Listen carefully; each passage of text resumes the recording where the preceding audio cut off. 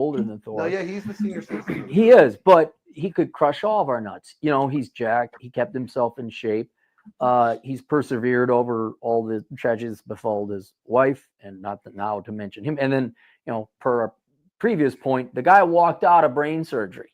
Not to mention he was electrocuted by 12,000. And he was electrocuted, right? Yeah. So it's no, there's way more to Thor than just that. I mean, he's philosophical. He's got his books on masculinity. He has the dominant masculine presence. Yes, he has that, and then also he has a more instructional on how to become a lineman. So those are things that will products that will continue on. But I think reputationally, it's like this guy stayed in shape. His health helped carry him through some pretty tough medical times and medical issues. Then it's like he built his kids a Sherman tank when he was a dad. You know, he's like, I don't know. It's pretty fucking cool in my mind.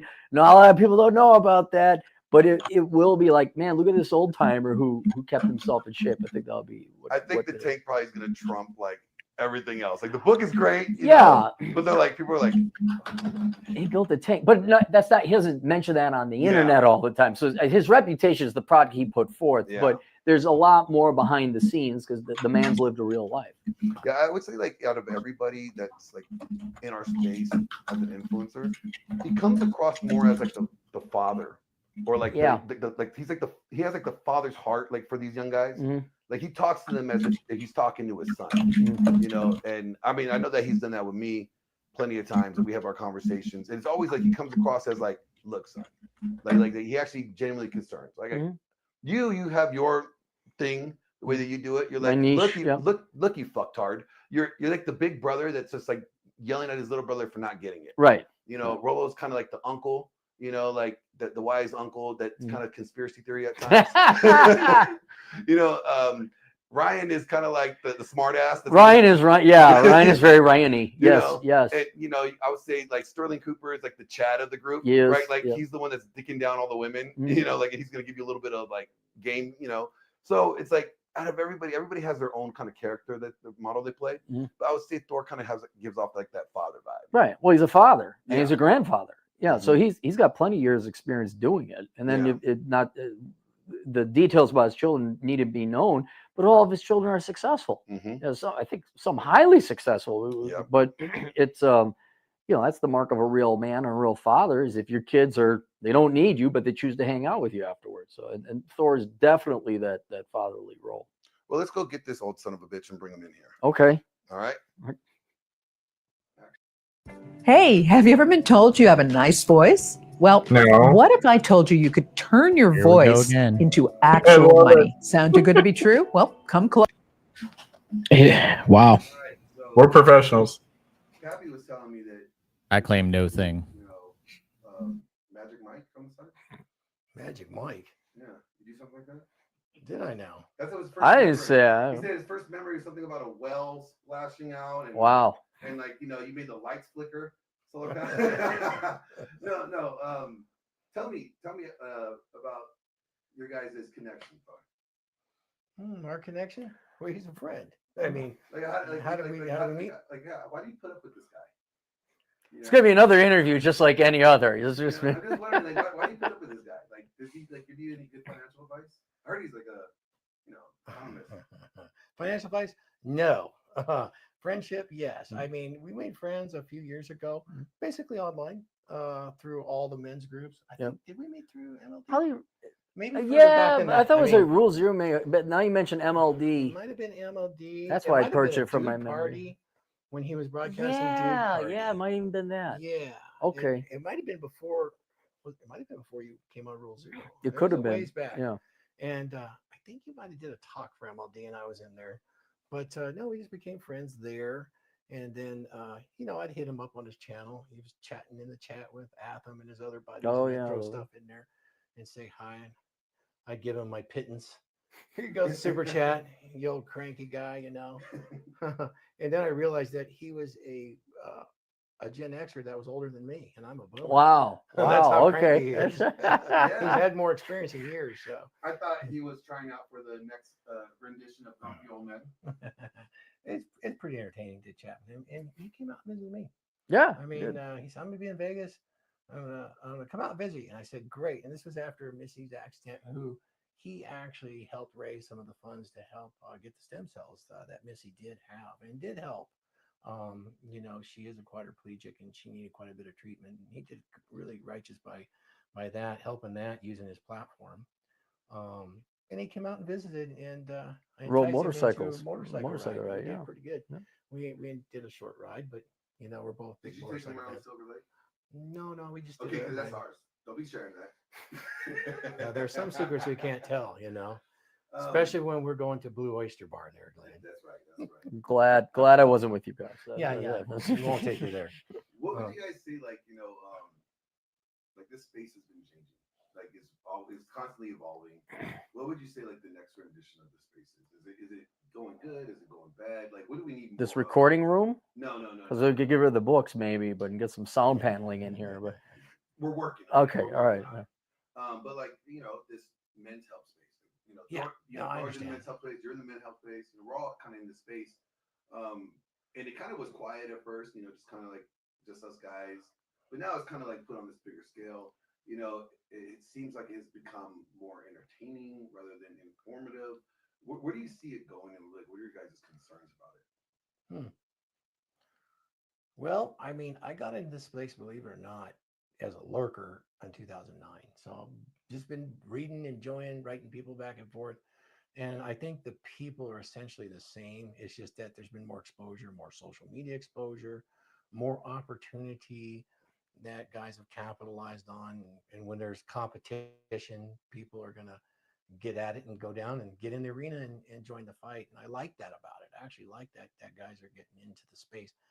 Is it changing? Oh, it's always changing. But the core guys that come in and go out and learn the information, I don't know. What do you think? I'm very optimistic, which is rare coming from me. Oh yeah, no, it's better than where we were going. Yeah, no, I going forward, already we're at the point where the youngest generation, which would be Zoomers, young men, young women, they're nowhere near as naive as they were 30 years ago. People know about the dangers of stupid degrees. We know men and women are different. We know not to trust the adults, for lack of a better word, but your parents, teachers, guidance counselors, government, they don't know what they're talking about. And I would also say that knowing this reality, I think men and women going forward, they're really starting to reevaluate their life priorities and in regards to each other. And I think particularly in men, I can't speak for women because I don't really talk to them or associate and hang out with them, so I don't know what their opinion are. But I know men, I think going forward, the big question is, okay, what are we going to do without women, without families, without children? Because it's going to be a dwindling percentage of us. And so I think that's, I see that in my consulting, where their existential questions like, well, what do I do? Career education, we kind of got that all, don't major in dumb stuff, maybe the trades, truck driver, engineering stuff. So I think that knowledge is out there. But the question then becomes, what point purpose if we're not going to have family, if women don't like men as much? Yeah. And so I think going forward, that now there's religion and there's philosophy and there's friendship and brotherhood and excellence and all that. So there's already kind of some tendrils sent out into that, but I think that would be going forward.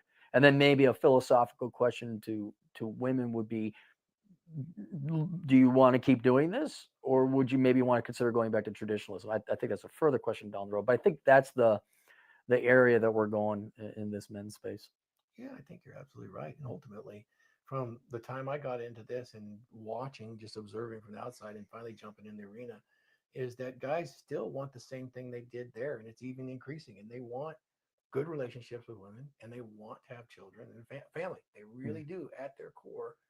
They would like that. Most men that I counsel and or consult with or interact with, ultimately, yeah, they'd like to be a player, but ultimately they would like to have family. Mm-hmm.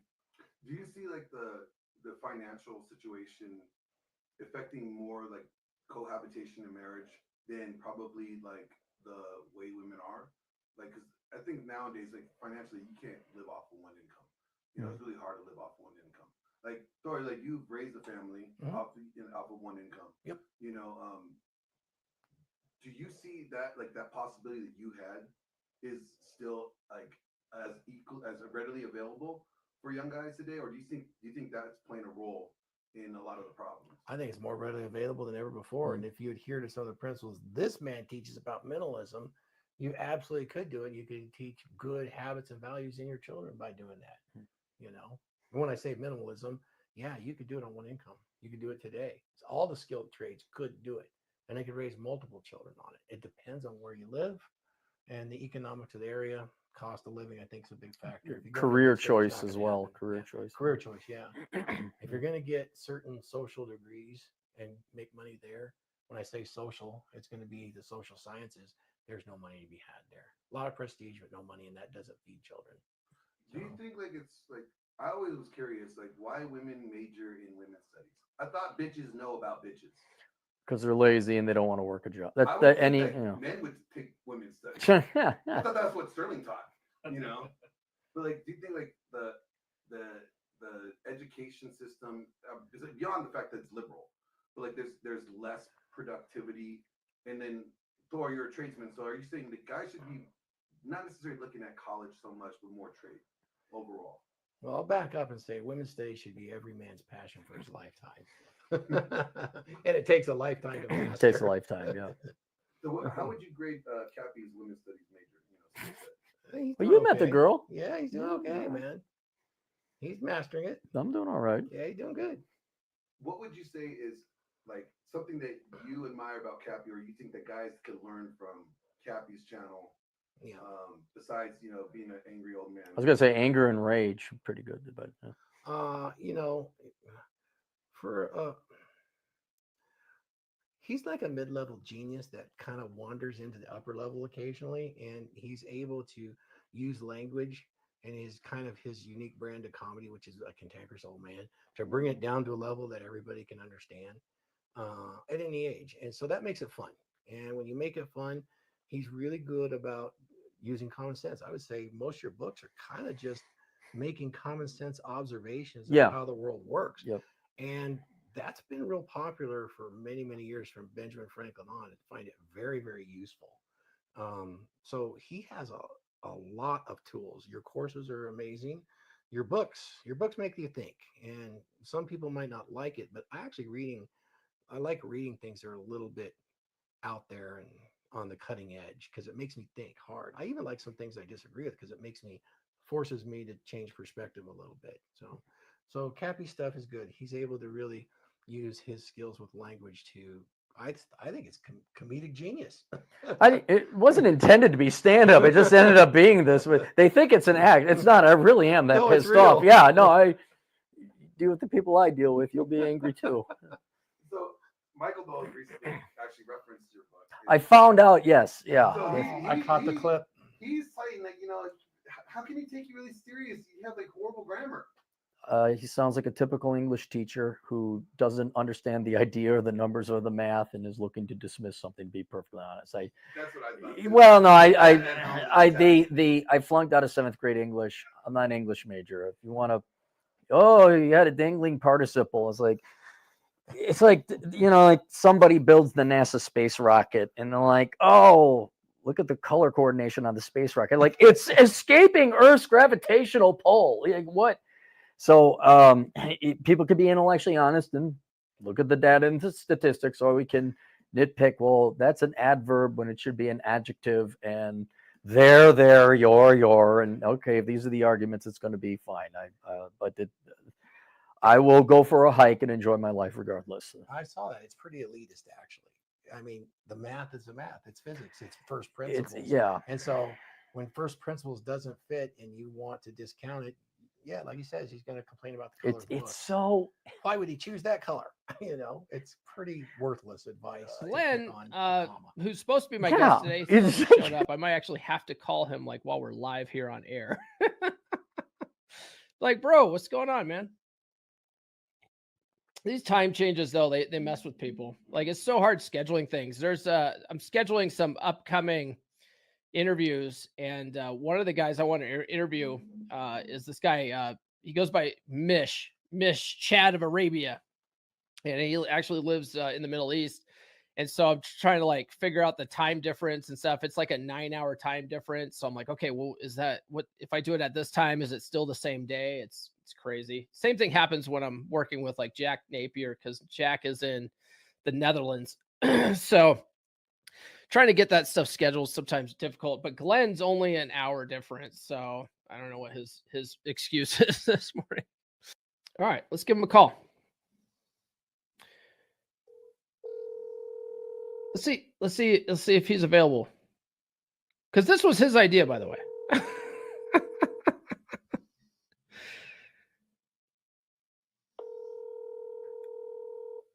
If you guys don't know Glenn, he's a co-host on the Dragon Ship podcast. It's pretty good. It's RP Thor's show. Dude, sorry I'm late. I was on the highway and the fucking baby was running on the highway. Anyway, long story short, that's why I'm 5 minutes late for work, because it took a long ass time for me to get the fucking deer in the car. Sorry, Paul. I mean, you know. Yeah, I was just getting ready to fucking call you again. Like, Jesus Christ, where's this guy? He's supposed to be hosting a 24-hour live show. What the hell? Hey, I had to help out somebody. So we were going to have Gia McCool join us today, but she reached out to me. She had conflicting schedule issues, but she's actually going to be bringing Thor on her show. Her and I will be, or her and Thor, myself and Thor will be joining her show when she comes down to Orlando. So that's going to be pretty cool. If you guys don't know who Gia McCool is, she is one of many female voices promoting strong masculine presence. Very much using the same vernacular that Thor writes about in his book. So I know her since we were both sponsored by First Form. I think she still is sponsored from First Form. I was one of their first athletes ever years ago. So that's how we know each other. So that's pretty cool. I know Thor's been wanting to reach out to her and have the conversation. So we will be doing that sometime next week. It's going to be pretty neat. But AJ, I know you got to get ready to jet. So I wanted to give you the opportunity to say your any final thoughts before you have to go slave the way to the man. Oh man, I'm not slaving away. I just got to do some shit tonight. I got to go to work. I might be back on depending on how much the workload is. I always have my laptop with me. Like I said, book 2 just finished up the first round of editing. There's a little bit that I just want to add in there. Then go through its second round of editing. I should get with HUDs hopefully next week to work on the cover, and then we'll do a release for April 12th is the plan release. What's your new book about? It's going to be identity. It's going to be lessons in becoming the Viking detailer. It's a part of the Essential Skills series? Yeah, it's my Batman origin story as well. Plus, yeah, it's essentially his superhero story. We were talking a lot about it recently because I'm actually writing one myself. And AJ and I actually share a lot of the same types of people in our lives growing up. Yeah. To give a gist of it, it's broken down into 4 sections with an introduction and a conclusion as well. Section 1 is just my upbringing, what a shit show that was. Section 2 is the career choices that I've done in life, from working on a dairy farm, joining the Navy, working in a vinyl plant, working in the rail, doing data center life that I do now. Section 3 is the sagas, as I call it. It's my 3 failed LTRs and where I ignored all the red flags. Section 4 is taking the red pill and learning from the red pill. And throughout all 4 sections, even before you get to section 4, so the previous 3 sections, you'll see glimpses in there that I talk about, like, yeah, there's a little bit of a red pill in there, even when I didn't even know what the fuck red pill was. Like, just literally shitting on an Amtrak assistant superintendent of mechanical, just playing fuck games with her. Just be like, no, I don't know what my boss is going to be in, even though I know they're not going to be in. Just waiting for her to blow up on me. There's stuff like that in there. So it's got some entertaining. There's some stuff. This book is not going to be, this book should be rated X if it was made a movie, because I do talk about some of my sex life in there and some of my little sexcapades. Yeah, Paul, what you don't know is Lauren likes to listen to people eat. So so I should have my mic on and do some ASMR. Yeah, she likes that. She likes that food. She's a foodie. So Nurse Chick just made me a sandwich. So yeah. Nice. Nice. Yeah, so as we're going on, I wanted it. So Vidar, are you still here? He's taking a nap. He's at the food bank, right? Yeah, he might be. He might have stepped away. Yeah. Speaking of, let me hop in here. Speaking of the food stuff, this is one story, one trick that Thor taught me that I love to use, and it is the emotional, like the emotional spiking. So when talking about food, he always used this example where, let's say, Missy would make a breakfast burrito or something, and take it up. You take a bite out of it. You just throw it back down on the plate, and just like look at her like what the hell is going on? And of course, what's she gonna ask? What's wrong? What did I do wrong? And the response is, that's the best goddamn burrito I've ever had in my entire life, and I almost feel guilty bringing this to work right now because this is just too damn good. I don't think I'm ever gonna have something this good again. I love that emotional spiking, and that emotional spiking done with the right purpose is one of those key characteristics that actually is going to be included in one of the books that I'm writing right now, and it's the keys of long-term relationships. You need some of that. And whenever, like when he first told me that, that's always stuck to me because it really is wild if you do something like that and the reaction that you get out of it.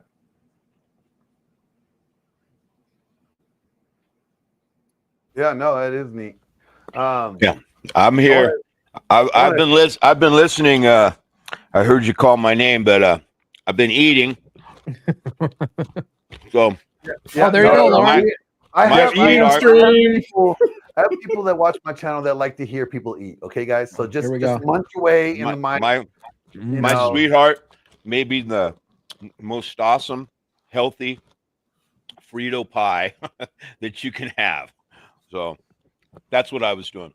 But yeah, you called me out there. Had a question? I don't want to play your video quite yet, but I wanted to see if you could share with me, with us, another Thor story when he was growing up. Like, what was like little Thor like? Did he walk around with a hammer and just start like, banging on shit? Oh my gosh. What was he like growing up? You know how many times that I had to take the fall for him because he wouldn't admit something he did? I mean, my dad went and bought us these knives. Now he's an electrician. He was an electrician, so he used these knives called a Barlow knife. So we were young again, under 10 years old, and my dad had just bought a brand new Lazy Boy chair for himself, the kind that leans back, and it was made out of that. I don't even think it was real leather at the time, was that Naugahyde.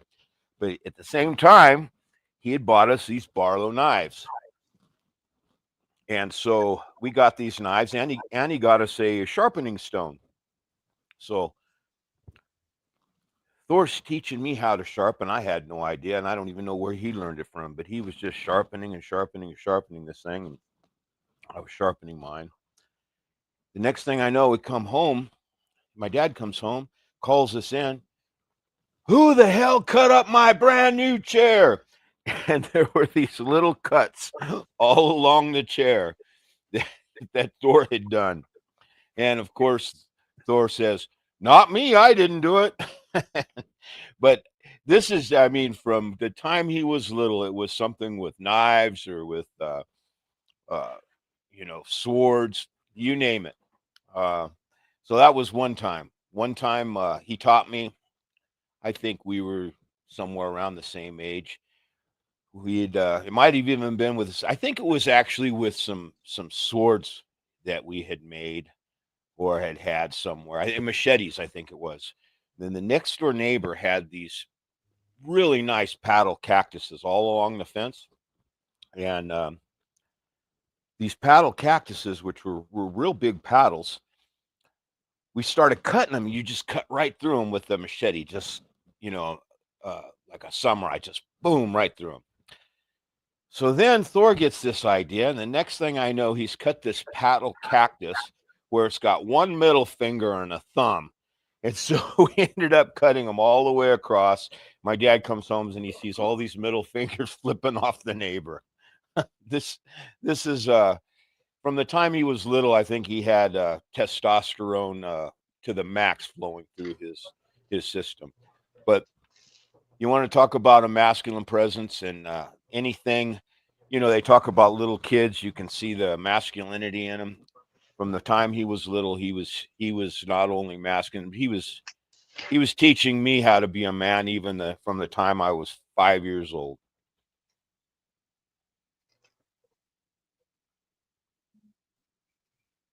And he never changed, huh?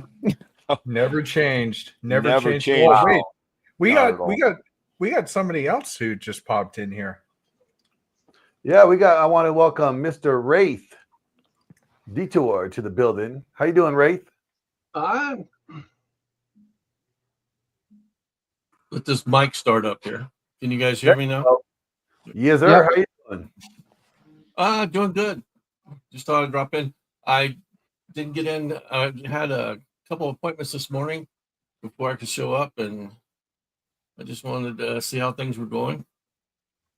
Yeah, we're doing well. We're doing well. I wanted to ask you, can you share with me a Thor story? A Thor story. Let's see. Keep it PG-13. Okay.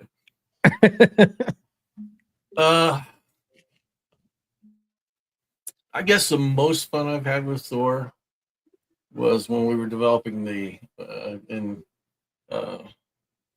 Men's Empowerment Network. We did a slideshow and presentation on gun safety and guns. That's something him and I have in common. We both love guns, so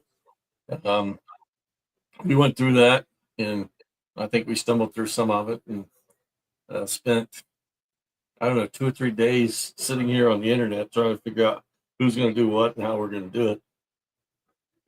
But when it come off, I think it come off really well.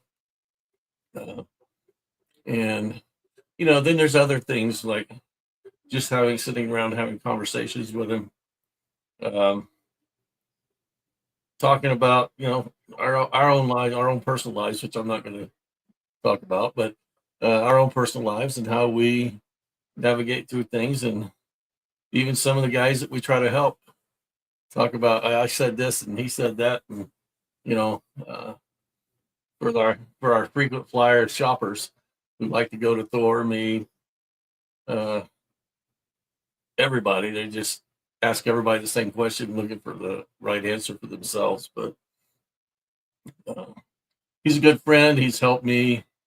When I found out I was sick, we sat and I think we talked for like 2.5, 3 hours, just about different things and the outlook and how I was going to view life from this point on. And I've tried to do the same for him as he's got this thing going on. So, but he's a good friend. He's always been someone I could call to and just say, "Hey, this is fucked. What do you think?" And he's always said, "Yeah, you're right. It's fucked, and this is what I think." So that's the kind of guy he is. That's what I love him for. And he checks me when he thinks I need to be checked, and he allows me to do the same for him. So, wrote a book, the frame for him, and trying to get him, him trying to get me noticed, really, and then me trying to return the favor of, offering what little bit I could to, his series. So. I have to say that as a younger man here, the most beautiful thing that I found out of this, being connected with you guys and being connected with Thor, that is so powerful when you do have somebody that you can lean on to, like, you don't know what's going on or what you need to do next in life, and you're struggling with an issue, and being able to lean on somebody with so much wisdom to help kind of guide you to the right direction. I don't know how I lived most of my life without it. Well, and we're we're like that for each other, and we're like that for you guys. And I mean, and I learned from you guys too. and so does Thor. Because you guys fuck up way worse than I ever did. But hey now. Wasn't that bad. But only half the house burnt down. Yeah. But no, I the way that like Thor talks about you, Ray, is really interesting. It's just like it's like there's like there's a sense of like kinship, but without being kin. Yeah. You know what I mean? Like he's like, oh yeah, I heard from Wraith. I'm like, oh yeah, what's going on with Wraith? Man, he's writing another book. Okay, cool. Now, is this other book part of the series? I don't know. I haven't had a chance to talk to him about it. I'm actually writing three books in one right now, and they're all red pill books. I don't generally write red pill stuff. Yeah. So this is a red pill book, and I was thinking about talking to him about putting it in the series. Well, that's cool. That's cool. I don't know what I'm going to call it because I've outlined these three books and I've written most of them. And the first book is called "Why Can't She See I'm the One?" The other one is "Hypergamy for Dummies," and the third one I haven't titled yet, but it's about relationships. So I'm thinking about putting that all in one book. It'll be about 300 pages. Wow. I want to take a quick break and shout out some of the people that are donating over here on the GoFundMe. Shout out to Everett for donating $300 big dollars. Salute to you. AJ coming in. I see you with a $50. Bjorn, I see you, the other Viking. Where you at, Bjorn? You're right here. Yeah, hurry up and get back in your house, damn it. So you can join us. Bjorn donated $100, and the woman that loves to hear men eat, Lauren, donated $100. Thank you so very much. We're working our way up to that 15K total, and then we will be raffling off one of the books, either Thor's book or any of the author's book from the Essential Skills set collection here. And yeah, so I will be picking a name and raffling that off here as soon as we. Do they get to choose? Do they get to choose which book they want? No. Or is it going to be random? Random. Okay. I just donated another $800, and I'll show you guys. Stop! You're making me look bad. I'll show you guys why here in a second. Yeah. Besides helping Thor, there's a very important reason here. I'll put this together. Just give me a minute. Wow. Well, just big shout out to I don't have a sound drop, but Don DeMarco. I can connect my sound. I can connect my stream deck and maybe get something going. Our sound guy, our sound drop guy is going to come back. He's on break. So Don DeMarco. Hold on. Do I got something for you here? Maybe let's see. Maybe this will work. I didn't have sex with a porn star. Number one. I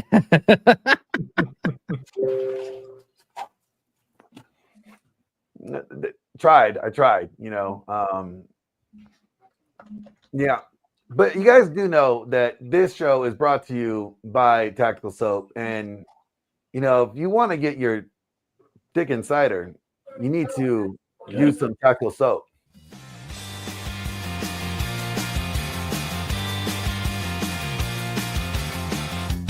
It's a magical place, face kissed by the sun. Dick insider flows freely, a conquest to be won. Golden elixir awakens the soul. Oh, feel the magic, the bells will toll. Dick inside and let it flow deep. Awake your senses, no more sleep. Dick inside, a deep as can be. Exploring rounds to be set free. Whispers in the night, Dick Insider takes flight.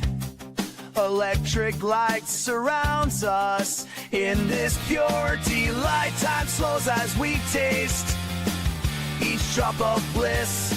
The world fades away around this liquid kiss. Dick Insider, let it flow deep. Awake your senses, no more sleep. Dick Insider, deep as can be. Exploring realms to be set free. Let it flow, let it be. Savor every thrust and drop. In the dark, we feel the dick won't stop. Dick Insider, let it flow deep. Awake your senses, no more sleep. Dick Insider, deep as can be. Exploring realms to be set free. With every tactical soap purchase, get a free crate of Dick Insider.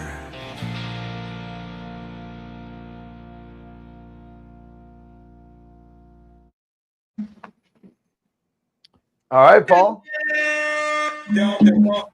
There it is. All right, I just shared it here. If you can bring this up on the screen, I just want to prove something to everyone in the manosphere. I'm more of a friend to Thor than Cappy is by $330. Okay. I happen to notice that I was the first donation of $1,000 last year. Cappy came in, that son of a bitch, with $2,000 just to one up me. And then 18 hours ago, $750 he donated, and I was like, Jesus, I'm not even close still. So I had to up my game a little bit. So fuck you, Cappy. I'm a better friend to Thor than you are. Okay. Love it. There we go. There we go. It's official. It's official. He's like, I'm taking the belt. So let's talk about the skill set for a minute, you guys. Because Thor writes about 7 skills. Paul, your second book ever written was about psychology, the paradigm, right? What from Thor's book led you to want to write about that one? About paradigms? Yeah. Oh, that's a good question. So I'm a big law of attraction guy, which it doesn't fly too well in the red pill space. People shit on it a lot. So I was like, when Thor said, "Hey, I want you guys to write a book based on the 7 skills," and they all start with the letter P, right? The 7 Ps. At the time, I was studying a book by a guy named Bob Proctor, who's one of my mentors, and so I was really in the mindset of reprogramming your paradigm. And I was like, this is perfect. One of the 7 skills of a masculine presence is psychology. And so I can actually explain the law of attraction from a psychological perspective, right? Because a lot of people are like, oh, that's woo-woo. That's, spiritual, magical mumbo jumbo. It's like, well, sure, that's one way to look at it. But if you just want to look at it from an easy to explain perspective, because it works, right? It works. It doesn't matter why it works. And so I was like, well, why don't I sneak a law of attraction book into the red pill space, and we'll make it about masculinity. So the whole book is called The Essential Skills of a Masculine Presence, Psychology Paradigm. And as you read the book, it's all about how to reprogram your subconscious mind to have more of that dominant masculine presence, because our actions are created by our thoughts, right? Our subconscious paradigms that we've developed over our lifetimes. And your paradigm is essentially, to oversimplify it, it's really just a series of habits that you've built up over time and beliefs. And you can reprogram those. And if you change those, your actions will change. You'll start carrying yourself a certain way. You'll start, things will start showing up for you in life. And it's fascinating how it works, because those actions create reactions, and those reactions create a result. So if you're not getting the results you want with women, with respect at work, whatever, a lot of the skills of having a dominant masculine presence will help you on that path in all areas of your life. So that's why I wanted to write it that way, because I was already thinking along the lines of paradigms, and I was like, this is just the perfect opportunity to write a book and explain that to people. So yeah, that's why I did that. Well, that's awesome. I was gonna say, is Glenn just asking questions and then just going out and helping Thor and Missy? No. I just got back in here. Okay, calm down. Okay, I'm back. No, that's it. So, Wraith, when you wrote about, I want to say it's more about frame. Wouldn't you say like your book is more about frame, but it's power, frame, and oh, can't remember the last identity, part. power, frame, identity. Yeah, power, frame, and identity. What was the angle? Like, what was the when you read Thor's book? How did you want to lean into it and incorporate power and frame, and how that is connected to one's identity? Well, I guess 5 years ago when Thor and I started working with the men group, we'd had discussions and stuff, and I kind of picked out frame as, the thing that I would always lecture on. And there's a lot of the same things that I lecture about frame that Thor has in his book, because it's kind of like the basis for who you are and what you want people to see who you are and what you actually think about yourself. So frame was something that I'd started talking about 5 years ago. I know there's a couple books been written out about it, but I kind of wanted to sit down, and I asked him, I said, what are you looking for? He goes, well, I want you to tell me I want you to tell the guys what it is and how to do it. So I kind of, Paul's read my book. He actually proofread my book. And I put a lot of exercises and stuff that guys can do to start. It's got the logic of what frame is and how it happened to you. Because frame, if you don't take control of it, it happens to you. It happens to you based on social constructs, the way you interpreted things around you to build your values and stuff like that. And Paul's and I book kind of run parallel with each other, but he looks at it from one perspective, I look at it from another perspective. And I just put in a lot of, hey, if you do this, like the main thing I talk about a lot about in all my books is journaling. A lot of guys don't journal. And journaling is there. It's a tool to use. And my whole frame book is chock full of different tools you can use. Some may work for you, some may not. That's why there's different ways that I approach how do you get to the same point. And I think when you look at developing a dominant masculine presence, if you haven't gained any knowledge of how you're going to build a frame to do that, it's not information you're going to be able to apply. So yeah. My book was about giving people application on how to basically develop frame and understand what frame is. Because like I say in the book, if you don't develop your own frame, you're going to live in somebody else's frame. Because you're going to have it's just, is it yours or is somebody, or are you living in somebody else's frame? It's interesting. Sorry, I don't mean to interrupt, but the journaling thing I thought was very interesting because actually, and this is not something I would recommend people do very often, but I actually sent my journal entry last night to my girlfriend because it has to do with an internal conflict that we're dealing with. And by doing that and being able to speak in a way that was digestible and understandable, she got it.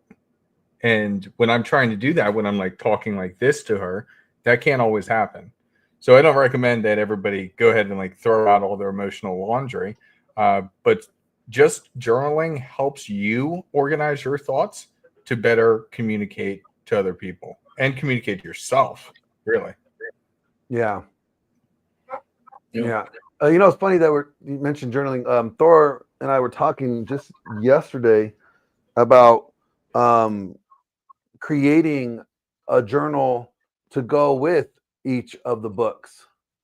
Like, an action plan, like, chapter 1. What did you read about chapter 1? For everybody's book, what did you take? What's your takeaway from it? Something you could jot down and then you can reflect on later, as you're going through whatever, you go back and you read some of your journal entries and you're like, oh shit. Oh yeah. Wow. Yeah. I remember that. Okay. Yeah. I'm going to start implementing that. Or this is when I decided to make this change. And it's always good to look back on and be able to reflect on. So journaling is great. Great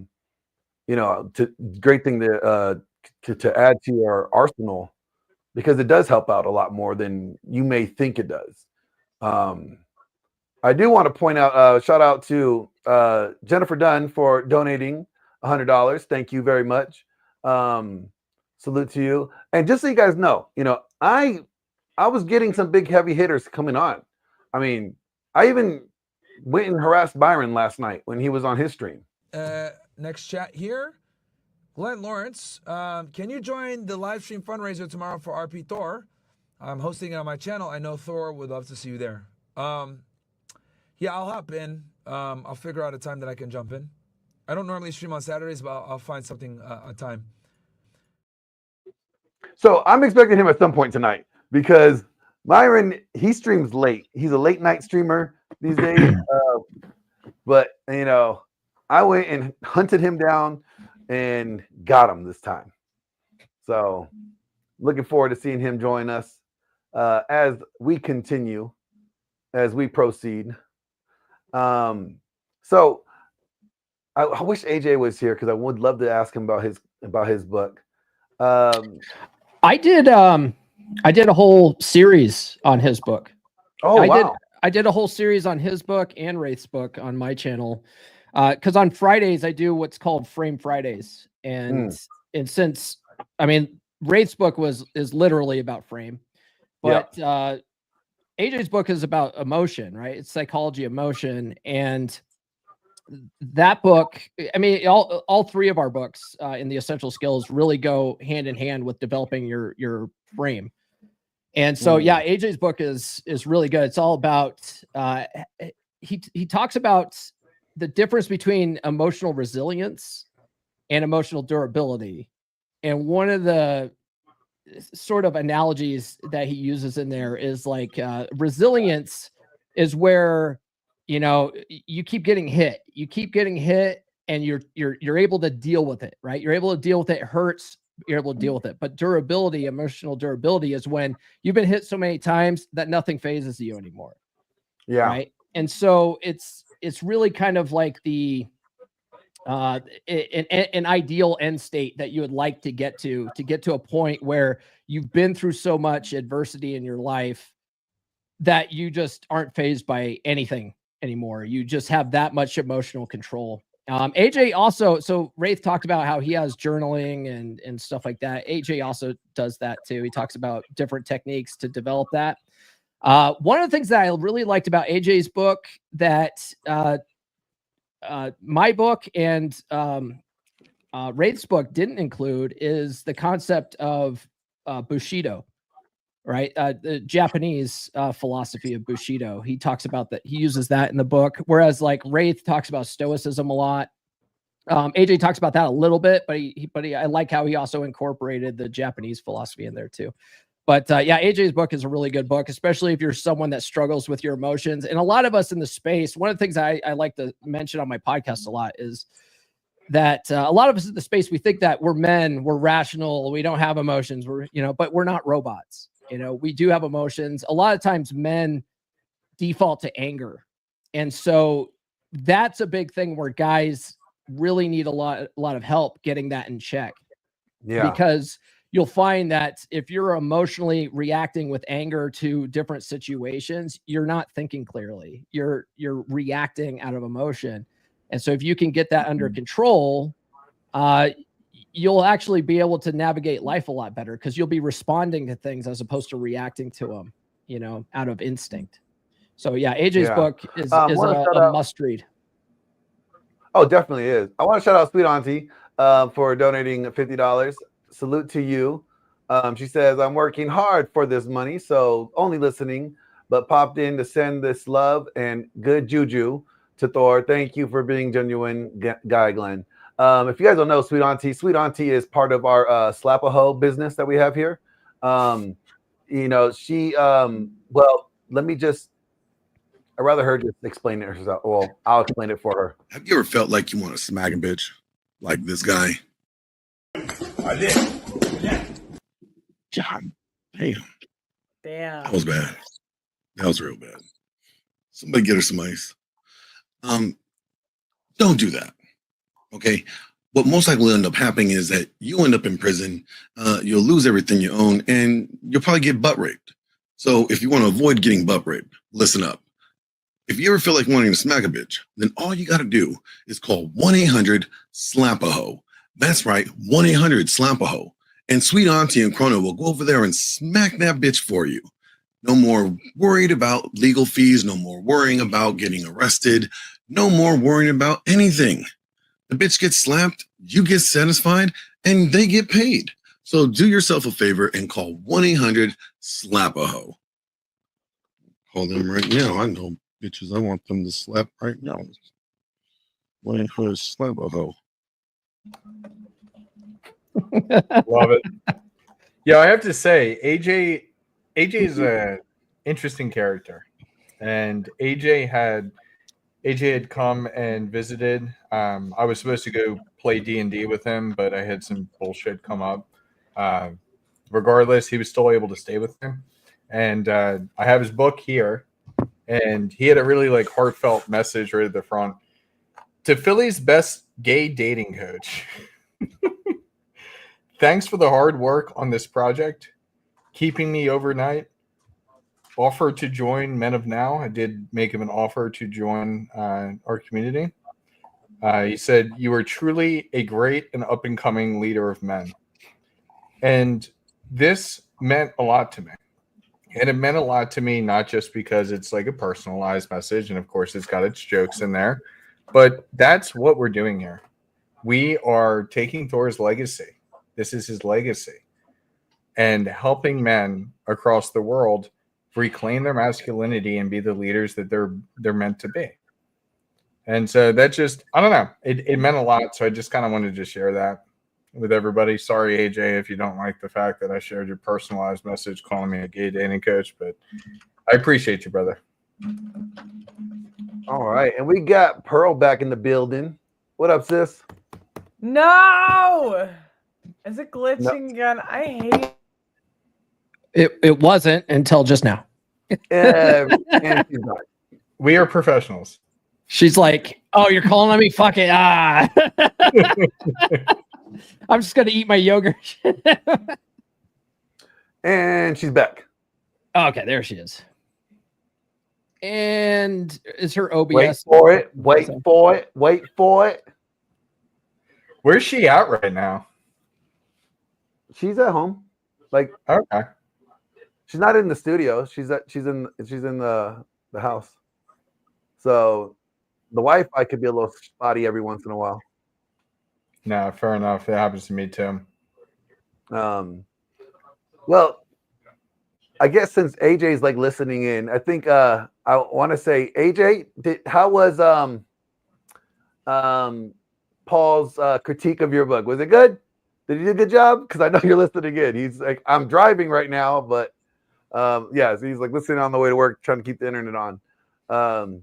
Give me a thumbs up, something, good review. Waiting for you. Paul didn't say anything good about my book. Fuck that guy. I can't wait to read because I actually like I've been dealing with some family shit nonsense recently, and talking to AJ and having gone through similar experiences, the dude's got it down pat now. I mean, it took him a long time, but it took me a long time too. It takes everybody a long time, but he's just figured it out, and I can't wait to hear his Batman story. Yeah, I have been, getting little snippets of it here and there, and not like great detail because I know me and AJ have a weird connection because we both lived in the same city up in Washington, and we kind of know some of the same people in a weird way. Wait, are you guys Eskimo brothers or something? Is that what you're getting at? Nobody said anything like that. Where are you going with that? Hey, that's on the DLO, strictly PQS, dude. Nobody. Why are you trying to reveal book secrets? Get out of here. I don't know why my Wi-Fi keeps dropping, Glenn. I don't know either. Like the last because I know you're at your place. I don't know. It's like the last day. It's just been. I just sent you a video. Yes, I did get it, and I'm downloading it right now. Yeah. And then I'm gonna upload it here in a minute. That is crazy. That's so cool. Pearl, why don't you just tell everybody what you got? What you just sent me? So as you guys know, I'm obviously the GOAT, the GOAT. And I got Steven Crowder. I wanted to get him on the stream, but he was busy today. But he sent a video for Thor, so we can play it. I just sent it to Glenn. I love Crowder. I watch it every day. Yo, YouTube is canceled. Rumble Live. Yeah, I was one of the few that was Team Crowder during his divorce. So now we're pals. He was my hill I would die on in like 2023 or whatever the hell that came out. Yep, I remember. Okay, so let me pull this up here. And you actually did a lot. You actually kept like the attention on Crowder and making sure that people weren't getting lost in the sauce with all the bullshit. Oh yeah. When I met him eventually, I was like, you were the hill I died on last year. I was like, you are not abusive. I know it. Oh man. Yeah, I remember that video too. That video was such a joke, and he wasn't raising his voice. He was just like, no, like, whatever. I can't remember the intercourse, the verbiage that they were using, but she was like losing her mind. She was, throwing all these accusations. He wasn't really, reacting very well or reacting like in a negative way. And she was trying to paint a picture that he was this abusive jerk or whatever. Yep. My mom ran a marathon 6 months pregnant, and these bitches can't even walk the dog. The audacity. That was what it was. He like told her to walk the dog pregnant. It's like I know. It's like it would have been. It's been used. It would have been good for her too. Like you don't want to get those cankles. Yeah, right? my mom literally ran a marathon with a giant baby bump. Now some people say that's unhealthy, but I don't know. My youngest sister's fine. Like she's like graduating high school now, so that's who she did it with. I got the message queued up. Here we go. This is from Steven Crowder, you guys. Check it out. Hey, Thor, Missy, and family. Steven Crowder here. Sorry, I look like a bum. I had to duck out. My dog got stung by a bee and is in the emergency room. And then we realized he might have been attacked by like a bobcat or something. So we thought we fixed it with the bee. Turns out it may be the bobcat. But the point is, it's all small potatoes compared to what I know you guys have been going through. Pearl filled me in on the story, and my prayers are with you. I know people say, oh, what does that do? There's not really much we can offer other than thoughts and prayers.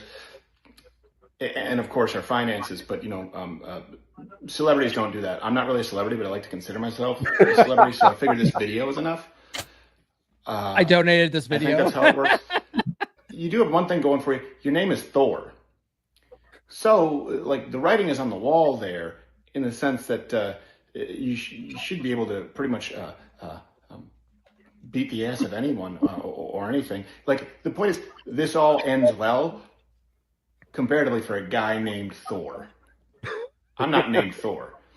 So my dog gets swiped at by a bobcat and it just, I lose my mind. But I really do hope that you guys reach your goal. My heart goes out to you, and my family will be praying for yours. Godspeed. And eventually, they're saying that, like, I think 40 years from now, cancer will be a thing from the past. But that doesn't help any of us, and that sucks. But it's good to know in the future. I'm not helpful with these things, but sending love your way. Oh man! Shout was out amazing. to Pearl and getting Crowder on. Oh, and she fell off again. Oh, she's back. That Dude, was Steven Crowder is my hilarious. favorite. I was watching the live stream of the century. I was watching everything that was going on in America right now. I love their show. I love what they're doing. I love the push that they're doing with Rumble. It's absolutely fantastic. Oh yeah, no, it is really good. And I got a message from Bjorn here. He said he'll be try to jump on when he gets a minute. I think he's on a biker thing.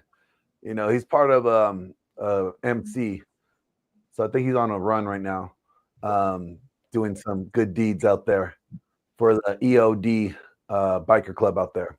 But I think it's a good time to play the message from Vidar. So let's play this. Well, let me tell you, Thor was always my hero, still to this day. Him being my big brother, we used to fight like cats and dogs. But boy, if anybody else wanted to fight me, they would unleash hell upon themselves like they wouldn't believe. Let me think back to a good story. Well, I got one. I think it was the summer between 6th and 7th grade when I was moving from primary school into junior high. Now, Thor was a couple grades above me. And it was during that time that I graduated from primary school to junior high. And I think during that time, it was that summer, that my dad took me and my brother and my little sister. We all went to Disneyland. Well, in Disneyland on Main Street, they had a little magic shop that had all these little novelties and stuff. And inside there, they had these switchblade combs. My dad bought me and my brother a switchblade comb, which was really cool. Flip it out, looks like a switchblade. I remember those things. But if you can comb your hair with, it'd be cool, like the Fonz back then. If you know a little bit. I still of have history. mine. So it was after that time, and it was not long after that school started again. That was a good time. But once we started school, it was I carry a real one now. Started in junior high. Now, there was this kid that was between grades, Why do you carry a comb when you don't have brother hair? His A knife, his you name was fag. John C. Now, John C. was Can't say the F word on YouTube. He was thinner when I Can't say the F word on YouTube. My bad. My bad. school. And but he was always a little taller. So so I didn't see him for a year, and we all grew up. He lived in the next block over, so we kind of all went to the same school, went to the same blocks, went to the same schools. And Thor was older, so he hadn't seen him when he went into junior high, and I didn't see him for a year. Well, when I went in, this kid had a growth spurt. This kid looked like a man. He was huge. He wasn't fat, but he had grown tall, and he had the physique of a man. Big muscles, everything. Well, we were out playing football, and I had him in PE, and we were playing touch football, and I was lined up to block him, and immediately when the ball was in play, he purposefully took his elbow and hit me right in the mouth with it, pushing my teeth through my bottom lip. So, being a young kid and still being, young, and it was horribly upsetting, having to pull my lip off of my teeth. So, went to the office, and first of all, I asked him, "Why'd you do that?" And he looked at me and said, "'Cause you're a little punk." So there was no remorse. It was done on purpose. So I was picked up, went to the emergency room, had some stitches put in, came home, and Thor asked what had happened. I told him, and boy, was he pissed. So I told John Z, when I saw him next when I was at school, I said, my brother's going to kick your ass. So he kind of told me, he goes, yeah, well, I'll kick his ass too. I'll kick his ass and then I'll kick your ass. He's just another little punk. I think he said something along those lines. Well, he would ride the bus, same bus, because like I said, he lived the next block over. And we never had any animosity growing up until this point. So I told Thor that, when I see him on the bus and he gets off, I'll let him, when he's on the bus, I'll let him know, because our house, we lived between 2 bus stops, and I could get off at one. They were about the same distance. I could run home, talk to Thor, and then get to the other bus stop. So one day he was riding the bus. So I got off at the first bus stop, ran home, told Thor, and Thor, real excited to get ready, got his jacket on. And back then in the 70s, he used to wear this Levi jacket that had sheepskin on it. Now this sheepskin jacket would make you look a lot bigger up top than you actually were. And so he looked really, really buff. And we start walking out, and I see the bus, and I'm like, man, I need to get up there. So I ran up there while Thor walked, and I get up there, and I tell John Z, I said, hey, wait here, my brother wants to talk to you, he's coming now. And John said, well, your brother may do some talking, but he ain't doing any walking when I'm done with him. So I see my brother walking up, and I tell you, he looked like straight out of a movie. Looked like maybe something you'd see in Tombstone when they're walking up to fight at the OK Corral, or some superhero with the bomb getting ready to go off. And I saw him, and I, being a little brother whose older brother was his hero, I was real excited about it. So when he finally walked up, for the first time, my brother had saw that this guy was at least a full head bigger than him. And he's pretty big guy. He had, like I said, he had that man size, and that man, man looked to him. He looked really big. So as Thor walked up, he immediately grabbed him by the scruff of the shirt, pushed him into the wall, and took that switchblade comb and flipped it out, put it right up in his face as he's looking up at him. But he showed just the backside, which happened to be metal, the backside of the comb that held the plastic part in. And he held it up to his face. And you could see, even when he was walking up, that the confidence that Thor had, this guy changed his mind and was already beaten when he walked up. So he pushed him up there, and he told him, you did that to my brother. He says, I'm going to kick your ass right now. He told him, I just got out of juvenile hall, and I'm not afraid to go back. He says, you think you can fight me or beat me? Go ahead and try it, because I'm going to whoop your ass right now. And as Thor said that to the guy, who was completely frightened at this point, completely a beaten person, you could see it in his eyes, a teacher came out, and she said, oh my gosh, he's got a knife. Oh no. And my brother, still holding him by the scruff, looked at her and said, it's not a knife, it's a comb. Started combing his hair, cool with it. Let him go, and we walked away. And that was the end of it. And let me tell you what, John never had another bad thing to say to me. And over the next year or so that we were still there, he'd even say hi. And that was just a little story about the confidence and the overcoming adversity, even somebody was bigger, that Thor even had to that day. Like I said, I've learned a lot in life from him, and I think he's been blessed by God from the very beginning to have these little things to show other people. So with that, I want you guys to think about, in his time of need, which is right now, He's coming through adversity with this brain tumor and with his wife. And right now is the time that he's given a lot that I'm going to ask you to please help out and give, because he needs it right now. He's not working. This is the time that we need to show our love and support for him, and then we can hear the great miracles that are coming through. So please, I know it's a hard thing to do sometimes, but man, if you guys can give, because he's given us so much and he's given me so much, that would be so wonderful that you can give this money for some in-home care for his wife, Missy, and for himself. This would just be fantastic, especially his wife. She really needs it right now. And to get her a few hours of in-home care is just of the utmost importance. So I want to thank you guys, and I'm going to have more stories for you, because he's just been a wonderful guy, and you'll see he's been given this knowledge from the very beginning. So thank you guys. I appreciate it. And we will talk to you a little while later.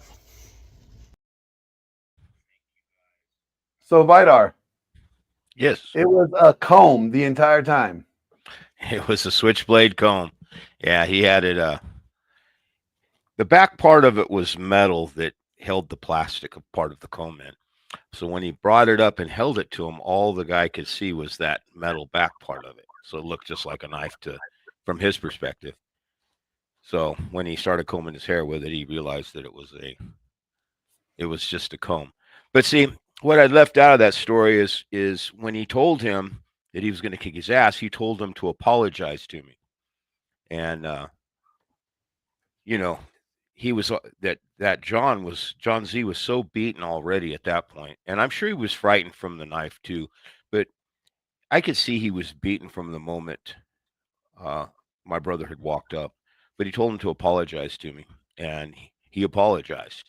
So when the teacher came out and started screaming, and he just turned and combed his hair, he still held him there while he combed his hair, flipped it back, put it in his pocket, and then kind of pushed him a little bit, and we walked away.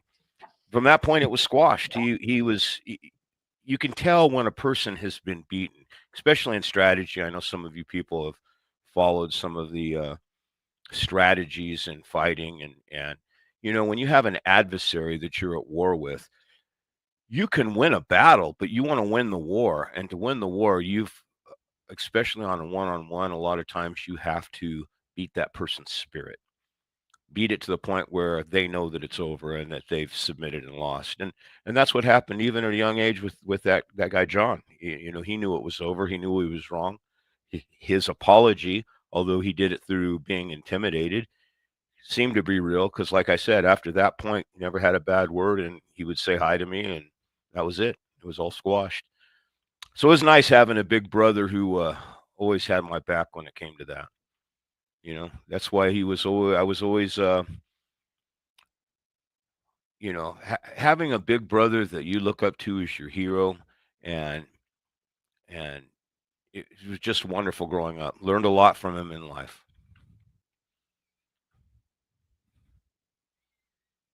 One of the things that's talked about in the book, we talk about finances and people achieving financially. I have a little story about when he was when we were younger, and I think I was 10 or 11. So I think I was 11 years old. So my brother was 13. My dad, wanting to teach him responsibility and start earning money, now my dad made a lot of money in real estate at the time and had his own business, so he's doing very well off. So in the 70s, you can see this was a lot of money, but he paid him, and we had quite a big lawn. We had a big front lawn and a big back lawn, and we had a next door neighbor rental property that had a lawn. So he made a deal with my brother to pay him $20 to mow the lawns once a week. So he took it immediately, took that deal and jumped on it. We had a best friend that lived a couple houses down that he immediately went to and said, "Hey, you want to make some money?" He says, "Sure." He says, "I'll pay you $5 a week if you mow my front lawn, my back lawn, and the neighbor's lawn." He said, "Heck yeah, I'll do it." So he paid our friend $5 to mow the lawn, and he pocketed 15 every week. So his brain was working in the financial realm at that time, also how to earn money. Well, I got him right here. Hold on, let me fix that camera. The man, the myth, the legend. So you used a comb, Thor. I used a comb and unyielding confidence to eliminated my fear of what might happen and just went for it. Hey, the guy fucked with my little brother. Yeah. What's Thor gonna do? Oh, I should mention also that John Z was actually older than Thor. He'd just been held back. That's why he was a year younger. And then Thor was also put into school in kindergarten at 4 years old, so he was younger in all his classes anyway than everybody else. Yeah. Well, sometimes you get a little man's complex and you just gotta knock them all down. Definitely. Only one way to do it is step into it. And don't be afraid of the consequences. I want to take this moment and say thank you to Ira, James, Ray, for donating just now recently. Salute to you guys. I'm going to be doing a total real quick. So while I'm totaling, why don't you talk to them about the new book? About the new book. Well, the new book is called The Superhero Inside. And what we really delve in there is about how you talk to yourself. And a lot of guys come to the red pill space through trauma. And they come to this space and they're injured folks and they get coaching from us. And one of the things we notice is some guys, well, and gals too, I've definitely coached gals and couples, is that the trauma leaves them in a state of despair and fear, and it kind of limits their ability to zoom out and see the big picture of what their lives are really about. And many of them have limiting self-talk. And I know that Paul has done some excellent podcasts on limited beliefs and limited self-talk, where you're actually talking yourself down.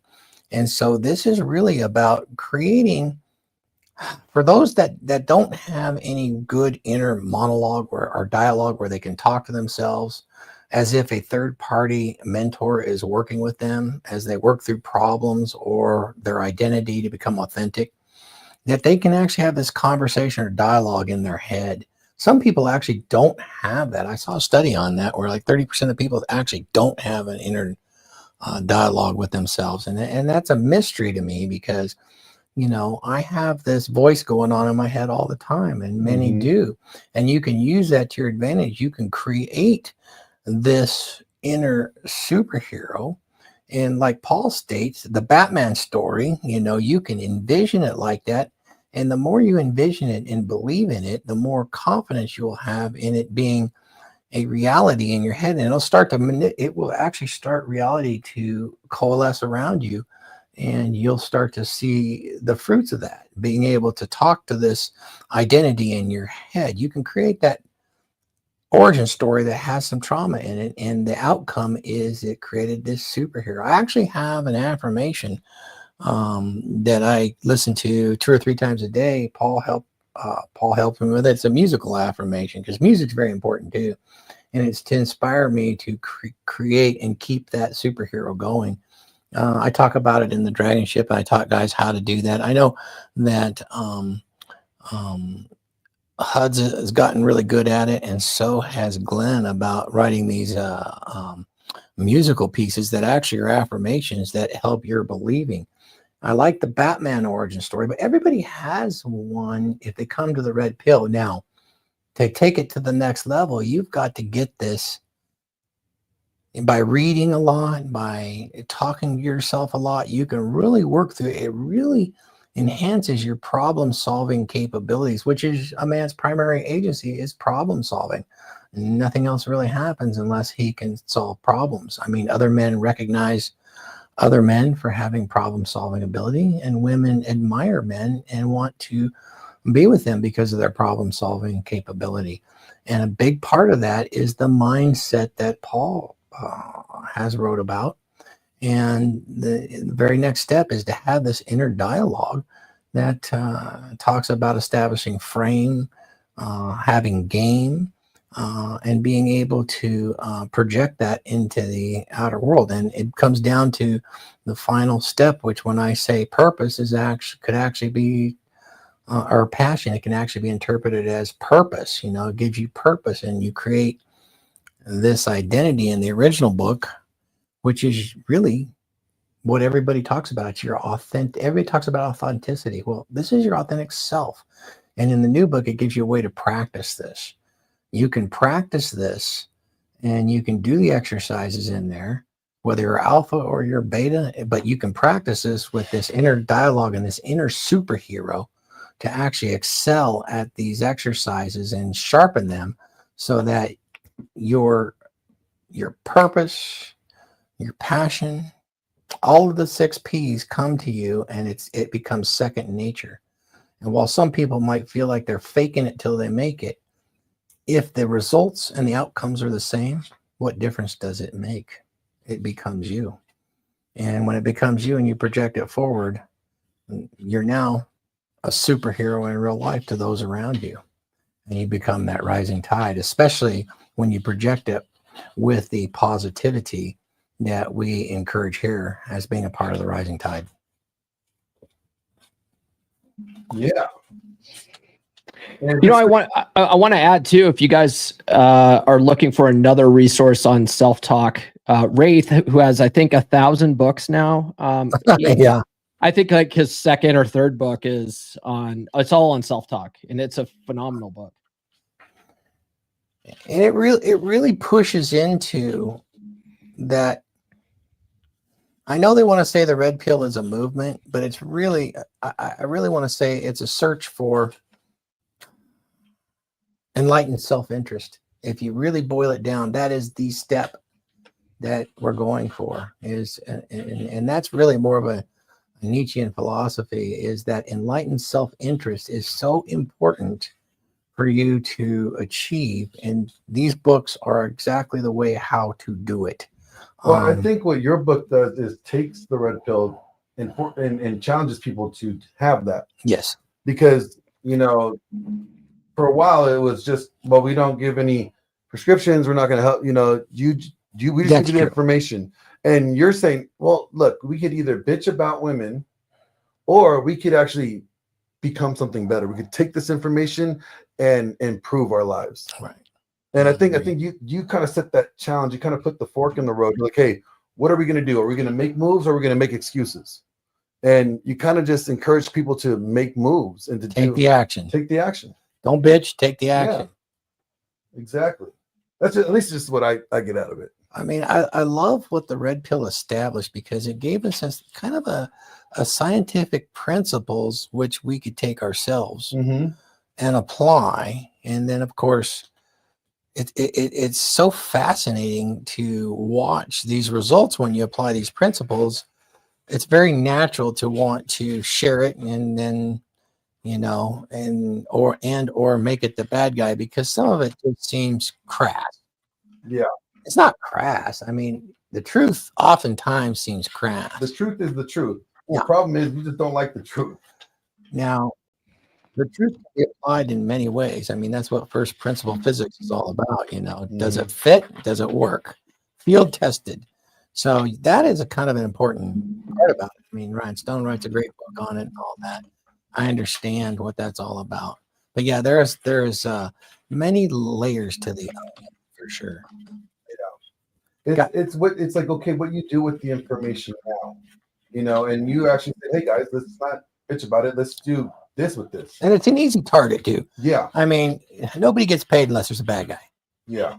So it's an easy target, because as people talk and share this information, they can take any number of clips and turn you into a complete shithole, you know, and then say, look what you said. And it's like, well, I think a lot more worse than that. You know? I like what your work does. Is like it kind of it challenges guys after they get red pill to elevate themselves.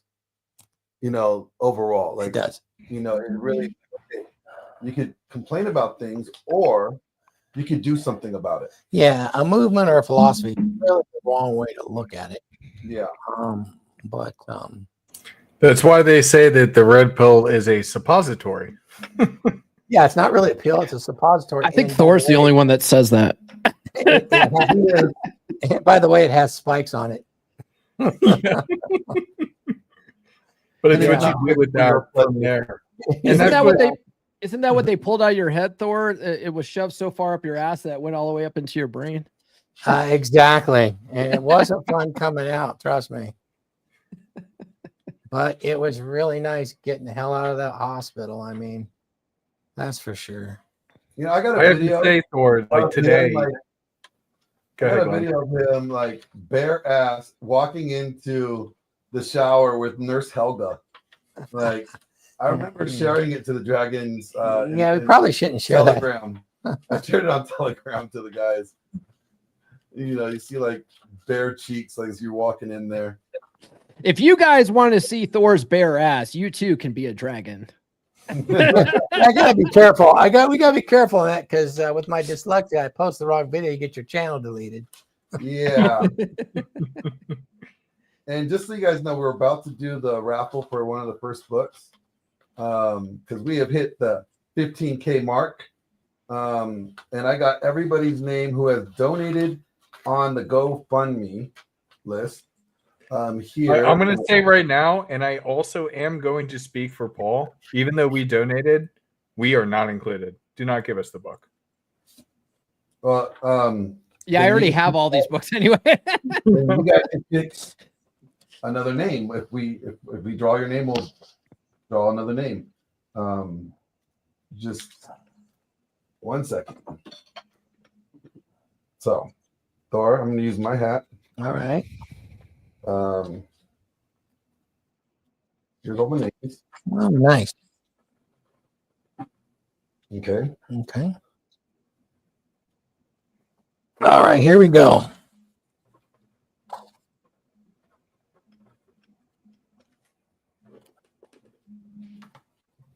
First name. Abdel.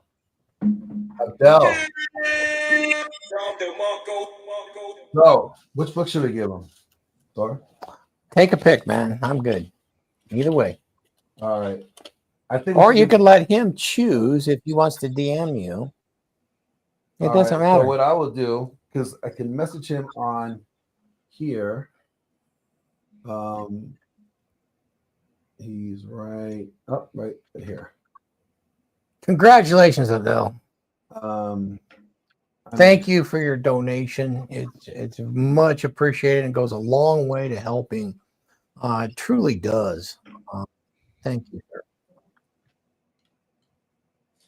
I am sending him a message so we can get this out to him. Yeah.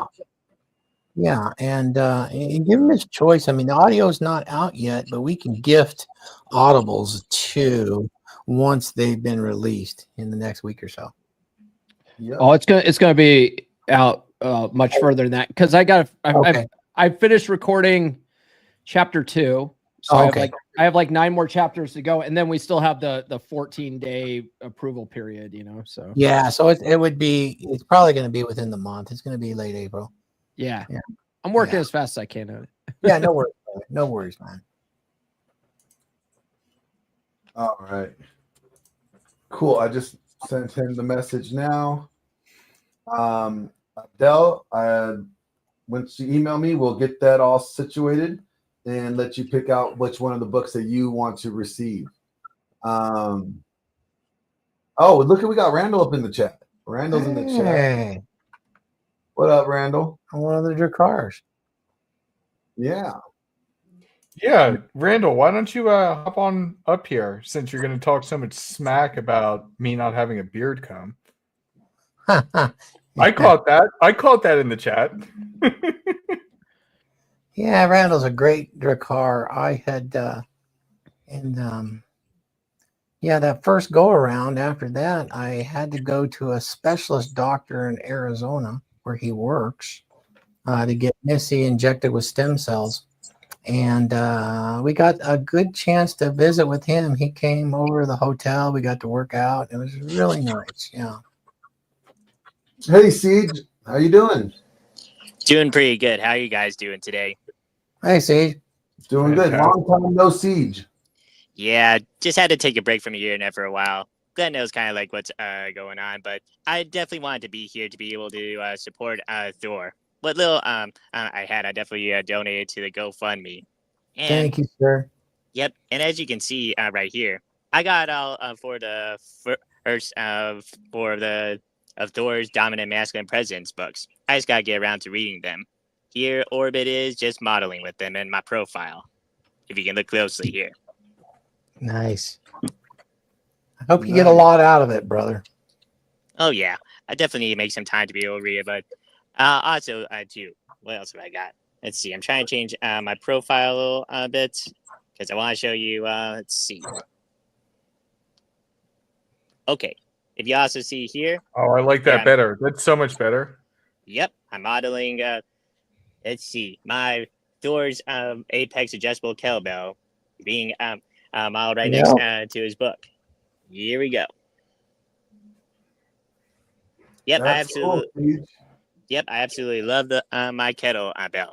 It's definitely cool being able to get all of the equipment that Thor got to show in his at-home workout playlist. I work out with these all the time. As you can see, I got another kettlebell, some plates, the perfect push-ups, and also some resistance bands. So definitely want to thank Thor for introducing me to all this stuff. I've definitely gotten stronger because of it. And here's another one.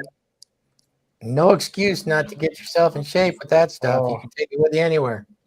Love it. Yep. And here's let's see, Orbit smelling AJ's book. Just when I got it for the first time. Here's another one is well with Orbit just modeling with the books again. Again, just wanted to show you guys all those and come here to be able to show Thor some support.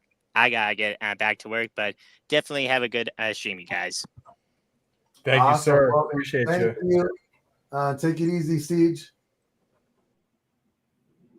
All right.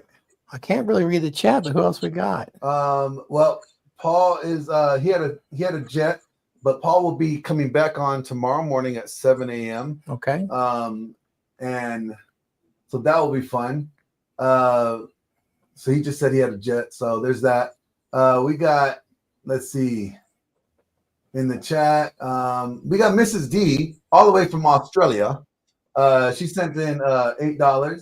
She said, God bless Thor, sending love from Australia.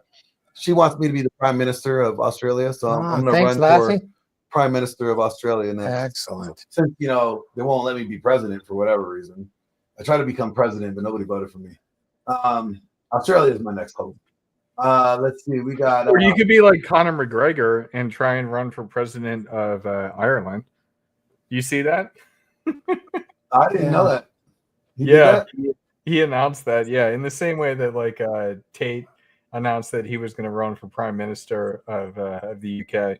I thought it was pretty funny. Yeah, the Tate started his own party too. Oh, nice. Yeah, I forgot what it was called. It was something interesting. So, Thor, do you remember? I'm not sure if you saw this, but I'm gonna play this message from Crowder for you. I did. Hey, Thor, Missy, and family. Steven Crowder here. Sorry, I look like a bum. I had to duck out. My dog got stung by a bee and is in the emergency room. And then we realized he might have been attacked by like a bobcat or something. So we thought we fixed it with the bee. Turns out it may be the bobcat. But the point is, it's all small potatoes compared to what I know you guys have been going through. Pearl filled me in on the story, and my prayers are with you. I know people say, oh, what does that do? There's not really much we can offer other than thoughts and prayers. And of course, our finances. But, celebrities don't do that. I'm not really a celebrity, but I like to consider myself a celebrity. So I figured this video is enough. I think that's how it works. You do have one thing going for you. Your name is Thor. So, like, the writing is on the wall there in the sense that you should be able to pretty much beat the ass of anyone or anything. Like, the point is, this all ends well comparatively for a guy named Thor. I'm not named Thor. So my dog gets swiped at by a bobcat, and it just, I lose my mind. But I really do hope that you guys reach your goal. My heart goes out to you, and my family will be praying for yours. Godspeed. And eventually, they're saying that, like, I think 40 years from now, cancer will be a thing from the past. But that doesn't help any of us, and that sucks because but it's good to know in the future. I'm not helpful with these things, but sending love your way. That was very helpful, actually. We're one of my affirmations. We go to 90 years. We're shooting for 90 years. Yep. And that's where we're gonna go. So, I used to watch Crowder all the time, and we even did an episode because we felt he was pretty mistreated. Yep. By the media and Big Con. They wanted him to be a bad guy. Yep. And that was really unfortunate what had happened to him, and his friends turned on him to make him the bad guy. And I felt a lot of that was definitely for the engagement of a bad guy in the big conservative space, Yeah, because it was only one. It was only one, though. It was only one bad guy. Other than that, he had such good company around him that he's been able to be successful with them, and they've done Rumble Live, and they've been incredibly successful moving forward.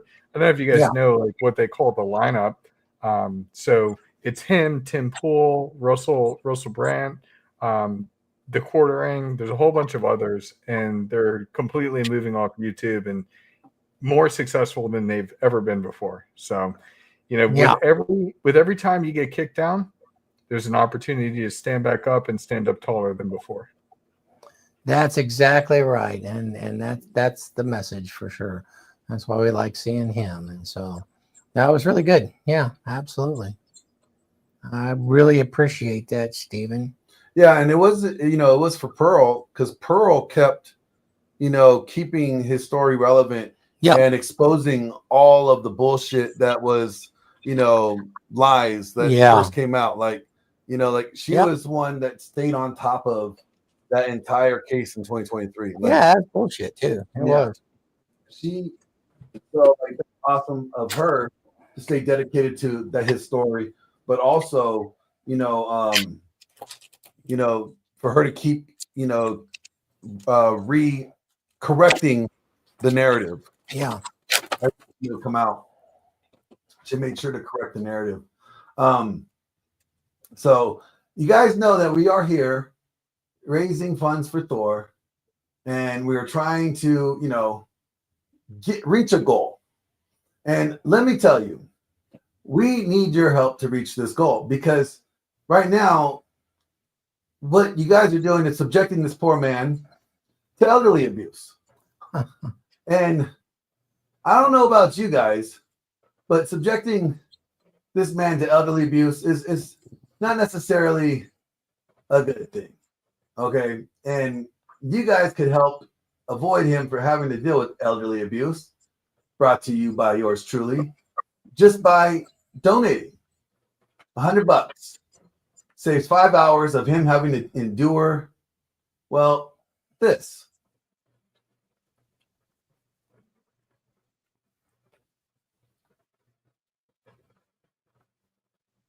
Wait for it. So what's it like being a caretaker for RP Thor?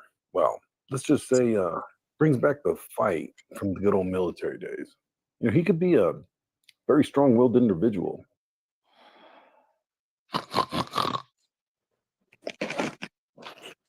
Rise and shine, you grumpy old bastard. It's another beautiful day of me keeping you from falling apart. I swear to Odin, if you don't let me sleep, I am going to create the largest fart cloud. You will be questioning your masculinity for the rest of your life. If I ever smell what's brewing in your gut first thing in the morning, I'm quitting on the spot. Get up before I have to drag you out of bed like a sack of potatoes. I'd rather be in a coma than hear you nagging. Trust me, so would I. Now let's go before I start spoon feeding you like an oversized toddler. Will there be airplane noises? No, but there will be threats of violence if you don't move your ass. My approach is be an asshole, complete asshole. That's right. I want him to realize every waking moment that he's alive that I'm an asshole.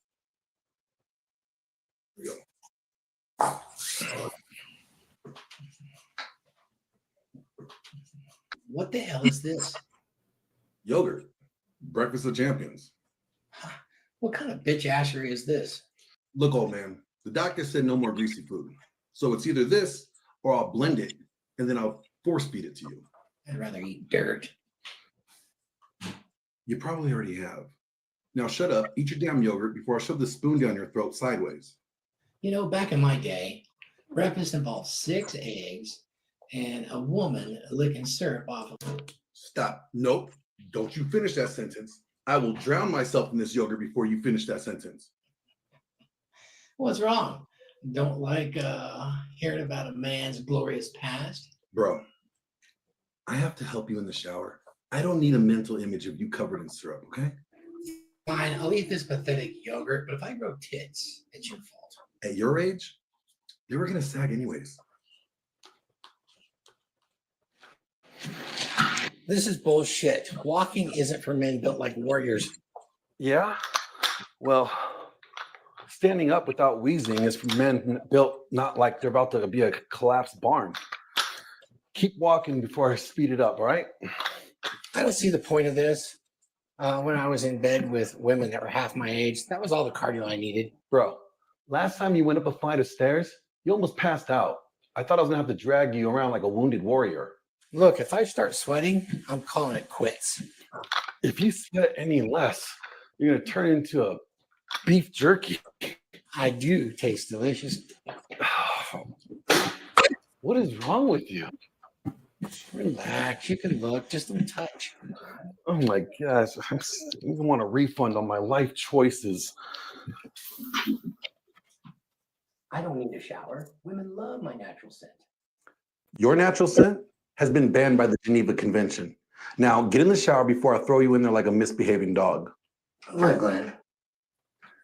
If you scrub my back, I promise not to moan too loud. If I hear one moan, I'm calling a priest. I'm not playing with you. You know, I once had a woman bathe me in a hot spring, totally naked.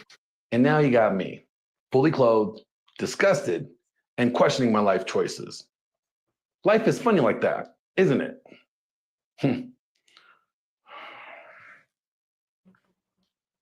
All right, you're fed, medicated, showered, and exercised. I don't want to hear anything unless it's an emergency. Do you understand? Look, I have deodorant on. What if I get lonely and need to canoodle on? Then hug your pillow and pretend it's 1983. All right? Son, you know I once had a woman. Stop. I already know where this is going, and I don't need that mental image, okay? What? You don't want to hear about the time I... Good night. Good night. Go to sleep.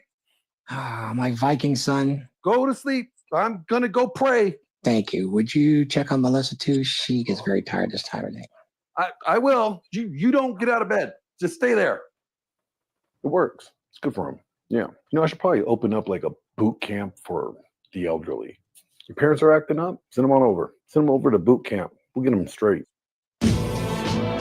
Modelo, the mark of a fighter.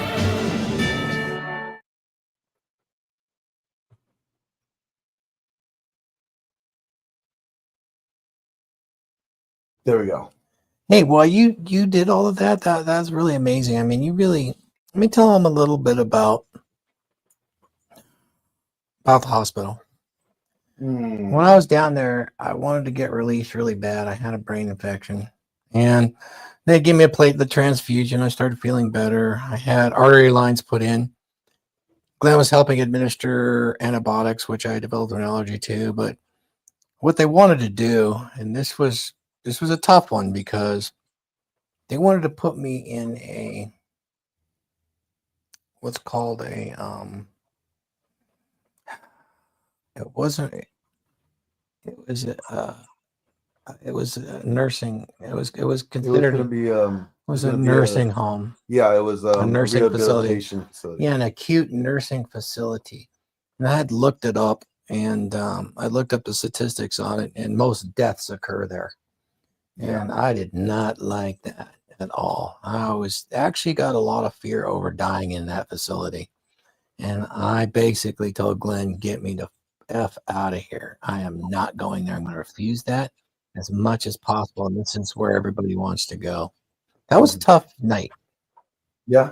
Yeah, I remember. You said some prayers, and I expressed that to the palliative care physician, you know, unless I can't walk.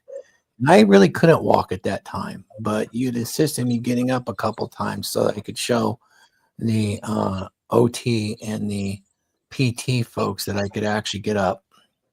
If I wasn't able to get up, I weren't going to let me go. And I was able to get up, and they were able to instruct me on the medications. And that's the reason I got out of there, and you took me. Nobody else could come. I broke you free from jail. Basically, that was pretty life-saving. It was And like statistically, that was life-saving. I thank you, and I appreciate the prayers. And when I stood up and they could see it, and they agreed to release me and not send me to a place where the average statistical lifespan is very short. That was pretty nice, man. Well, and I couldn't even stand for a couple of weeks, and you just helped me get that strength, and that was good. You had the strength already. I just motivated you. Yeah. Okay. That's perfect. So you that was already good. had it. You already had it. You just needed it. Well, you helped me with that inner talk and that superhero inside rise up. And so all the Australians out there, thanks for coming. I can't read the any of the messages, but we're giving more of these books away. And if I'll tell you what happens with this, if you can, what $100 actually does, $100 buys about 5 hours of in-home care for Melissa. If you don't know, Melissa is a quadriplegic, and she's stuck in a chair. She is paralyzed and in extreme pain from the shoulders down. Some of the medications they give her really cause a lot of issues. She can barely be touched because of the nerve pain. And she has a lot of doctor's appointments, things like that. And in order to get her there, I need assistance. And generally costs about $25 an hour. And that buys us just about 4 to 5 hours worth of time to get somebody here and schedule them during the week. And we can do it for a few days a week. It'd be nice if we could have, 3 or 4, or even shoot, man. I wish we could have more, but just getting, her, she can't prepare her own meals or anything like that. Well, Now, Thor, I got the video we could play. yeah, Since okay. save Sure. your talking. All right, sounds good. Thank you, Stephen Crowder, and all the Australians and everybody in the chat. Thank you. Appreciate those donations. Let me go ahead and play this video. This is from last year. Well, when we first found out that Thor needed surgery. What's going on, everybody? It's your boy Glenn Lawrence, and I got some unfortunate news to share. Our good friend RP Thor is currently in the hospital with the brain tumor, and it looks like they're going to be needing to do surgery soon. Now, normally I wouldn't worry, because Thor is like what? The God amongst men. What's going to stop him? If thousands of volts of electricity couldn't take him out, I highly doubt a little whatever in his noggin is going to stop him. But it definitely will slow him down. And see, that's where the problem is. See, Thor's wife, Missy, she was involved in a horrible accident that left her in need of care around the clock. And that's what Thor's been doing, besides working and podcasting and coaching you guys. Yeah, pretty crazy. But now with him going under the knife and him going to need time to recover, his biggest worry is not that he's going to make it through. His biggest worry is, I need someone to take care of Missy. I need her to make sure that she has help. And that's where you come in. Donate at the link behind me, and you could help us fund Missy's in-home care provider during the time that Thor is recovering. So please, let's band together as men, as brothers, and let's go help a brother in need. Help him like he's helped you. I'm RP Thor, and welcome to the Dragon Ship.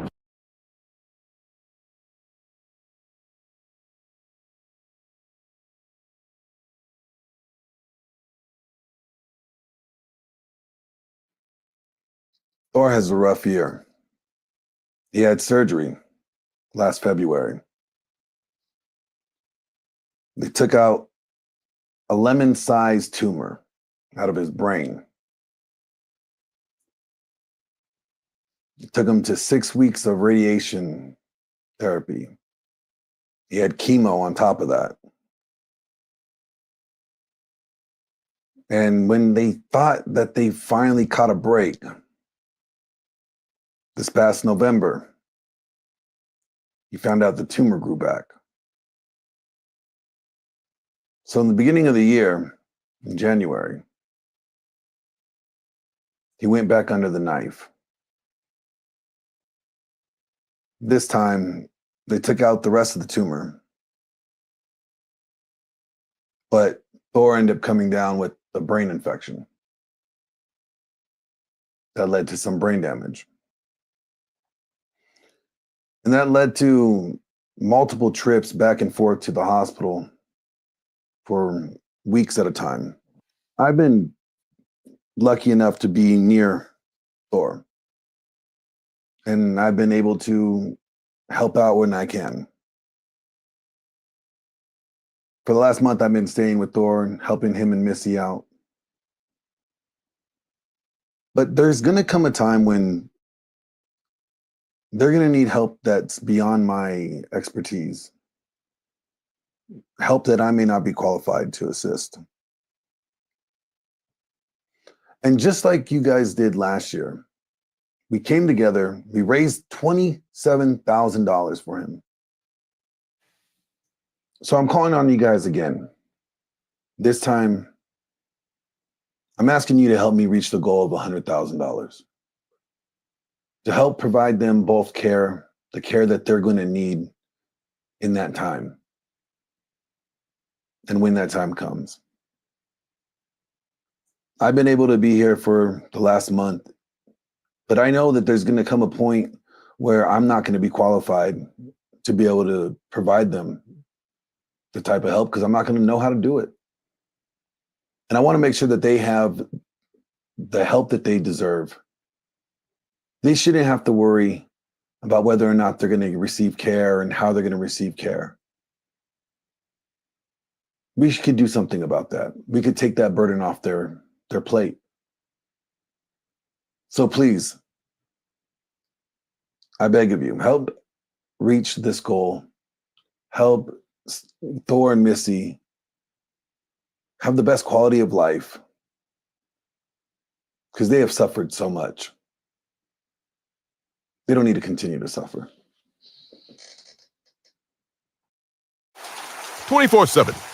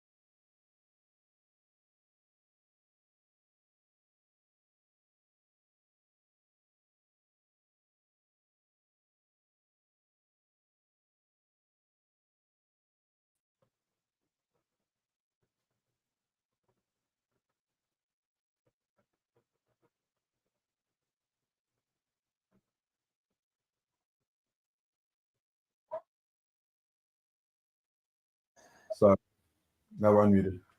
Did I miss the whole thing? Yeah, that was my bad. All right, so I got to address chat. I've been asked 4 times now, what about my children? How come they're not helping? Well, they have. They're all out of state and they have families of their own. what they've done is they've sent prepped food over for us and things like that. They even bought meals that have delivered. Remember? Yeah, they've had meals bought and delivered here, and that's been pretty helpful. But they're all out of state, and so the travel time to actually caretake would be nearly impossible. And so that's been really difficult. I know that the daughter's looking at assisted care for Missy down wherever she's at, but then I wouldn't be able to care for her. So, there's that issue as well. But I will say one thing. I'm going to shout out, and my mother, she's in her late 80s. She sent meals here and there as well. Oh, she comes over and makes meals. But I have to also provide for her care as well. She needs assistance occasionally as well, and handyman and all that stuff. So I still got that on my plate. And then, I'm going to shout out Sheila, because Sheila over and a few days a week, she works, but she is my first wife. And she helped me advocate for Missy when she was in the hospital. She would watch Missy and help her with her intubation when I could not because of the COVID issue. So we've always remained good to each other. And that's a part of casting that projection, that positivity forward and being a rising tide, that we've got along. So my ex-wife got along, and she has, what is it? 2 or 3 days a week. She comes in and volunteers to help out. And that's been pretty impressive. So there, that positivity comes back to you. So that was pretty nice. So I remember $100 to the GoFundMe will get me, definitely a couple of days worth of scheduling for somebody to help out with, cleaning, meals, those sort of things, and with her. And that really is valuable. I appreciate that. And hey, thanks for not letting me go to some damn acute nursing home and dying, dude. Listen, we both know what would happen. They would have kicked you out within the first 12 hours. I hope so, but yeah, that was a bit of a fright, and I appreciate that. I was not even able to stand for quite a while. You've been helping me with all that, and then falling out of bed and stuff like that was not so good. But I appreciate you doing all of that, and now I can stand and walk a little bit on my own, so that's pretty good. You can, and I can even do push-ups and some dips and things like that, and a little bit of kettlebell. So that's been on the positive. That strengthening's been really good, and you've been a big part of that. And then of course you've been helping Missy as you can, and that's been real helpful. Thank you, Glenn. You guys fed me, you adopted me. Well, then you got to reap some of the kid benefits, right? There you go. That's how I look at it. I mean, we've thrown axes. We've done so much crap. We've done motorcycle riding, and now we rode to Vegas. Like now we're gonna take the cyber beast out in the desert as soon as I'm a little better. Yeah. Yep. We go shooting gloves and claymore and some claymores. Yeah, there you go. Like what's interesting. Thank you, Australians. We got to get my mate Sterling to run for pres there. Yeah, Prime Minister. Prime Minister. Talking about Sterling, I have a video here from Sterling, from you and Sterling. Let me grab that real quick. There it is. Cool. How about we play this? This was from last year when Sterling and Cappy came to visit.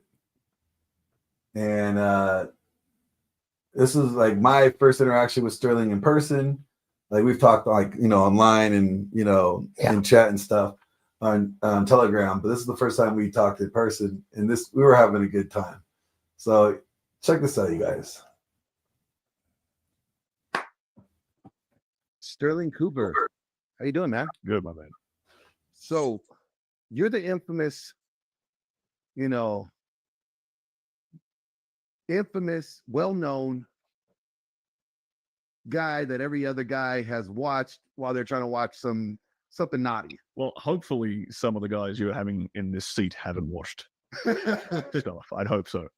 I think I've turned off more people from watching porn than anyone else. Yeah, because like once they become your friend, like I can't even watch porn anymore because I don't want to see my friend's dick. Exactly. Like that's kind of gay. Yeah. I'm saving lives. So you just become friends with all these guys. Yeah. I'm sure friends with everybody, and now no one's gonna watch porn just in case. My dick turn. There you go. There you go. Like you just don't ever want to see that. Like no. Oh man, that's funny. Like so, let's talk about that real quick. You left that space. Yeah. Why did you leave it? Like I mean, like most guys are like dying to get in that industry. Like, look, I don't care if they're paying me $20. If I could pipe, Kenneth James, like I'm game. Yeah, it was. Porn industry is a lot more like very, very feminist, very liberal, and I'm not that way inclined. You didn't want to do any gay for pay. I got it. Yeah. Well, mate, it's kind of funny you say that.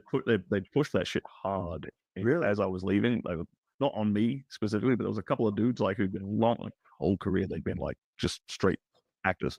They pushed them into like their first like trans scenes and shit. That happened in like 2020. Like it was a weird timing with me like seeing the industry being very man hating. Like yeah, which is kind of nuts because they're the customer. Yeah, like it was like I'm not saying I was a big porn connoisseur, but like in my younger years, like you would see a lot of more like dom sub scenarios where the guy is the dom. Well, the man's at least masculine. Yeah, he's at least masculine. Not anymore. Now it's like the other way around. It's like, oh, we're gonna put this little like cage on your nuts and you're gonna like it. Or like he has to look like a 16-year-old boy. Yeah, like it's weird. It's starting to get a bit weird. So it was that, and it was like, I just going to set every day couldn't really speak my mind. No matter what was being talked about on set, I couldn't speak my mind. Being white-leaning, being red pill, being not being a feminist. Just having to shut your mouth for like several years at a time is kind of it grinds on you. It's pretty frustrating. So when I had the opportunity, the industry shut down, 2020 COVID stuff. Yeah, I branched off into like I bought my first book, started doing some content on YouTube and on Twitter and stuff, and then luckily ended up running into some of the red pill guys. And when did you? And I just saw it catapult from there. I met Thor 2020, meet him 2020. Yeah, actually met him in person at the end of 2020. We met online first through John MLD's online groups, and he did some like lectures, and I did some lectures, so we sort of got to sit there, hear each other's opinions. So as you were transitioning out of the adult film industry, is when you got into the red pill space through MLD. Yeah, and then that's how you met Thor. Yeah, through MLD and through Rollo, very much so. Rollo was actually the first person I actually talked to in the whole red pill space. Rollo and Rich Cooper, first ones, and then I talked to John, and then through John I ended up meeting guys like Aaron and Thor, and I ended up because I was living in LA. Thor was out here in California. I just messaged him. I was like, "Hey man, I'm going to be driving through to Vegas and stuff. Can I just stop in and say hi?" He's like, "Yep, cool." Took me out to the desert, blew up some tannerite, had a fantastic day. And got to kind of know the guy. So like you coming from your performer profession, let's just say you probably get a lot of flack and judge really harsh. Yeah. I mean, look.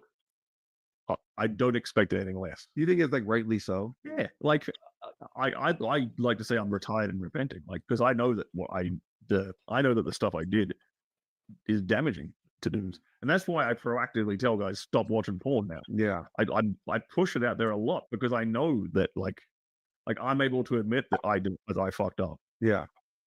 I've got no shame in like I don't have an ego tied to that. I'm okay to admit that, and part of what I do now is to try and fix some of the damage I caused. Yeah, like you're trying to right the wrong that you did. Yeah. But like with Thor, lives a very alternative lifestyle, and he's very open about it, right? I mean, he even has a course called Game 9000. What do you think about the course? I don't think I've actually watched his whole course. You haven't watched? I've read his book, but I haven't read the whole course. The course is really amazing. I have an understanding of what's in it. And I think you guys probably share a very similar, like your courses. I've actually reviewed a few of your courses. I love the sexual escalation course that you did. Yeah, that was like awesome. Like so you guys met, like he knew who you were, like, and he was coming from his lifestyle. Did it seem like there was no judgment? Like was he like that person that just like there was yeah, we kind of got each other. Yeah. Like and once I kind of found out about his like a bit of his lifestyle. Yeah. I was like, okay, like we get each other now. Like there's no judgment here. Like he's not sort of he doesn't have this preconceived notion of who I am. We're able to like just relate as men. Yeah. Relate as average dudes to each other without all that other stuff on top of it. Yeah. And I think that's very much who Thor is. He's just wears his heart on his sleeve. No, like we can look at society. Look at Thor's like lifestyle. For those that don't know, like they'll find out eventually. But it's not a traditional monogamous relationship, right? Yeah. Do you think that monogamy obviously is on the decline? It seems like right now, at least in Western society. Yeah. Do you think alternative lifestyles are probably going to be more prevalent, more common? Like we're seeing all these like thruples or like swinger lifestyle. I think swinger lifestyle is kind of like cucking in a way, like so like someone like Thor, like it's not that. Yeah, his arrangement is different. His arrangement is different than what most guys are getting into when they're getting into the lifestyle. They're having to actually have to share theirs. Yeah. So do you see that like maybe alternative lifestyle is more of the move culturally? Well, I'm seeing people like signing up for that. I think you'll see it's like a trope on like Reddit that you'll see like the ugly hairy dude with like the blue haired feminist or whatever. They're like the swingers couple. Like that's the stereotype, right? So I think you're seeing guys like resorting to that at a desperation level all the time. I think it's just they have to accept these shitty conditions, the shitty terms themselves. Yeah, the shitty terms in that particular arrangement. Do I think that's society is going to allow or encourage like men having multiple wives and then being exclusive to him? No, because I think that's something that they would the powers that be do not want men having that arrangement. They don't want a man in charge of a household with one woman, let alone two or three. Right? They don't want that kind of hierarchical, patriarchal kind of family structure at all. So no, and in fact, like we live in a society that encourages to a degree at least, but at the very least doesn't just promiscuity in women. Yeah, like it used to. It's still saying promiscuity in men. Actually, they label it a toxic trait. But for something in women, it's like liberating. It's living their best life. Yeah, it's kind of funny. You do see, and I'm not trying to pick on like any particular group or anything, but you do see like the reformed OnlyFans model turning to Christian. Oh, that's a good question. About now you see that. I'm seeing that again and again. Well, there's this Nala, from what I understand, her name is the redhead chick that just recently. Oh, I saw that. I don't know her personally. I don't know like her story, but I've just seen that floated. Yeah, I just saw that recently, and like I first I spoke against it. I was like, oh, I think this is a grift. Like I think it's like you know what? Maybe it is. Maybe I need time to get out. But I hope it's not. No, but see, then I watched her video, her talking about it. She left in for a dude. A guy led her to Christ, and so I think there's a little bit more there. She has genuine desire for him to leave that lifestyle behind and leave that money behind. So I'm starting to think that maybe there's a little bit more there, and it's possibly a little bit more. And you know what? You hit it on the head. That like there's a lot of guys who are sort of followers of the red pill space or whatever you want to call it. This whole men's self-help sort of online movement in one category, right? There are all the guys who follow it who kind of seem to have this attitude towards women of like a bit of bitterness towards them and wanting to like get back at them or want them to have their comeuppance. Yeah. Like, oh, like these are the same kind of guys who like if a OnlyFans model's nudes get leaked to her father, they celebrate. Yeah, they're like, yeah, I got her. Right. Yeah. They feel like they got her. Like that'll get her. That'll fix her. I'll teach that. But it won't. That'll fix her. I'll teach that. But it won't. It doesn't. It never does. It is the thing. Like the only thing that can take a woman away from that and towards let's say a less promiscuous lifestyle, less more traditional, is literally what you just described. Is a dude she has genuine desire for. It's the only thing that'll do it. So what should we be if we actually want to kind of fix some of these problems that are going on between the men and women in our society right now, if we actually want to push things in a positive direction, it seems to me the very clear solution is to make men who are worthy of that genuine desire. Mm-hmm. Without that, it's not going to happen. But like some guys will look at the guy that she got with and be like, "Oh, dude, you're a fucking simp," you know. Like I don't really judge him for it. Like, who am I to judge him for the woman that he desires he wants to be with?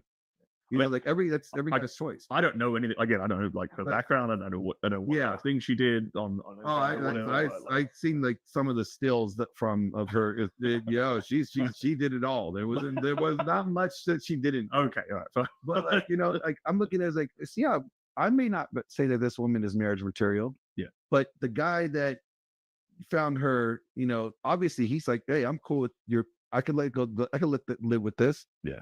As long as we're moving forward and we're changing. What's the thing? Like you're the one who decided. You decided your own standards, and you have to make sure you're damn well worthy of those standards. Yeah. Personally. So like certain guys can ask a hell of a lot more of a woman than other guys can. Mm-hmm. And that's always kind of been the case. There's always going to have to be some degree of balance between like, okay, is this guy actually worthy of a woman with all this criteria that he lists? There's a lot of guys who talk online about, oh, I wouldn't date a woman who does this, and this. But you look at the girl they end up with, and she didn't tick all those boxes. Yeah, like somewhere. Yeah, there's always a compromise somewhere. And I'm not saying it's right or wrong. I'm just trying to be pragmatic about it. Like I'm trying to be honest about this. You know, I find it interesting because he kind of like basically like our space will tell you don't get with girls that do OnlyFans. Stay away from them. You know, like as if they're like, you know, like a disease, right? And we get it. Like there's a reason for that. Like they tend to come with more complications or more problems at times. But this guy obviously weighed out that option and said, hey, you know what? He's willing to take that risk. Yeah, he's willing to take that risk. Yeah. And in the process, she's choosing, to check out. She's like rejecting this lifestyle. And she's probably behaved. If this is all legit and genuine again. Yeah, we don't know. Yeah, this is still early days. But like she's probably he's gonna probably get the best version of her. Exactly. That no one else ever got, but purely because she has such genuine desire for it. Yeah, I mean, maybe I'm wrong. Maybe he is a complete sip and she's fooling him. She's fooling all of us. It's a complete grift. Maybe that's okay. But if it's not anybody to leave $300,000 a month on the table, walk away from that. I mean, it takes a bit of persuading. Yeah, you got to be somebody. Yeah. But like back to like Thor and his lifestyle, right? That's a very rare scenario. Yeah. Like I mentioned, like most guys that get into this lifestyle, they are sharing what's theirs. Yeah. Do you find that admirable? Like he's not living the normal model of life, and very few guys could operate the way he does. No. Thor's whole life is just one of him choosing, like forging his own path and going the way he wants. He could have lived this cookie cutter life. He was kind of on that, knowing what, a little bit I do know about his past and his history and with his family and stuff. He was on a certain path. Things didn't quite go exactly the way he planned. And he's like, you know what? No, this is the way I want to live. This is the life I'm going to lead. Get out of the way if you don't want to be a part of it. Here's where I'm going. And like, it takes balls and conviction for a guy to do that. Yeah. I got to respect the man for that. What would you say, like, is his mark on the red pill space? Because, we have Rollo in his books. We have, Ryan in his books, you got Fresh and Fit and castling women out, like everybody kind of seems to have leaves a mark to a degree. But what would you say is his mark, his legacy that he leaves behind? I think Rollo's is I think Thor's is one of overwhelming positivity. Like every time you interact with him, man, he's positive. Yeah. He always say, he's just living the dream. And you say before he's like pragmatic about that, and the fact that he says even nightmares are dreams. Yeah. But he's still, everything's done with there's the element of positivity there, realism, but positivity is always spun into it because positivity is a choice. Yeah. And that man chooses to be positive. Yeah. I mean, I remember when he was telling me about when he got diagnosed with the brain tumor and they were going to do surgery. Like, I'm freaking out. Like, dude, like what? He's like, everything's fine. Yeah. He's like, it's just a little bump in the road. We're gonna take care of this, and we still got shit to do. Got work to do. Yeah. Yeah. Like don't fret. Get your game face on. We got work to do. That's a testament to how positive that guy is. Like that experience kind of encapsulates the man to me. Mm-hmm. Yeah. What would you say is like the one memory. Anytime you think of Thor, this is where it goes. Your head goes. Yeah. When I think of Thor, I think of him taking me out into the desert and showing me how to blow up Tatterite. It was my first ever, like, I felt like I belong. I felt like I'd finally arrived in America the day he did that. I was like, oh, this is the real America. This is the shit I was told about. This is amazing. And yeah, he's that old school, like, man's man that. Yeah, like I think we're missing guys. I think we're missing now. Yeah, I was gonna say there's very few guys our age. Like, I think I'm a little older than you. I turned 40 this year, and there's not a lot of guys that are cut from his cloth. Yeah, like he's rare. And even guys his age are not always like that either. So I think he's last of a dying breed. You know, I think that's one of the things that he leaves behind. I think he leaves a legacy behind through his material, through his book, Dominant Masculine Presence, through his video, through his courses. He leaves that behind for guys to kind of get to adopt those traits, to get a little closer to that genre of men that we don't see. Like, he kind of reminds me, like, remember, like the John Wayne man, you know, kind of thing. Like this like past sense of masculinity, like this rare. Yeah. You know, now we have something else, but it doesn't even look anywhere close to that. Yeah, he's got a level of competency that you don't see anymore, which is a damn shame. Yeah, that's why we need guys like him to sort of teach a younger generation of men exactly how to be that. What would you say is something that he taught you? Well, he taught me how to throw an axe, actually. In the backyard too. Yeah. Me and him both did that. Yeah. He taught me how to throw an axe properly. Yeah. Like a tomahawk. I was like, huh. There's an art form to this. It really is. Distance and stuff. Yeah. That's probably not, it's a random answer, but that's the first thing that came to mind was him teaching me how to throw an axe. Yeah. I have video of me learning how to throw an axe, you know, in the backyard. Like, my first time here, that's what we did. And I'm like, I could kill a motherfucker from a distance now with a knife. Like, I'm good. You know, but he just has those kind of hobbies, and he loves sharing that stuff with people. Yeah, you know. Yeah, I think that's awesome. Well, let's go get this old bastard and we'll talk to him. Brother, go live the life, because that's not easy. And if you can do it, damn power to you, because you get out there and get it, man. You got stories to hear. Like, the guys get into this space, and guys like want to learn more about women because they like women. Yeah. You know, and they want to like women. So they want to understand women for who they actually are, so they can truly appreciate them, rather than, because the problem I see is that we were all brought up with this misconception of what women actually are. They're sugar and spice and all things nice. They're exactly the same motivations and drives and values as men, which is totally not true, evidently so. And when you get rid of that model and replace it with a new one, which is accurate to reality, you can, oh, cool. Tiger got stripes. I'm not going to get angry at a tiger for trying to eat me.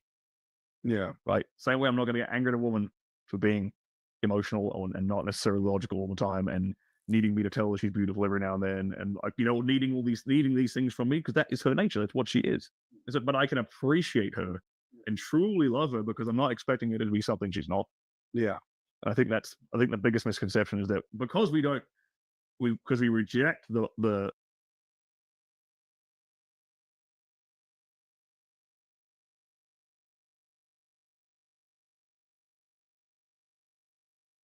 Are you tired of getting told? This is the Good Wife's Guide to help you, young wives, be a great wife for your husband. Step 1, cleaning. That's right. It's always pleasant to come home to a clean house. So ladies, make sure that you are in your proper cleaning clothes and cleaning the house, for when your husband gets home, he can see that you have kept the home tidy for him. And always let him catch you cleaning, especially in that outfit. It makes him so full of joy. Next up, cooking. That's right, the way to a man's heart is through his stomach. Make sure that his dinner is ready when he comes home.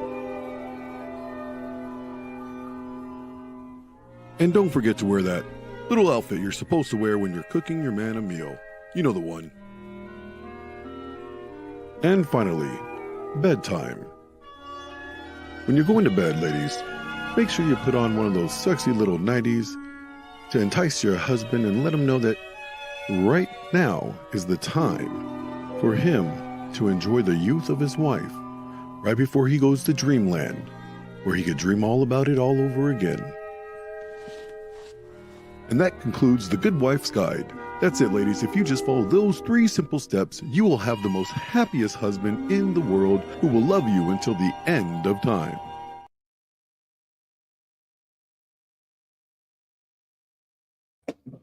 All right, and we're back.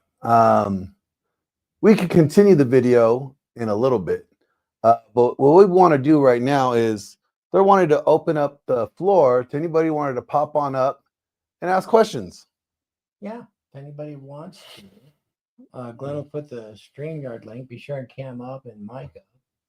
And any questions you might have. Today's a really important day, and we're in it for the marathon, aren't we? Yes, sir. Been training all week. Yeah, we've been training all week for this. Yeah, walking in the store with a cane, helping me get out of bed, eating yogurt. Hey, breakfast of champions, okay? Bullshit. Well, look, it was either that or I just didn't want to make anything. Let's just be honest. I didn't want to make I breakfast. want to make some eggs, yeah. But we got those burritos now, so You know what? That was a smooth move. And that's about $100 right there. yeah, you like that. It's actually really smart. And thanks, man. We ordered since we can't really prepare ourselves, we ordered some breakfast burritos from a local Mexican restaurant. We ordered 10 of them, and geez, they cost $8.99 a piece these days.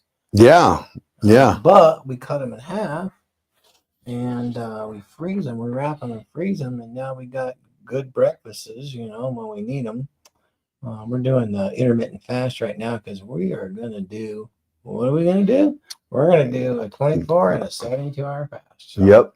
We're going to get rid of some bad cells. That's right. And Glenn's going to get really cut up and show that he can make an 8-pack too. I already did. With those, you Well- gotta get your cum gutters back. Well, I do. I got to get my sexy back. And plus, me and Pearl have a bet, so I got to lose some weight. Radugo says, can he share his Thor story and ask a question? Of course. Come on up. Please do. Hit the link. It's pinned at the top. Come on. You can hit the link. It's pinned at the top. And join us. Thanks for helping me. I can't see it, but yeah. No worries. No worries. You know what? I want to Folks throw in more donations, and I wanted to shout them out. Yeah, can we do that after we play this new Thor video that DJ Electra made for you?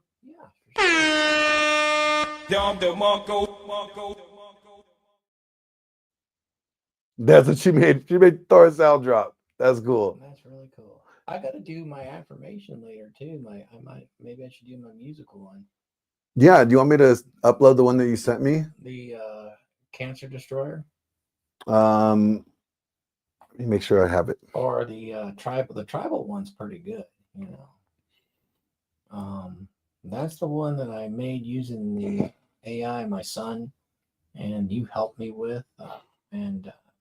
Yeah. Oh yeah, I have it here. It's a belief affirmation, and since music is so important, Glenn's very good at this, and so is HUD's. I mean, they did our intros, and it's something I try to listen to because of Paul 2 to 3 times a day, because I put my mind in it, especially when I'm walking or doing the kettlebell. I'll listen to that, and then I'll repeat it out loud, which is really critical when you guys, anybody that's familiar with NLP. Oh, Ray's a NLP certified dude. When you say it into exist, you say things into existence, and he's really good at that. And that's one of the things about our friendship is, I can tell when he's talking, he has that cadence, that pitch, he has that voice. He has been trained, and he can teach that to a lot of guys. I love that about Wraith.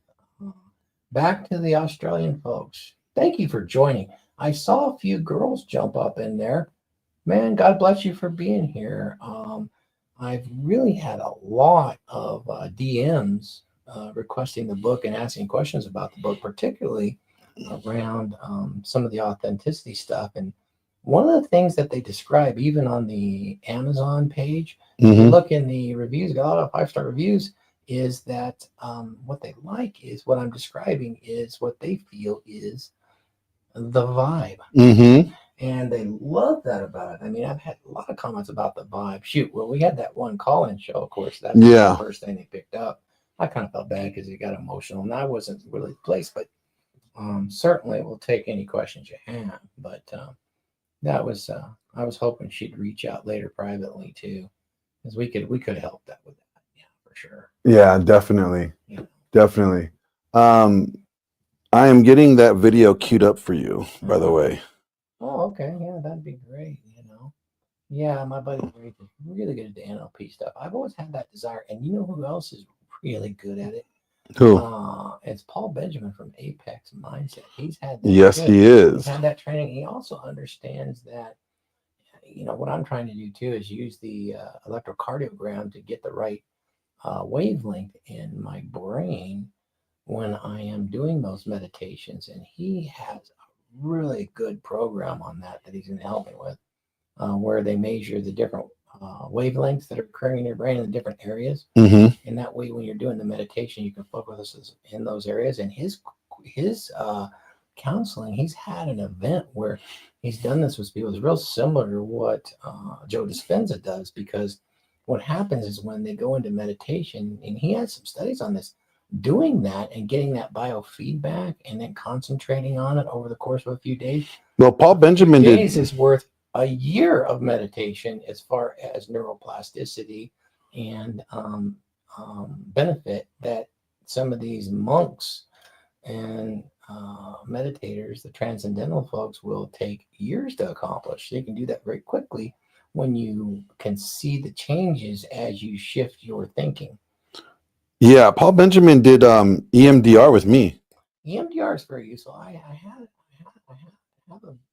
made a video on that for people to use a little bit of a trick to get their concentration in the right area, where I use the dot going back and forth and letting them imagine how to get into a focused state.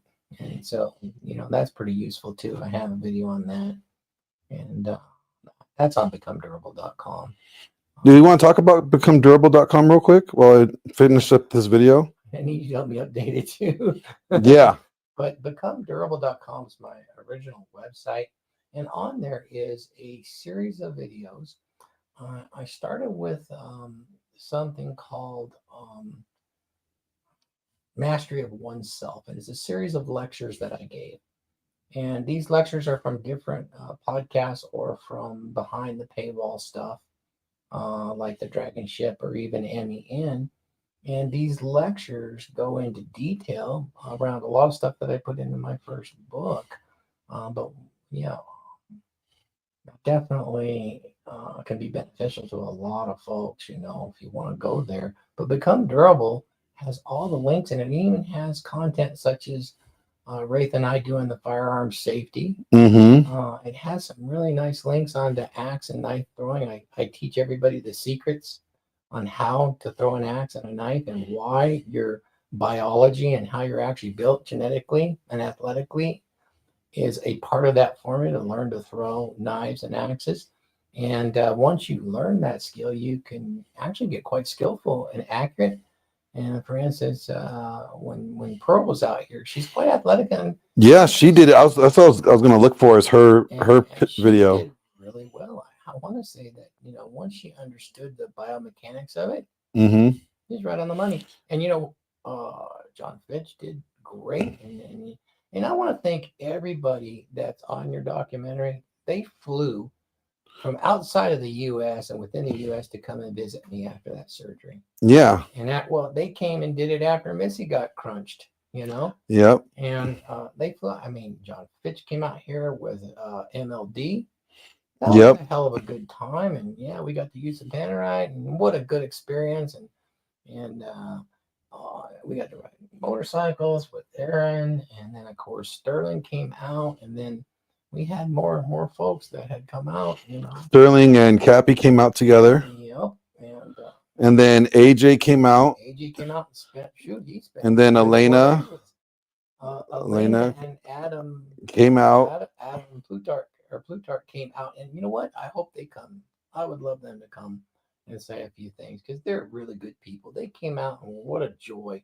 And so they put aside their schedule, and they spent a lot of time to get here. Yep. Just to visit, and offer their sympathy to Missy and support and prayers. And what a great. And then Nuke came out. Oh yeah, Nuke's visit was really pretty cool. Yep. That guy is a creative man. If you see him on X, and I think we're broadcasting X, but Yep. Nuclear Caudillo he is one of the up and comers. Of course, Paul is too. Very talented. He gets good guests. He's a great interviewer, very creative. And then Nuke, I mean, his talents. I mean, have you heard that kid play piano? Oh, yeah. Holy crap. Not only does he have that, his interests are pretty varied. And he's taken a lot of that identity stuff to heart. And then he can make fun of himself. Remember when he wore the blonde wig? And just his whole demeanor. I wouldn't be surprised if he doesn't blow up and get on some bigger channels, because he's just a fun kid. And he's been targeted as a bad guy on it. Oh, yeah. And, more so than anybody else, yet he doesn't get really angry. He really channels it in the right area. Mhm. So I would recommend everybody look at him. He's on Rule Zero. He's a stalwart on there. And another one is Viking Dad. Thank you, Viking Dad. We'd love to have you jump in the dragon ship sometime and say a few words, and like we've had Nuke do. And then Red Hawk. Holy crap. I mean, Red Hawk's up and coming, and he's guested. And of course,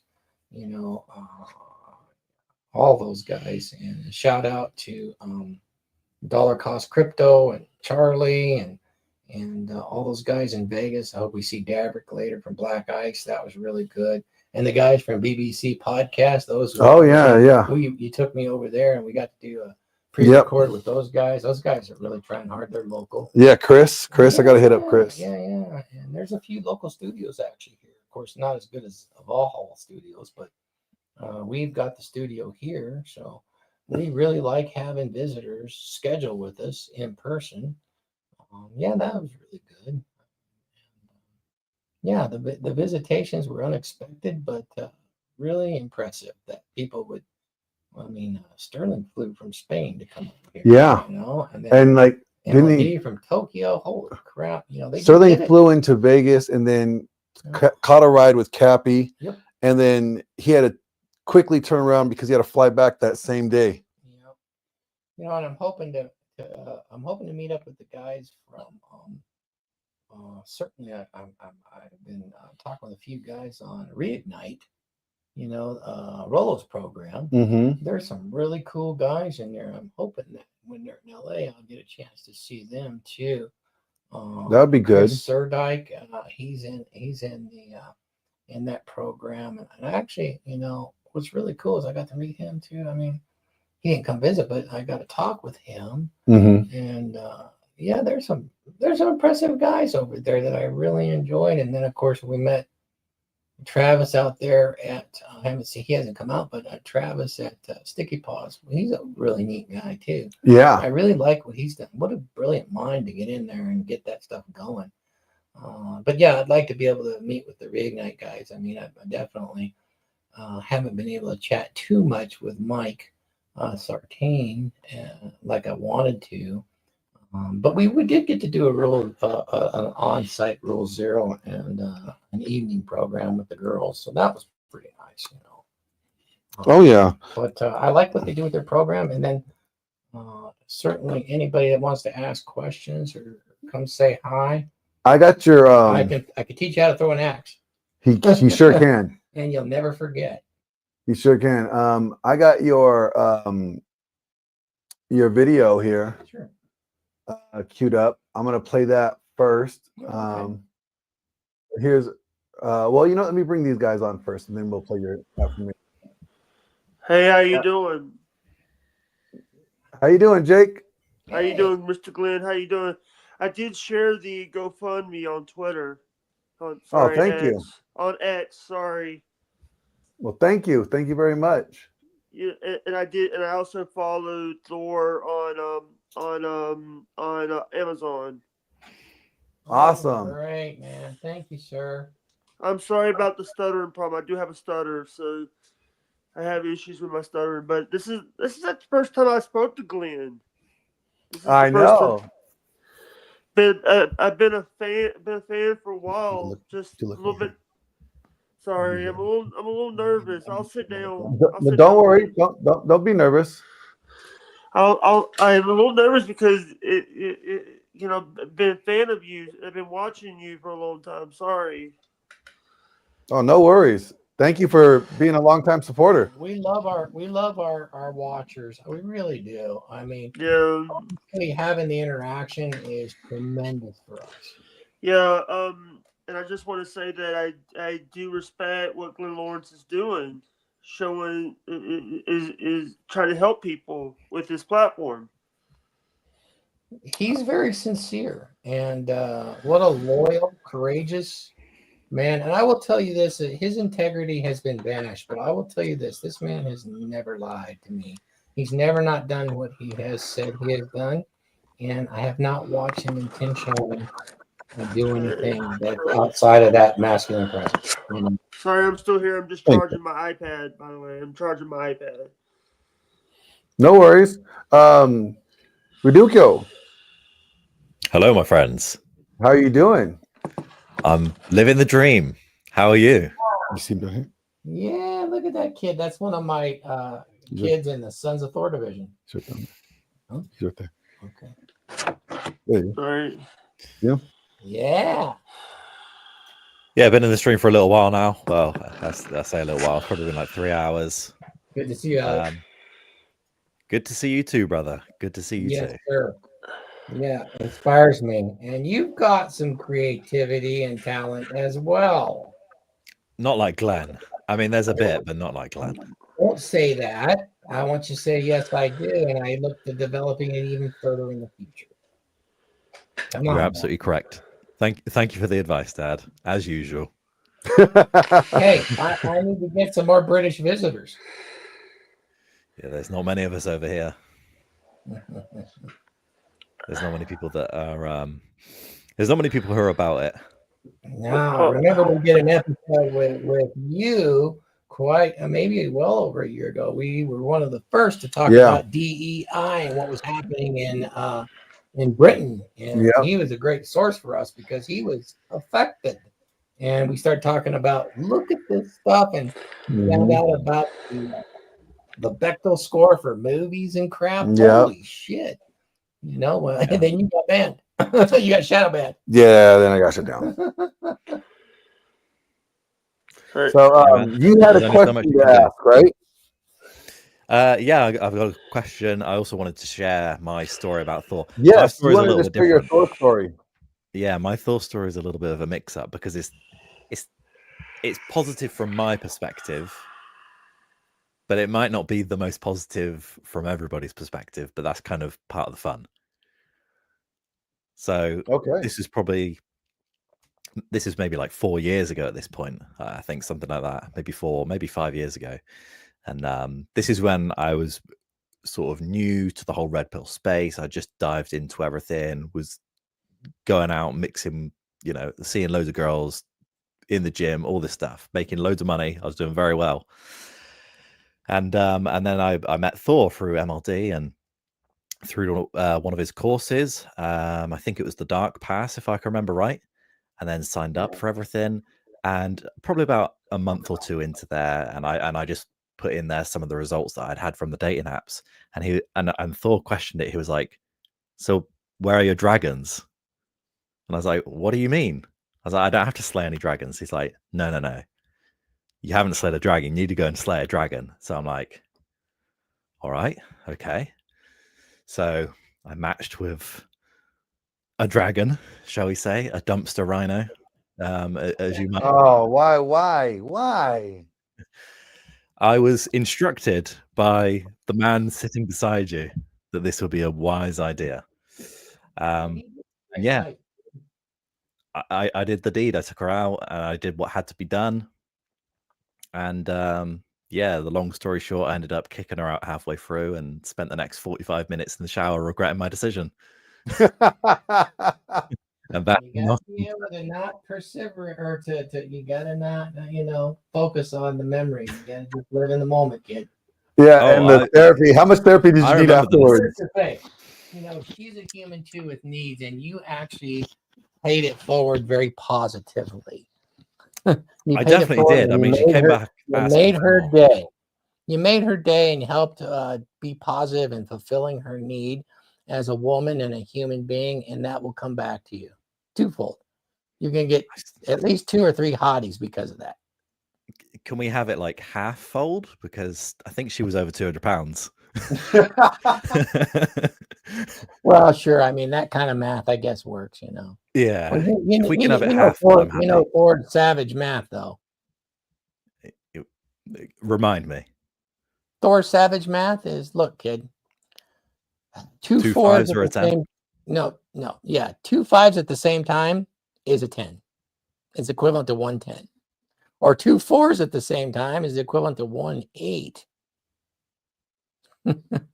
Or in the same day, 2 4s, you got an 8 that day. Savage math, folks. I don't I don't know subscribe if I to like that math. Well, This I is mean, like this is a men's homework. praxology. What works. It's practical. But yeah, that's in that's your my search for, making yourself better, you do have to do some charity work occasionally. And, it might involve some ropes and maybe, occasionally a powered harpoon that's with an explosive tip. And sometimes you got to do some boar hunting, There's nothing wrong. That's actually quite masculine, boar hunting, They got the tusks, and they got the little curly tail. No, they can keep the tail.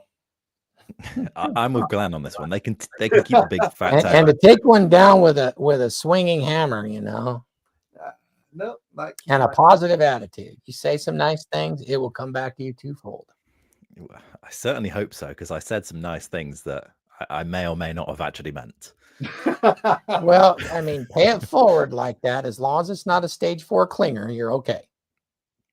Those all can end up like stage 4 cleaners, though. Well, you just made their freaking decade, Look at you, you bodybuilder with the nice fuck muscles, that goes down to your top root. I mean, come on, you made their day or their year. I mean, you did a good thing.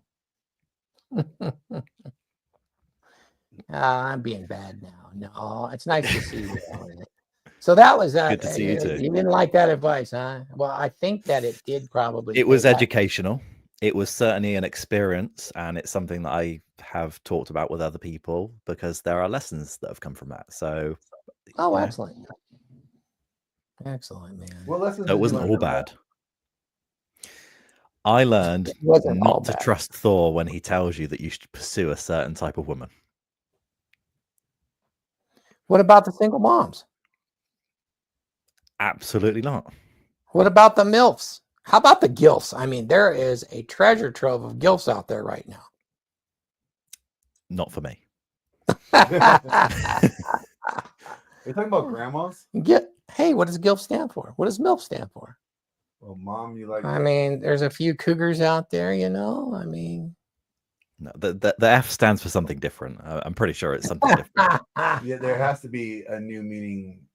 There's got to be a different one. Yeah. Yeah. We'll figure it out, but not today. Yeah. We'll work out the details when we need to. Hopefully, never. It's grandma's in love. That's all it is. Yes. They can love their cat. Yes, that's what they have cats for. There you go. Exactly. And wine, boxes of wine. Glenn understands this. Yeah, box cat. Sorry, box wine. Cat. Well, in your case, Elliot, just make sure you stock up on a bunch of Ambien so you can actually get sleep again. Yeah. Yeah. It's the aftercare that's important. Yeah. So what was your question? The aftercare for me or for? Oh, okay. So my question. It's been mentioned a few times. The word legacy has been sort of, I don't want to say thrown around, but it's been mentioned a few times. Mo talked about it earlier. Sterling was talking about it in that interview as well. But I want to hear it from Thor. Like, what do you want your legacy to be in this space? Good question. I want to mentor men like you and like Glenn and be friends with everybody. And I want to be able to provide some inspiration so that they can have the content to move forward with the spirit of the dragon ship, which is a rising tide lifts all ships, and to project that positivity into the future. And if you look up a legacy, it's pretty interesting, because if you Google search the definition, it's projecting it into the future so that the dragon ship lives on, and that this encyclopedia series lives on in the hearts and minds of those that were fans, and they can take this for themselves. Maybe it's a hobby for them, maybe it's entertainment for them, but I believe it's much more than entertainment, because we have the red pill masturbators out there that just want to watch it for entertainment, and we've actually had those guys want counseling, and you can always tell because they grandstand on all their accomplishments, and then they want to tell everybody why they qualify, and then they want to actually become a content creator. But the issue with it is they just haven't put the work in. Or when you're counseling them, you'll realize that they have that need for the external validation, and you'll offer some advice, and they come back and say, I already tried, it didn't work. Nothing works for them. And that's how they get their external validation. They haven't learned how to self-validate. Much like a generator, you got to maintain it. You got to add oil, you got to add fuel, but when you fire it up, you got electricity forever.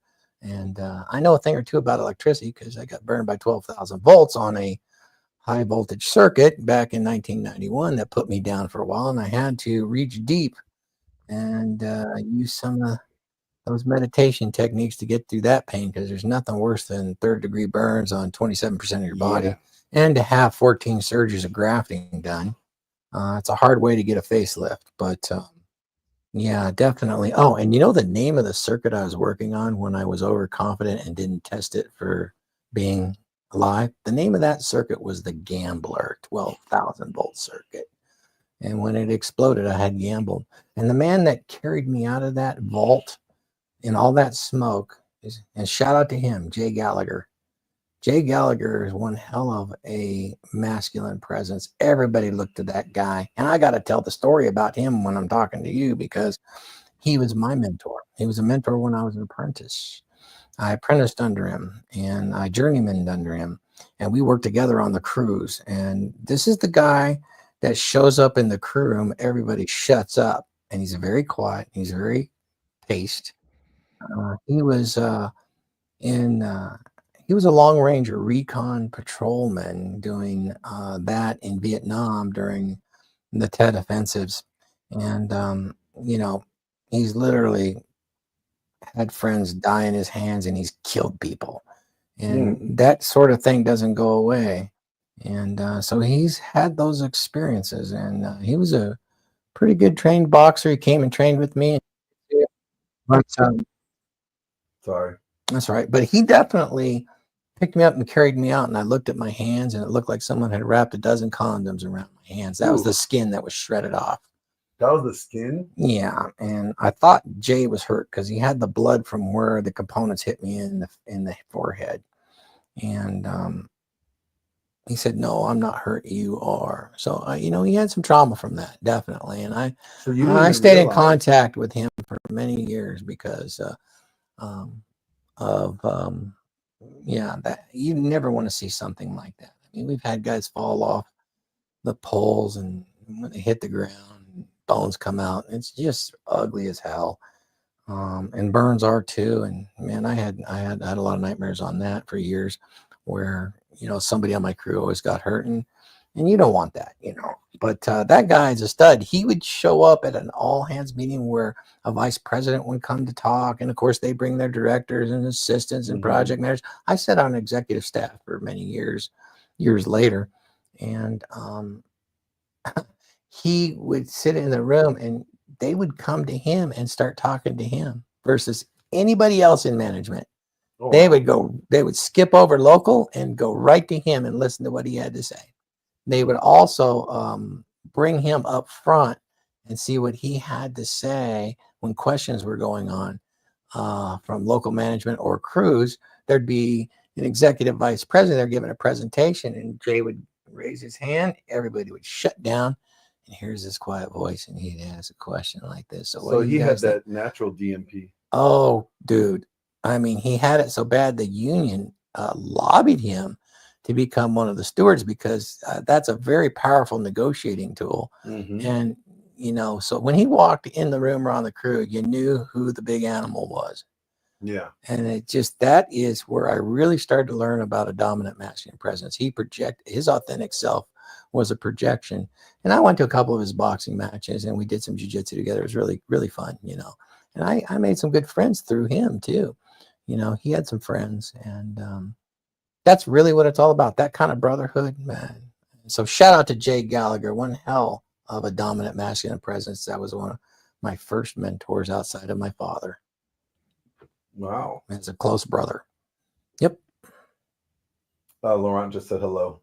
Oh, Laurent. He will be coming He on. needs to, I'd like to see a visit from my buddy Laurent. He needs to get away on a vacation.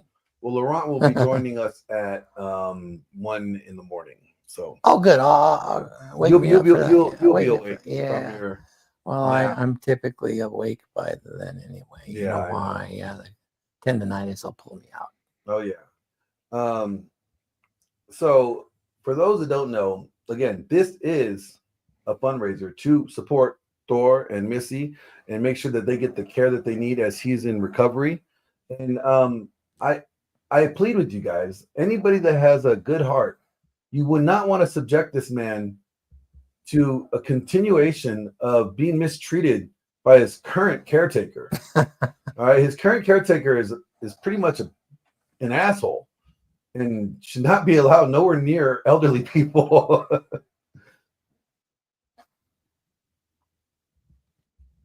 Here we go. So what's it like being a caretaker for RP Thor? Well, let's just say brings back the fight from the good old military days. You know, he could be a very strong-willed individual.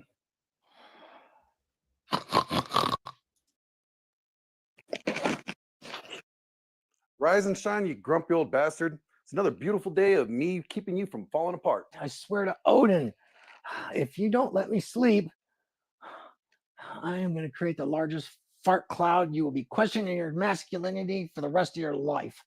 If I ever smell what's brewing in your gut first thing in the morning, I'm quitting on the spot. Get up before I have to drag you out of bed like a sack of potatoes. I'd rather be in a coma than hear you nagging. Trust me, so would I. Now let's go before I start spoon feeding you like an oversized toddler. Will there be airplane noises? No, but there will be threats of violence if you don't move your ass. My approach is be an asshole, complete asshole. That's right. I want him to realize every waking moment that he's alive that I'm an asshole. Here we go.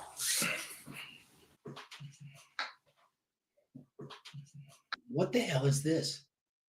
Yogurt. Breakfast of champions. What kind of bitch ashery is this? Look, old man, the doctor said no more greasy food.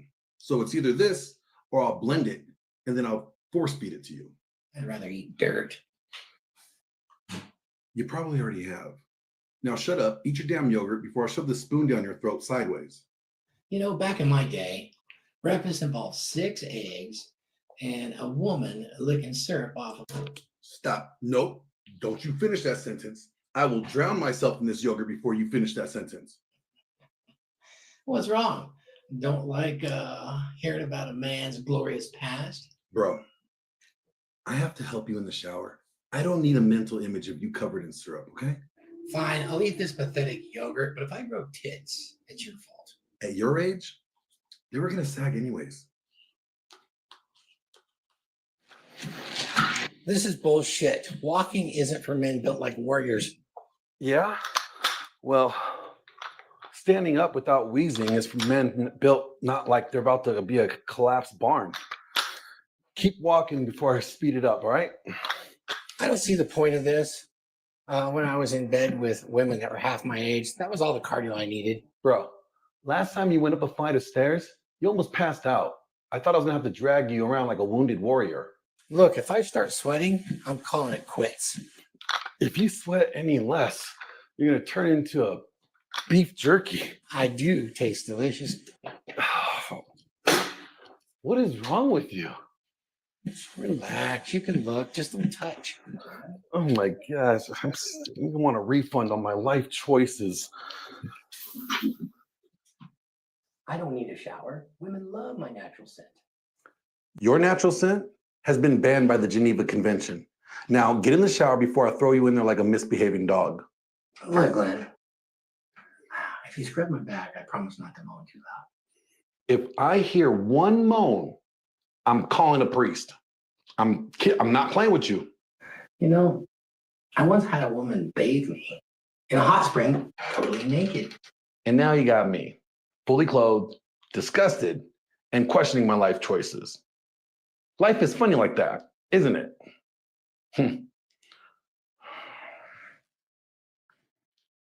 All right. You're fed, medicated, showered, and exercised. I don't want to hear anything unless it's an emergency. Do you understand? Look, I have deodorant on. What if I get lonely and need to canoodle? Then hug your pillow and pretend it's 1983. All right? Son, you know I once had a woman. Stop. I already know where this is going, and I don't need that mental image, okay? What? You don't want to hear about the time I... Good night. Good night. Go to sleep. Ah, my Viking son. Go to sleep. I'm going to go pray. Thank you. Would you check on Melissa too? She gets very tired this time of day. I will. You don't get out of bed. Just stay there. It works. It's good for him. Yeah. You know, I should probably open up like a boot camp for the elderly. Your parents are acting up? Send them on over. Send them over to boot camp. We'll get them straight.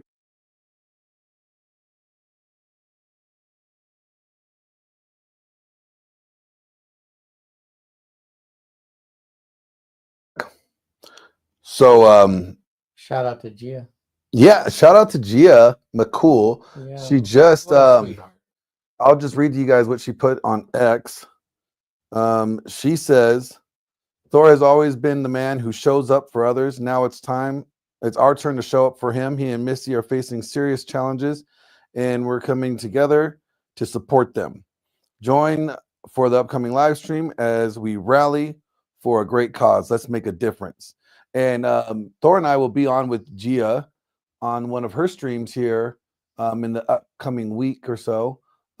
We just had a scheduling conflict that she wasn't able to make it for tonight, for today's stream, but she will be on screen with us soon. Oh, nice. That would be fantastic. I want to make a brief shout out to one of my friends I met online, Imoni Pageant. She is a bikini model, and she has been on a Swimsuit Illustrated. I'm just shouting her out. She's a really neat friend. I hope I get to see her. She was going to come out here.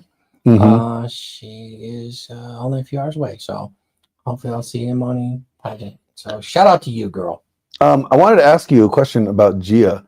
What is it about Gia that I mean, besides, I mean, obviously she's beautiful, but her tweets and her posts, that's what like you caught on to. Well, she invited me to her Telegram group, and I'm reading some of her comments in there. I mean, she expresses a lot of knowledge in this space. Mm-hmm. She's creative. Her husband is on there, so she has some experiences, and some of what she posts in there is very pragmatic, and you don't see a lot of that from the women in the space, even though I am friends with many of them. Mm-hmm. She does her research really nicely, and when I see that, I definitely recognize that. Yeah. I'm an equal opportunity superhero. So yeah, like I think like what's great is that she's basically she's giving them the same stuff as Pearl's giving them, but Pearl says it with a little bit more sting. Yeah, but the nice thing about Gia too, she very much recognizes the draw of women. Oh yeah, that's a nice pair of knockers being shown, or at least partly revealed. I mean, she can't help it; like they're just there. Yeah, that nice brain shot from behind. That I mean, if it's a guy, it would be like a buck knuckle, but you know, as as a girl, you know, the camel is pretty nice, you know. It immediately draws our eyes to it, and you get viewership, and she recognizes the truths of that, and so the honesty about it's really, really nice. You know, it's really important, and she's been flagged as a bad guy a lot. So, you know, she has been flagged as a bad guy. Yeah. You know, and I think that she has been mischaracterized, you know, to be like in this space, or I think she's just trying to teach women like, hey, let me help you. She like with Gia's story is like she married the second guy she dated. Like she's not coming with like this long horror story of dating all these guys and then being, you know, she did the thing that she was like what we advise young women to do, you know, like get married young, you know, and build the empire with your dude. Like Grid, you know, Grid One. Sure. He says he like his thing is he tells guys like, look, if you could find the girl that you know you're gonna get married to while you're young, great. But if you can't, wait till you're 30. He's like, either find someone that's gonna build with you, or build it and then bring them in later. You know, and I think like for today's era, I think that's solid advice for guys, because a lot of these women want it already pre-built. They either want to build it with you or they want it pre-built. And I think, you know, with Gia, she built it with her man. She built that empire together. Well, women, I don't really think get red pilled. They're intrinsically red pilled based on Bertholdt's law. Yeah. That's a big recognition right there. That they have that agency that's available. They get it. Yeah. And in a natural sort of way. Now, getting the actual steps and the conversation going, well, that's a little different. I've seen some coaches out there that are females that really don't give the right advice. Oh man, and yeah. They're really into the prescription side of it and list their accomplishments as their qualifying factors, which is really nothing more than seeking that external validation for the attention. And I don't see her really doing too much of that. She's trying to do it in a creative way. Yeah. Which, you know, I do have respect for that. Oh yeah, I think she's doing great. I think she's a good voice to have in this space, especially talking to women. I think it's refreshing. But you know, moving on. You know what? I was gonna play a video. I should play a funny video, right? Should I do a funny video? Or show your act, or my act, or your act. That's always good stuff too. Oh, your act. Either way. Oh, you know what? No, we're gonna play your affirmation. You want to do it? Yeah. I got it right here. It's, Here we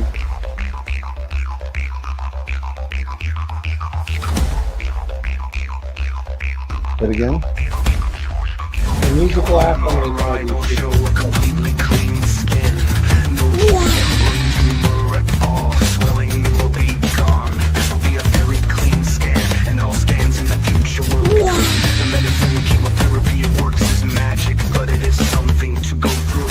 Go through. It's proud and makes you feel good. Energy is returning to your body as you crawl through this valley. Then as you put the array on the magnetic waves, fluctuate and stimulate and help aid the neuroplasticity. Every form of new neurons in the space where the tumor used to be. Or you are the one to beat this, and you have been. Stay the course. Crawl through the valley of death. Swinging your hammer with mighty lightning blows. This is how you. I am Thor, a god amongst men, a force of nature, a survivor of brain cancer. My story is one of power, resilience and triumph. I rise stronger each day, unbreakable, unshakable, and filled with boundless motivation. My energy is limitless, my creativity unstoppable, and my spirit indomitable. Every battle I face, I conquer with divine strength. Cancer is no exception, it was a challenge. I overcame it, turning with more power than ever before. My resiliences are inspiring, my durability unmatched. But it is something to go through and go and even go through and go through and go through. It is something to go through and go and go through and go through and go through and go through. It is power and machinery. My body as you crawl through this valley, then there's you as you could. As we come to the bells for the answer, I return with renewed vigor. Permanent energy and a heart full of purpose. I leave with power, I heal with my presence, and I leave the world better for having known me. This affirmation embodies the essence of Thor's divine strength, his victory over cancer, and his impact as a superhero figure to those around him.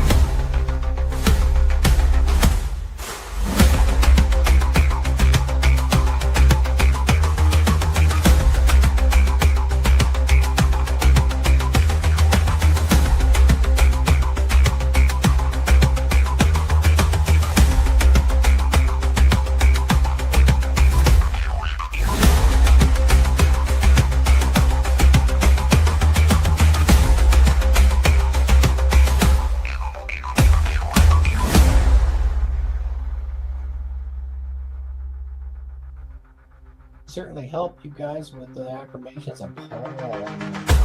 What a great.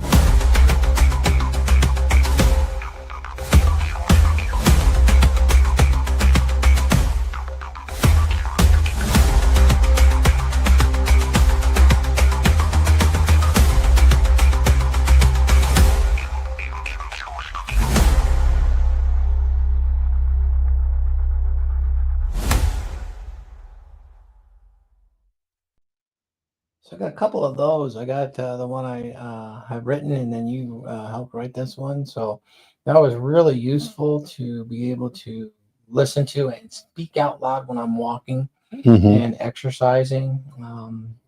Thanks to Paul for his mindset. He helped formulate that mindset to do that, and it's very powerful. And when the chips are down and you need to stand up, Yeah, that works. I want to shout out. We got 258 viewers right now live. Skull. Thank you all joining us. We are here for those that are just tuning in to fundraise for this guy right next to me. He and his wife been having a rough couple of years. He just had diagnosed with brain cancer, and he has gone under the knife twice, and he's kicking ass and taking names. And we want to be able to help them get the care that they need as he's in recovery, you know, because he has a lot more shit to do. And, you know, we want to stop subjecting him to elderly abuse, to this guy having to help him. My adopted son, in myth, he was holding everybody accountable, and he was able to lift the hammer and kill Fenrir, the world wolf that was causing Ragnarok. And so this man is definitely trying to hold me accountable for sure. And he was definitely one of my sons that as soon as he heard, without being asked, came to my immediate aid when I went to the hospital. And when they finally released him from the hospital, that was right there, and very, very useful. I was not even able to stand and or in tremendous pain, and he'd walk in there and talk to me and inspire me. So remember I showed up on New Year's Eve? we did. Like it was like late at night. Well, it was like 10 o'clock. Right, ring in the new year. Yep, we sure did. We weren't launching rockets, but we were doing branch here. Somebody was. Yeah, I know. Well, yeah, that's for sure. Well, I wanted to see if you and Wraith wanted to have an old man talk. No. No? Okay. An old man talk. Yeah, because you guys are both, you know, old. You guys could talk about like being gay and, you know, icy hot. Like being gay? No, Not that being doesn't ever gay. come up, no. No, icy hot and yeah, massages. Wraith, I got a question for you. Do you go and get pedicures? No. Okay. I thought you said it was a thing. No, I've never said it was a thing. Not you, this guy. No, remember you're like, you took me with you. You're like, go get one. I was like, I will take you to get your nails done. I'm not getting my nails done. Now, do I keep my hands nice. I try to, but no, I don't go. I don't go have it done. No, I was able to do it for a really long time, but for the last few months since the surgery, yeah, we've been able to do it. And of course, Missy, being paralyzed, she can't do it. And I couldn't do it. I ended up bruising the shit out of myself. And yeah, so I had one of the pedicure girls do it. I mean, parts of it were really nice, but parts of it were not fun at all. So yeah. Well, the difference being, he's Norse and I'm Scottish. And that's Scottish people. We don't spend money on stupid shit. Yeah, you think that's stupid shit, huh? Yeah, well, you work with your hands, right? You take care of them. I quit trying to be pretty a long time ago because I knew it wasn't gonna happen. It's not about being pretty, buddy. It's about keeping that shit from going into your skin and bleeding. I'm all good. Yeah, that's good. You guys sound like a bunch of grumpy old men. Well, we are. Oh man. Well, come on, man. We're in our 60s. Both seen many days, some better, some worse. Yep. So, should we play the video of Crowder again for those that are just tuning in? Yeah, that's fine. I mean, we don't have more call-ins, do we? Not at the moment. So Okay. let's play this. Hey, Thor, Missy, and family. Steven Crowder here. Sorry, I look like a bum. I had to duck out. My dog got stung by a bee and is in the emergency room. And then we realized he might have been attacked by like a bobcat or something. So we thought we fixed it with the bee. Turns out it may be the bobcat. But the point is, it's all small potatoes compared to what I know you guys have been going through. Pearl filled me in on the story, and my prayers are with you. I know people say, oh, what does that do? There's not really much we can offer other than thoughts and prayers. And of course, our finances. But, celebrities don't do that. I'm not really a celebrity, but I like to consider myself a celebrity. So I figured this video is enough. I think that's how it works. You do have one thing going for you. Your name is Thor. So, like, the writing is on the wall there in the sense that you should be able to pretty much beat the ass of anyone or anything. Like, the point is, this all ends well comparatively for a guy named Thor. I'm not named Thor. So, my dog gets swiped at by a bobcat, and it just, I lose my mind. But I really do hope that you guys reach your goal. My heart goes out to you, and my family will be praying for yours. Godspeed. And eventually, they're saying that, like, I think 40 years from now, cancer will be a thing from the past. But that doesn't help any of us, and that sucks because that's. But it's good to know in the future. I'm not helpful with these things, but sending love your way.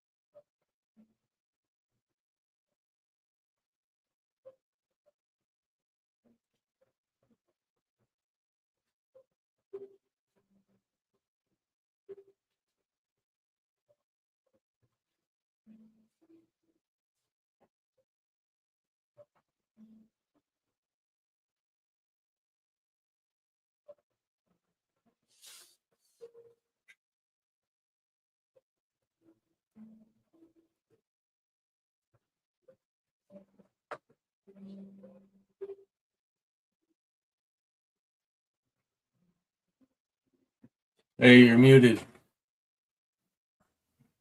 There we go. Yeah, so thank you to for Steven Crowder, because I look forward to talking with him in the future. He's been mistreated a little bit, but he's a good man, and definitely appreciate what he just did. to help out like that, and I understand.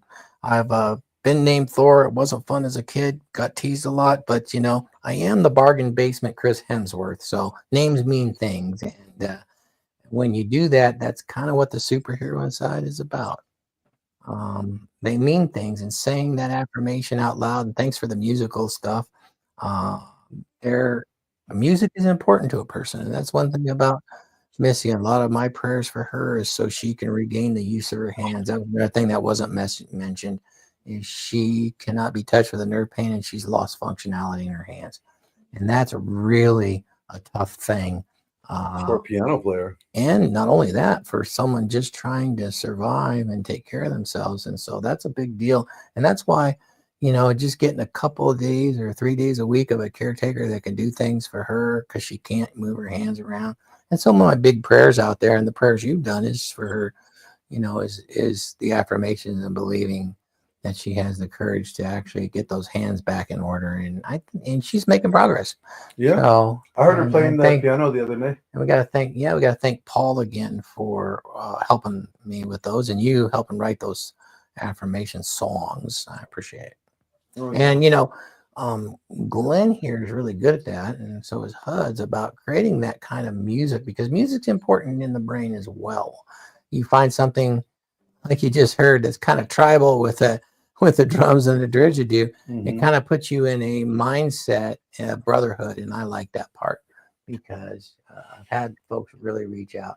I can't read the chat if people have We questions. got Clary, or we got Paul coming in. He says Clary's going to go ballistic when he reads Thor's new book and finds out Thor talks about affirmations.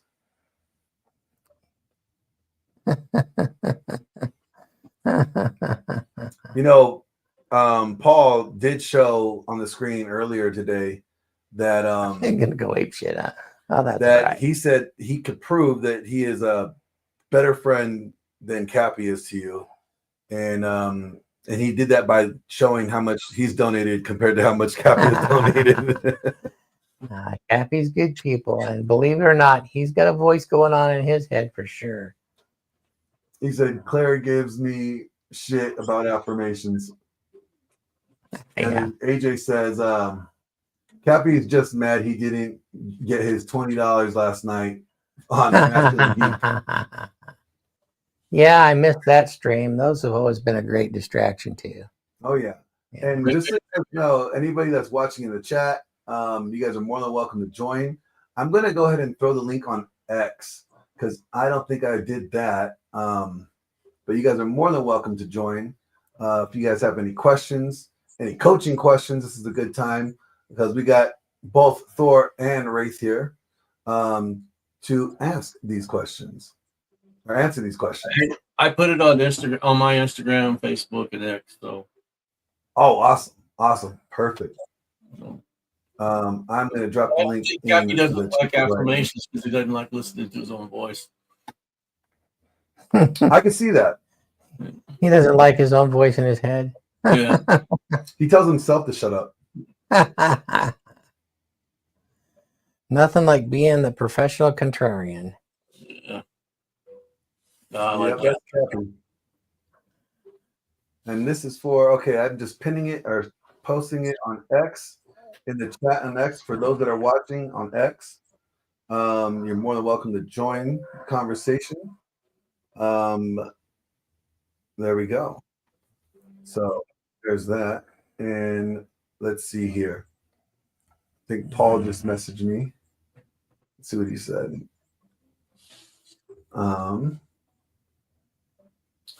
Let's see. Nope, not there. Let me grab it from my phone. So Paul says, or AJ says, I'll be back on the early morning hours. And he'll tease the new book. Oh, that's right. AJ's dropping a new book. And Paul just sent me a screenshot with Claire's donation versus his on X. Here, let me grab that.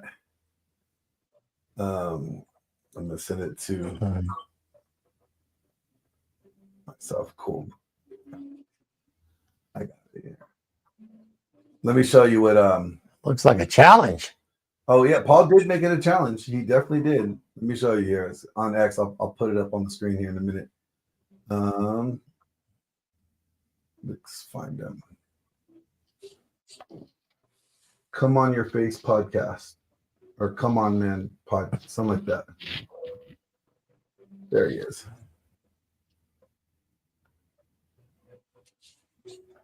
Watch this.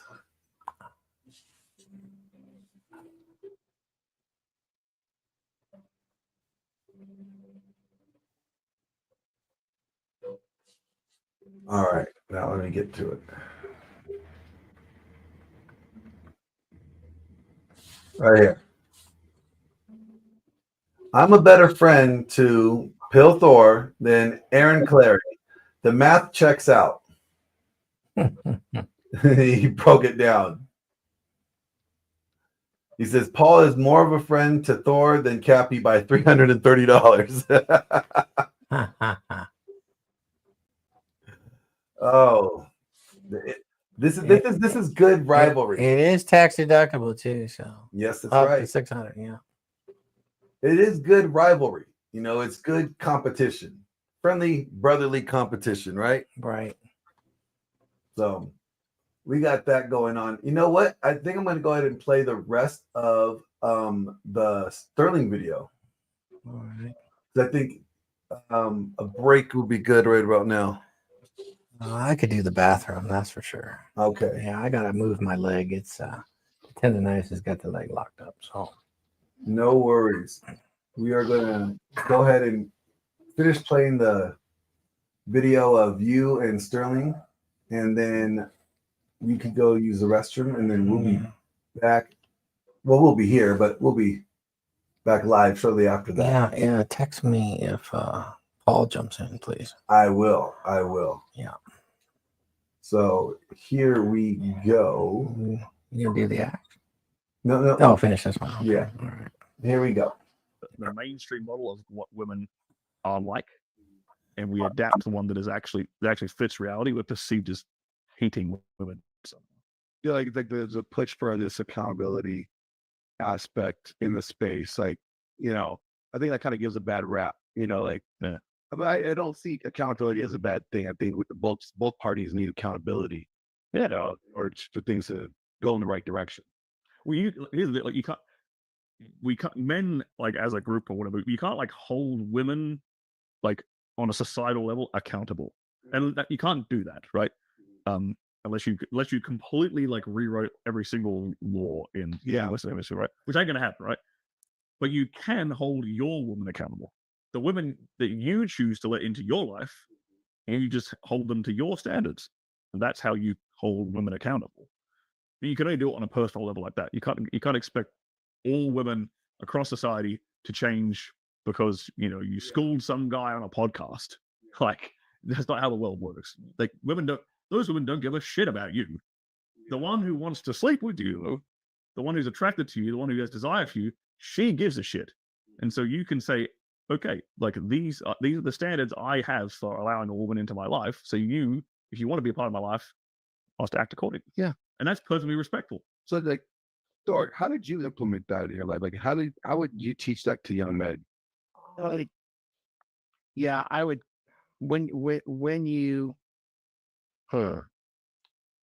So when you're dating and courting a woman, I would be, once you get past that point where you've had the sex, things are going well, early on, direct approach. Just like he said, they got to understand what your ultimate desires are here, because they're going to come at you, and maybe there's a different time for everybody to talk about it. You're going to get to talk from the woman. Hey, where's this going? I'm catching feelings. Now, the funny thing about it is that when single guys I've counseled hear it, I want to hear your take on it. And I want to be a player. I'm going to have all these girls, but it's some large majority of those guys, after they dated a girl for a little while, guess who catches feelings? The guys do quicker than the girls. That's that is reality of a round mill. That is not dressed up. That's dressed down. Oh yeah, that's the truth. But, and then the whole player thing is brought up because it's sensational. It gets clicks. Yes, it exists. But with the guy catching feelings like that, I think men ultimately want women to like them. Even though we get into this space because we want to learn about it, because we like women, ultimately they would like a woman to really like them and invest in them. And I think that leans on our history, like kind of idealizing love. And even though women aren't really fully capable of that, we still want them to like us. Yeah. So with a young guy, how I would counsel him is to understand yourself, be the best you can be, go live the dream. And if she wants to come along for the ride, say, hey, you want to hop in the back of my Harley? This is what it is. It's the size it is. You do it this way. You don't step off that way because you're going to burn your leg. You lay it out like that and say, how do you feel about that? You on board? Come on, let's go.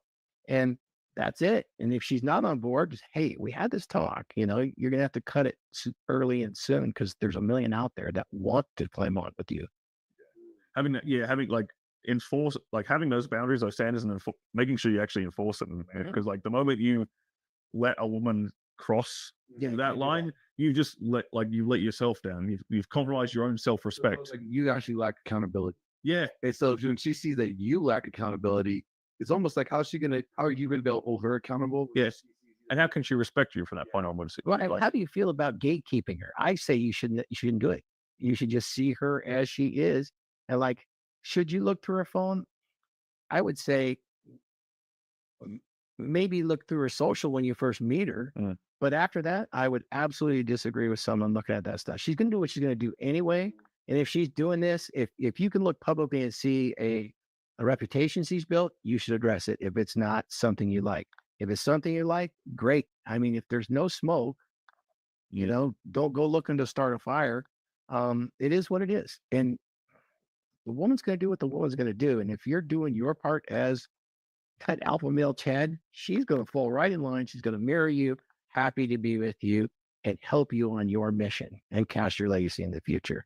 I just haven't seen, I've seen this strange thing where guys will get into, here's my checklist. Now let me go look everywhere to make sure you're doing it. If you look long enough, you'll find some shit you don't find. Yeah, I see what you're saying there. You'll find shit you don't. Yeah, when you're looking, the paranoia is gonna like find something. You will if you look long enough, and then you'll start thinking, shit, what else is there? You'll start making. And you don't have to live a great life, because if you get the perspective of she's gonna do what she's gonna do, what do I see in general? That's pretty damn good. Great, let's freaking go on this as long as we can. And then if something pops up that's pretty serious, now it's time. It's not just time to gatekeep. It's time to open the gate and say, here's the door. Yeah. I'd say like her level of compliance on things is a good indicator of of that. Like, you don't need to go you could go looking to like, places where she's fucking up. But in general, if you're saying like, oh, do this way, do that this way, and she's just, even if she disagrees with you on it, she still does it. Yeah. She's complying like that. She's falling under your she's following your lead. Yeah. Like she's trusting you, right, with your decision making. Like, I disagree with you, but you're the man of the relationship. I'm doing it this way because you told me to. To me, that's a giant green flag that she doesn't have any desire to do anything else but follow my lead. Oh yeah, or she does that. Reward her with it. Emotional release, whatever it is, you need to play that up to some degree. I know we have rules around 2/3, all that sort of stuff. But if she's doing something like you said, make sure in a subtle way she knows that you're happy she's doing that. That makes their day. Yeah. What would you say, since you're the old man here? Let's face it. I know you're like 1,000-something years old. Just Thor the god. And I'm pretty young for a just below average. Oh, about a month's man. Okay, sorry, my bad. Just a teen, actually. When you look at the space and you look at like Sterling's influence in the space, what would you say is like? How do you see it? Like, how do you see him? What do you see he brought to the space? Oh man, emits. Thank you. I'm really proud of you, dude. I mean, when I met you, you're just a t-shirt wearing, adult actor, living his life, having fun, but you have your struggles just like anybody else. I learned about your educational background. We spent time together, and I could see you were on a grind. Heck, you were on a mission then, and I could tell. And I'm just like, cool, man. Let's see what this guy does. And I think he's really important because he's kind of transcended, his past in a lot of ways and put himself at a very professional level. He's had all the big podcasts. His message has been very consistent and congruent in this space. You put your time in understanding the basics. Red pills of praxeology. It's got what, maybe a dozen maxims. and tenets based on some long running studies that appear to hold true in general on that bell curve that work very well in your life. And it's not a religion to you. It's not a philosophy. You're applying those principles in your life. And not only that, the self-improvement thing that you've been through is a great example for young men to follow. Proud to see you do it. You know, if anything, I taught a lot of apprentice linemen to keep themselves alive and provide for their families. That was my original career, working with high voltage. And I've seen some of those guys do really well in their careers, contractors moving up the corporate ladder. And it makes me feel good. I don't need any credit for it. You just take the credit and do it. And I'm happy for you. You know, in fact, I'm not even a part of it other than to sit there and say, go get them, man. I'm sitting on the sidelines in some cases, or having lived some of it already. I just recognize, you know, especially in a couple other guys that we know, they're doing really well right now. So Sterling's really actually important to this. He has pretty much met everybody. I think so. I think you met everybody, huh? Now, I mean, now. now. Yeah. And I mean, from the Tates on down, you know, I mean, maybe there's some of the outlying black pillars you haven't met. Probably. Because they're a little bit, they're a lot more negative. Oh, yeah, I met Joker. Joker. Oh, I don't think you're talking about, you know, I think he's good. I mean, he's cool. I get along with everybody, you know, but I don't hear he was in a bus for a while. Yeah. Yeah, the guy made that video of You know, yeah, I like some of his stuff, man. He's friends with, I think he's friends with Cappy too. Good friends with Cappy. Oh, really? Yeah. It would look like they were both be friends. It looked like they live in the backwoods. They're both woodsy guys. Yeah. But no, they're cool. But so yeah, I think you met everybody at the CME. Did you go to the last CME? Nobody. Yeah, that is. No, the one where I was at. Yeah, that was good. That was good. What would you guys say? Like, we'll wrap it up right here. What would you say, like, the messages that you guys want to leave behind in the space overall? Hey everyone, Emerald Lagasse here, and I'm so excited to tell you about my biggest air fryer yet. Introducing. Well, if you're asking me, it's the same message I have for the Dragons, and welcome new Dragon over here. But we'll do this. He's really always been one. He's been in the Dragons before. We did Game 9000 lectures together. It was very good. In fact, that. But I didn't have a it wasn't official. I didn't have a cut back then. But no, I mean, that and the Dragon ship is kind of a brotherhood. And what I'd like to leave in the space is that we can set all our beefs aside. Actually, it's good sometimes that we do have beefs and work things out face to face. Don't hide behind, you know, text. Be a man, get together. If you got a beef with a guy, just talk to him straight. And the philosophy of the Dragon ship is, well, it's an old one. It's an old Norse one. And it is rising tide lifts all ships. And so we are that rising tide. So we'll spread this to other men, and other men will wear the cut that you brought into it. And so is it a movement in that sense? I suppose it would be, but it's a very positive movement, because by lifting the men up and doing what you have done, ultimately helps the women in your life live a better life. So you can honestly say that Thor's legacy is actually to help women. Really? Yes, the hoes, even the hoes we love. Because by being strong, powerful men that have a dominant masculine presence, we actually make their lives better in all respects. So that's the legacy I'd like to leave. What would you say, Sterling?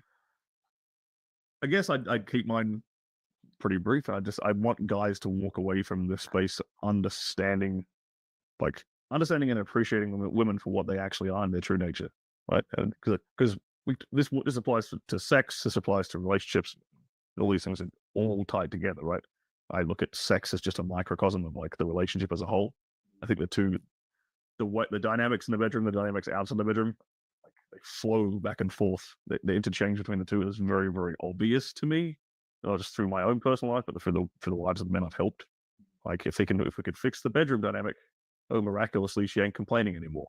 Miraculously she's doing dishes now. All of a sudden she started cooking and cleaning again because you gave her a fucking orgasm. What a fucking big deal, actually. Because you bent her over, spanked her ass, told her she's a naughty girl, pulled her hair and gave her a good dicking.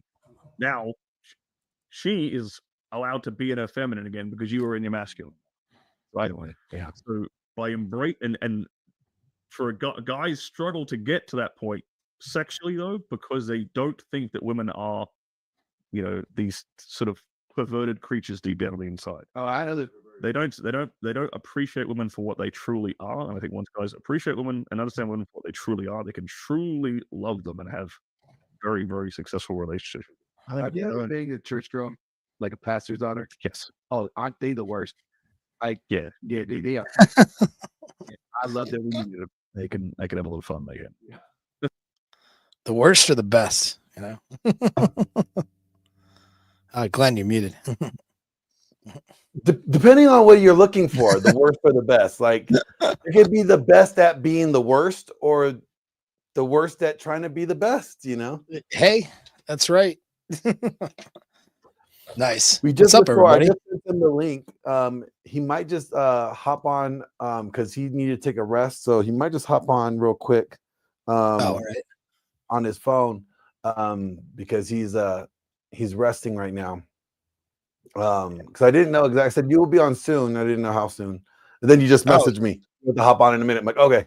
But welcome, Paul Thanks, Benjamin. dude. What's going on? What's up, Wraith? What's up, Vid? I can't read your fucking name. Vidar, this is Thor's brother. Oh yeah, dude. We met. That's cool. Yeah. Nice. So how's this thing going so far? I haven't been paying much attention because I've had a busy day with other stuff, family and stuff, you know. No worries. I can tell you right now, we have raised over 15,000 so far. Nice. This is a continuation from last year's fundraiser. I never ended the fundraiser.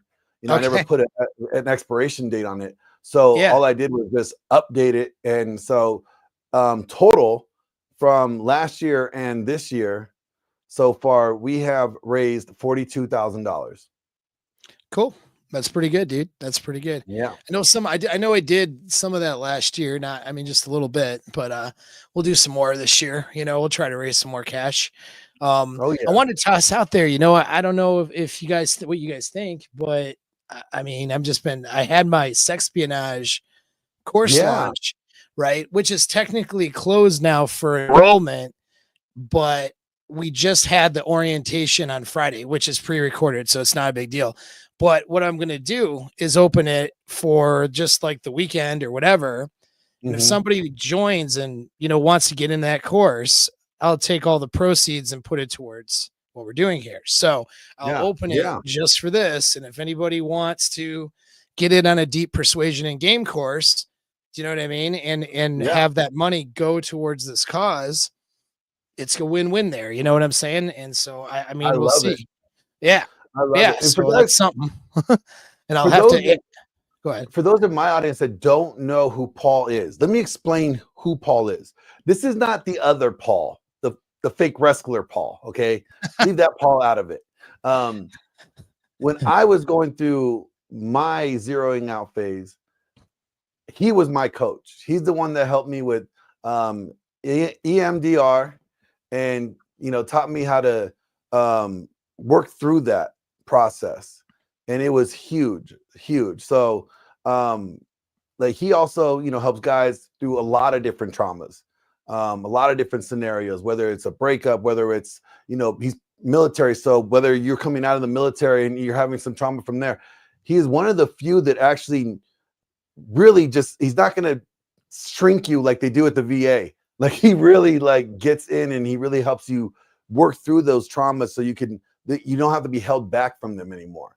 Yeah. So can you tell us a little bit about the sexpionage course? Yeah. So part of my training is in psychology, went to, you know, university for all that. And, but my work in the government, I went and I got to work in the special operations community.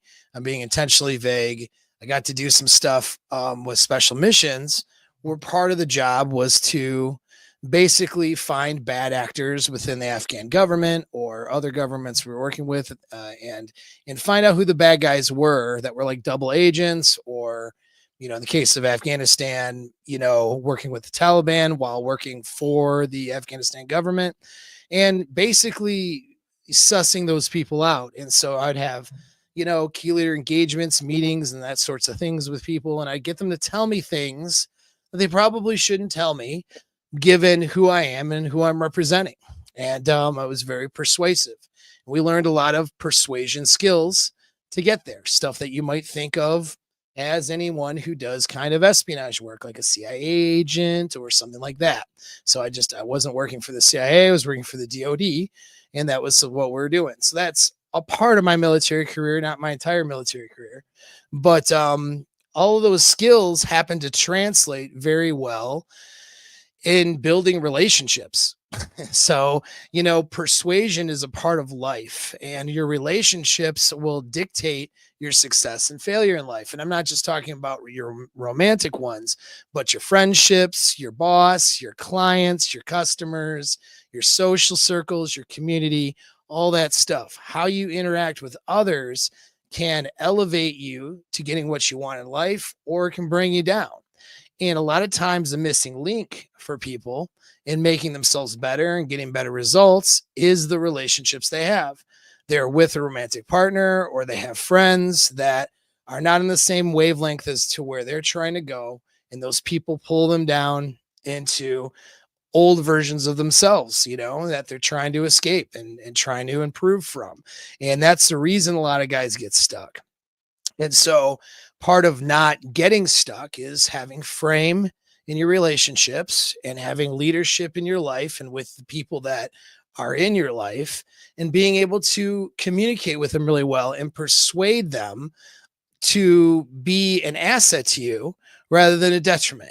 And to do that in an authentic way where you're not like using people who are doing divisive stuff, because obviously there's a big difference being on a mission where you can be deceptive, or like a police interrogator or something like that, and dealing with your romantic partner or dealing with your family or friends, right? So you want to be able to do this in a way that isn't involving deception or manipulation, but is instead building an authentic relationship. And so that is what all these skills are. They're all these persuasion skills that'll help guys be able to do that and connect with others better and get better results in their lives. And so I got a variety of people in there for different reasons. A lot of people are in there to get the girls, but other people are in there, to do better in their sales stuff, to do better in business, to do better with negotiations.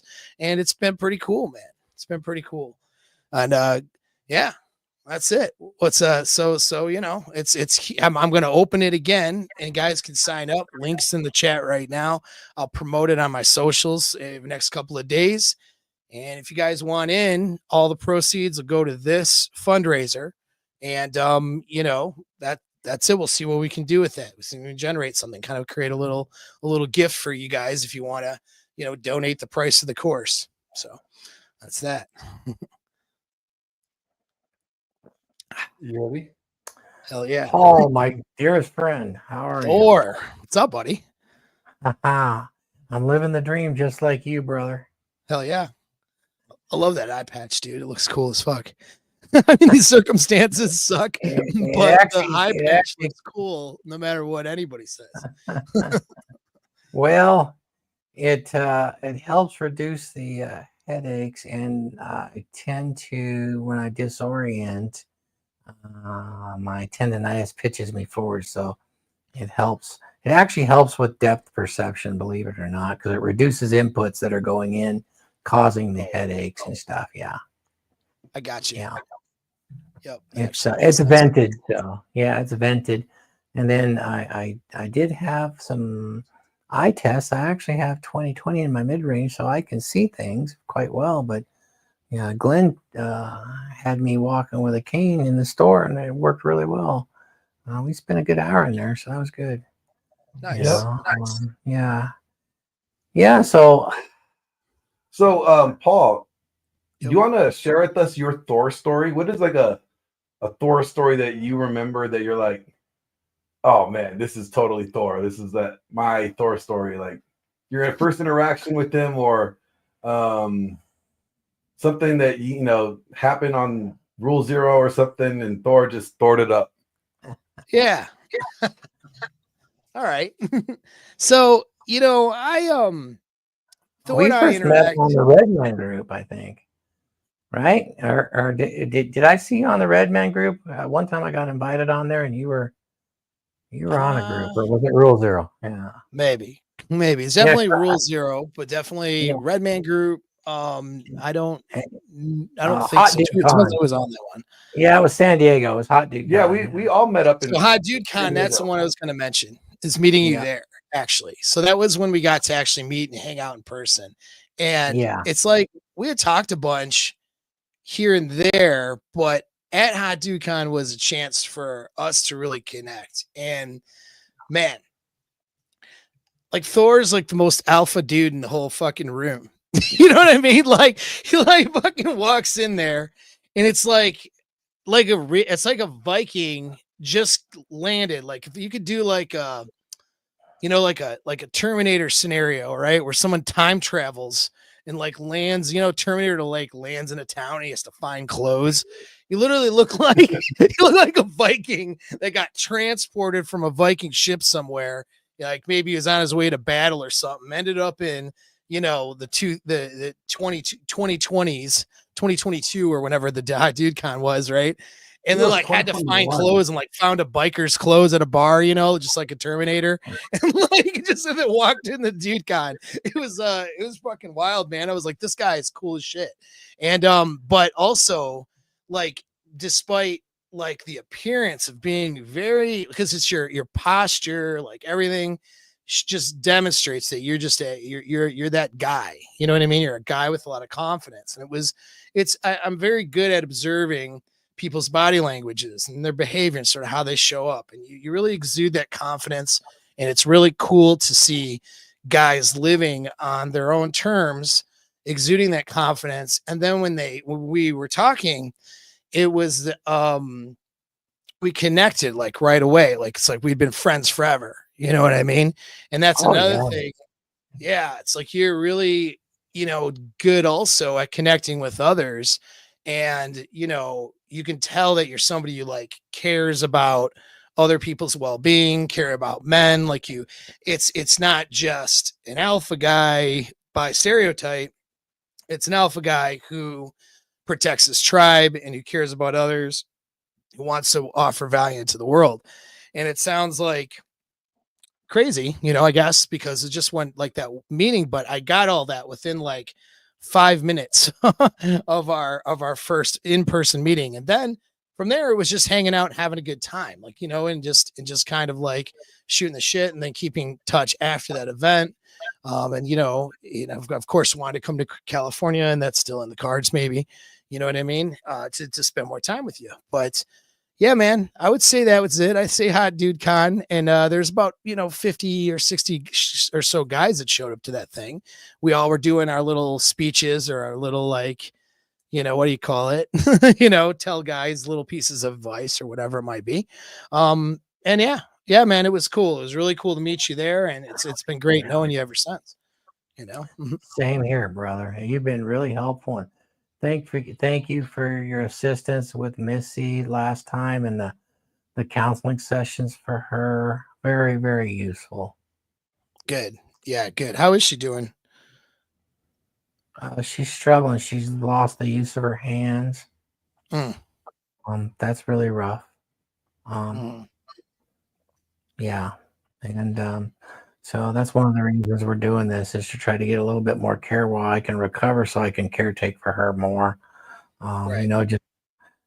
Just like I had said before, $100 will buy a couple of half days for her to get somebody in here to help her. And just that, and her, she can't really take care of herself at all. So yeah, we're working on that. There's definitely the nerve pain is so bad she can't be touched, and that's really rough. Yeah. Right. But we got her doing some affirmations too about playing the piano again, and we got her pushing in that direction. But yeah, just regular daily routine stuff. But you guys would be surprised how difficult it is when a spinal cord injury. Yeah. Yeah. It was a lot of struggle with her. Just having a constant pain, Yep. just kind of pain in the background. But man, she's a fighter though. She really, is handling it like a fucking, female warrior, man. Like, I don't know how else to say it. So she's really handling it better than I could imagine anybody handling it. So, and I know some of those hypnotherapy sessions helped. I mean, obviously you got my, Yes. just hit me up and I can do more for her. It's not, it's fine for me to do that. Just to help her with that pain management. You know what I mean? Oh, I appreciate that. Yeah. Yeah, of I course. think the affirmations are starting to help. I just got to get her to believe, and yeah, that's it. Yeah.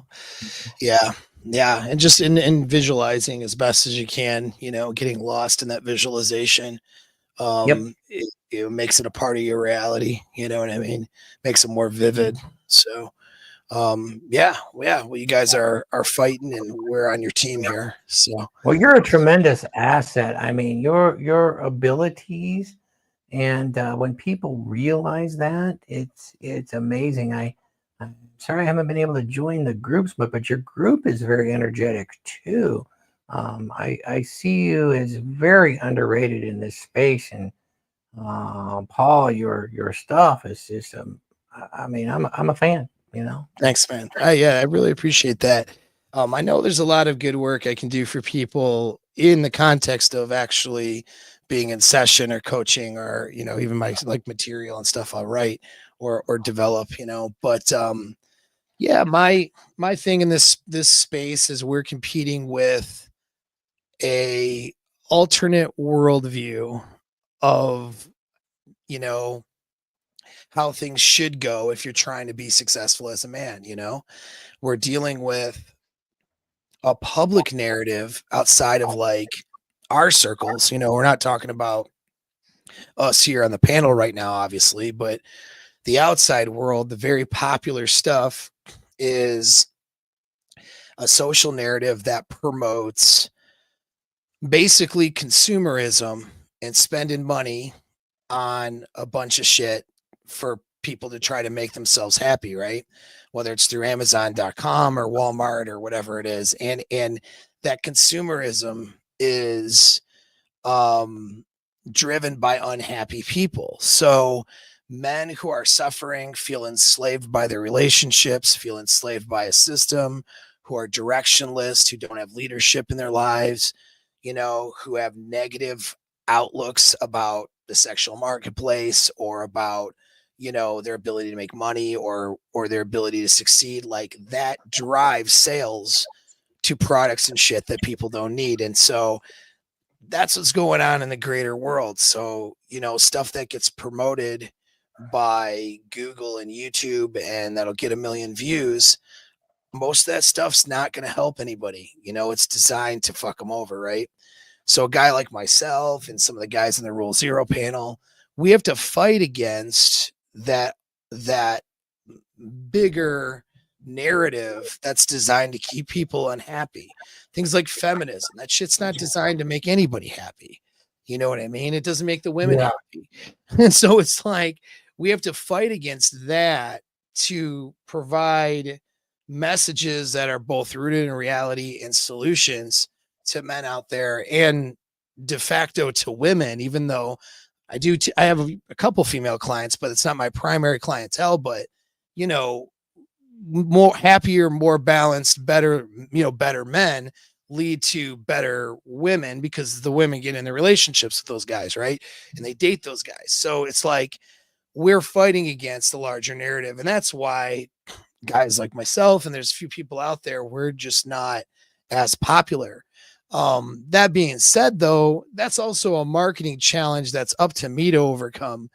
I have to figure out how to navigate this world that we're in order to get my messages out there to make the company of Apex Mindset grow into a big thing where we can help more and more people, where I'm not the only coach and I got other people I can train to coach, to work with guys and to make guys do better, right? Like that's the dream. And it'll get there, but that's the challenge we all have, whether it's, you guys on your YouTube channels, got Paul Bauer over there with his podcast. I see him off in the comment section, and he's got his books, right? Like we all have our little corner of the universe where we're trying to help whoever we can help and make, and survive financially while doing it. And the bigger we get, the more of an effect we can have. And then And the sad thing is about you though is like you're shadow banned and you don't ever have any beef with nobody. Like you don't ever have, you don't even I should say start a anything beef with somebody, bad. maybe. That's the crazy thing. Like you're the nicest person ever. I And know. you're shadow banned. Like I don't know why you're shadow banned. Yeah, I don't know. Well, you know what? I think some of it is this. Here's what I've come up with, because as learning about, I've learned like 10x more than what I knew a year ago as far as internet marketing is concerned, and YouTube stuff, and hopefully I'm executing things now I wasn't before. So hopefully in a year it'll pay off, right? That's the idea. But it's what tends to get promoted is extreme narratives on two sides. So like if I brought like someone like a Destiny on, and then I argued that women shouldn't have the right to vote or some shit, and he argued that all men should serve women and be bisexual, and then that was like the argument because that's Destiny, right? And that's the argument. That's the argument we have on the internet. That might go viral. Here's the thing, though: nobody's going to take me seriously as somebody who could offer advice or help them. I'm just a talking head arguing with another talking head on an extreme position. So that stuff gets the views, it gets the attention, and the algorithms will promote it because it doesn't take away from like a serious narrative that goes against a certain ideology, which is basically right. And it's basically a gynocentric feminist ideology that YouTube, people have. I mean, in the Google people have it, and that's fine. But unfortunately, that does affect how they choose to censor other people and what they choose to allow to go through, And so sometimes the more extremist people will get the attention because the idea is that nobody's going to take them seriously. So they're kind of putting up a straw man in a way. They're allowing a straw man to go through, and then they say, oh, see, that red pill guy is a huge douchebag and really extremist, and then that steers people to more of their worldview. When somebody comes out and they're reasonable and they have actual answers and they're balanced, and if people were to follow that advice they would do well, but the advice doesn't go with a gynocentric narrative. So it kind of proves that a female-centered, girls rule the world, boss girls everywhere, worldview is actually not good, and that there's another better, different way. And when people get better results with that, or they follow that argument in a serious way, that's way more threatening. And so I think, I think that mid-level channels, or like mine, where I'm over 10,000 subscribers, but I'm not even at 100. In fact, I've been fucking stuck at the subscriber level. They just unsubscribe people whenever I get new subscribers. It's like, what happened? They're like, oh, you have new subscribers? We're getting rid of your old ones. See, that's exactly, dude. I'm not even kidding. That's what's actually happening right now. And some of it, maybe people just don't like me and they unsubscribe, right? But I get a lot of people who will be like, yeah, dude, for some reason, I'm not subscribed to your channel anymore. I had to hit the subscribe button again. What the fuck is happening? You know what I mean? And YouTube so does that. It does that from time to time.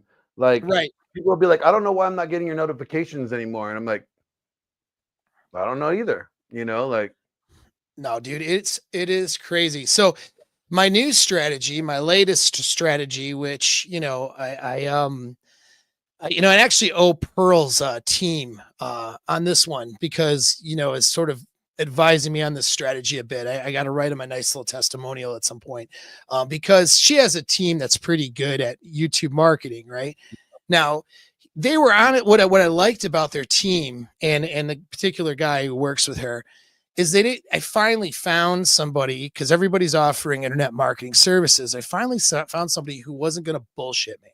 It would tell me the truth, right?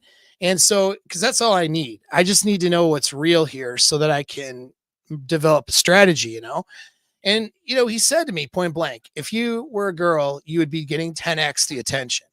If you weren't like, this is device to say, but if I'm not a white dude, not a white dude, right? You weren't Like this bald, meaty son of a bitch. I would. It's harder for them, the people that are deciding, because just so everybody listening does understand it, it's not, there's an audience that drives you, people like or not like, but in between that is an algorithm that's deciding and choosing who to show your stuff to. And so in the beginning, it's supposed to go, they show your stuff to your own audience. Your own audience responds well, then it goes to another batch of people, and some percentage of those people are new people. Then based on percentage of clicks and views, that's what's going to cause your video to keep going more or less viral, right? And watch hours and click-through rate, that all factors into whether or not your video is going to get elevated to the next, I call it like a sphere or circle of influence. Like your immediate circle of influence are your subscribers. And then the next circle will be like similar influencers that your subscribers' friends may be watching. Yeah, and then that's how it's supposed to go on that. Yeah. Yeah. Now, what they can do though to fuck you up is they expose you to new people that aren't in your niche exactly. And so that's one thing when you come up with maybe keywords that they want to censor, and it could be at something, and we don't know what those keywords are. So it could be something as simple as, I'm helping men do better, or something like that, like helping men versus helping women, or, here's how you get more women, or something like that. That could be a keyword, whatever. And so enough keywords happen. We don't know who they're exposing me to audience wise. So if they expose me to an audience that is not going to look at me favorably, then my click through rates won't be the same, and my watch time won't be the same. And so that's how they'll fuck channels up. And then in other ways too, they'll just cut. Like I've had stuff going viral, like, and then I have like a tremendous amount of fucking click and watch time, like in the beginning, and then after a couple hours, they flatline my video. And so those are signs that the algorithm doesn't like you. So to get around it, I'm doing a volume approach, or basically I have to work 4 times as hard. I was trying you're flooding the street with content. And Yep. And then as I do that, I'm getting better, and I'm figuring out but basically I'm trying to figure out how to get through, hack their algorithm through titles, thumbnails, and that first, for the audience, it's the first 10 to 30 seconds, but for their algorithms is the first 5 minutes. How do I hack through this where I talk about something in such a way that the algorithms just start promoting it to the right people? And occasionally I'll hit, like I got, I think I'm closer to 60,000 maybe now views on a particular video I did in December. Right. So like I have a couple videos that are a couple 100,000 views. I don't know why they're not translating to subscribers in the same way, but I think there's that other thing where they keep unsubscribing people. So I don't know what's going on there, but I'm not really that concerned about subs. It's really because that doesn't do anything for you. Yeah, subs are a vanity metric. They really are. And so then I'm just like focused. Unless the subs equals dollars and cents. Right. It doesn't add up. It doesn't matter, and they're not basing, they have a few subscriber milestones, but once you meet those, which I'm already pretty much, my next subscriber milestone would be 100,000. So it's like 10,000 is a milestone where the algorithms pay attention to you more. And then 100,000, they really start paying attention to you. And I made a mistake too on my channel, which is I managed to get flagged somehow. I don't know, just being in Afghanistan and talking shit, not really censoring myself, not really thinking about this stuff. That was one of your old videos, though. What's that? Was an old video. That was one of your old videos. Yeah, but what happens is right. I know I had hair then, dude. Well, what happens is though, I think, and I'm just speculating, but I've been told by others who know more than me that it's kind of like getting flagged by the government or military, right? Like you can go get by without a flag as long as they don't notice. But when they notice, now, okay, there's something there. And so for some reason, it seems like I'm on a red flag list of some sort. So I'm just hoping that by taking a volume approach, I break through that somehow. Either way, at least it's helping build a little bit. If I'm doing, let's say an average of 1,000 views on per video. Well, if I'm doing 5 of those a week instead of, just 1 a week, right. And let's say 200 of those people are brand new. Well, I'm getting in front of 1,000 new people a week instead of, just 200 a week. And then I'm trying to move people to my community, which is a free place to go. And I do respond to my stuff there and I help guys there. And that part's free. Obviously there's people in paid programs there too, but if I can get them to my ecosystem where we're away from censorship, now we can thrive, answer questions. Guys aren't worried about getting canceled in their lives. You know what I mean? Because they can use, I always recommend that somebody uses a little bit of a different last name or something like that, even though it's a closed forum and I'm not sharing it. I'm not sharing their posts with people or their identities, but you never know, right? So you get on the school community, throw a little like you use your middle name for your last name, some shit like that. And you could post whatever you want. You're not worried about getting fired from your job. You're not worried about the wrong person figuring it out. And I think that's a good place, and so that's just what I'm trying to do to combat all this shit. I think things will get better with the new election, but it's going to take some time, dude, before it really hits. You know what I mean? Oh yeah. I want to remind everybody, and Paul, you haven't seen this video yet, but this is why we are here today. We are here to fundraise so that Thor doesn't have to be subjected to elderly abuse. All right, and he's getting abused by, well, me. Here we go. Oh no. Oh no.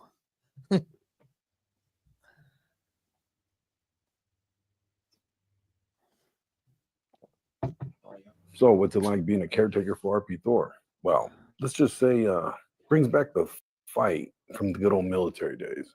He could be a very strong-willed individual.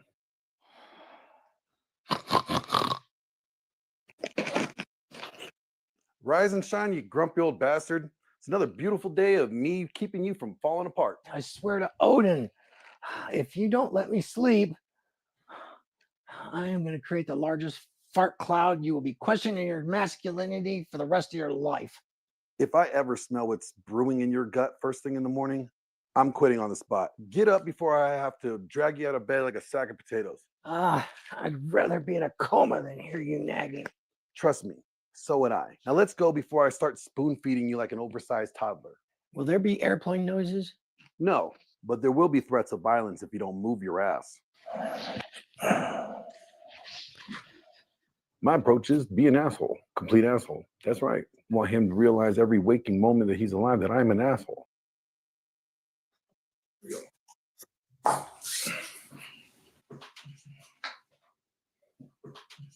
What the hell is this? Yogurt. Breakfast of champions. What kind of bitch ashery is this? Look, old man, the doctor said no more greasy food. So it's either this or I'll blend it and then I'll force feed it to you.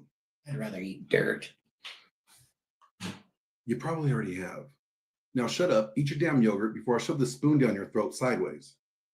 Back in my day, breakfast involved 6 eggs and a woman licking syrup off of them.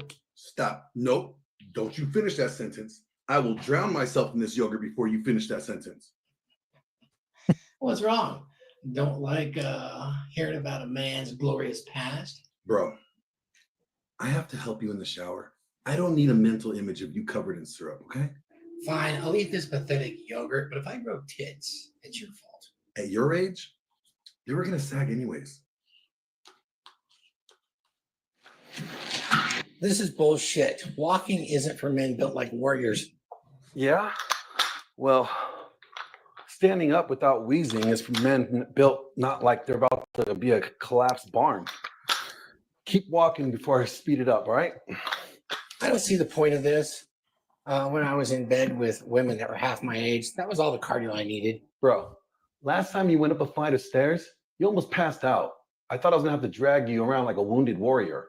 Look, if I start sweating, I'm calling it quits.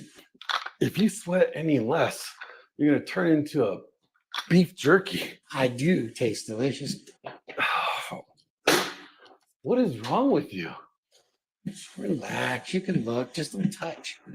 Oh my gosh. I want a refund on my life choices. I don't need a shower. Women love my natural scent. Your natural scent has been banned by the Geneva Convention. Now get in the shower before I throw you in there like a misbehaving dog. Look, Glenn. If you scrub my back, I promise not to moan too loud. If I hear one moan, I'm calling a priest. I'm not playing with you. You know, I once had a woman bathe me in a hot spring, totally naked. And now you got me, fully clothed, disgusted, and questioning my life choices. Life is funny like that, isn't it?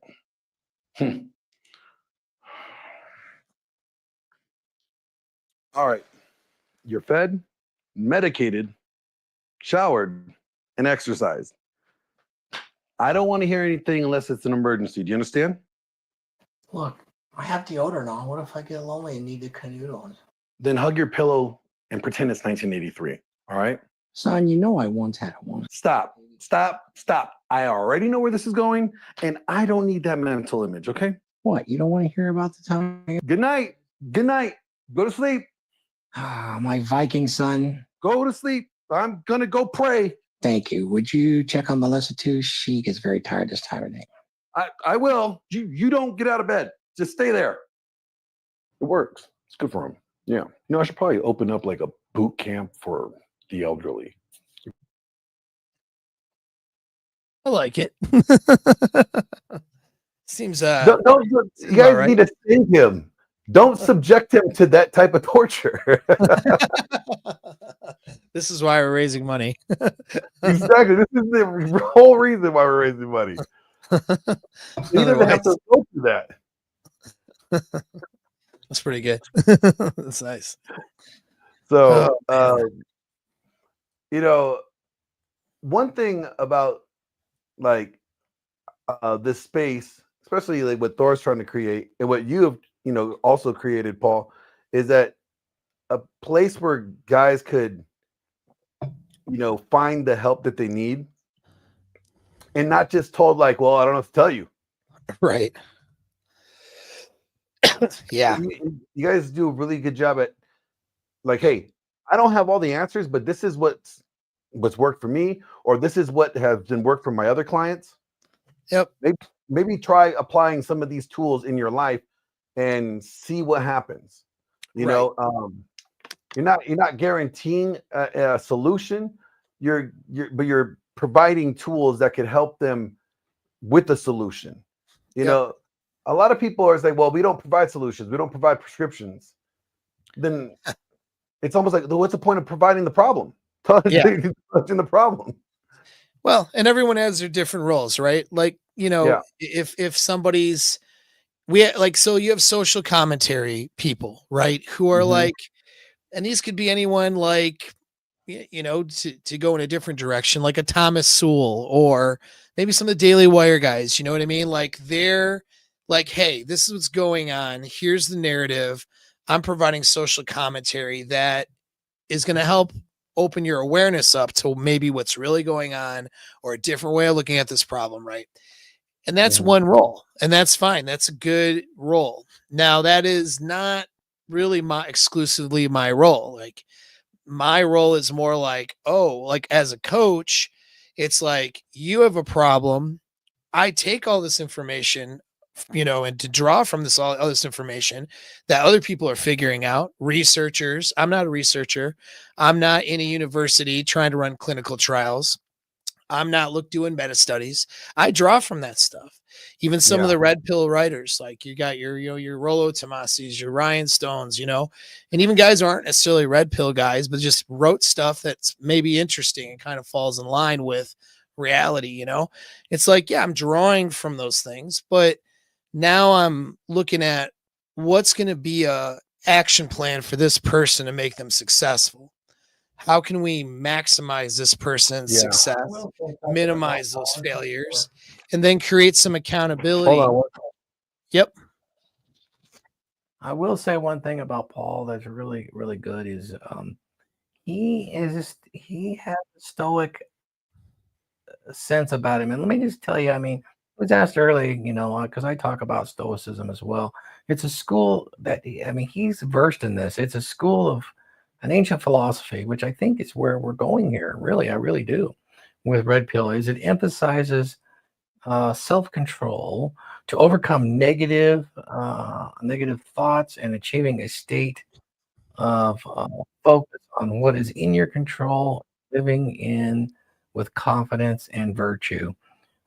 There's more detailed definitions of it, but it is essentially that old philosophy of knowing what you can control and what you can't control, and having the firepower to make the difference. I mean, having the wisdom to know the difference. Firepower is good too, though. Paul's very good. Firepower is good too, and the firepower we use is theology of the red pill, and that's where we're going. Definitely, some of the principles, is that we assign that virtue, the virtue of what that is for ourselves. That is what I have often called it, that enlightened self-interest. Others have called it other things, but it is a step beyond. Yep. Yeah. Oh, thanks. Yeah, that's important. Yeah, it's just, we're all here just trying to make our way in the world. And, some of us have talents in different areas that, we can, as as tribal beings and as, social animals, right? As human beings, we're all social animals. We can leverage each other's talents and abilities, Yeah. And so there's a lot of things. Well, I should say there's a very narrow number of things, very, very few number of things I'm good at, but I happen to be really good at them. So a couple things that I'm really good at, I can offer. And then I have to leverage everybody else. You know what I mean? Like I learn from everybody else, and the things I'm good at, I learn from other people on that too. And that's the important thing, is always be learning. But yeah, Like this guy right here, Grid One. He said, "Sup." He's really good at pissing off people's chats and then running away. And okay, no, it's a value. He's oh man, he'll come over here, start a debate, and then leave, and then we go to his channel and like, well, wait a minute, this is the Continental. We don't do any business over here. Like from John Wick. He's like, yeah, we don't start no problems over here. We keep it cool. One more thing about Paul. He has done something fascinating to me, and I keep telling him I'm going to hit him up, but he uses the electroencephalograms to get biofeedback, where he's looking at brain waves, and when you can achieve a state of meditation, which is what sometimes that stoicism is all about, and that enlightened self-awareness, he will get that. He's done events where he's measured the brain waves, which is an amazing technology, and the way it's laid out, you achieve a year's worth of meditation in days. Yeah. And you can measure those results scientifically. That's that Joe Dispenza type of stuff. That's pretty freaking amazing. And you got Paul right here that whoever's watching this particular podcast could access. Yeah. Yep. No, that's a really exciting thing too, that I'm wanting to scale somehow and get into it, because the challenge I have is numbers, right? To scale anything, you have to have the numbers and stuff. And when I do an event, I really only have room for about 10 people that I can facilitate on my own. So, I mean, I'm sure I'll hack it and figure out how to get it into a broader thing. But one of the things we do at my events is biofeedback and neurofeedback. And because the brain is a self-correcting mechanism, when you let the brain perceive itself, it'll self-correct much more rapidly. And that's the best way to describe it. So like, let's talk about like learning something, right? Like everything's learning something, to include being anxious or learning how not to be anxious. It's an emotional reaction triggered by the brain. And anxious people learned how to be more anxious through a series of responses that they practiced, right? And so to learn to be less anxious, it's a process of training their limbic system and their brain system to learn how to respond differently. And the problem is, though, the brain doesn't know it's wrong when it's being self-rewarded, when it's being perpetuated. So this is how bad habits happen. Bad habits are in some ways self-rewarding. That's why we keep doing them. And so in like meditation, what happens is you learn to sort of disconnect and slow brain waves down. And essentially your brain waves are changing, but it's actually very difficult to achieve that effect in meditation, which is why people have to meditate for long periods of time and for like there's a frequency involved. So people have to meditate like every day, 20 to 40 minutes a day. And they have to do that for months and months to get results that they want. And so like in order to get good results in meditation, it's great and it pays off. There are some immediate results, but to get really the long-term brain effects, it could take several months of trying to discipline yourself to do it. And then it's actually work, because as your distracting thoughts get into your head, you got to push out those thoughts and then they get back in, so it's some work to get to a place where the meditation is really benefiting the brain at a rapid level. With neuroimaging, what happens is, I'll explain like sort of how the brain learns. Like imagine, you've shot stuff, Glenn, we're both shooters, right? So there's a better way, and there's better ways and worse ways to change a magazine when you need to reload, right? Yeah. And so you take a bunch of fucking nugs and you're like, all right, here's how we're going to teach you how to change a magazine, right? And so they learn how to change a magazine so they retain the other one and all that, okay? And so they learn, let's say they learn a tactical reload, they call it, or whatever. And so you're training them how to do a mag change. And then you're like, okay, well, they get it down. They kind of watch you. So their brain is sort of seeing how to do it. And then you're like, okay, on my whistle or on my command, mag change, right? So you're like, mag change. And then they, two guys drop the magazine on the ground. People are fumbling around. People are taking too long. They're not smooth in their mag changing. They're not there yet. They haven't practiced it enough times. So then, you say it again, mag change. And then they're fumbling around a little bit, right? Mag change. They're fumbling around a little bit, but eventually they start to get smoother in their movements, and they start to get like their brain starts to start self-correcting through repetition. And so after doing a bunch of repetitions, the brain went from not really mag changing very well to really mag changing pretty efficiently and pretty seamlessly. And then at that point, they can mag change pretty fast and pretty seamless. You could use the same analogy for basketball, like somebody's trying to, hit a free throw shot or something. They're missing. Each time they're Unless missing. there's Shaq. Yeah. Well, even then, probably when he was 2 years old, but there was probably a time where he did miss. And the brain is looking for the right answer amongst a bunch of wrong answers. That's really how we learn. And so then through that repetition, it's going, nope, that's not it. Oh, here we are. That's it. And then we get, that's the right one. And so the brain sort of goes, tags that with a little dopamine, like that movement, what it can remember of it gets dopamine tagged. And then you go to hit it again, you miss, you fuck up again, but then you get it in a shorter period of time because you did it once already. And then you keep going, and eventually you're hitting it every time, right? That's how our brain learns. Well, we take that same concept with neuroimaging. Your brainwave goes into a computer, and then in real time gets mirrored back to your brain through sound.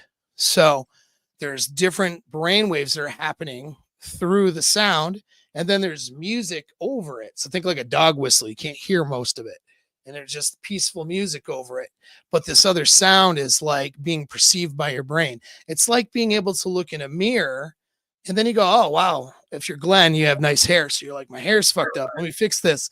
You know what I mean? Or you're like, oh, I got a smudge or dirt on my face. Let me wipe that off, right? Like we look in the mirror, we see some flaws or something. And then what we do, we self-correct that. Well, Yeah. each part of our brain is operating on brain waves that should be optimally functioning at different frequencies when we're in a calm, safe state. But some of those things, their baseline is off. So maybe if you're a little bit too low in some areas of frequency, then you're kind of depressive. You're not as motivated. Maybe if you're a little bit too high in other areas, maybe you're too anxious or too angry or have a lack of emotional self-control. And so meditation over time would help solve that, but that could take 6 months, a year. You'll in one neuroimaging session, by your brain getting this immediate feedback under just watching a screen and some pictures and basically meditating, your brain gets into a no-minded state pretty quick. And then in 35 minutes, 40 minutes, you've just had the brain effects of like a month of meditation. Really? It's like it's like I feel like you're in the Matrix, where Neo is learning Taekwondo or some shit, right? He's like, Is it really like that? Like, that's wild. Dude, it's fucking crazy. Now, here's the thing about it. I learned about this and I was like, there's no way that's real, right? Like, me, right? Like, I'm Mr. Skeptical. Yeah. I fucking question everything. So I'm like, that's bullshit, And then I looked up the research and the research is like, well, this is actually good. I'm like, okay, but maybe still seems a little far-fetched. Well, my son had a lot of difficulties, as you remember, and he's a little bit on that spectrum, right? And he was having flip outs in school, had to go to a special school, and I had to actually pull him and homeschool him for a time because he was freaking out and couldn't function in school. And he would have these outbursts and stuff, and they couldn't handle it. And so a lot of this, you can't tell a 9 or 10-year-old like, do cognitive behavioral therapy or something. It doesn't work. And we're trying different therapists and they're like, well, let's paint a picture. They're trying, the childhood development therapists are trying, but they're not really hitting where they need to hit, as far as solving this problem. And then of course the system's like, here, give them a bunch of antipsychotics. And I'm like, how about we don't fucking do that and fuck his brain up for life? How about that? And so I wouldn't put him on ruin my kid. How about that? Yeah, well, we don't make him end up in an institution by age 15 or 16 because he can't control himself. Let's not do that. So I was home, and this is all stuff I don't talk about on YouTube, right? This is shit I'm doing behind the scene. But I'm like homeschooling this kid and hoping to God I can figure it out. And then I went to the neuroimaging clinic and I decided to do it for me and he was going to do it for him.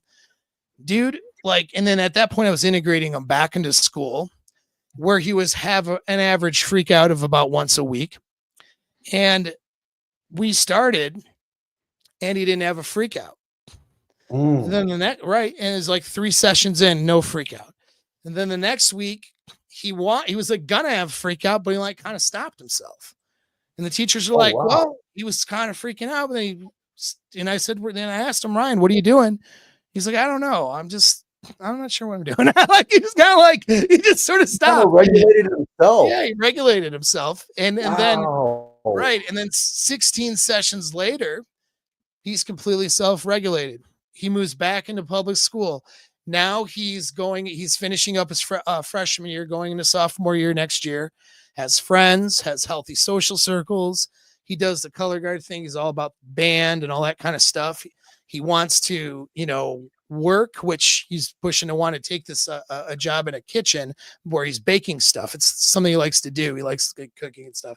He's figuring himself out. He's been on the honor roll. I have to check again and see if he's still there, but he teeters on the honor roll. There might be one class he'll get like a C, and then he'll fix it. You know what I mean? But he's like a normal kid who's doing really well. And that was from getting thrown out and police called once a week in public school. And it was from neuroimaging. And the thing is, these changes, when you make them, they're permanent. They reset your brain. And then, you could get off track and do a bunch of getting bad relationships, maybe do some drugs, really get thrown off if you want to, but you have a better baseline, you know, now when you're done doing that stuff. And so it's a pretty powerful stuff. And then looking into it to be a neuroimaging tech, I can just do that. There's all these courses and certifications you can do without having to get a PhD in it, which is nice for me. So I'm like, yeah, like, so Chronic asks, like, what did he do? And he's like, I need this for my daughter. So let me help you, Chronic. The best thing I can advise is that you reach out to Paul. Okay, I'm gonna drop his link in the back chat here. And this actually is gonna go to a sexpionage course, but you could just like, well, let me get you another one to my community. Yeah. Send me that one, put it in the private chat or drop it in the chat because you're a mod, so you can do that. I'll give you guys just to get in my community, because you can DM me in my community. That's the best way. You'll bypass my my staff, you know what I mean? So then you won't, like, if you send me an email, my my assistant's gonna get the email, which is still fine too, but this is faster, and I'll show you what I got equipment wise, but it's actually best if you go to a clinic at first, which can be pricey. It's not cheap. It's not the most expensive thing you'll do, but it's not I just put it in the comments. Hopefully it's there. There it is. All right, cool. Yeah, so that's my community, dude. Send me a message. I'll share with you what I do and where I got it from. You can go a number of different routes. You can buy your own equipment and just do it like that. You could go to a clinic, but like it's all expensive. Like buying your own equipment, it's like 15 grand to do it, Wow. It's a lot, but going to a clinic is cheaper now than it used to be. So you might be able to do it for like a couple $100 a session. It's all going to depend on the area you're living in and if there's a clinic nearby that does neuroimaging. But yeah, we'll talk about it over DM. It's phenomenal. And those of you guys who struggle with kids who have behavioral issues, who are like, kind of there, or you struggle with your own shit, quite honestly, this is a really cool way of solving a problem. You know what I mean?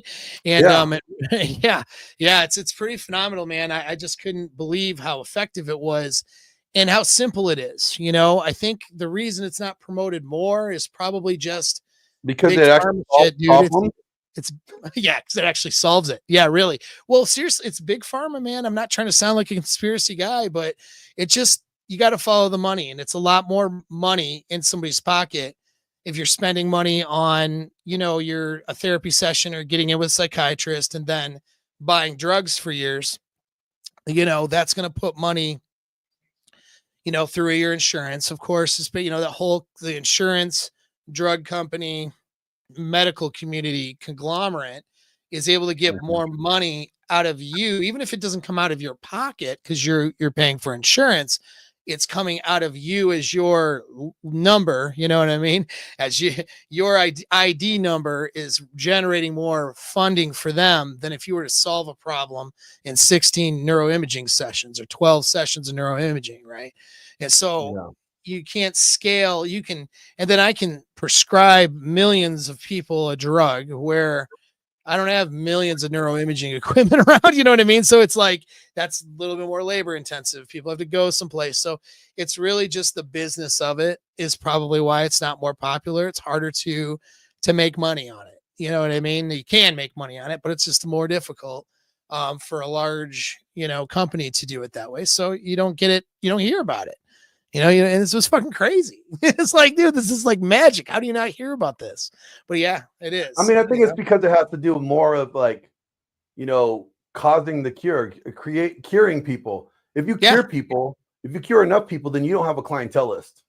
That's kind of what it is. That is the thing. And that is something that, we struggle with too. Like I do the coaching and in 4 months, it depends. People have the worst problem in the world and they're like good in like 3 or 4 months.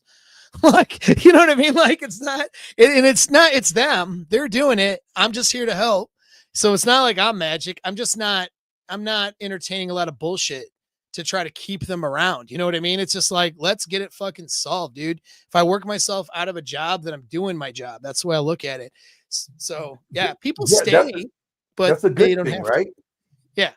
Yeah. So what that means is it creates the business problem to solve, which is to generate more business, which I'm totally fine with. There's millions of people that need help.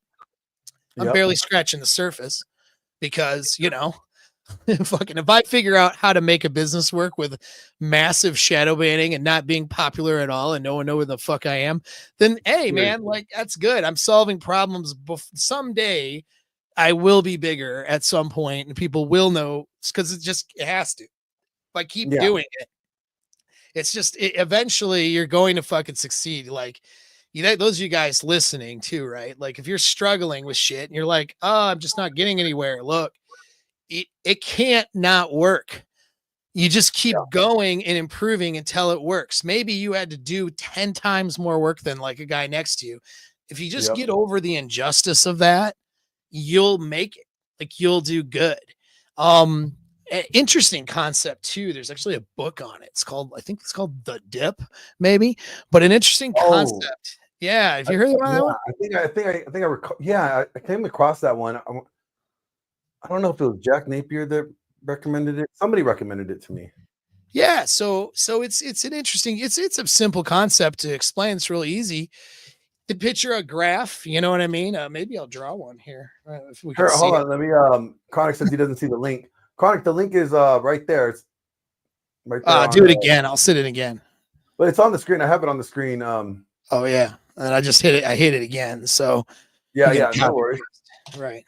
You just put it in the chat. So I've been on this like tip, like, you know, there has to be an evolution to this RP space, you know, because all it seems like it is now is guys whining and crying and bitching and moaning about the whammon, right? That's what's going to turn into, though. You know, that's an inevitable direction. Doesn't mean it's the end there. That's definitely an inevitable direction, though, I think. What I think like what Thor did with his book was he took what the RP says and he goes, okay, now what are you going to do about it? This is what I'm going to do about it. I'm going to become a man with a dominant masculine presence. And here's these 7, you know, skills that you guys could utilize. And I wrote my book based off of one of those 7 skills, which was presence. You know, as an actor, you got to have presence. So, you know, stage presence. That's good, dude. That's right up your alley. I haven't read your book yet, man. No offense. It just came out, so I don't blame you. I don't blame you. It literally just came out. But I do have a little soundbite of I'm kind of like, in a way, deviating. I'm pointing a difference between Red Pill and then what being a man with a dominant masculine presence is. Yeah. You know, we're not whining about things anymore. We're taking action. We're making things happen. We're trying to improve yourself to the point where a woman's hypergamy is not going to be a bothersome to you. She's not your focus. She is a woman is going to be your more of a secondary issue that is a benefit. She's like a reward that you weren't expecting. You know, like you leveling up was the reward. She's the byproduct of that reward, you know, and I'm gonna play a little bit here while you're pulling up what you're pulling up to show everybody what we're talking about here, the difference between the two. I'm just sharing. I'm sharing this stream to my channel. I didn't even realize I could do that. By the way he handles the problem, some guys panic, some avoid, and then there are the men who solve, the men who step into the fire instead of running from it, the men who make the problem fear them instead of the other way around. That's the mark of a man with a dominant masculine presence. See, the difference between a red pill guy and a man with DMP isn't just the knowledge, it's execution. The red pill guys, he knows all the theories. He knows every forum post, watched every podcast, can quote intersexual dynamics like scripture. But when life throws a real challenge at him, when a woman tests his frame, when his business starts to collapse, when his body fails him, what does he do? He hesitates. He second guesses. He scrambles back to the red pill rule book like it's a cheat code, looking for a prepackaged answer. He thinks about solutions, but he doesn't become the solution. He's reactive. He's playing defense. Now contrast that with the man with the dominant masculine presence, like what RP Thor writes about in his book, and what I lay out in The Essential Skill of a Dominant Masculine Presence. This man doesn't look for answers. He creates them. He doesn't waste time debating what's fair, what should or shouldn't be happening. He accepts reality as it is, and then he moves immediately, decisively, without hesitation. A man with the DMP embraces pressure because he understands something that most men don't. Problems aren't obstacles, they're opportunities. Every challenge, every hardship, every unexpected twist is another chance to prove his competence, another chance to demonstrate his leadership, another chance to reinforce his presence. Where the red pill guys sit there overanalyzing, stuck in his head, the man with presence has already acted. He doesn't need a hold frame in a debate. He owns his reality so completely that there is no debate. He doesn't need to argue about what women want. He is what they want. And when a crisis comes, he doesn't crumble. He commands. This is why problem solving isn't just about intelligence. It's about state control.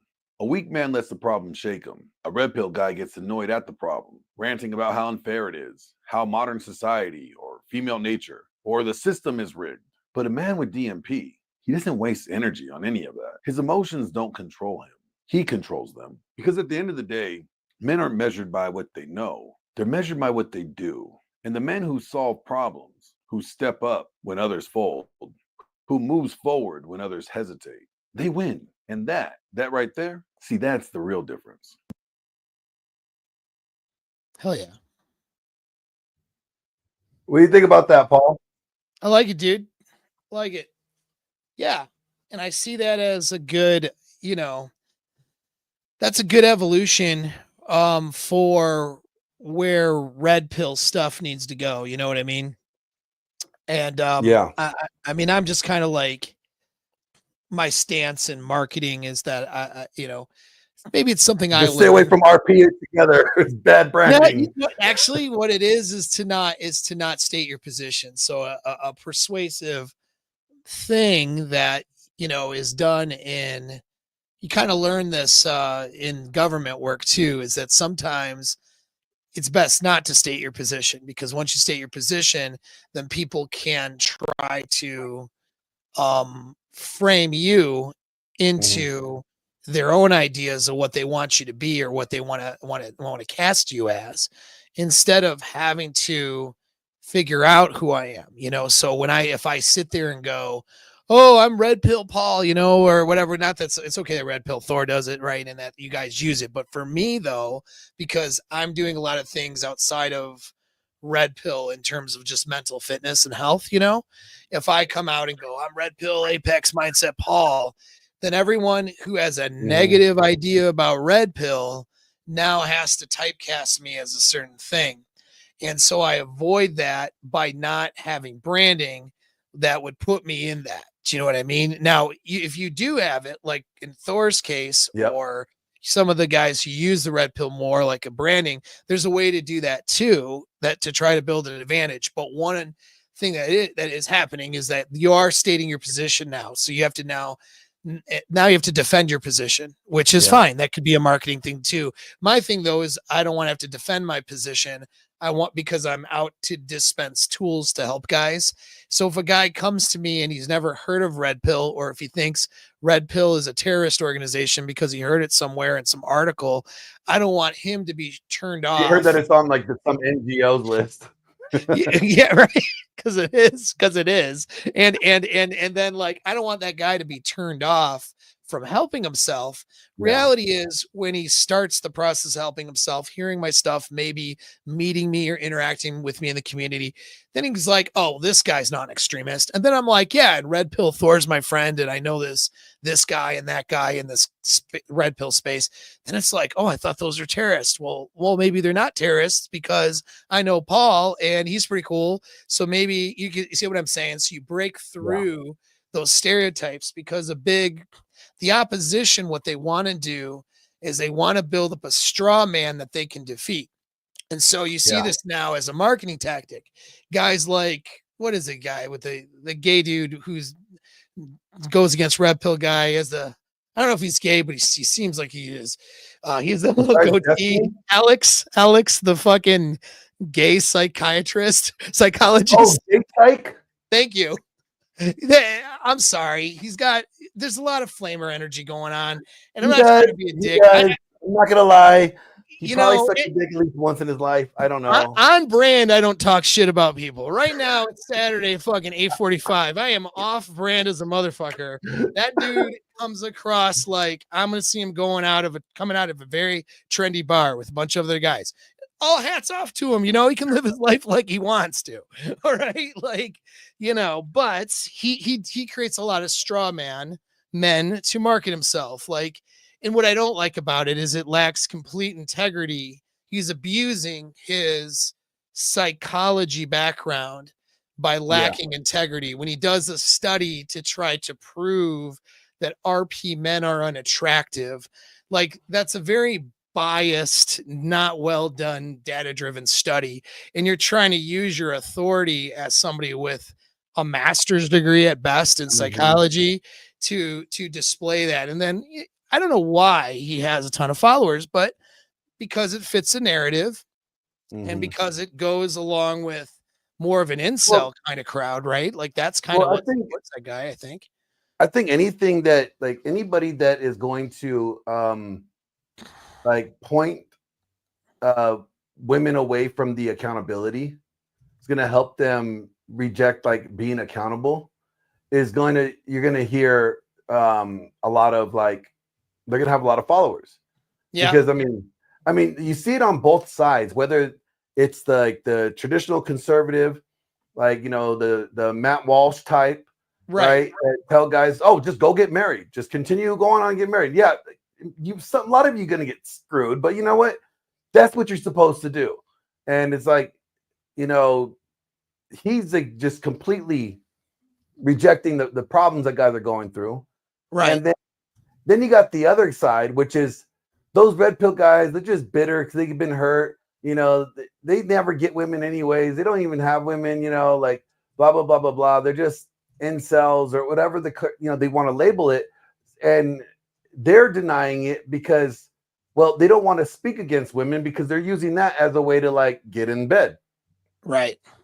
Yeah, the simping and stuff too. Yeah. And you know, and it's not, I mean, I say the incel crowd, but I mean more of the black pill type, the doom and glimmers. You know, I mean, obviously there's a lot of incels out there that come to me for help and then they're no longer incels, right? And that's the goal. But you know, there's certain psychological frameworks. And when you look at things like delusion disorder and stuff like that, and I'm not saying everybody who is in sort of incel has a delusion disorder, but there's a lot of times ways of thinking that get rewarded. Do you know what I mean? And those, and they're not true. They're not accurate ways of thinking, and they're designed to have you crash and burn and not do well. You know what I mean? There's so, for example, like, get into that stuff. There's so many guys who are not unattractive guys who sit there and talk about how the Chads get the women and how they can't get women because they're not attractive enough. And you sit there, you're looking at him like, I'm like, you're better looking than me, motherfucker. What do you mean? You know what I mean? Like, that's a lot of the things. A lot of people get hung up on like the looks maxing, as if like that's the be all end all, and that's not the case. You know, it's what most people don't realize. It's multifaceted. There's multiple. You got to have a decent amount of looks, and you got to have some charisma, and then you got to have, you know, some status, but you also have to accomplish some shit in your life. You know, like it's a balance between multiple things. That it's not just one thing. Because I know guys that are very attractive, but they just suck with women. Like, you know, like they're the type of guys that will talk themselves out of sex. Like give them 5 minutes and they will talk that woman's vagina dry. You know, dude. Oh yeah. I was that when I was really young. I was that guy. Like when I was in high school, that was me, dude. I was every girl's friend. I was like the tough guy friend, you know.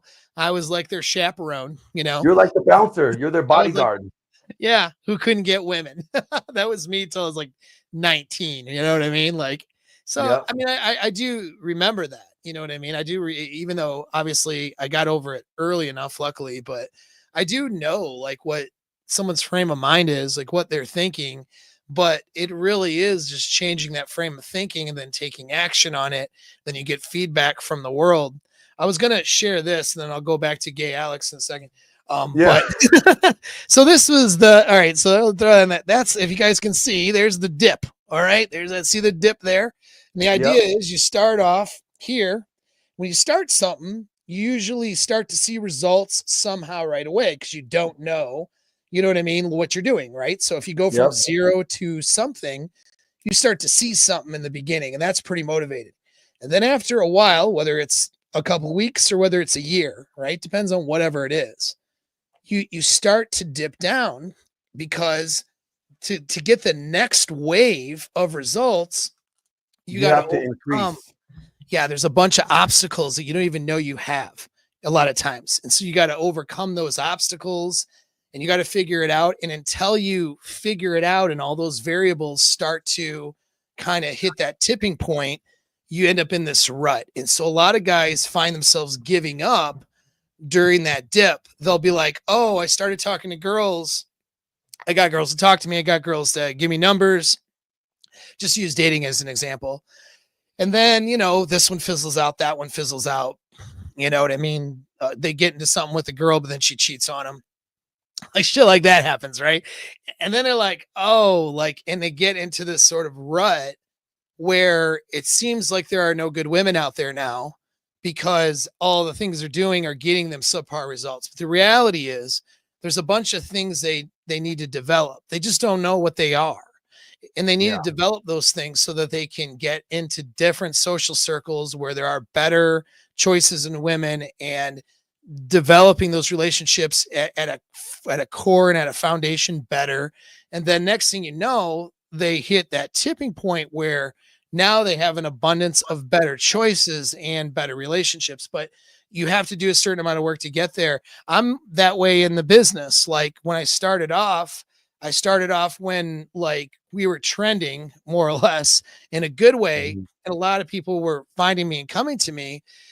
But then with shadow banning and marketing struggles, I found myself dead in the water for a while. Well, I had to improve my way of getting in front of people. I had to improve my way of marketing. I had to figure out how to get through stuff. And in the process of doing that, I'm getting better now, but I think I'm coming out of this dip. But for a while, I've been in the dip. Now I could give up and say, fuck it, YouTube ban me, fuck it. You know what I mean? Just give up. And then I'm done with that. Yeah, what's up, Hey, buddy? Paul, Laurent, I'm dude, doing good. Thank you very much. Your Excellence. Hello, Your Excellence, the ambassador of toxic masculinity. Yes, yes. My good. Hello, Paul. Faithful, loyal. Yeah, I noticed, Paul, that you're real, doing real much. quick, Laurent. Real quick. You guys, Thor's not dead. Stop saying RIP. Okay? He's not dead. Who the fuck's doing that? Don't do Okay? that. Like, good Lord. We're raising funds to make sure that he gets the help that he needs. Jesus Not burying him. Come on now. Guys, George you gotta Foreman is stop dead. that rumor George like right Foreman passed away. away. Who did? George Foreman. Yes, George Foreman is George our. Foreman passed away, yes. I was. That's not who the fundraiser's for. I don't think he needs us. I don't think he needs He doesn't us. need us anymore. He's not alive. But hey, I mean, Paul, you're doing much, much better with your marketing now. So much better. Thank you, much bro. better. Because before you were, I mean, I'll be perfectly honest with you. I'm not going to sugarcoat it, but you were whining about the shadow ban. But you were fighting against something. You were fighting against. You were pissing against the wind. That actually, which only result is to ruin your shoes. Yeah. So you were not but now you're doing so much better. You're sending more emails. You're more creative about it. You're more intentional, and I can tell that your emails are not written by AI. You're really doing. You've really gone through a breakthrough. So Thank you. much better.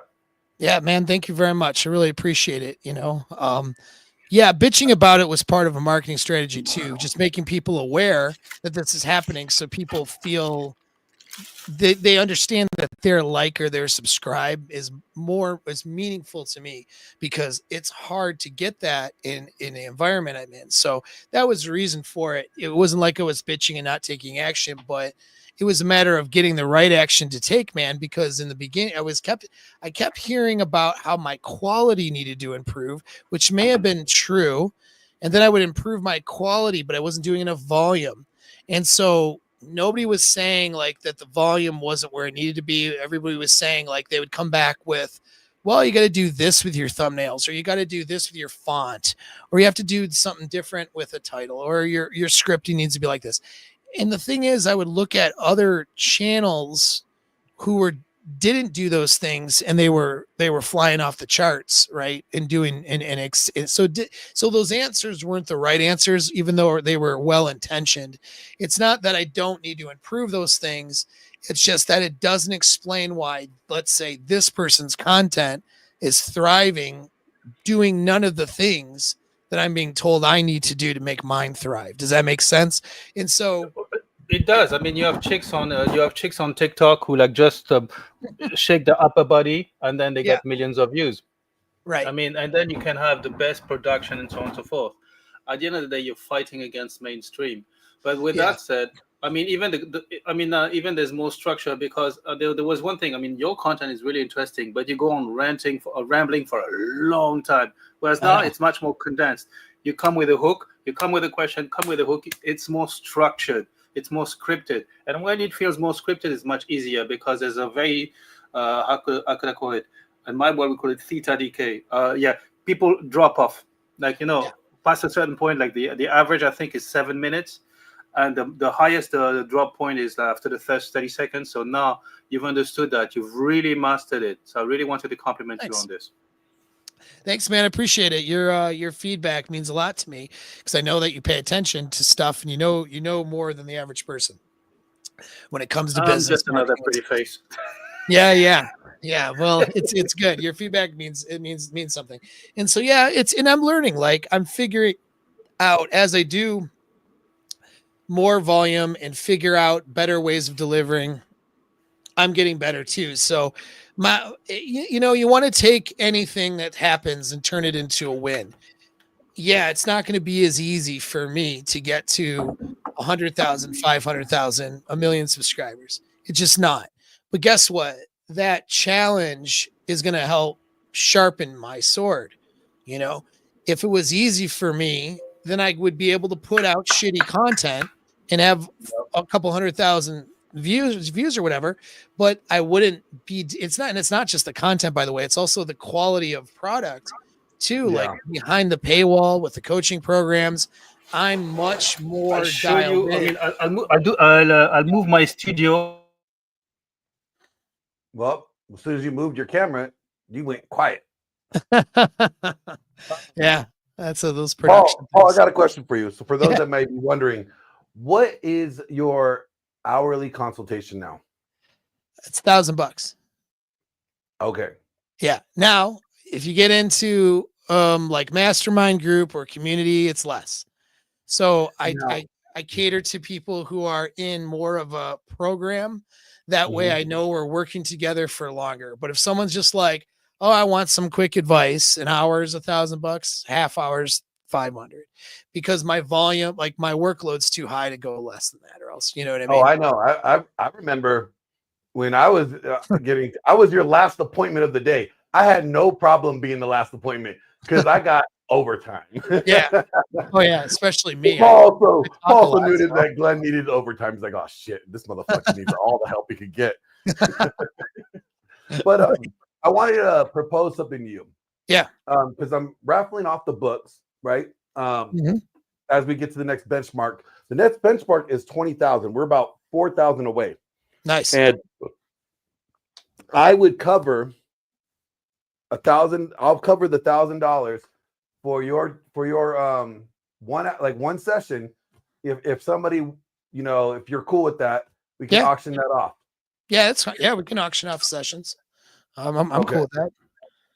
Cool. So for those of you that are tuning in and they're listening, whether you're on X or YouTube, if you want to get some help and you want to see if Paul is the guy for you, and I guarantee you he is, because he was my coach. I haven't been able to hit him up as often because I've been working with Thor right now, helping him out. But well, you're doing a lot better too. That was the other thing. Yeah, that's the other thing. I don't need the help all the time now. Right. That's the point. He's supposed to fix you and then let you go. You're not supposed to be in therapy with me for 5 years. I think I'm fucking up if that's the case. Oh, but you've got 5 years, Unless I'm managing like your site, like your schizophrenia or some shit. That's my job. Yeah. Okay, maybe, but yeah, it's crazy when guys are going for regular problems and they're in it forever. Anyway, you guys that are donating, if you donate to the GoFundMe and we get to that next goal, of 20K. All right, I'm writing everybody's name down. We're putting everybody's name in the hat. Thor's coming out and he's pulling out the name. And one of these gifts will be the gift of a 1-hour session with Paul Benjamin, completely free for you. Yeah, I'm All right? totally down with that, man. That'd be cool. Yep. Cool. Yeah, that'd be great. You know, Laurent, are you back or are you still just Laurent? He's fixing his tech issues probably. I'm outside. Oh, he's alive. Oh, there he is. Hey, you're back. There he is. I'm outside. It's in my house. I'm super bright. I just moved house this weekend. All right. And let me show you if I can the scenery. This is gorgeous. One day I hope to see you gentlemen over here. Let me see, how can I unblur this thing? Because That scenery you have a is filter on of gorgeous. some sort that blurs your background. I don't know shit about it. OBS, So- virtual background. No, I don't need. Okay, none. All right, here we go. Welcome to Japan. Oh, that's beautiful, man. Beautiful. So over there we have the sea, my pull-up machine. Over there we have the bamboo forest. Over there another bamboo forest. Nice, dude. This is my new office with the big deck and the big. I just moved in yesterday, so this is Dude, my that's house. sick. I'm coming over. Yeah. You should, Want Paul. to. You should. I mean, I'd be happy to have you. That'd be Very sick. happy. That's beautiful. Very happy. And everybody who comes here, they're more than happy to stay. So here we are. That was it for me. Nice. Hey, man, that's good. It's worth it. That's beautiful, man. I love it. I think it's great. And let me reorient this one to have the forest in the back. Yeah. But this is my So condition, for those my that don't yoga know mat, of Laurent, course. As one for does. those that don't know Laurent, why don't you tell everybody why you are so amazing? And what Sorry? amazing book did you write? Laurent's a fucking finance genius, bro. That's what people don't realize. Like, yeah, He really is. I can Did learn you- like 5 lifetimes worth of shit on business from Laurent. He's the man, dude. He knows what he's doing. Paul, did you take his do his 1 hour psychological investigation on your view of finance, of money? I didn't. Oh my gosh, he broke it down for me. Like, he goes back to your parents, like how are your parents with money? Yeah. The insight that he gets from the answers, it is wild. That's Wild. cool, dude. I should have you do that on me, bro. You We'll want to? talk No later. problem. I'll DM you. We'll talk later. I would You have want you. I'd to- definitely have you do that on me. That'd be cool. Yeah. You know. Laurent, do you want to tell everybody what You you're want that? No doing? problem. Anytime for you, Paul. Anytime. I did it with His Excellence. I'm sorry. You want to share with everybody like what you did exactly? Oh yes, that's okay. So it's basically, I do believe that money is an emotion, and money permeates all layers of the Maslow pyramid. So, for instance, when your parents ask you, "How you doing today?" or when your mother asks you, "How you doing today?" what she's really asking is, "Are you okay financially? Should I send you some food? Or are you going to pay the bill? Are you going to be able to pay the bills this month?" So this is. My mom when asked me somebody- for money. Or for instance, when a girl asks you, "Hey, what are you doing for a living?" she's not exactly asking, "Oh, I balance book because I'm an accountant." She's not exactly. She's asking, "Okay, can you be a provider?" Or when you ask another dude, "Hey, what are you doing in life?" you're basically establishing a hierarchy. So all conversations, money permeates all conversations that we have. Money is a means of exchange, of course, but much more than that, it's an emotion. So the interview is in 3 parts. The first part is about the past. So the past is really about, okay, when we're going back to the parents. And I interviewed a guy one day. It was funny. So the guy arrives like 15 minutes late. He just said, "Oh yeah, I just sold a ski resort for $150 million." To which my answer was like, "All right, 2 Diet Cokes, please." And the guy was expecting some answer and went like, dude, I work in money as well, so go fuck yourself. Sorry, we're going to be demonetized. But anyhow, so the guy sat down and then we started talking. And the guy was very, very surgical with about his M&A acquisitions and so on. Really surgical, really professional. But then his personal side of money, it was an absolute gigantic mess. It was, wait, what? Like, you can't be doing that. I'm like, yeah, man, I know. And then all that to say that actually it didn't outgrow his infancy, his childhood. And I don't want to give the punchline, or maybe I'm going to give it here, but basically, because money is an emotion, you see, our parents are gods when we're children. But then one day we realize there's a bigger God, a God upon which our parents, before whom our parents bow, and that God is called money. And then from that, we inherit the emotions. I mean, the person who's the most emotional about this, about money, is usually we inherit their beliefs. Either we replicate them, either we avoid them, either we do it 180 degrees. In my case, pretty much every belief that I have is the reverse mirror image of what my mother did. If there was a Nobel Prize of financial stupidity, we would have to wait until my mother would pass away to give it to somebody else. So the first part is about the past. Then the second part is about the future. Now, why is the future? Because the future is aspirational. The future is who we aspire to be, who we want to be, who we see us conceptually, with our values, with this, that, and the other. So it's pretty much still in the domain of the consciousness and so on and so forth. So we see the past, we see the future, and then we bring it back to the present. And this is where the rubber meets the road. And this is where, oh shit. And then, like, everybody's got this haha moment. There's this, oh shit. Like, I can tell, like, some guys like, so are you worthy of being rich? Yes. Got it. Well, do you believe you should stay wealthy? Thank you for your answer. Like, you can tell. It tells. I mean, and then so we have a collection of beliefs that actually are my belief. Okay, this is my central belief. I've been zeroed out this week. Everything I ever loved has been taken away from me. My kids have been taken away from me. My company has been taken away from me. The cash of my company has been taken away from me. All the accounts are frozen, and it's not a joke. So I can't even participate into this GoFundMe for Thor, even though my company participated via the regular membership. So I'm running super low on cash. I've been kicked out of my apartment. What else do I have? There's another collection of. I've been zeroed out. I know here and I know there that in a year from now it will be better. It is the best thing that ever happened to me. This is the best thing that ever happened to me. Oh yeah. And it's not every day that you've been zeroed out, and everything that I even had to at one point to fight for my freedom. That was the last frontier. I still have it. Nice. Well, dude, I've seen that. I've seen that happen numerous times, and what you say is correct. You know, with your mindset and your abilities, it is a blessing. You are going to be free and better off in about a year.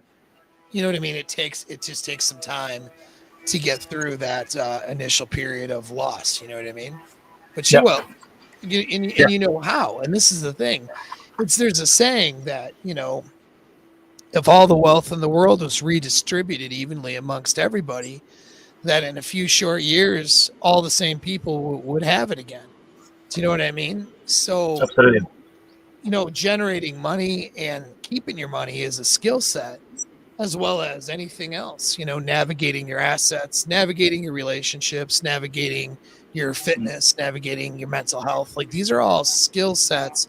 And when people have the skill, no one can take that away from you. You know, fucking Jordan Belfort, you know, not that everybody likes him or anything, or should really, but Jordan Belfort though, right? He, whatever anyone thinks about the guy, he knows how to generate money and lots of it very quickly. Now he got in trouble for scamming people, got put in jail, was zeroed out, came out of jail, and very quickly had money again. he did it. He went more. He's more legitimate now, and I don't think he's scamming anyone. Last I checked, but he's multimillionaire again. Still, like I mean, he was that way short order after being in negative numbers because he owed money to investors and owed money, and stuff to people. So when you know how to do it, which you do, like you're the fucking guy, you're like my guy to talk about, to go to if I need like that kind of advice. You know how to generate wealth, generate money, and keep it and invest it. So you can have everything taken from you. They can't take that knowledge from you. So you're just going to turn around and do it again. You know what I mean? And so that's a very powerful thing. And if people are just hanging out on a Saturday with us, they want to take a lesson away. That's one lesson they can definitely take away, is that when you know how to do some shit, no one can take it from you. I'm gonna do a talk on King Dre's thing on Tuesday. I was supposed to do it yesterday, but I was in the middle of the cotton box. Nice. And I think that hey Paul and Your Excellence, you want to attend? I'll send you an invite if you want to show up. Yeah, send me a link. Okay, I'll post it for you man too. I like him a lot. He's a great guy. Yeah, King Dre's I'm gonna change the angle, and it's gonna be so much more beautiful. Instead of watching my ugly face, you're gonna be watching the scenery of Japan. Just wait a minute. Sorry about this. This is the trouble of doing things live. Here we go. Oh, it's nighttime over here. I don't have any scenery for you guys. Plus, my tripod is fucking crazy right now. I have a new one I have to switch over to. My tripod made my set look like fucking Doctor Who or some shit last few videos. It's like all slanted, dude. I didn't even notice because I was straight, but then my bookshelves in the back were like sideways. Your bookshelves look all crooked? Dude, yeah, it looked like the Dutch angle. So just building, like camera angling, Dutch angle, like doing it from like a slant to build distress in the audience. So now like my last few videos have like this distress building set in the background. Like it's not good. It's not good. Not a good look. What's happening? So yeah, changed my tripod, or I have a new tripod. I just have to change it over. Oh man. Finding a good tripod, people don't realize like how hard it is. Like I like going to B&E, like photography and stuff like that. Like they have some great stuff, but like I'm looking for like heavy duty tripods. Yeah. Well, so I have a teleprompter for when I do scripted videos. That's my camera sits inside. That's heavier. Yeah. So like a regular camera is easier to adjust, but like especially in an office like this, I'm not out doing action shots, but like the teleprompter on it's heavier. So like if you don't have a good sturdy tripod, like it can just kind of go like it did for me. I didn't even notice it. It just kind of went like that little thing just got loose or some shit. And then I didn't notice because I'm straight. Even right now, you can see I fixed it a little bit. It looks like my slight tilt. Yeah. It's fucking bullshit. Well, I tell people like, okay, so like right now I have the Ozbot webcam, right? It's 4K, but it does this. Watch. Oh. Follows you. Tracking. Okay. Yeah. So if I wanted to get up and move around, we could do that. And That's I don't need a cameraman. It does the tracking already built in, but I still love like my Canon and the Sony, and I really would love to get my hands on a Black Magic, but that's for like other type of filming. But for like just basic stuff, this Ozbot is great. I mean, it was around $200. I have one at my studio at home, and then I got this one here for Thor's because it just be a lot more useful for to track people and moving around. If he wants to show somebody something, it's a lot easier to do with this camera than having to get like a big old rig and tripod. This thing is like this big, like this little big, right? Right. But I want to real quick. I want to point out everybody that the Raging Patriot hit me up, okay, and he's not one to like seek any type of accolades or any type of attaboys.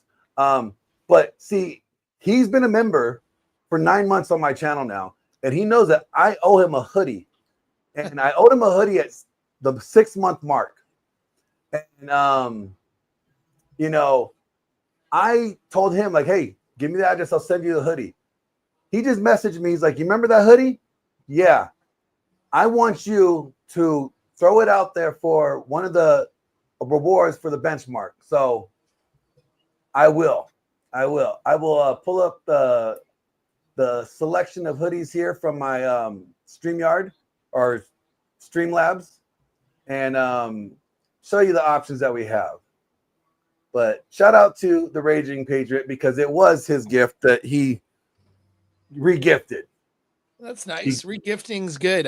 I'm a firm believer in regifting. As long as you don't give it back to the person who gave it to you, you're safe. You know, I think it's a good idea.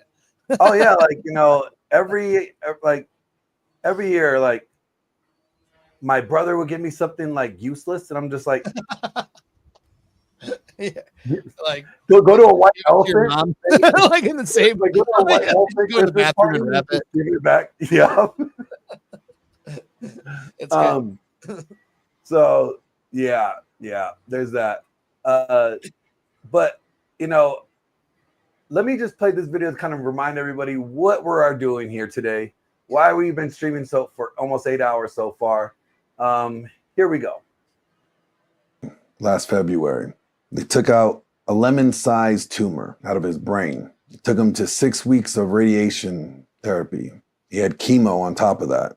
And when they thought that they finally caught a break, this past November, he found out the tumor grew back. So in the beginning of the year, in January, he went back under the knife. This time, they took out the rest of the tumor, but Thor ended up coming down with a brain infection that led to some brain damage. And that led to multiple trips back and forth to the hospital for weeks at a time. I've been lucky enough to be near Thor, and I've been able to help out when I can. For the last month, I've been staying with Thor, helping him and Missy out. But there's going to come a time when they're going to need help that's beyond my expertise, help that I may not be qualified to assist. And just like you guys did last year, we came together, we raised $27,000 for him. So I'm calling on you guys again. This time, I'm asking you to help me reach the goal of $100,000, to help provide them both care, the care that they're going to need in that time and when that time comes. I've been able to be here for the last month, but I know that there's going to come a point where I'm not going to be qualified to be able to provide them the type of help because I'm not going to know how to do it. And I want to make sure that they have the help that they deserve. They shouldn't have to worry about whether or not they're going to receive care and how they're going to receive care. We could do something about that. We could take that burden off their plate. So please, I beg of you, help reach this goal. Help Thor and Missy have the best quality of life because they have suffered so much. They don't need to continue to suffer.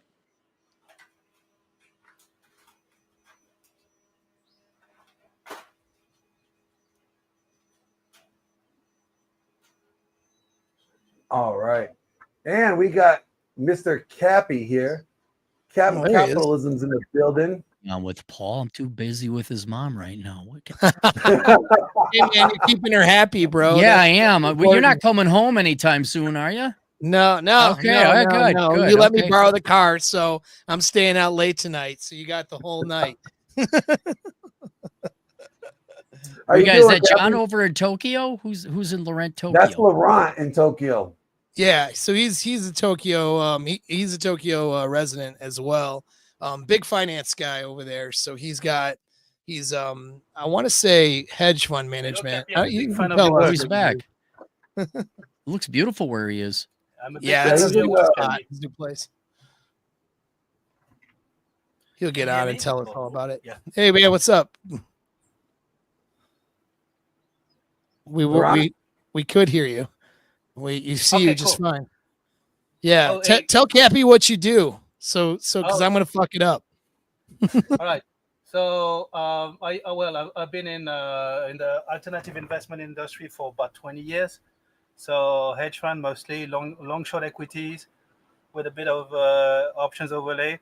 I quit the hedge fund industry in 2015. I started a real estate company investing in real estate. At one point, I was the largest retail foreign investor foreign retail investor in Japanese real estate, residential real estate. That's a niche category. So being the biggest is like, wow, no, not that big, not that big. But then I'm in the process of liquidating that company because I did it with the wife, and we're having a bit of a fallout. So at the moment, I'm frozen. I'm zeroed out. I got nothing. But that's all good. It's all good. So yeah, I've been living in Japan for. I mean, this is my standard line to chicks. They're like, how long have you been living in Japan? Longer than you, baby. 日本は長いの。君より長いねんで。いや長いんだわ。Yeah, so he slates pussy out in Japan. That's another thing he does when he's not in fucking managing real estate. And it's funny, like, to see a guy like he literally doesn't give a shit that he got real zeroed out because he knows he's going to be a millionaire in a year. That's how good he is at generating money. So fuck you for that, by the way. I have no idea how to do all that, but hey, man. It's good. At least somebody does here. But anyways, I thought that'd be interesting because Cappy, you got a finance background. So yeah. No, I was going to ask Laurent, was it math, physics, computer science? Do you have a educational background? Originally I had a business school. Then I studied the CPA. Okay. I was working as an accountant at a Japanese company. So back then it was a very rare skill. So I know the Japanese principles much better than 99% of the Japanese fellows. And at the same time, I self-studied the CPA, the US CPA, so I was a Delaware CPA. And then after that, it was right around the time when there was Enron and all this shit. So that long ago. Yeah, I'm not a spring chicken anymore. And so they needed on the markets, like they needed somebody who could translate the Japanese principles to foreigners. So I was hired at HSBC, and then from that on, I worked in various hedge funds and so on and so forth. And you've never worked in finance until you've been fired 3 times. So that's pretty true. Yeah, I'd go with that. Yeah, you're about right. Yeah. Yeah. I mean, you come here on Monday, like, hey, dude, you're as good as your next trade. And by the way, I wanted 5 minutes ago. Wait, what? Too late. Get your card and get the fuck out. What? So, yeah, but it's been good. It's been good. So, and now I write algos as well. So I also self-studied coding. I mean, at one point I hired a programmer, and when I was working for the U.S. Department of Defense, that tells you something. Mm-hmm. Doge is good, guys. Doge is good. Fire those assholes. When I fired his ass, I told him, I'd rather get pancreatic cancer than ever have to work with you. I know I can beat cancer, but your stupidity has never been able to get through. Oh, wow. Well, so anyhow, so I self-studied that stuff, and now I write books about it. I'm in the process of writing. Oh, I'm writing a book for Thor as well. It's called Introduction to Algorithmic Trading. Make money work for you while you're sleeping. ... around. I'll be reading that book so I can really... I can turn my computer on. I don't know if everyone knows, but I'm pretty skilled. You pull as an options trader? No.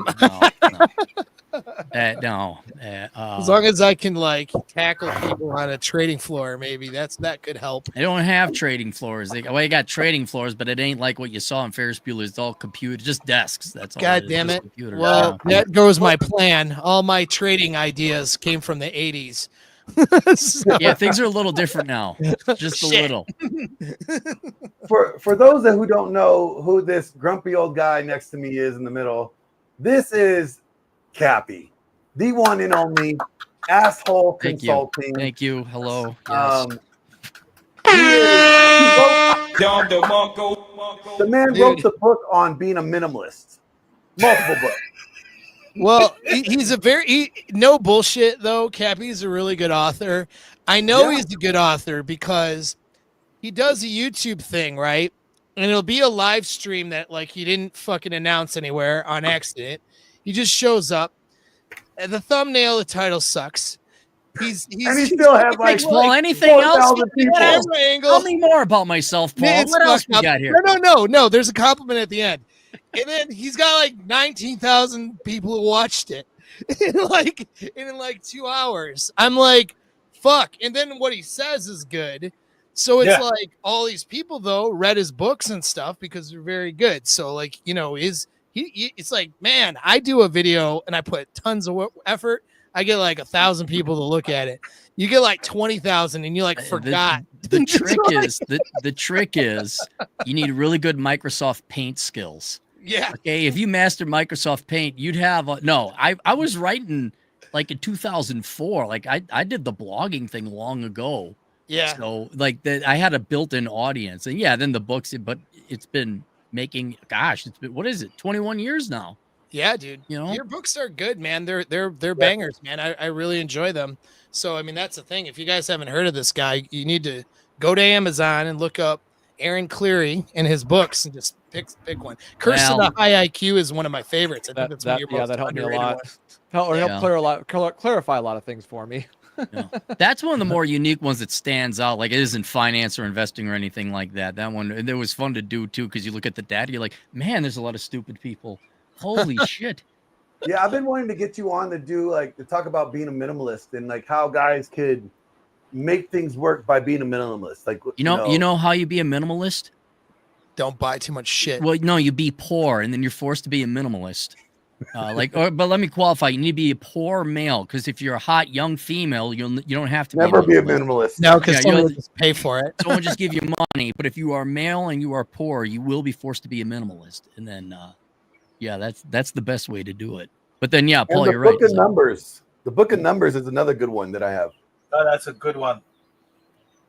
Yep, it's all nerd and math and statistics. So, is Thor sleeping right now, or taking a rest, or? Thor's taking a rest. He's been going at it with me on stream, pretty much on and off this whole time, almost this whole 8 hours. And he needs to take a break, lay up and just rest a little bit before he comes back on. He'll be back on in a little bit. But he really needs to take a rest because he's going to start, cramping up, and we don't need him to cramp up. We need him to circulate the leg, and Wait, I'd imagine he needs to sleep here sometime too. Was it 5 p.m. over on the West Coast? No, 6 p.m. on the 6. Yeah, on the West Coast. It's almost 7:30 or almost 7 o'clock, about half hour to 7. Oh, nice. Yeah, but I played earlier your video that I did with Thor last year. Remember we filmed that last year? Yeah, we filmed that at his house. Yeah. Yeah, and I debuted it today for everybody. You want to talk about the tank? Because he didn't even dive into the tank. You never talked about the tank? You guys haven't talked about the tank yet? Oh, God. Well, okay. And I know it's one of your favorite stories, so... Yeah, well, because it's unique. I mean, okay, he's a lineman. He works out. And guy's got a penis and 2 eyes. What? I don't know. There's standard stuff you say about Thor. But the coolest thing he ever told was he in California, he's got his kids, and he decided to build them out of wood and probably some metalworking as well, like a miniature M1 Sherman tank. And so the kids, I mean, obviously without an engine, I mean, it was just like a big ass toy, but big enough that they could climb on it and everything. So I think he even painted it, that World War II green and everything. So he made them an M1 Sherman tank. And I'm thinking, like, what dad? I mean, that like already puts you in the top 2% of dads, because my dad never built me no M1 Sherman tank. And the fact he just had the tools and all that to do it, I'm going to build them a tank. And he did. So it just kind of shows you, the guy actually, it's one thing to care about your kids. It's another thing to be clever enough to say, you know what my kids need? They need an M4 Sherman tank. That's what they need. Yep. Oh, he built a wood half pipe too for skateboarding. Nice. It was super. It was better than any you see in the wood ones that you see in these skate parks. It was fantastic. For those that don't know, this is Vidar. This is Vidar, Thor's brother, his younger brother. Oh, yeah, it looks. Yeah, you are his younger brother. Yeah, I see the relation. Yeah. Yeah, I look older because when he decided to burn himself up as a lineman, they went ahead and gave him a facelift too. So he looks younger. Nice. When he decided, I love that. Or he, as he says it, they took skin from his ass and put it on around his mouth, and so he can legitimately talk shit. Yeah, and he looks better too. That's great. Yeah, So, another Bobby, one. It looks like he was imported from some Viking territory 1,000 or so years ago, you know, in a time machine, landed in the United States, and like is now just walking around doing Viking shit. That's how we know. That's how we know you're related to him, dude. He's like, yeah, of course you're his brother. Is the family? I mean, There you go. with Thor and Vildar and all that, obviously Scandinavian family background, I'd imagine. Yes, Norwegian, exactly. Okay, but we're mixed with everything. Yeah, I was expecting Norwegian myself and part Icelandic, but then there's other parts that make me not look cool. I don't look as cool as you guys. What part stunted your growth? Yeah, that's the Jewish part. I'm fucking like 15% Jewish, so it's like I lost about 2 inches in height there. Welcome to the tribe, Paul. I'm glad you and I dude, we have thumbs more up. than one thing in common. Yes. Yeah. We can't tell people that now though, because then like I don't know, the internet's like real Jew haty lately. I tell everyone that's like I get it now. I get it now. That's why you guys said if they distributed all the money. That's right. Gotcha. All right, man. We would own all the Jew gold again. I'm gonna hang out with you guys. Oh man. So it was funny in my poker group. They found out I'm quarter Jewish. Peppy. Yeah. Are you there? I want to show you something. Paul Bauer came out here talking some shit earlier. Yeah. No, there's no surprise there. Of course. What did Paul say? Yeah. What did he say? Well, he says on Twitter, I'm a better friend to Thor than Aaron Clary. The math checks out. And he says he's $330 a better friend than you are, according to the donation chart. Really? We're doing this, huh? We're going to do this. That's what he said. That's what he did. He did it. Well, see, unfortunately, I'm a cheap Jew, so I can't go higher than that. You know, that's they would go against my ethnicity. So, yeah, and you want to get buried in that cemetery, so I get it. You know, like. Well, yes, Paul is a better person than me, for now. For now. But of course. I would. It does not surprise me. But when was Paul on? Was he on this morning? He was on this what? morning when we did the dragon ship, and then he stayed on a lot longer afterwards, and then he's going to be back at 7 a.m. Oh, you guys are going a long ass time. Someone suggested 24 hours, and I was dumb enough like, yeah, why not? You know, you're not in your 20s anymore, Glenn. I know. I'm double that now. Yep. Gotcha. What are you going to have? Is it going to start going international? We're going to have people like in Hawaii and Australia, Japan, you know what's and all funny that. is like a majority of my audience are Australians or in the UK because I stream later on at night. Normally I stream at night. And so a big majority of my audience is from that time zone. So Kiwis too. We'll get those waves of people, you know, throughout the stream. But yeah, it'll be cool. It'll be cool. Good. Yeah, because there's that stretch between Perth and then the UK. Unless you have people who are Slavic, Russian, or Indian, you just get that big old gap. And I remember long ago, well, Loren would remember this, like back in late 1990s, early 2000s, I'd be watching CNBC and Squawk Box, and once the Asian markets closed, the Chinese markets closed, nothing would really happen until all of a sudden Moscow would open or maybe Tel Aviv, and then it would pick back up again. But yeah, there was just this 2-3 hour of nothingness, the news cycle that would go as nothing was going on.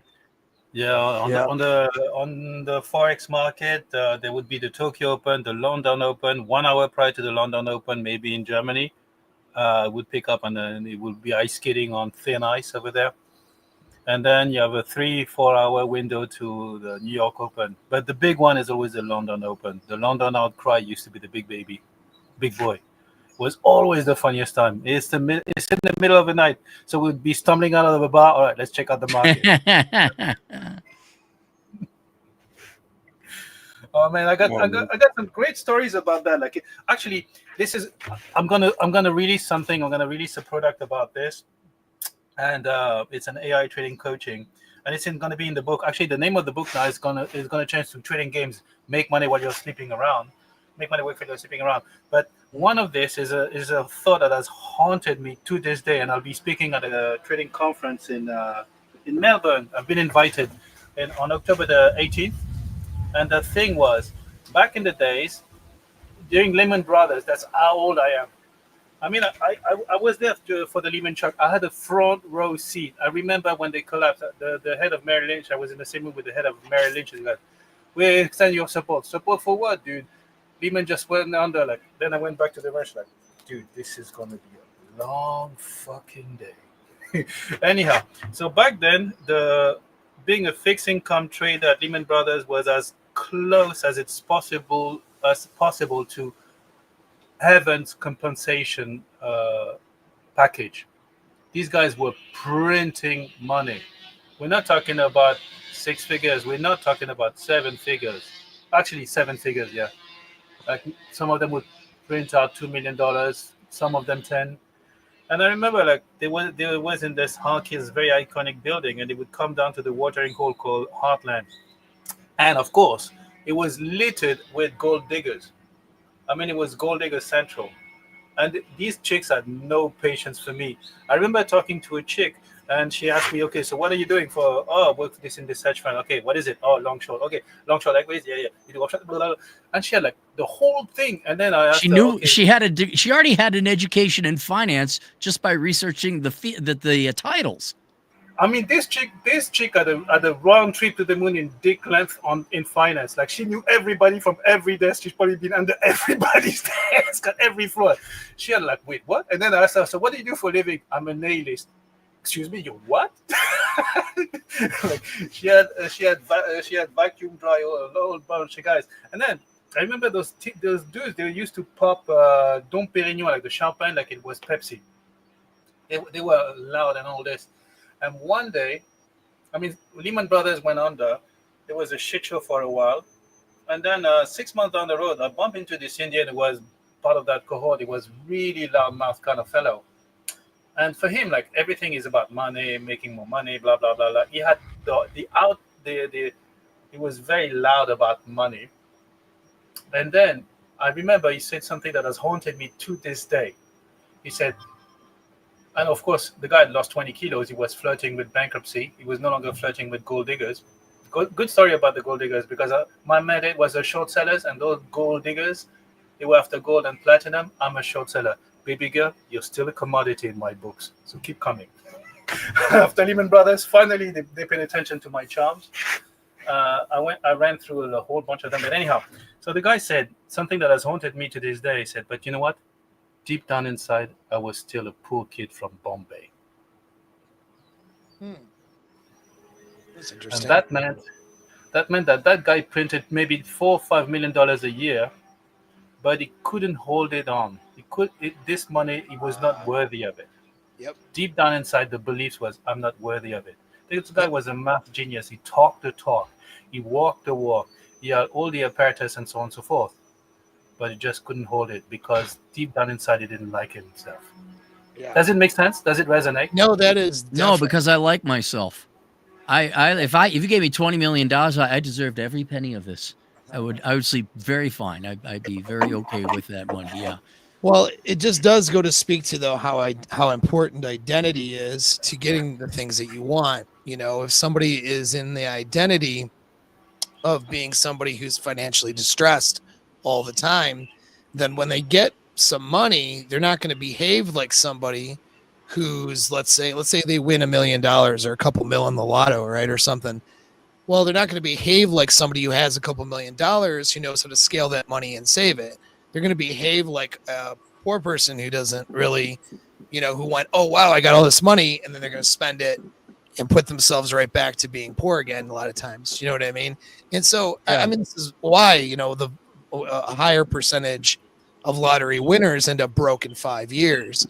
Their identity doesn't put them, they don't have the skills, knowledge, and ability, and they don't see themselves as the person who could be a millionaire. So when they get $1 million, they lose $1 million, whereas if somebody can see themselves as that, then, they can hang on to that money, maybe scale it into multi-millions, maybe invest it properly, that sort of thing. You know, you have to see yourself.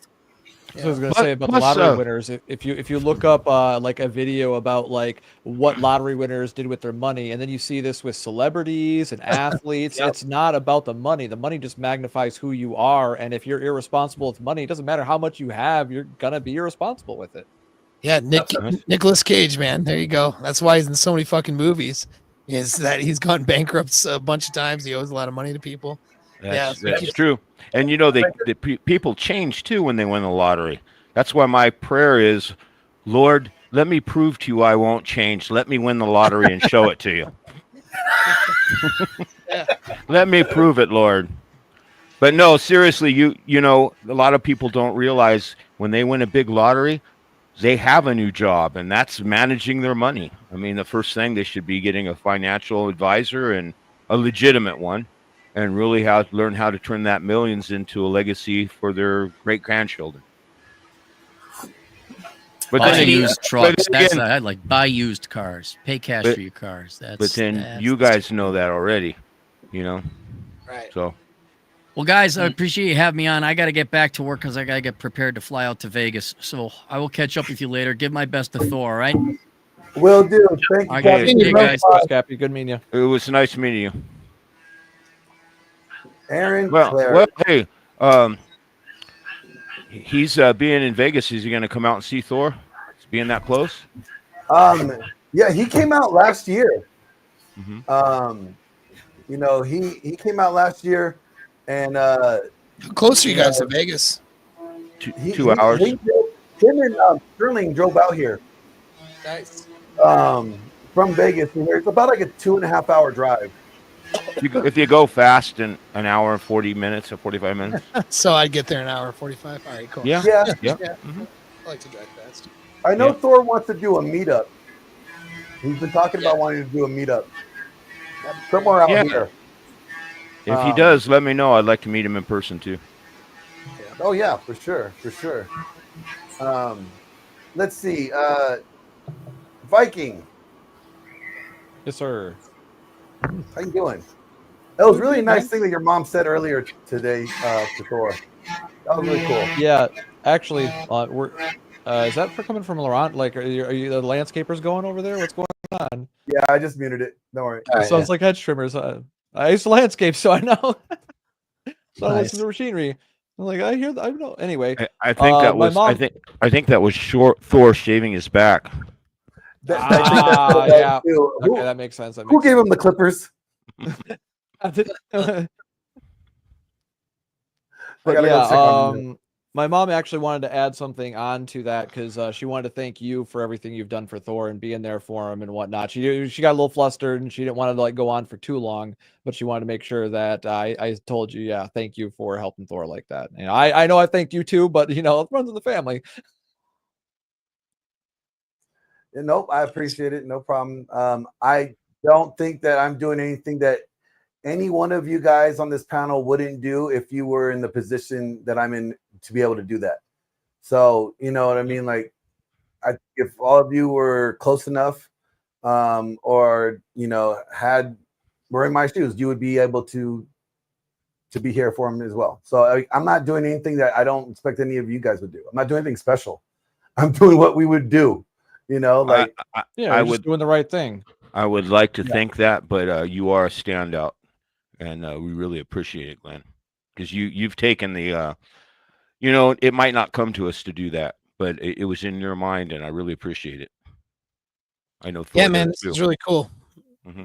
Yeah, definitely. No, I appreciate it, guys. I appreciate it. Like I said, my goal is just to really just try to make sure that both of them, him and Missy, have the care that they need, because, you know, there will come a time where it's going to be needed, and it's going to be beyond my expertise.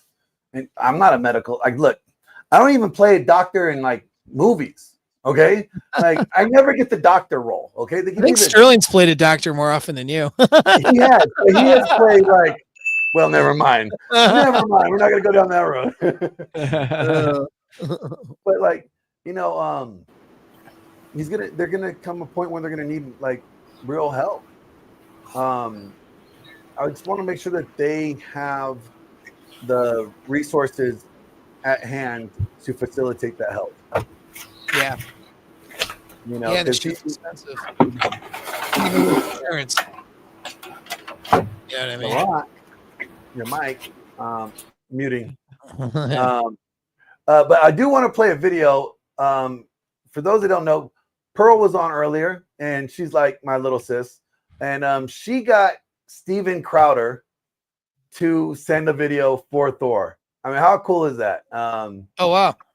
Let me pull it up here. Hey, Thor, Missy, and family. Steven Crowder here. Sorry, I look like a bum. I had to duck out. My dog got stung by a bee and is in the emergency room. And then we realized he might have been attacked by like a bobcat or something. So we thought we fixed it with the bee. Turns out it may be the bobcat. But the point is, it's all small potatoes compared to what I know you guys have been going through. Pearl filled me in on the story, and my prayers are with you. I know people say, oh, what does that do? There's not really much we can offer other than thoughts and prayers. And of course, our finances. But, you know, celebrities don't do that. I'm not really a celebrity, but I like to consider myself a celebrity. So I figured this video is enough. I think that's how it works. You do have one thing going for you. Your name is Thor. So, like, the writing is on the wall there in the sense that you should be able to pretty much beat the ass of anyone or anything. Like, the point is, this all ends well comparatively for a guy named Thor. I'm not named Thor. So, my dog gets swiped at by a bobcat, and it just, you know, I lose my mind. But I really do hope that you guys reach your goal. My heart goes out to you, and my family will be praying for yours. Godspeed. And eventually, you know, they're saying that, like, I think 40 years from now, cancer will be a thing from the past. But that doesn't help any of us, and that sucks because that's. But it's good to know in the future. I'm not helpful with these things, but sending love your way. What the fuck? Dude, that's pretty funny. Oh, that's awesome. Crowder cracked me up. Like, when he did, oh, dude. man. I don't know shit about this guy. Is he cool or what? Or is he a fucking, what's his deal? Give me Steven those. Crowder? I live in a fucking, you know me, dude. I know. You live in the He's so TLDR. He's the what most people refer to as the TradCon guy that got zeroed out by his wife when he got. Oh, I and all did do that a stuff. thing against the wife on my channel. Yeah, and she released the ring footage. Had been altered. Oh, you're. Hold on. I think that's Thor's microphone picking up background. All right. Go Yeah, ahead. dude. Well, that's good. I mean, yeah, and he got into it with what? Candace Owens. She was a dumbass. Yeah, Candace Owens was like disappointing teaming up with his too. ex. Actually, very disappointing how she got involved in that. I mean, some of these trad cons are feminists in disguise, man. Like they're ridiculous, you know. Yeah. Not all of them, of course, but you know, yeah. Well, that was really cool for him to send that, man. Is Pearl like friends with them, obviously, or they have? Yeah, they're cool. Like they're That's friends. good. That's good. Yeah. Nice, dude. So, I mean, Well, that was that, really that neat. makes me have like a higher opinion of the guy. I had a very neutral one. I wasn't for or against. When I did that video, I clearly could see the manipulation happening on the wife's side and how he was getting really run through the ringer, having a situation taken off of a camera argument with between a couple and being pasted out to be the bad guy. And there's more going on than what you're seeing in that video. And he was made out to be like some abusive narcissistic guy. And I just, that video, that's not true based on that evidence. And when you watch that, and I remember I was one of the people that was kind of contrarian to what the bigger narrative was, which is that he's this bad guy. Right. So I don't know, man. I mean, it elevates my opinion of him that he would just send a video like that. That's pretty cool. Well, let's go back to the key fact of what was the big point of contention in that ring cam video. He was simply saying that the other car was in the shop and he wanted her to take an Uber so that way he could have the car there in case of an emergency. So that way you can go straight to the hospital then rather than having to call an ambulance. That is something that a smart man would do. That's something I would do. right? It wasn't an unreasonable demand. Now, how he was getting upset about it, that's a bit of a problem for him because but that was clearly something that it was taken out of context after probably multiple conversations of him trying to be reasonable with her, and she wouldn't want to be reasonable with him. Well, he didn't release that, right? So there was definitely a smear campaign, and you have to look at when analyzing human behavior, you always got to look at the motive. What is the reason this is happening? Do you know what I mean? What is the reason this is being put out there? And so clearly that was a smear campaign and a very vindictive move, really, because couples argue and couples fight. Couples have conflict, especially towards the end. And, it's not, women classically like to take these things now and get them on camera and then try to present a bad view of the guy to create an alliances against that guy. And it's very divisive and it's very immoral, and we shouldn't fall for it. You know what I mean? We shouldn't be stupid enough to fall for those tactics because it's clearly a tactic. You know what I mean? You have to ask yourself, why the fuck is that tactic happening in the first place? I mean, there's been times with women I've been with and stuff where they were definitely the bad person in the equation. And I could never imagine filming that person and sharing it with people or putting it on blast or putting it on social media. That to me is so fucked up. Even if I'm breaking up with her, even if she cheated on me, even if she was a bad person, I just can't imagine doing a smear campaign like that to somebody that I cared about. I mean, what does it say about me? But apparently these women all over the place have no problems doing that. It's really fucked up. We really need to question that when it shows up. You know what I mean? Yeah. Well, that's the thing. The people enable that behavior. A lot of the negative behavior gets enabled out of this like false sense of like love and freedom. Yeah. It's like, but yeah, it's just like it's just like, like, who right now, like they're shouting fascist, but who's painting swastikas on cars? Yeah. Yeah. It's just like, and firebombing them like fascists. It's like, once again, what does Rollo always say? The medium is the message. Yeah. Yeah. Oh, there he is.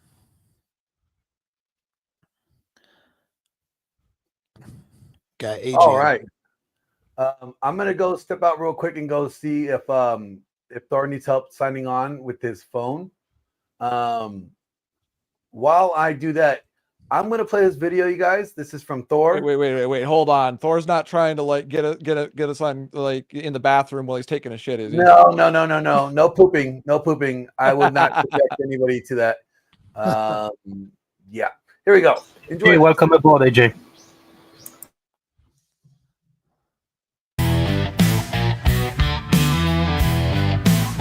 In the quiet dawn, he faced the day. Meek how Thor with burdens in array. She left a void chasing new skies. He held their sons with tear-streaked eyes. Through tempest wild, his spirit soared. A lineman's duty to restore. With every bolt the heavens sent, he stood unbroken, unbent. In the heart of the storm, he'd scream and fight. A warrior's cry piercing the night. Though lightning scorched and thunder roared, he stood his ground undeterred.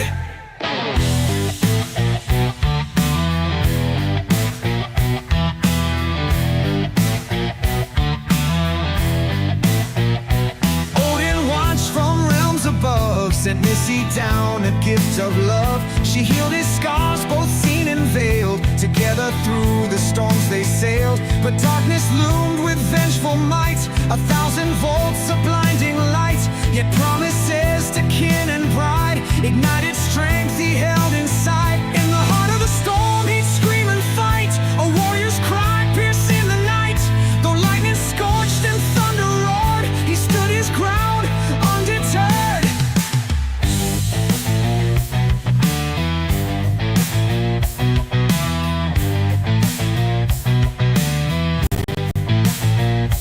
Years have passed, his legend grown, a beacon for the lost and lone. He penned his wisdom, shared his lore, guiding those who wandered sore.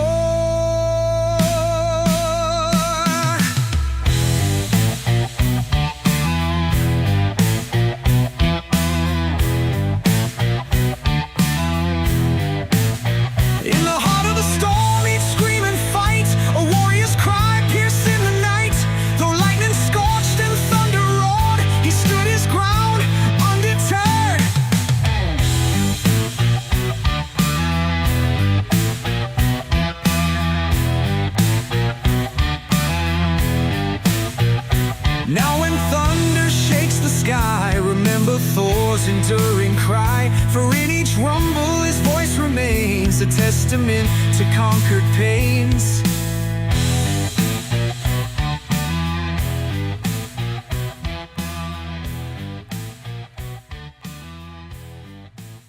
With a cheeky grin, Thor passed the torch. Now it's your turn to light the porch. Nice. I'm here to give an update on Melissa and myself. People have been asking quite a bit, how are you, Thor? Well, I'm living the dream, knowing that the secret to living the dream is that nightmares are dreams too. So we're always living the dream. It's been quite a challenge. I was in the hospital a couple of weeks ago, 3 weeks ago. I had another glioblastoma stage 4 brain cancer tumor removed. It had grown back. And in that time, Glenn was very useful. He had came to the hospital immediately, stayed with me the couple first nights. It was really rough. I had some complications with the Foley that was inserted into me, damaging my prostate and bladder. And that was very uncomfortable, very painful. A couple of things I was preparing for in the next week. I was getting ready to have some surgery done on the prostate, which would help me sleep at night, and it would be really good. But during that time, they CT scanned me and they found the reason I had a lot of pain in my back, and it was coming from my GBM. I also had an atrial flutter, for which they did a cardio ablation, and I felt better. After all of that, my oncologist and surgeon had a meeting with me, and they essentially thought that they had saw necrotic tissue inside of my brain, and I had gotten meningitis. They took tissue, and the necrotic tissue was from the radiation treatments, which that's not unexpected, but it left the tumor on this side that they had removed, which was slightly smaller than this. They expected it, and that's not such a bad thing. It means that some of the radiation had worked, and that some of the chemo, not so much. I had the chemo brain going. I was very disoriented when I tried to stand. I couldn't even walk or really get to the bathroom by myself. Was very much a challenge.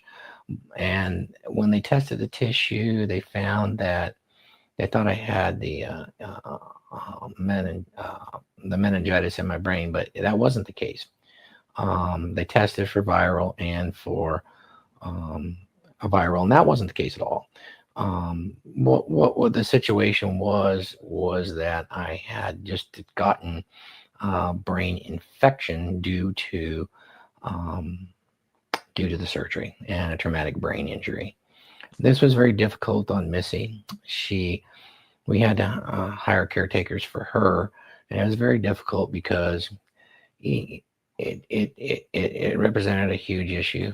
I had gotten home unable to walk. I'd even fallen out of bed with some side effects from the medication that they were giving me. I developed an allergy to it, which was very severe. Cramps in the legs, and developed tendonitis, which can happen. But they transfused me with platelets, because the reason I had to go in the second time, which was my platelet level had crashed to critical levels, and I risked brain bleeding. So we spent the time in there. They put in arterial lines where I could feed medication in, and they tested it, and Glenn assisted me, and I had caretakers assist me. Home nursing, it was not really available for me. It happened a couple times for blood draws, but they charge a tremendous amount of money, and the caretakers that I can get in for a couple of days a week, it's about $25 an hour. So what I'm asking for is if you could just commit to $100, that pays for 5 hours of care for her while I'm recovering, or 5 hours of care, at least to help me do normal things such as cooking dinner and cooking breakfast for her. Things like that I have not been able to do. But part of what I talk about in my new book, The Superhero Inside, is to develop the belief in the affirmations that you are that person and you do it by taking action. I am taking action as much as possible because of my caretaking, and Glenn in particular. As we do this fundraising, I'm asking everybody for commit to $100. You're going to buy me 5 hours of being able to do a few things. Go to the store, be able to take me to the store and just buy food, or to be able to provide her with a meal. That's what I'm asking for. And if you can commit to that, that goes a tremendous long way. Last time we did a fundraiser, lasted 5 months, almost 6 months of in-home care, several days a week for her. And that was really, really super helpful. So as I state in my book here, Glenn, the essential skills of a masculine presence, I talk about the superhero inside. By developing that belief and having those affirmations to believe, I'm going to say one more thing about Glenn that's helped. As a pagan, I've talked a lot about being a pagan. Because of his due diligence, Olvahi here has got me back on the path as a Christian. I was raised a Christian, and I'm now looking forward to developing a fellowship based around this resilience. And it would be a Christian fellowship. So I thank him greatly for that. Realize that Vahi in the Ragnarok, he's the only one that is worthy of lifting the hammer. And I'll show you what lifting the hammer is all about, and I'll tell you that story. Please go out and buy my book too. It's been released in all formats. Paul Bowers did the formatting for me, and he is also doing the audio. Right now it's available in softcover and hardcover, and audio should be out within the week. I'll let you know. Let me show you what I'm capable of doing now because of this man right here. Okay? I'm just going to take a stand here that I wasn't able to do before. I wasn't even able to cane walk. I wasn't able to do it without losing my balance. This is part of what I can do now. So I tend to have the cramps that'll pitch me forward and I'll fall down. This was a big problem, so he used to spot me. I was able to do this, and then I was able to use a cane. We were able to teach how to use a cane. That was amazing. I couldn't do it without a spotter because I do still tend to get disorientation pretty bad when the tendons cramp up. We've discontinued some of the antibiotics, so that's been good. But being able to get up and care for her is not really possible like this. However, I can use the cane, and that's been very good. That's not too bad, being able to walk briefly. Using the cane, though, has been very useful.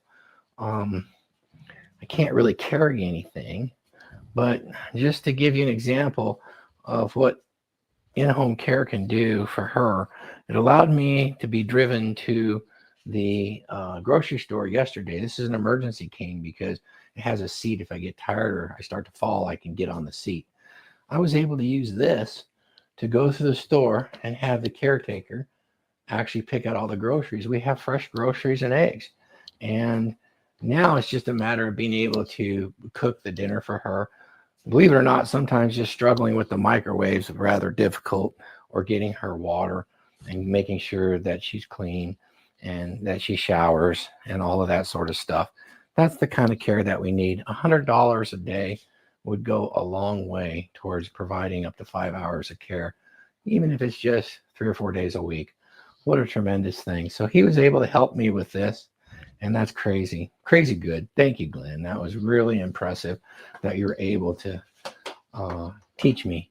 And I just took the action to do it, and it came, Psychologically, I still get the emotional floods, which are pretty tremendous. I'll just get a wave of emotion. I have my emotional outburst dog, which helps a lot, but I'll use smelling salts too to kind of hyper amplify it. Sometimes that'll knock it down, but those floods are actually quite painful. Let me show you some additional help that he's done. He's helped me walk, but we're just going to go ahead and we're going to show you what else is possible here. Right, Glenn? Take action, even if it's action like this. So I've stretched out a little bit, and now this is the next step. is just to sit here and do some sissy push-ups or even regular push-ups. Check it out.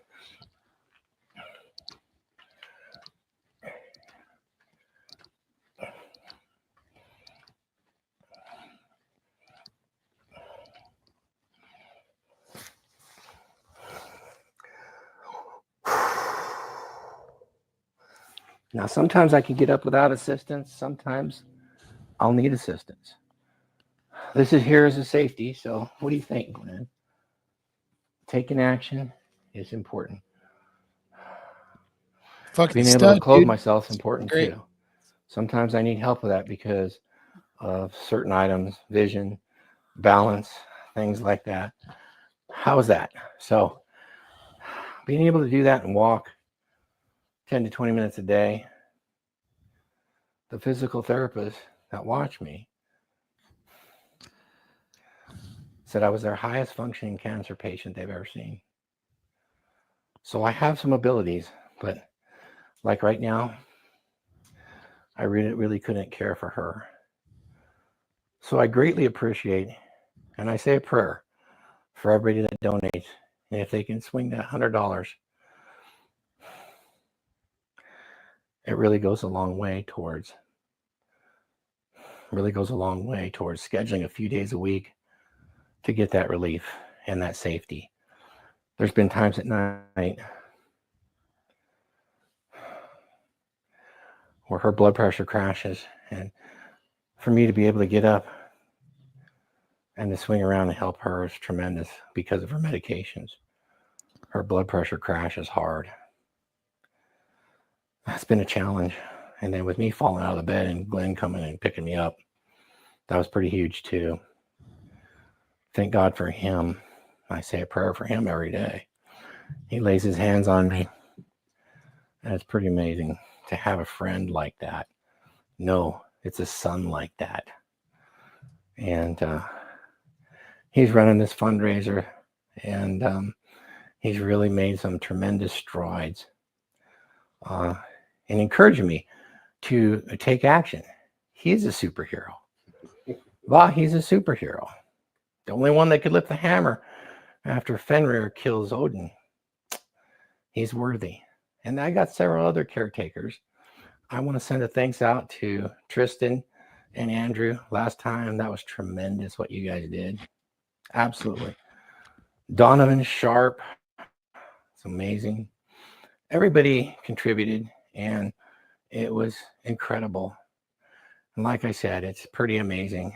Unfortunately, even when you buy really good PPO insurance, they'll only provide you with a few days of in-home nursing care, and sometimes they'll do blood tests, but that's it. And it's extremely expensive. Like I said, it's $25 an hour, and you have to schedule it, which helps a lot.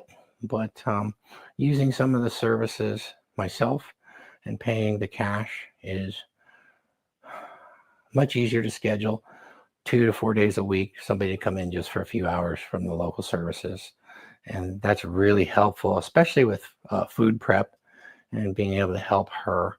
She gets tremendous nerve pain where she can't even be touched. And that's really unfortunate. We're getting all the medical care we can, but it's just not quite going far enough. And I think everybody out there, thank you so much. I appreciate that. Once again, take a look at the superhero inside. Part of the resilience and the determination is taking action. And this is taking action. What you saw me do here today, just standing up, is tremendous. Glenn can tell you, for a bit there, I couldn't even stand up without aid. And that took a lot of exercise and action taking and belief. And thank you for tuning in. I appreciate it very much. So, Skull, and bless you. May God bless you and awaken the superhero inside. Oh yeah. That's inspiring. It's pretty good. That was awesome. There you are. There you are. Hey, how you guys doing? Thor? And Laurel, thank you for coming, man. I like it every time we get to chat. Oh yeah. Dude, that's your fucking machine, bro. For you to be able to do that physical activity, like people don't understand how debilitating the cancer you have is. I've known people who've had it, and you're fucking, for you to do a video like that and to be able to function like that physically is just really a testament to your power, man. Thank you. I didn't even get to do the kettlebell. That's nice. I did do the kettlebells in front of one of the evaluation PT folks, and they came back and said I was the highest functioning cancer patient they ever had physically. Oh, that was nice to hear. So it pays to stay in shape and take action. Fuck And yeah, just it does. your lead, Paul. And nice to say hi to you guys. I mean, thank you all. And Paul, I am definitely going to call you on the other stuff. And Laurent, all the way from Tokyo, man, I can't wait to chat with you, brother. Nice. Well, I'm actually I got to go do some stuff with the lady here on a Saturday night. We're a little bit after 10, so she's got some expectations I need to meet. So I'm gonna go do that, but you guys will be on tomorrow, so I'll pop in tomorrow too. Okay. I was going to give an excerpt of the book too that was related to you, Paul. Oh, okay, dude. I want to read your shit for sure. But if you gotta go, you gotta go. So I can find another one that's pretty funny. Okay. Or no, go ahead. No, I don't have to go this. I got 5 minutes. We can do 5. All right. Yeah. So if you guys don't mind. Yeah. So this is in section 3 of my upcoming book. It's after I broke up with my most recent ex. Just to give you context. So reading from the book itself, as I have it written right now. The next couple days, I had to console a confused dog as why the other human who raised her hadn't been back yet. I was fortunate that MLD reopened the enrollment for Q4 of the 2021 Masculine Empowerment Network after I had a conversation with them about what had just occurred. That brings me to the Wednesday morning of the webinars that Apex Mindset was doing his presentation. I'd been sorting through items that she left behind, figuring out what was trash, what was donations, and what had to be sent back to her. That's when I came across her old phone that was attached to her cell plan. Again, curiosity got the best of me. What did I discover on that phone? Email correspondence between her and Barry. The nasty shit they did after we broke up, and he had flown up there. I'd also noticed that I was able to get into her Facebook as well. Petty mode engaged. I took photos of her email correspondence and sent it to her, demanding an explanation, and asked how long she was planning it. Of course, accountability on her end went right out the window, acting like I was the bad guy for finding out about her dirty secret. Since I was logged into her socials through her old device, I saw that she went crying to her best friend up there, and I went into mindfuck mode on them. Her friend was asking Deanna how I knew, and I replied as Deanna because I was logged into her socials. We all know. Maybe you should have waited until you were off his cell plan before getting a booty call. During this spat, I called my friend Cody for some moral support. While on the phone, I realized I needed a sedative to prevent adrenal fatigue. I looked at my counter and I was left with 2 options: whiskey or champagne. Champagne it was, and I began gulping it down. I finally dropped her with scorched earth. I dropped her off the car insurance, gave her 10 minutes to send me her aunt's address before I suspended the line and reported it stolen. She didn't give me the address in time. She probably thought I was bluffing. Click on the computer, her line was down. Was I done yet? Nope. Seeing all this nastiness from her and Barry, I threw one last Hail Mary before she changed all her social media passwords. I logged in as her, began posting the conversations and pictures with Barry. When I left for work that evening, I threw the phone out the window as I was getting on the on-ramp for I-820 North, getting onto TX-183 West. I wanted vengeance. I wanted vindication, to which I would get over the next 6 months. I'll end it right there. But yeah, that was during your presentation on that Wednesday of Q4 2021 Masculine Empowerment Network. I apologize for not paying attention. I'm like, screw it. That's all right. We had to handle your shit, so that works. Yeah. Nice. Well, all righty, guys. I'm going to take off. All right. We'll see you, Paul. To chat with you soon. Thanks, Paul. Yes, sir. Yes, sir. All right. You guys be good. I'll see you tomorrow if you got any of you are hanging out. So, yep. All right. All right, Paul. Talk to you later. All right. Now we got AJ, Laurent, yeah, Vidar, and Viking. Some of my favorite humans right there. Missed you last night. Bald. Thor. I just noticed it's like the bald club. Mine is like, Thor and Vidar. But look up the top. It's like they're supporting me, man. Yeah. With the new chemo. I got some hair. Yep. I got to shave again. all that sunlight radiation affecting. This is from doing spins underneath the covers with our ladies. Fair enough. Mine's from nuclear radiation. Yeah, you got dipped in a little bit of a reactor, huh? Well, I gotta put that in the book. I forgot about talking about teabagging the reactor control rod drive mechanism. Damn. See, now I feel average. Like I just had male pattern baldness from like testosterone. So like it is what it is, man. Yeah, mine was kind of like a Spider-Man incident. the I origin teabagged the story. reactor, and the reactor took my hair. That's the next book, right? The origin story. I gotta go back through and figure out where to sneak that in. If I hadn't sneaked it in, I don't remember. Did I? I wrote in 240 freaking pages, so there's a lot of stuff in there. Oh yeah. And vengeful truther. Yes, I could regrow my hair if I wanted to, if I got the correct treatments. It's completely reversible, but I just don't want to spend the money on it. And I've always kept my hair short because I've said it before. Like I actually used to train for fighting, so giving people handholds was never a good idea. That makes sense. I see, Mr. Cadillo is in the chat. Look who it is. No. Building. Nuke, I did send you the link. You could jump on anytime you like, sir. He heard me talking about nuclear reactors. He's like, "Oh no, this is my show. You ain't steal my thunder." It's like, yeah, wasn't he but he was a surface guy, not a sub guy.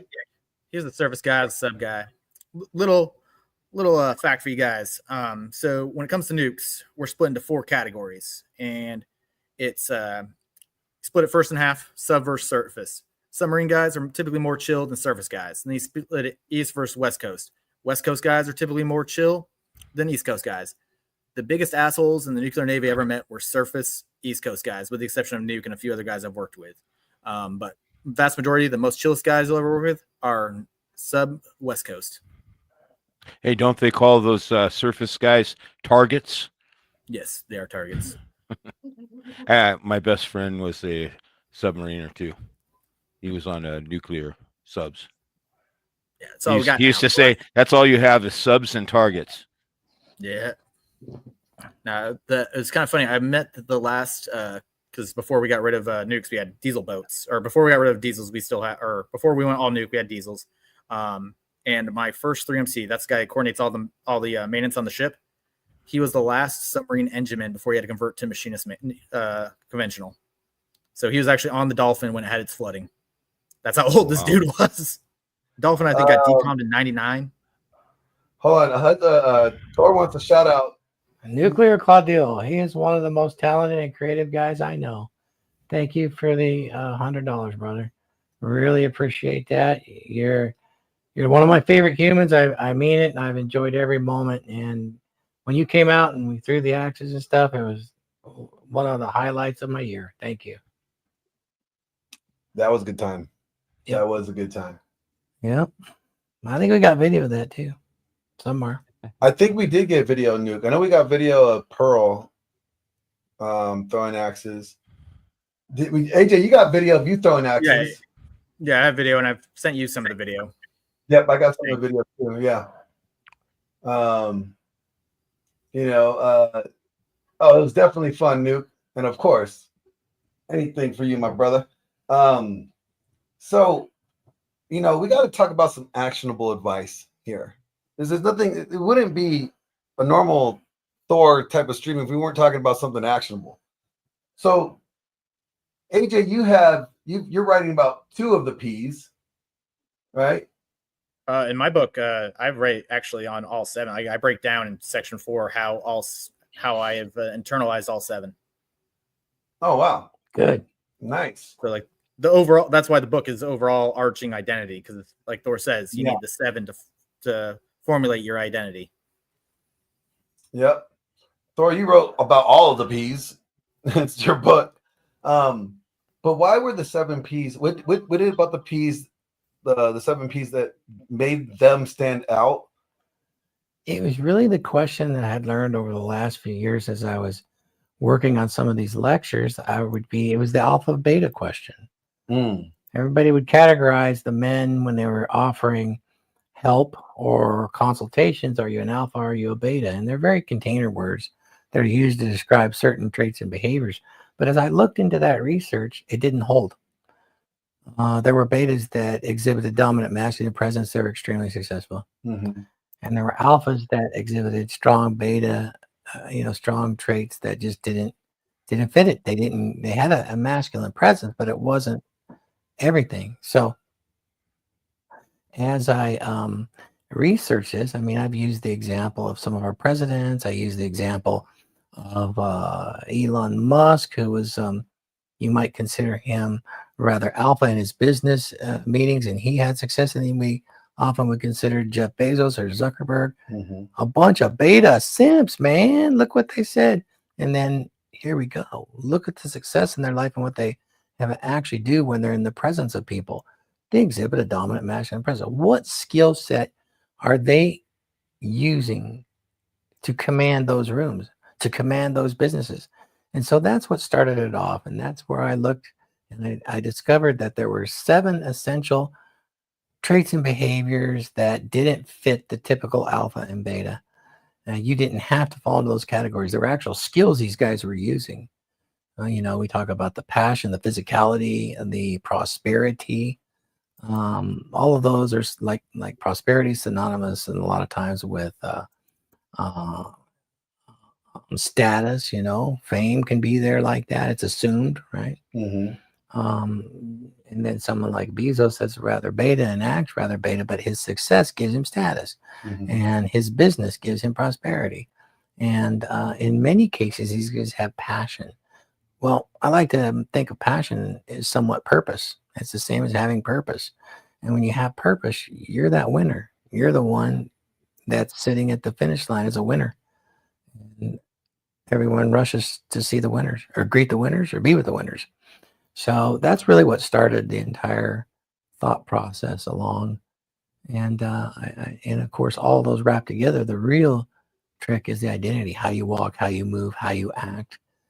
Some of the exercises seem rather silly, such as the voice control, the deepening of your voice, how you talk, where you talk in the left ear, the looking in the eyes, the triangle, all those sort of things seem like they're just very scientific and kind of icy, but they're not. They actually work, Yeah. How you purse your lips, how you crooked smile in a room, where you stand, how much space you take up, and how you take up the space. So that's what all of those essential skills are all about. That's what the P's are all about. And when you wrap them all together, you get your authentic self. It's the vibe. That's really, you don't have to be alpha, you don't have to be beta or sigma. None of those things. If you can master these skills and practice them, you're going to have the vibe. Are you going to go out and practice? Yes. Are you going to make mistakes and embarrass yourself? Yes. But that's part of the process to become re-socialized. Yeah. As a dominant masculine presence. Yep. Like you said, your website's titled, become durable, right? Being durable means you're adaptable. Being adaptable means that you tailor yourself first and foremost. You are the tool. That's what I'm going to be talking about in my book. You are the interface. You are the tool. Your mind and body are not separate. They're one and the same. Your mind is in your body. And a lot of people, including myself, forgot this, right? That's the key thing for you experiencing the world. And if you don't have that attention to detail, it's like the quote that Myron says on Fresh and Fit, failing to plan is planning to fail, right? So when you understand all those principles that you talked about, I talk about this as well, universal leadership. There are respectable qualities that all true leaders, what we would consider good leaders, exhibit. And we all recognize that, like I said, it's not just other men, it's women, children, and even animals recognize these traits in humans. It's body language, it's the vibe, that presence that you command when you walk into a room, because you're surveying your environment. You're not being domineering, but you're not being a bitch either. And a lot of people don't understand how that actually works because they've never taken the time to think about it and break it down. Right. You're in control, not controlling of anything other than yourself. I will say this about masculinity as I write it in the book, and I reference it the 7 Ps. I use the term conventional masculinity and not traditional. Why would I do such a thing? We all think of traditional or toxic masculinity, the things we've been taught. And as I mentioned in the book, traditional can be a part of a culture, and it could be any culture. It could be Christian, it could be any culture in the world has their own version of masculinity. Now, set that aside, and if I say conventional masculinity, here's the difference. The difference is in a dominant masculine presence, it's a conventional masculinity. If you were to exhibit these skills anywhere in the world, they'd be immediately recognized as masculine. They wouldn't be recognized as traditional of a particular country or culture. And I think that's what's important. It really comes through in a dominant masculine presence. Yeah. So I want to let everybody know in the chat. I'm going to drop the link. And this is a good time for anybody that wants to hop on up, either ask Thor a question or any of the guys on the panel a question. This is the perfect opportunity to do so. Here you guys go. The link is now dropped in the chat. I believe it's already still pinned. If it's not pinned, I will repin it. Let me do that now. It looks pinned. I see you in chat, Nuke. Skull, sir. Skull. Cool. So, I want to go to Vidar. Who won the arm wrestling competitions the most in the house? We got to know the deets. We want to know the real details here. Don't sugarcoat us now. You're muted, Vidar. No, I cheat. Oh. Arm wrestling? Yeah, who won the arm wrestling competitions in the house? Oh, come on. If I ever won once, he would do whatever it took to beat me. The competition, it doesn't matter what I did. He would be of a super laser focused so competitive that he would go to the ends of the earth to beat me. So, gentlemen, apparently that was the way even growing up. If I achieved something, man, he's got to do it once better, maybe even twice, backwards and naked. But I would rescue him too, though. Go to the ends of the earth to rescue him. Oh, absolutely. I remember. Oh, don't get me wrong. Absolutely. If I had a threesome with if I got to have a threesome with 2 women, he'd make sure and go have 3 women. I mean, that's the way it's always been. Now, come on, I'd go to the ends of the earth to rescue you too. Remember when we chased the competing karate school around the freaking schoolyard? I remember that. I remember the feud we had with the guys that lived in the track behind us. I remember. You pulled my ass out of so much trouble before. Yeah, like I said, you could kick my ass, but boy, if somebody else tried it, man, they would unleash holy terror upon themselves. You were a Tasmanian devil when it came to that. I was just talking about the competition of who would win arm wrestling in the house. It was always you. Yeah, I felt terrible. I mean, one of the worst times I ever had was, I'm a purple belt in Brazilian Jiu-Jitsu. Vidar's a blue belt, and we're going at it. For whatever reason, he was up in my guard, and I put him in a collar choke, and he went out. And when he was coming back, he was doing the floppy chicken. It scared the holy fuck out of me. I'll tell you that. It really did. I felt bad. I was ready to cry. It wasn't good, That was not a good time for me. I remember that time, and I do tell that story. Actually, I was a white belt, just very new, and you were a purple belt, and he's a white belt. I don't know about that. No. He was a blue belt at the time. I might have been a striped blue. Yeah. Yeah. He was teaching me. He might have even been while he was still a white belt, but he went to. They had a program at the Gracies called the apprenticeship at the time at the academy. They don't have it anymore, but he was one of the first ones who went through it. So it was what, five nights a week when you were doing that? It was a lot. Apprenticeship. So, but when he would come home on the weekends, he would teach me, and he got me in a choke called it's a collar choke. I think the Bayana, the bow and arrow, where you take the lapel and choke it this way and pull it from someone inside your guard. Well, I didn't know there was a leverage difference. So I was in his guard and I tried it on him. So he just did the reverse to me.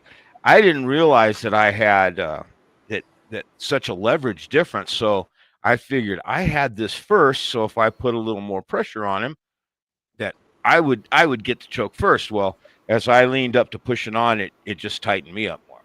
So the next thing I know is I'm waking up and he's doing this swing pump on me and he's screaming at me, "Don't you ever do that again. If you feel like you're going to go out, you tap, you hear me." So I do remember that quite a bit. That was my first time of many of being choked out. But you know, I have to congratulate Thor, you too. Both of my nephews, your two sons. Mm-hmm. I will tell you this: they are both black belts in Brazilian Jiu-Jitsu, and they are killers. They're on the tournament circuits too. So, yeah, I would like to say that Thor, you call yourself a purple belt because that's officially what you received. But I know for a fact you've had other black belts tell you to come to their school and start training and start teaching right away. They give you a brown belt or a black belt right away. And I just know from my experience training with other people that you're every bit a brown belt or black belt. So, and I taught my son who went from a white belt to a black belt in one day. So hold on real quick. oh, that's a good story. Hold on real quick, you guys. Laurent is about to say farewell for now, but he will be back on later on in the wee hours. I want to give him an opportunity to say some final thoughts. Gentlemen, I'm going to take the graveyard shift. It's been fantastic. Somebody told me that the GoFundMe link didn't work well. So if we could, I don't know if that works. But Thor, Vida, I'm sorry? I'm going to grab the link again. Okay. And thank you, gentlemen. I'll be hosting. I'll take the graveyard shift. So, but for now, I just moved in this house, so there's like cotton boxes everywhere. I need to find a plate and forks and chopsticks and eat a little bit. But I'll see you soon, gentlemen. Thank you, Laurent. Always great seeing you, Laurent. Thank you. All right. Then there's AJ. Why am I on screen? Why am I on screen? This is bullshit. Happy? Yeah, it's better. All right, good. Spider, can you tell the story of my nephews? They're both black belts in Brazilian Jiu-Jitsu. And we trained with them for a long time. I'll tell you about Josh. He went from a white belt to a black belt in one day. And what happened was he was started teaching jiu-jitsu in his own garage and he needed some extra money. So he started teaching, and he ended up getting a couple of guys to come over to his class that were also training at a school out in Hinckley, California. And they kept telling him, come out, see their school. So he came out, met the instructor whose name was also Josh. And so they rolled, and my son, this guy was at least 40 pounds bigger than him, and an MMA fighter. My son tapped him out within probably 30 seconds. And they did it again. Same thing. He says, "Man, you're not going to train here. You're going to teach here." So my son started teaching, and he's his thing is no-gi. He really likes the no-gi. So he started teaching the no-gi out there. Well, it wasn't long after that a school out here, Gracie Baja, started or had a tournament, and they invited all the schools, and all the instructors would be the referees. So they went down, and they said that every person would need a gi. So my son actually bought a gi because he didn't have one at the time. So he bought a brand new gi. He came down there and he put that nice white belt on that came with him and came with it. And they looked at him and they said, well, you can't be a referee as a white belt. He says, what belt are you? He says, well, that's officially all I am, is a white belt. And he said, well, you know, come on, we know you're more than that. He says, well, what's the highest belt you ever received? And he says, well, I received a green belt from my dad when I was 14 or 15. He said, but my dad's only a purple belt with the Gracies, or not a purple belt. He's only a blue belt with the Gracies, so it really doesn't mean anything. He said, okay, well, let's roll so we can just kind of tell where you're at. So he rolled with him. He beat each one of them within a minute and a half. So they get up and they said, oh man, you're really good. He said, but we need you to test with us. So if you test with us, it's $250 and we'll test you right here. And he said, what kind of Brazilian jiu-jitsu are you guys learning? He said, you don't pay to get tested. When you deserve it, you're going to get the belt. And they said, oh, and immediately they knew right away that he was actually coming from old school jiu-jitsu. And they said, oh, well, it's just the way our school does it. And he said, well, I'll tell you what, you go ahead and test with us. We won't charge you, but test with us so we can belt you. He says, what part of I'm not going to test for the belt mean to you? Are you not understanding me? If I want the belt, I'll go to a Gracie Open, and when I take the tournament at my weight class or take the whole thing at the Open, one of the Gracies will come and belt me because they don't like people sandbagging. So, and that actually happened to a couple of our students. If you remember that, Thor, they went to Yes, I did. He went to a Gracie Open, and afterwards, Horian himself walked over and said, I don't know where you learned your jiu-jitsu, but you learned it well, and gave them each their blue belts at the time. But so they said, okay, and they went and talked with each other, and they went to their car, and they came back, and they said, here's your black belt. Said, you cannot promote under the Gracie Baja name until you officially test with us, and then you can promote. So he went from white to black in one day. So it's kind of a fun story. But I always told him growing up that what belt does it matter to you if you're tapping black belts? You know, the belt. I see it. I understand it's a goal in little increments for people to work for. But like I said, when I mean, when they were kids and I would teach them right in my house. It was a chore to them. Each one of them, it was like, oh, Dad, jiu-jitsu. Yes, we're doing jiu-jitsu. And then when each one individually got about junior high and they're out on the playground, and all of a sudden, junior high kids, they start pushing each other and messing around and start wrestling. And all of a sudden they would find they would put one of them to an arm bar, and all their friends were like, oh my God, how'd you do that? And from that point on, they'd have the bug, and then that's all they wanted to do was jiu-jitsu. So it's been an important part of our life. Thor's the one that introduced me to really starting. It was funny how that worked out. A friend of mine was actually the sponsor of the first 4 UFCs, and I'm hearing about jiu-jitsu the same time that Thor, I think, had watched the UFC, and he told me about it. And I was still under another martial art, which actually taught me enough to get killed if I was ever to get into a real fight. But the friend of mine was telling me how he promoted this tournament and how this skinny guy came and won the whole thing. And he would tell me how he grappled with him, and as soon as he'd clinch on him, he'd take him to the ground. I myself is thinking, that's BS. He comes in and grabs me, I'd give him one elbow strike to the spine and it'd be over. Little did we know later on that we were being taught bullshido. But that one day, that guy taught me, his name was Pete. He taught me to one move. It's kind of a chicken wing move where I was a bouncer in a nightclub. And he told me, look, I used to bounce too. Here's a move for you. Because he was actually taking jiu-jitsu. he showed me how it's not too aggressive when you're kicking a guy out to actually grab their drink because they know what's happening. So as soon as you grab their drink, flip their wrist downward, put your hand in behind their elbow, you grab their hand so their elbow's against your elbow right here, and then you're pulling their bent wrist down, and it's a wrist lock. And he showed me, I did it a couple times. That night, I did it to a 6'5" guy who was acting up, and it worked like a charm. I walked him completely out the door.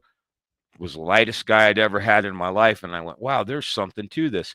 I think it was the next day Thor contacted me telling me, hey man, you got to come watch this show, this UFC, you got to watch this guy. And then I think it was a week or two later, he said, hey, I heard they're down the hill, I'm going, you want to go? And that's how our jiu-jitsu started. Well, I think you started jiu-jitsu, Thor, because you couldn't punch anymore because you were in the fire. Yep, that's correct. I was wearing compression garments at the time. And I do remember you got into a fight, and this was profound to me. You got into a fight. Someone else had started something, and the person came to your house and wanted to fight you at your door. And you went out to fight him. You guys struggled, went to the ground. I think it ended up with you on top, and you punched him. But even though you won, you told me later, he said, you told me, and this is before we learned about jiu-jitsu, you told me, art didn't work. Nope. I couldn't do anything I learned in that fight. And I remember hearing that. Yep. Nope. Getting a mount is really important. Yeah.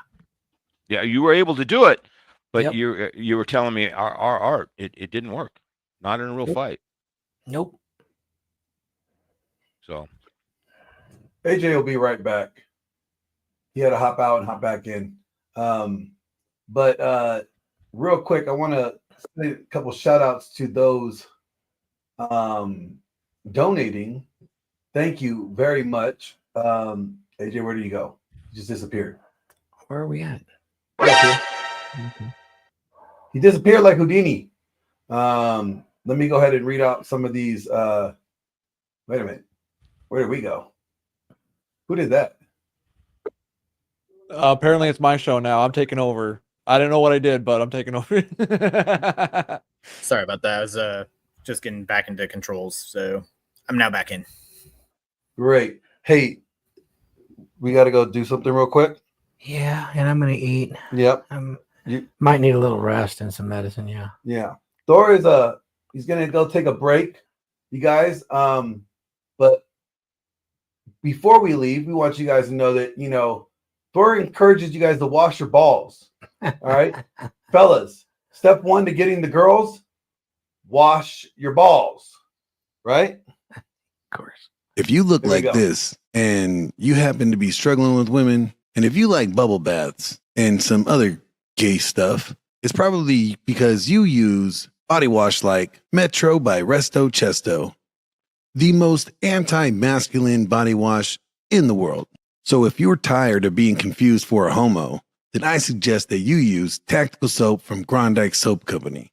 It's a game changer. That's right, a natural pheromone soap that enhances alpha status, masculinity, attractiveness, and charisma. Only Tactical Soap could take you from zero to a hero with the ladies. If you want to get successful with the ladies like yours truly, Glenn Lawrence, then I suggest that you order right now and get your own Tactical Soap from Grondike Soap Company today. Grondike Soap Company cannot guarantee that you will get a brunette and a blonde in the hot tub with you like Glenn Lawrence, but you may get a redhead. Oh crap! Speaking of that ad, some actual good actionable advice with that is if you don't know how to wash your balls or wash your ass, friend of the channel or friend of Thor's, anyways, Rhinestone made an excellent book called Praxology Volume 1 Frame, where it has the red pill grooming guide and it goes over how to properly wash your ass. wow, that's great. I thought he was saying watch your balls, and I was trying to tell him I don't want to watch these guys' balls. Thank you anyway. I'll pass on that. You're saying wash. I got it now. Wash your balls. And I'm going to bring Kevin up to the stage. Big brother Kevin from Men of Now and fellow Dragon Ship member. Welcome to the show. It's cool. And he's muted.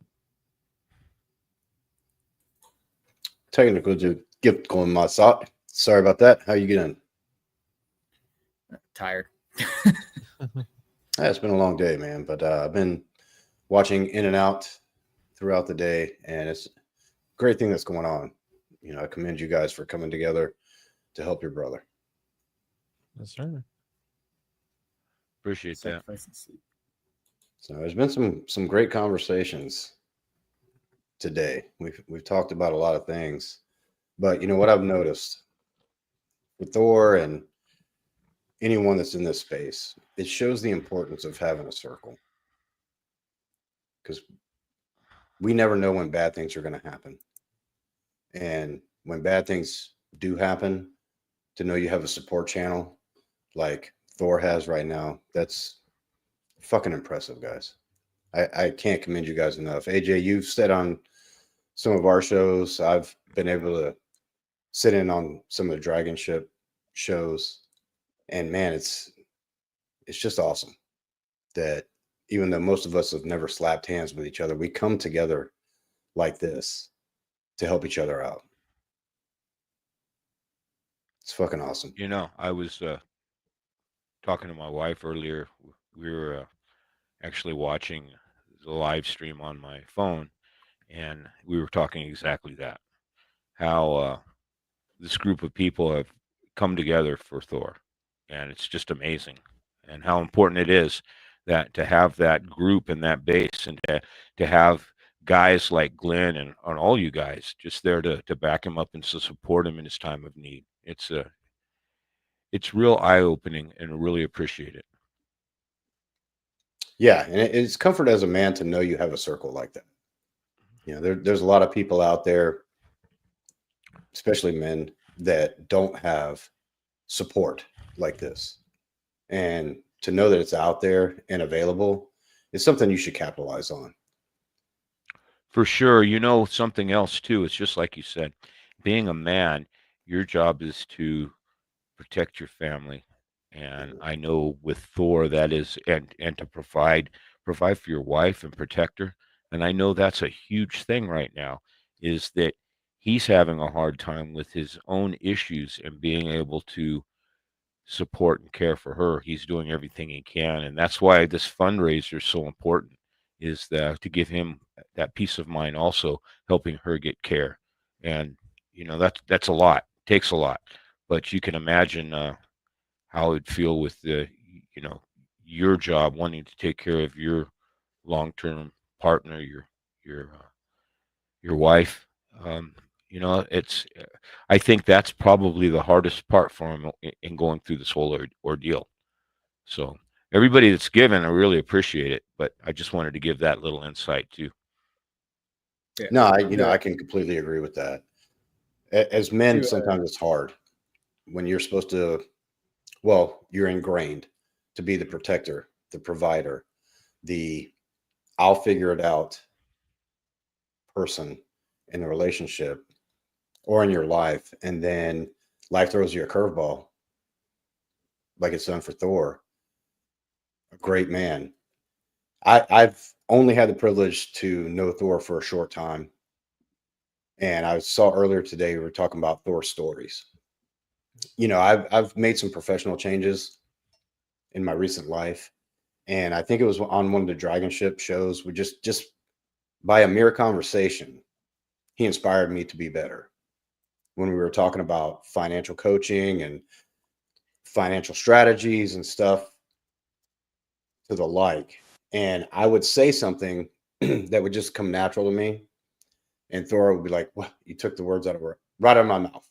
Wow, you're light years ahead of where everything is." And unbeknownst to him, that was so encouraging to me to know that the path that I'm trying to build for myself was getting encouragement from Thor. That's where it comes from, where you have your stories about mentors, peers, and even subordinates in your life, where it makes that much difference just by knowing them and having a conversation with them. And that's something people don't have these days, especially men, because we're supposed to be the know all be all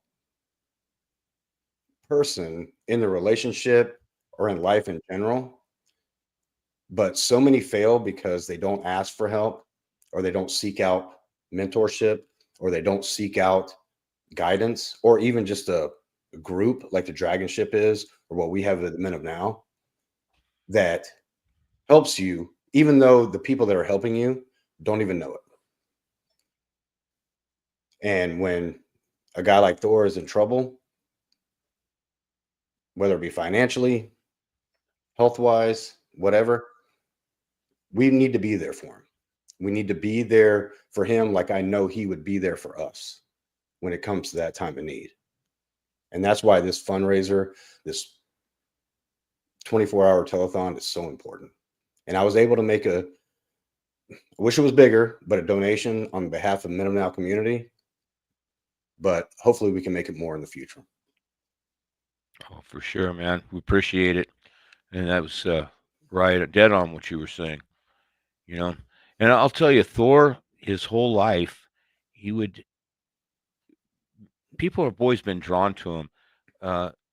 And for his masculinity, even younger, we had friends that would be drawn to him that were raised by women. One group, two guys, their dad had passed away, so they were raised by their mom and a sister, and that's the one thing that was lacking was masculinity in their life, and they were just naturally drawn to him. And this is in high school, and they started. We were throwing tomahawks, shooting. They became friends with us, and really friends with him throughout most of his life. After that, I think one of them now became I don't know what you call it when you work at a range where you help people shoot bow and arrows. He's an archer, but I mean, he RSO. actually, yeah, he actually would build bows and teach people, but moved into very masculine things. And you know, if there's something that I would say that Thor's mission has been his whole life is to take men, good men, and make them better. Mm-hmm.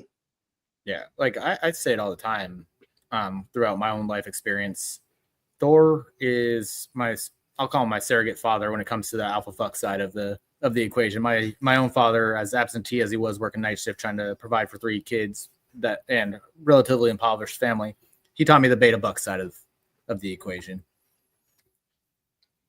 So like I think that's like you nailed on the head why I was kind of drawn to Thor after I started getting his content, is because I had my mother, my sisters, and my dad worked nights. And then the only time I had with him was learning how to be the familiar little workhorse. Go to the woods, go saw up some wood, go chop up some wood, go learn how to install a furnace at 16, that kind of stuff. But never taught me anything about women. Well, he taught you some good skills, it sounds like, though. I mean, oh yeah, like I met people that, you know, in their 30s or 40s and have men that have no manual dexterity at all. I know we had an apprentice that I worked with recently. He was just moved up from being a laborer to an apprentice, and you know, God bless him, wanting to better his life. 30 years old, but he had never used a hand tool before. You know, it was it was almost frustrating for me, but I kept looking and knew where he was coming from. This is something completely new to him. I gave him a pair of dikes to start cutting tie wraps, and it was like watching a kindergartner with a pair of scissors for the first time. You know, it was a skill that he's developed, but it's a hard thing to do at 30 years old. So, you know, some of those skills I'm sure were very important, and actually going and working and doing something is great, even though your father may not have been on the other side, you know. No, it's coming handy. Like a couple weeks ago, I had to replace the turbo on my car because the seals on the turbo were gone. I was burning oil. People thought my Golf R was a Golf TDI, and it's like, because I grew up impoverished. My dad had to fix everything himself, so I kind of picked up those skills. I'm like on my back, tearing a turbo out of a car by myself, throw it back on there. All right, let's see if we got it this time. Yeah. Now I didn't grow up impoverished, but my dad was the same way. You know, it was like he taught us to do our own brakes, change our own clutch plates, taught us to work on the vehicles, made us change the oil in the vehicles. So he went out of his way to do that. It's like I tell my kids, because they probably would say they've grown up impoverished. We never had a lot of money, but you You know, we're always taken care of. But you know, if they want to compare themselves to other people, they would probably say that. But they also learn that skills that, hey, if I need to, I can do this. And you know, I like to tell you know how our parents always tell their stories of how they had to walk to school 10 miles uphill in the snow both ways. Well, I like to tell my story of when I was 16, my dad bought me a car. I got into a wreck on it within the first month. And it took him 2 whole weeks, 2 weeks to replace that car. That's how bad I had it. So I wasn't raised impoverished at all. Neither was Thor. My dad did very well with investing in real estate and being a master electrician and owning his own business. But he still instilled a lot of traits in us. You know, that and I always said about Thor that I called him the king of the nerds, because if you met him at any time, you would say that he's, you know, you'd come away saying, man, this guy's very masculine. And then you would find out the things he was really into was Dungeons and Dragons, Star Trek, all the things that are associated with nerds. So yeah, I got to see that the few times that he's been able to join us over on Masculine Geek for both the Rolo and Drew campaigns. Like you can see the excitement in his eyes. It was a shame they couldn't join us last night. I know this whole time period is just taking it on him hard. It's just like, oh man, I really wish Thor was here last night. But you know, with that, he never shied away from it either, because you'll get a group of guys that will say, oh, that's terrible. You know, something nerdy. I would never do that. But he's masculine enough to say, you know, a masculine man doesn't give a F what you think. This is what I'm going to do. This is what I like to do. And I'm going to do it. Mental point of origin. So, you know, it's like I had a son that was being groomed for a 1%er gang. And in the beginning, he was like riding a motorcycle. He said, why would I want to go to this 1%er gang and have to follow all these rules and have to ride only a certain kind of bike? Right now will ride whatever I want to ride. You know, I don't care what people say about it. If I want to ride a moped and have fun, that's what I'm gonna do. I'm gonna ride that bike. You know, so. And I have to agree. Who cares what other people say? And if they say it's not masculine, other than if you're trying to be masculine and want to put on a drag show, I could see that as not being right. But other than that, if you want to ride your moped, ride your moped. Do it in the most masculine way you can. You know, I mean, just be a man and be able to back it up. You know. Yeah, as long as it makes sense to you, that's all that matters. You know, if you ride a moped because you only want to spend $15 a month on gas and it gets you to point A to point B, who gives a fuck what everybody else thinks? Right. But especially for men, they get too caught up as I don't care what you think, because I do personally, I do care what others think about me. In the sense of the impression that I make on them and the way that I can influence their life. As far as the lifestyle I live, I don't care about that. You can judge whatever you want, but there is a fine line between not caring and then using that as an excuse of, well, I don't care what other people think. I'm going to do these bad things that harm me. But if people are telling me different, I know they're coming from a good source to try to help me out. And that's where I don't care what you think. There's a fine line between right and wrong in that aspect, I think, especially as men. Yeah, I'm not talking about anything harmful. I'm talking about you know, like Thor going to be a dungeon master at a D&D party, and someone, usually it's, you know, why would you do that? That's so nerdish. Yeah, that's he doesn't care, man. People, yeah, that's just what he does in his personal time, right? Yeah, to me, people like that, that's cool, you know. And then Thor always had the ability too. If somebody would think that right away, they will, well, what does it all entail? And he'd tell them a little about it. Next thing you know, they're coming to become a character, one of the players in it. And I'll tell you what, exactly. if you guys ever play D&D, we should get Thor at least one more time to be a dungeon master. He would make the game come alive. And I don't know if you guys have ever played, but the dungeon master can make or break the game. Oh yeah, that's what I worry about with the two campaigns, the main ones that we play on Masculine Geek. I'm always worried about that TPK from Rolo. TPK being total party kill. Like I'm waiting for that to purposely happen. And then with Drew, it's like he rolled a D20, didn't he? We're all fucked.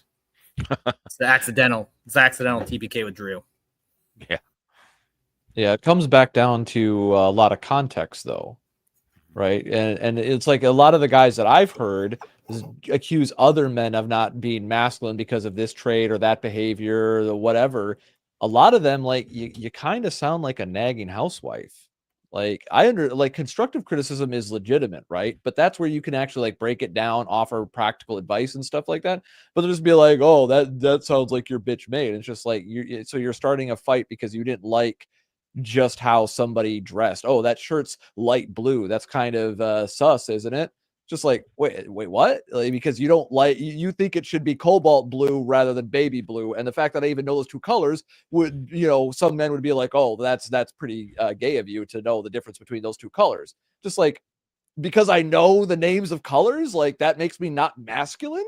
Are you serious? Like, and so you see the pathology where they're just criticizing probably because of some of their own shortcomings in their life, right? It's more of a projection of their own insecurity. That's the word I was going to say, insecurity. A lot of these guys are insecure. But when you're masculine and you're secure, you're not insecure, these things there's not a problem for you. It's like Thor bought me a pair of, this is going back 20 years at least, maybe 25. It could even be 30. Pair of Gracie Jiu-Jitsu shorts. And these things were bright pink. And I wore them, and my wife said, "You're actually going to wear those? What is somebody says something to you?" And I said, "What are they going to say to me? I don't care what they think. I don't care. I'm secure in my masculinity. I mean, if they want to fight for it, I'm secure. I'm going to whoop their ass too." Yeah. So a lot of guys, it's their insecurity that makes them say things like that because they'd be so insecure. I know Huds isn't right here right now, but he's really into Legos. A lot of guys think that's, oh man, that's not masculine, that's childish. In fact, I wanted to get this clip to show him, but Matt Rife, if you guys know who he is, he's a comedian and he's fantastic. He does all this audience work. And one of the things he does is called red flags, where he'll ask people when they dated somebody, what was their red flag? And this one woman says, and we know it was Huds who she dated on one date. We just know it is because she says, "Yeah, I dated this one guy and went back to his place, and he had this whole city of Legos that he'd built." All the audience started laughing. Hey, we knew that. That was a red flag. And Matt Rife looks at her and he goes, "What? You don't like architecture? You don't like somebody that's dedicated, that can take the time to figure out a puzzle and do these things?" It's how you look at things, first of all. So actually you could do all kinds of Legos and be very masculine. It's, again, how you look at things and how secure you are in it. It doesn't going back to what Viking Paradigm was saying with the colors and looking at Chronic's comments there. I'm like, yeah, I can tell the difference between Moot Green and Waystone Green from Citadel Paints, even though they're like a couple shades of green off. It's just like, all right, I can just look at the miniature and be like, all right, I can tell it's that shade of green, that shade of green, oh, that blue. Oh, we got a difference between Black Legion right here, and we got Black Templar right there. Oh, some Abaddon Black right there. I'm not good at that, but I can tell the difference between hot pink and my favorite color, inner pink. Well, going back to hot pink and roast beef pink. Hey, that's good too, man. He's unapologetic about it. That's a hobby of his. Yes, yes. It's his sense of peace. He does it with his wife. He even says, they have too much in the apartment that they're in. They're moving to a bigger apartment, not just because of the Legos, But and that's what it's all about. You know, whether it's fishing, golf, Legos, even video games at middle age nowadays, it should not be a negative on what you like to do. Yeah. And be unapologetic about it if that's what you like to do, and if that's what brings you peace or helps you get through the day after a long day's work, so be it. Who is anyone else to judge? And And if that's you're where you should not care what the fuck anybody else thinks. Well, the red flag on that one we were talking about was actually that girl, because just think about the dedication it takes to and the focus it takes to be able to do something like build a Lego house. I never had that. I mean, I never had the patience when I get the set with the instructions to build something. I couldn't do it. I'd get a few minutes into it and then I'd build something else. And the only things we would build, Thor and I, is we would do some models, but rarely we would keep one. I think he would only keep the ones that he built that had to do with Star Trek or Space 1999. Other than that, we'd build a car, we'd build Legos, and then we'd take them outside and we'd blow them up with firecrackers and hairspray and a lighter to burn them. So, I mean, that's we had videos when we were a kid. We had a video camera and we would take our GI Joes and our little army men and take that hairspray with a lighter and spray them out, or we'd make these horrible scenes. But yeah, no, it takes focus to be able to do something with Legos. I envy HUDs when it comes to that. I don't have the focus to do something like that. To me, it's like doing one of those people that can do those 2,000, 5,000 piece puzzles. I mean, that takes some thought. That really does. I have ADD, and I don't have the interest or the focus to be able to do something like that. Too sidetracked. So, there's that's probably to have that kind of focus, to be able to do it, to see the goal and see the outcome, that definitely plays over into real life. So there's definitely a lot of masculinity in that when you look at it that regard. Well, going back to the context. I was gonna say, HUD's text me like every other day with like new Lego stuff, and I'll send him some Warhammer stuff, and we're just like sitting there just fucking nerding out with each other. Just, hey, check out this, check out this, check out this, check out this. Yeah, and it comes back to that context. It's for like, because like again, when Thor was talking about it, it's like there's behaviors and traits that are quote alpha and quote beta. But the thing is that the context changes whether or not those behaviors are acceptable. Because you could be the biggest Chad, like aping out, going like, "I'm gonna kick a motherfucker's ass," and you're still gonna end up in jail doing some dumb shit. Like, is that masculine because you went crazy on a motherfucker in a bar over some petty bullshit? Like, that's not masculine at all. But because there's violence involved, that's the thing. It's like, well, men do have the monopoly on violence, but that doesn't mean that if you engage in violence, that's masculine. And, it's like, if you hit somebody that's weaker than you, is that really masculine? Right? If you beat somebody that's weaker than you, is that really masculine? Most people would agree, no, it's not. Like, yeah, you're exercising, supreme power as a man, but is that what most people would recognize? Is that universal leadership quality? No, that's a bitch.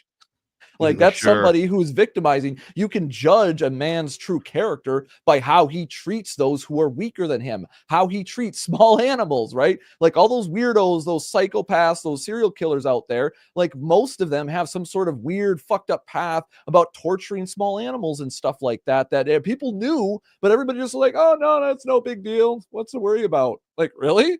Like if I was lucky, I never encountered any kids like that in real life. If I encountered like a kid like do it, I would be like, FBI, open up! Like, something's gonna happen with this kid in the future. But going back to what I was saying, it comes down to that context around it. Is your hobby that you do in your free time affecting your masculine responsibilities? Are you creating a pathological hobby? Right? Is your Lego taking the quality time away from your girlfriend, taking away from your job? Like, are you spending all your money and going into debt for buying Lego so you can build Lego in your living room? No, if you're managing your finances correctly and you want to blow off steam, focusing on micromanaging Lego pieces, building these things up, and you're unapologetic for it, yeah, that's the essence of frame and masculinity. You're not apologetic for it. Another anecdotal example. When I grew up, I was playing Yu-Gi-Oh! And one of the guys I met, a good friend of mine at the time, he wore pink all the time.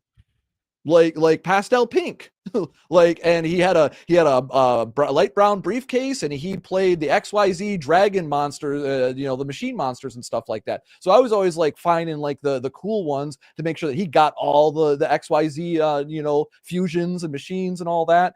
And you know what this guy ended up doing when he became an adult? Well, he went to the local library. He got himself a book about doing street magic and magician's tricks, taught himself street magic, started doing street performances, ended up traveling around the world, rode a motorcycle across China, went to Thailand, became famous, had his own radio show and all that, found a wife, and he was a big Chad too. Like somebody was leaking videos I saw like a decade ago now at this point, but like somebody got him, like caught him live, like risen up a girl, a Thai girl on the subway by producing a small red flower out of nowhere, right? Using his street magic, and got her number type stuff, right? It's just like, but like, this is the guy that was wearing pink, and he's like one of the biggest Chads I know. And he went overseas, got himself a good wife, brought her back. And last I checked, like he was actually in shape and he's doing good. Like, because I checked out his website, like a couple months ago, because I had seen that he was, back in the States, and like, oh shit, like he's actually doing good. But this is the guy that most of my friends that are, as Donovan Sharp calls them, the red pill meathead guys, they're going to be like, oh, that guy's a queer. He's not masculine. Right. But once again, he was masculine because he didn't make excuses for him liking pink. He's just like, I like pink, man. It's my favorite color. Like, what's the problem? Like, if you got a problem with the color pink, that's a you problem, not a me problem. Perfect example. A masculine man can rock any color he wants to wear. It's like, look, where does an 800-pound gorilla sleep? Yeah, well, it's like the people anywhere he wants always, to. Anywhere he wants to. Real quick, the people always like when we talk about PUAs, they always joke. Even Rolo references this because it's so common. They always reference Mysteries, the fuzzy top hat, right, and stuff like that, right? All the peacocking stuff, and it's just like, yeah. But the thing is that peacocking fucking works. Yeah, it does. Like it's a conversation starter. You can start a conversation across the room just by wearing something kind of different. You're giving the woman an easy conversation starter. That's Permission what you're doing. to start up a conversation. To approach. Not feel weird about it. It works so well. That's one of the genius things about Mystery. He came up with some really, really good stuff. Peacocking is one of them, and it is in nature. But again, the flamboyancy, a masculine man can show a little bit of flamboyancy, and women eat that stuff up. Come on, there's no getting around it that women, when they are attracted to the physical, there is something when we say a woman is attracted to looks, like men, we're attracted to looks because we're very visual. Women, when I see them attracted to people by looks, a lot of time it's more of an effeminate looking man. I mean, look at how they go crazy for Justin Bieber or the New Kids on the Block back in the day, or these different boy bands. I think there's a little psychology going on with their marketing at that point too. But in real life, it doesn't hold true to them after they meet someone if they're completely effeminate. But rocking a little point bit there, Vidar, because I'm still on the dating circuit, and you would not believe how many girls between the ages of 18 and 28, that's my age range, are obsessed with K-pop. And these are some of the most effeminate looking dudes out there. Right. It's insane. Robert Greene talked about this, the dandy archetype. There you go, the dandy. Yeah, it holds true. But in real life, when they do meet you, if you see a dandy is, if you really look at it, is not completely effeminate. He may rock some effeminate features, but look at even the movies. The dandy was the guy that would swoop in, the swashbuckler who, had a few little effeminate traits, but then would whip somebody's ass at sword fighting. He was a mixture of both of those. So yeah, the quintessential when a woman really meets a K-pop guy and walks away from him, other than her wanting to have him so that she can have those bragging rights because of the pre-selection. If she's really honest with herself and meets him, she'd be like, "Wait a minute, there's something wrong here," because it does go against it goes a little bit against their nature. Not that women don't like that, because a lot of them do harbor bisexual traits, or it's very easy for them to see the beauty and femininity themselves. So there is that, but actually for finding a partner or the attraction there, it's got to have it's the masculine that it boils down to. But harboring some of the dandy traits, if that's you and your personality, you can definitely use it. I wouldn't suggest a masculine man try to bring that on. I Yeah, don't know if that I would work agree too with well. that, Vidar, so much, because that's a paradigm that a man shouldn't try to adapt if he already has. You know what I'm saying? If you don't already have it, don't try to adapt to that, because it will come off so fake and it will be so untrue to yourself that it will never work. But masculinity among men and what they see is totally different than masculinity from what women see. There you go. You know, and that's one way to relate. And I found this out the hard way, and this was several years ago. And I was with my ex-wife. We were together for 11 years, 6 years together, 5 years married. And when we would go out in a military town, because I was active duty Army at the time, and any military town, you're going to have five guys to every girl in the place. So they're going to hit on and get out of line with your wife, ring excluded. They don't give a fuck. And I thought it was the best thing to just push her out of the way and try to knock them out every time. And after about the third time we got in a scuffle, I got my wife home and she was like, "You're starting to scare me." She was like, "Why do you do that every time? You know, all we got to do is walk away." And it started to click to me that that wasn't being a masculine man. That was being an overly aggressive guy, to not just say, "Hey, man, hey, see the rings? We're married. Hey, it's okay, man. Have a good night."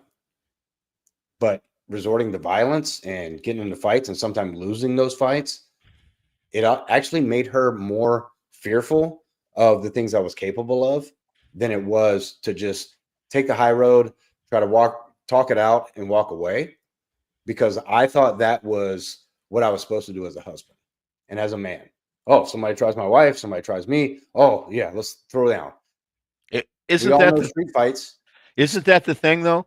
Is what society wants to teach you as masculine isn't really masculine sometimes. It's Not aggression. in her eyes. Yes, Well, exactly. no, it's just It wasn't aggression in doesn't her make you eyes. masculine. No, Yeah. the higher road was to be like, "Oh, fuck it, let's just go. Fuck those guys." Well, here's the way they're I've had. leaving by themselves tonight. We're going home together. That would If have you- been a lot more masculating than getting into a fight, getting kicked out of the bar, maybe the cops showing up, and something else bad happening. And that's where you really learn what masculinity means. Yeah, Especially not to in mention, her eyes. That's I don't know true. how different it was for you back then, Kevin, but I know in my time, towards the end, so probably around 2010, 2011, I got out in 14. That one ARI that could come from a bar fight was enough to process you out of the military. So if you had any alcohol related incident, whether it's a bar fight, a DUI, they would just process you out real fast. No, yeah, I got to that. I think 2014. Yeah, that's when I was leaving active duty. But Yeah. I remember Okay, when so I we were in first at the same joined, time then. I mean, if you got in a bar fight because some guy grabbed your girl's ass at the bar, and then a soft recruiter would show up bailing you out and saying, "Hey, you need to come with us." But it changed drastically. But physical military aside, all that shit aside, you know, being a masculine man is the one that's comfortable in himself, that say, "Okay, I know I can win this fight. You're drunk. You grab my girl's ass. That's fine. Go to the car, baby. I'm going to shake his hand, tell him to have a good night. Don't ever do it again." That's the most masculine thing you can do. Grabbing a beer bottle off the fucking bar and crushing his head, and it probably ended up in jail. That's the most beta thing you can actually do. And a lot of people don't. A lot of guys. The earlier you learn that in your life as a man, the better off you're going to be later on. Because one thing I can say when I tell guys all the time, if you and a lot of guys in this society here, they want to go with a 8, 9, or a 10. If you go with a woman that's, I would say, at 7 or above, she's gonna get hit on. She's gonna get looked at. Yeah. You go to a regular nightclub or bar, she's gonna probably be hit on as soon as you go to the bathroom. The guys are gonna be coming over and trying to talk to her, and that's just the way it is. I personally, if you've ever been able to get a woman that's in that 8, 9, 10 range, which I'm married to one, and I always took it as a compliment that guys find her that attractive that they would want to talk to her. To this day, she's in her 50s and she can't go anywhere without some guy in our age group trying to talk to her. I mean, it's just the fact. Always growing up, guys would always hit her because she's just that attractive personality, attractive body. So I never was the kind that would want to fight over that. Now, if somebody touched her, I'd probably go charge him. I mean, hey, that's mine. You owe me some money, I mean, say it's not for free.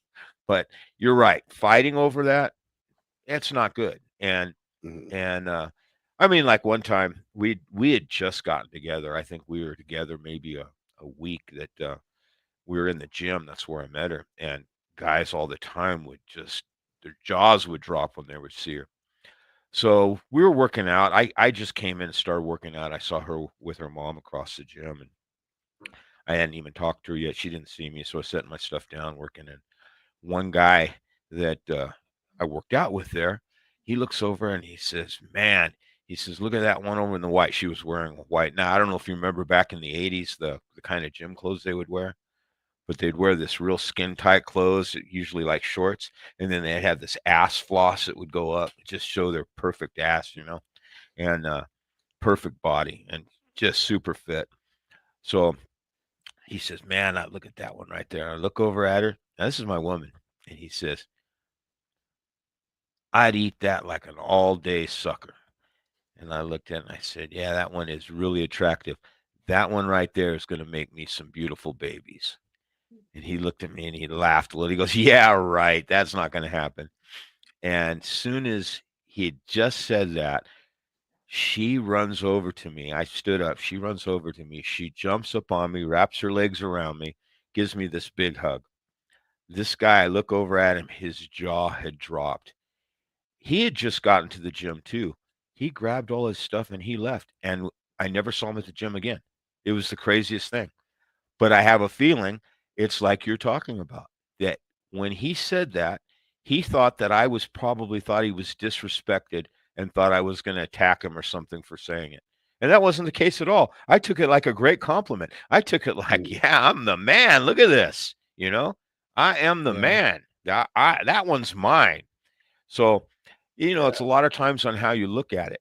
It's the same thing that if you are aggressive like that, it's like you said, that's actually beta, walking up, because you lack control over your violence. If your first option or close to first option almost every single time is to escalate rather than de-escalate, that's going to make you like, there are women that will get turned on by that. There's women that like getting their man to fight over them because they like to feel desired like that. Those are not the women you want to commit to. I grew up.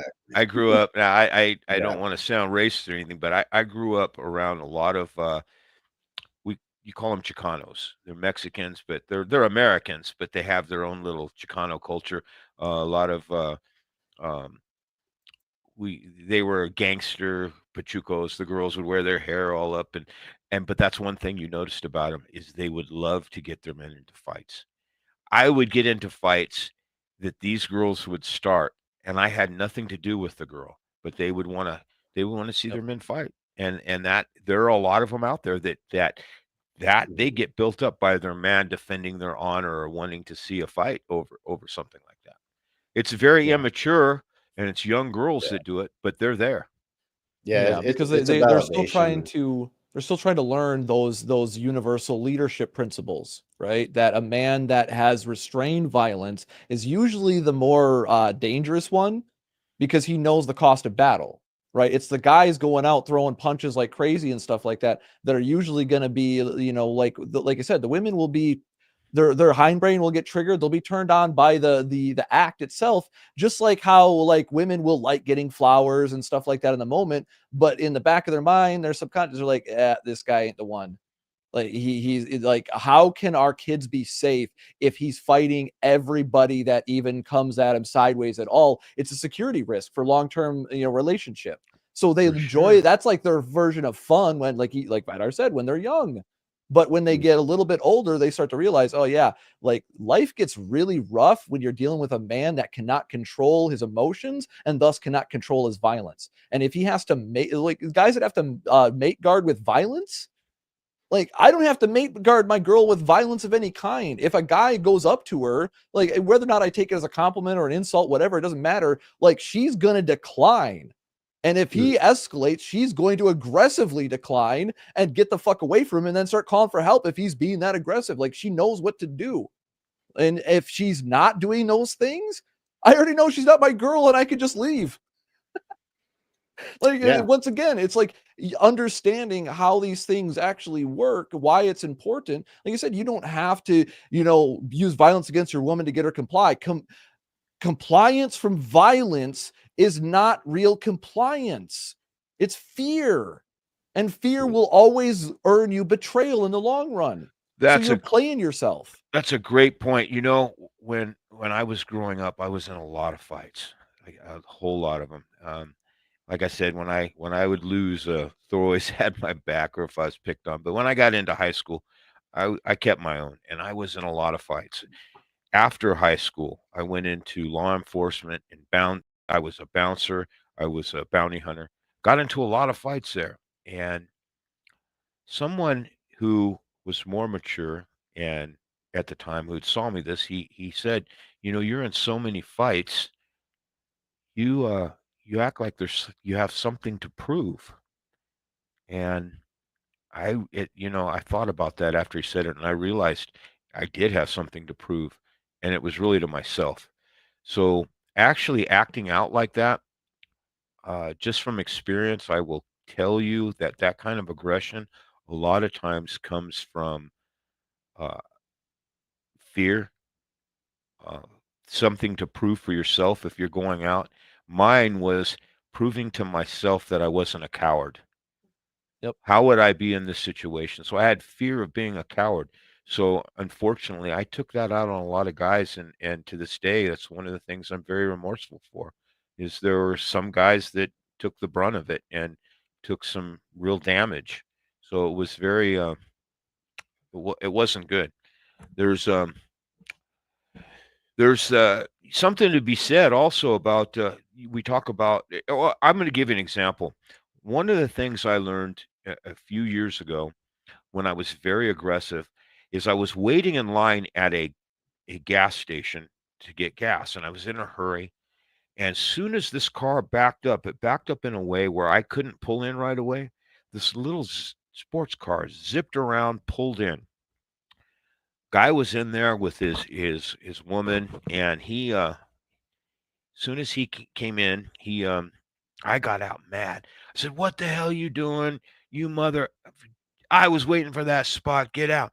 This guy gets out, and I don't know how I never described this well enough, but he came over to me, and he had no fear at all. No fear of fighting, no fear. So there was no fear in his eyes. Yet he said to me, he said, "Hey, I'm sorry. I honestly," he says, he didn't even say I honestly. He says, "Hey, you know, I'll move the car. That's not a problem. I'm more concerned with your reaction to this. Are you going to be okay?" And even that, I can't even say exactly what he said, but all I can say is I actually met someone with the mind of Christ at this point. I had my ass beaten by a guy without being physical. I know that when he did this, I felt this small, and I realized he was in the right. I'm talking this guy had true masculinity without showing it in aggression. And it was exactly what I would say the moment that I actually saw that pure spirit of Christ in a guy. And as soon as he went back in, I said, "No, you keep it. You're in that spot." And he walked in. As he walked in, I got in the car and I decided to go somewhere else because I literally had my ass kicked, not physically, but at that point mentally. And I saw, you know what? There is masculinity in taking that high ground and showing that true concern. There was no fear of him fighting me or me doing anything to him, but he had a true concern for me. And I was off base at that time completely. It was like you'd say in jiu-jitsu, you need to have your base. If you can get someone just tilted a little bit over that center line, and me coming out aggressive, I was over that center line. So it was one of those things that I remember, and it's like, man, I need to be more like that guy. And I'm sure his woman that was in there, she wasn't scared of him not fighting. I'm sure at that point, actually, she would probably be pretty proud that she had, that whole encompassing man. And that was my whole point in doing. I was explaining to somebody, when you become a master at martial arts, whether it's a black belt in a Bushido art like I became, and then learn jujitsu and try my best to perfect that. They said, well, how does that apply in the real world when it comes to an actual fight? I said, well, the whole goal, even with an art that doesn't teach you how to fight, the whole goal is to be able to be in control. So words don't mean anything. In reality, you see a guy who's chained up to a St. Andrew's cross, can't move, and you have a 45 pointed to his head, and he's cussing you out and yelling at you. At any point, you could pull that trigger and kill him. So you have a completely different attitude of everything he's saying. You should be like, nothing matters. I can destroy you at any moment. Yeah. And that guy that I met I don't think he was thinking that at all, but he had that same vibe, that same outward appearance that's like, hey man, I'm concerned for you. There's nothing you could do to me that's going to hurt me right now. I'll move my car for you if it's that important to you. So it's the unbothered, impervious mindset that he displayed. And because I've had guys give me pushback on this, so it's like, well, what if somebody spit in your face or slapped you? Like, you're telling me you're just going to take it like a bitch? You're not going to punch him? And I'm just like, well, hold on. Let's rewind this a little bit. Let me ask you, which would you find more menacing? You go up and you slap a motherfucker in a bar and call him a bitch, and he just starts swinging, right? Versus the guy, standing there like Arnold from Terminator, taking the cigar to the chest, and just like you get slapped and he calls you a bitch. You just look at him like he's stupid. Like, really? And you don't have to say a word. You just look at him dead in the eye and put the fear of God in him. And if he starts swinging, you counter him immediately and put him down. And it's that simple, because he's going to make that move. And most people, see, that's the thing. Most people that are going to engage in violence like that are either drunk or they're not capable of combat typically. Or they're so stupid and angry at life in general that they're going to make a mistake. And you not responding emotionally gives you the upper hand to, boom, checkmate his ass. And you don't, when you understand that, like I said, whenever I had guys, the one guy that was like really giving me pushback on this, I'm like, dude, you've never been in a fight, a real fight. You've never been punched in the face, have you? And he's just like, oh, I've been in fights with my friends. And I'm just like, tell me what happened. Well, we got into lots of scuffles and we ended up on the ground and stuff like that. I'm just like, so you never been punched in the face? I was right. Got it. Like, you don't know what the fuck you're talking about. I've done real training with real fighters that have done real harm. Will be, chill YouTube, to others. In self-defense and also. Did dude really say Yeah. Did dude really say that he got into fights with his friends? Yeah, he was talking about, like regular scuffle, grapple, and BS and stuff like that. I'm just like, so that's your fight experience. Like, you think that's real violence? So he fought somebody that had a limit. Yeah, he fought a friend of his a bunch of times when he was growing up. Like, that would be like Vidar saying like him and Thor, like, grappling and stuff like that was real fight experience. Like, I don't know. You seen Clash of the Titans? Have you seen Clash of the Titans? I'm gonna take that. I'm gonna say They that weren't trying to kill each other is my point. I'm gonna say right now though, that's true. It's not like real fighting, but Thor taught me that if I can take an ass whooping from him, I take one that's not going to be so bad in the streets. So well, exactly. My I do the same worst thing for my siblings. ass whooping has come from Yeah, if from you Thor. guys don't mind, I want to jump in because Vidar, you made the biggest point by saying, another guy humbled you and nothing happened out of it. That was an epiphany. It was that you come to that point that, okay, yeah, this isn't the answer. This isn't the right reaction. And what we were talking about earlier, it was after my divorce. I think it's the second serious relationship that I was in. After that, it was probably 2016-ish. And she was very well endowed, very, very big boobs, and saw another guy looking at him, which they were there. If I was him, I would probably do the same thing. I was a little intoxicated. So was he. Fortunately, the fight didn't happen, but I came off very aggressive to the guy. And after everything was done, no punches were thrown, no cops were called, nobody went to jail, fortunately. Everything was done. She looked at me with kind of glazed eyes and said, "I've never seen you act like that. That scared me. I didn't know you were capable of that." And that was my epiphany, that my reaction was totally wrong. So as men, we need to be, whether you're intoxicated or not, that's not an excuse. You always have to be aware of what's worth it and what's not. Was her life in danger? Fuck no. He was looking at her cleavage. I was looking at it when I picked her up, while we went out, when we went home. But my reaction changed her perspective of me because of the way I reacted. And it scared her to see me act in that certain way. And that's why, as men, as masculine men, we need to make that difference between what's right and what's wrong. Because when I woke up the next morning, hangover and all, I was embarrassed at my actions. I had nobody to blame but myself. And that's not a position that you ever should put yourself into. And that wasn't being a masculine man. That was being a emotional, unintelligent, and reckless person. And it could have went so many different ways, because you never know who's got a gun. You never know who's got a knife. I don't care how big you are. I don't care how small they are. You never know what's going to happen.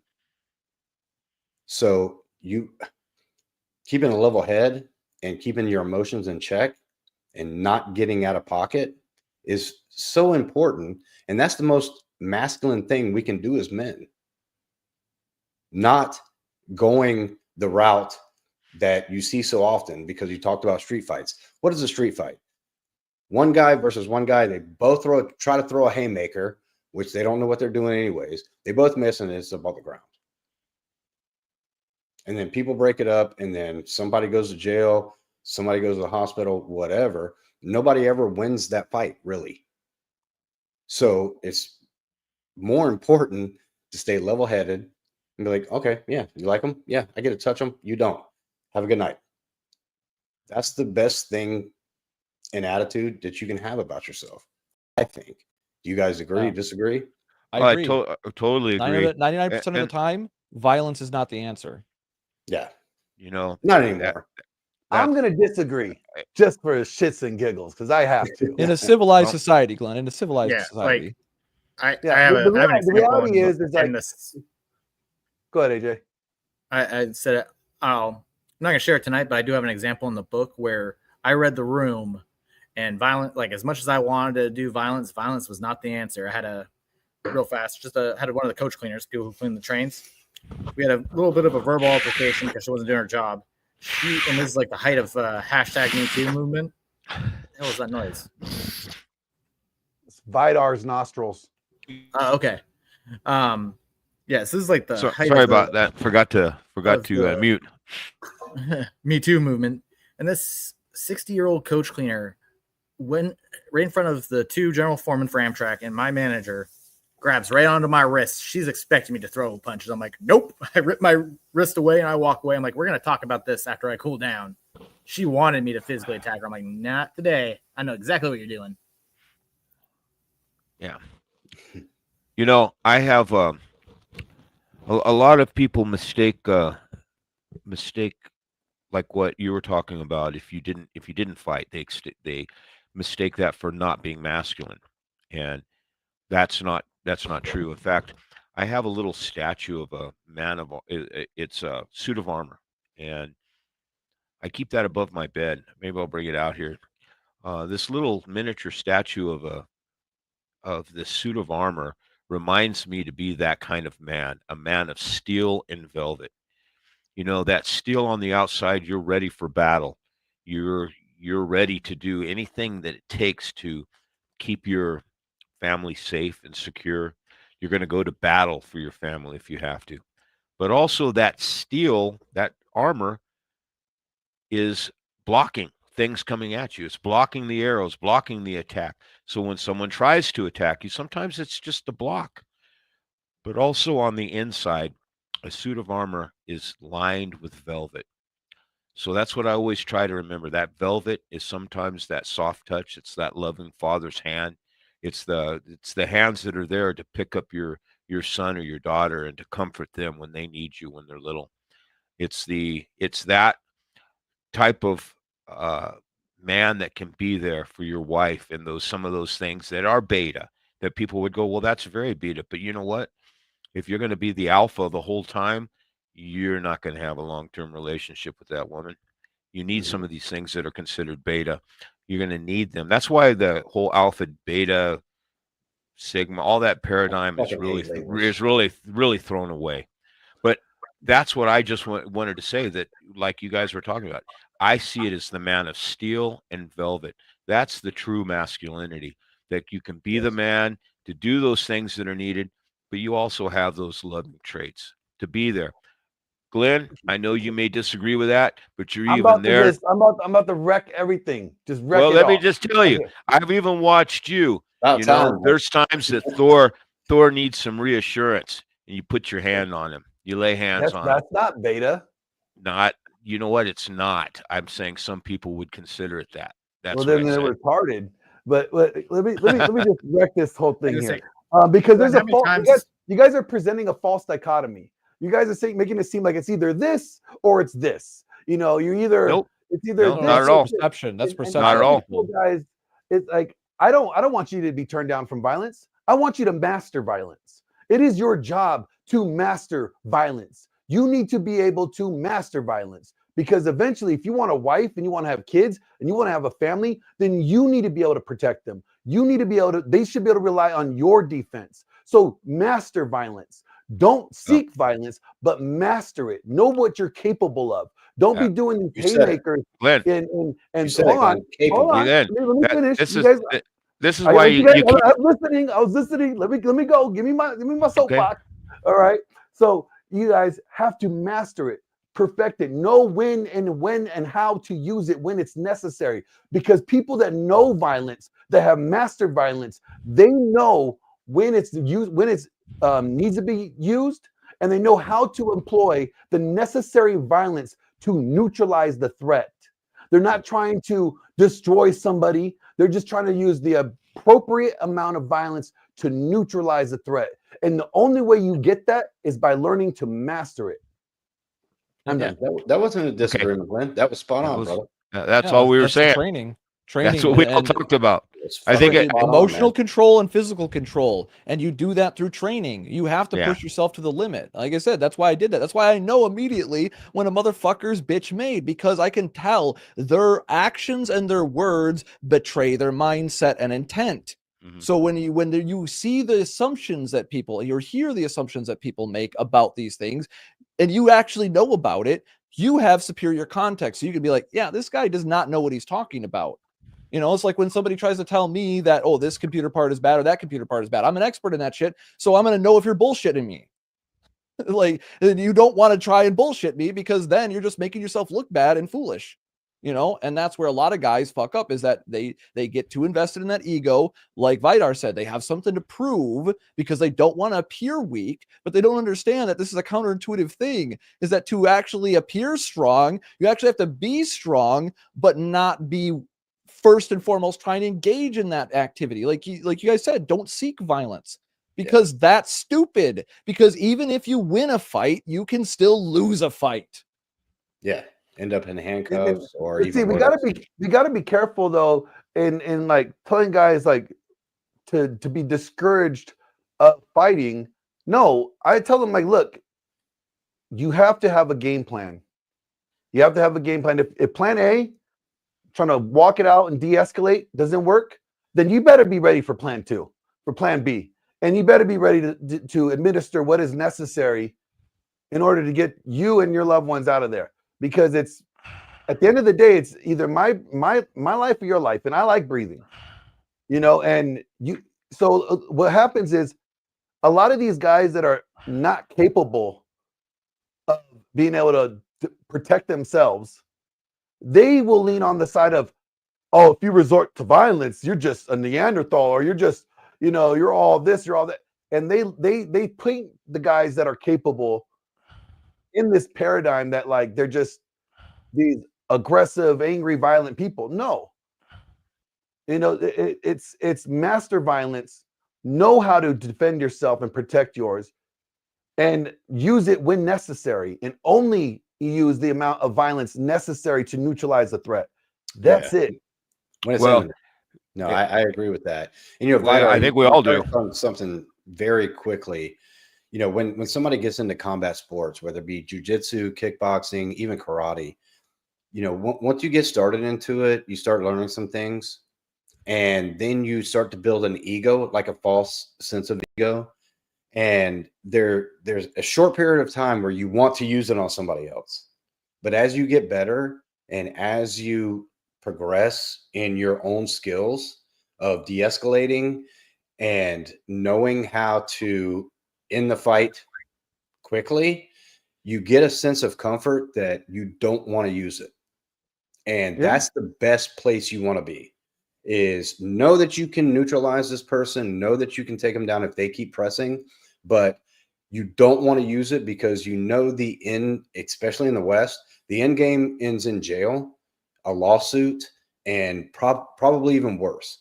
And so the quicker you get over that hump of, okay, now I can know a little bit of things, that I can land a jab cross, or I can get you in a triangle or a rear naked choke. You want to use that to see if it works, because it works in the gym, because we always do that. But then when you get to a point that it can work, you de-escalate, and that's the point you want to be in life. So where Glenn was saying, you want to master it to know you have to use it when you have to. And that's a great point in life as a man for self-defense is there. Well, that's the example I was giving of the guy on the St. Andrew's cross, right? He's trying to escalate, and you've got a loaded 45 pointed right at his head. You have a whole different attitude at this point, and you can see whether it's going to be turned into real violence or not. The only way I know of getting there is the path that I had to take, was spending all the years in jiu-jitsu, spending all the time in Sinju, fighting just to prove to myself that I have what it takes to not be a coward, to be able to fight, so that somebody does say something wrong to me, man, I was quick to fight. So I've gone the whole gamut. So that's what I understand what he's saying. And that's the whole point I was saying, that is once you come to that point where you do know, violence, but you're to the point where when a situation happens like that, you have that mindset that's completely different. And I'm going to tell you, when someone sees that mindset in you, one that all of a sudden they're not angered by what they're saying, but you have that same presence that basically you overstep that line, you're probably going to get hurt really bad. There's that point. If you can have that point because you're concealed carrying, that's great for you. I had to take the route of, like Glenn said, I had to take the route of mastering violence so that I can avoid violence. That's why I spent many years.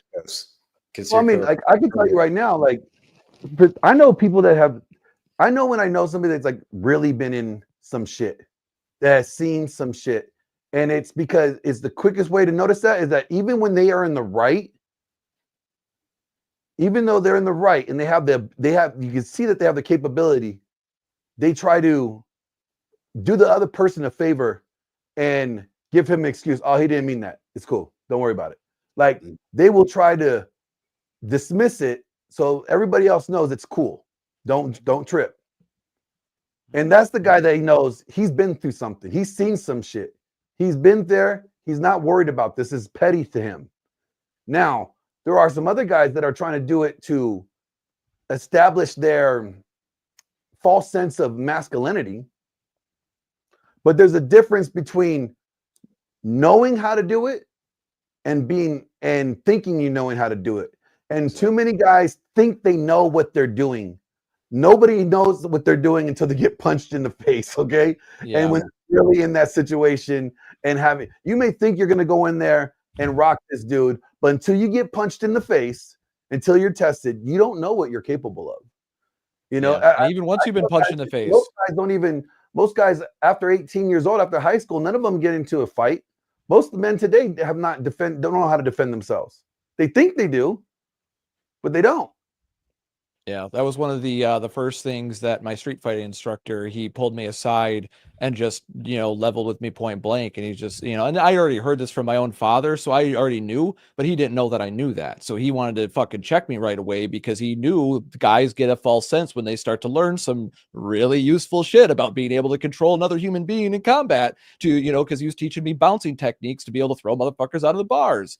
Right. So you do get a big ego when you know how to outmaneuver a human being and you're faster, stronger, and smarter than them. And so he pulled me to the side and he's just like, there's always a bigger, badder motherfucker than you. Yep. And as soon as you think you're the biggest, baddest motherfucker, that's when he's going to show up and drop you on your fucking head. And he said it to me just like that. And I'm just like, oh shit. Yeah, 100%, man. Like, I'm not here to pick fights. I'm here to end fights. That's what my father taught me. I don't start the fights. I end the fights. I would rather be a warrior in a garden than a gardener in a war. So I trained from the time I was a child, like my father instructed me to. I did the Miyagi training, the Miyagi tactics, right? So I was always doing like labor jobs and all this stuff that was teaching me strength, mobility, increasing micro muscles and stuff like that, doing bone density on the side and mastering my physical body and the movements that were required for violence. And because of that, and because of my brothers always trying to fight me, I was fortunate. I didn't have to go through it like Vidar did because I saw the futility that my brothers would always do by fighting me angry. I would beat them every time. All they have to do is be like, you're mad. Fight was over at that point. I'd already won because psychologically they got pissed off that I would even say that. We're taunted, and now they can't think clearly. Their ego has taken control, and now I win the fight because I made them emotional. When somebody can make you emotional, they can control your actions and can preemptively fuck you up then. Like you go in for that punch and you're doom, bell knocked out. Put you off base.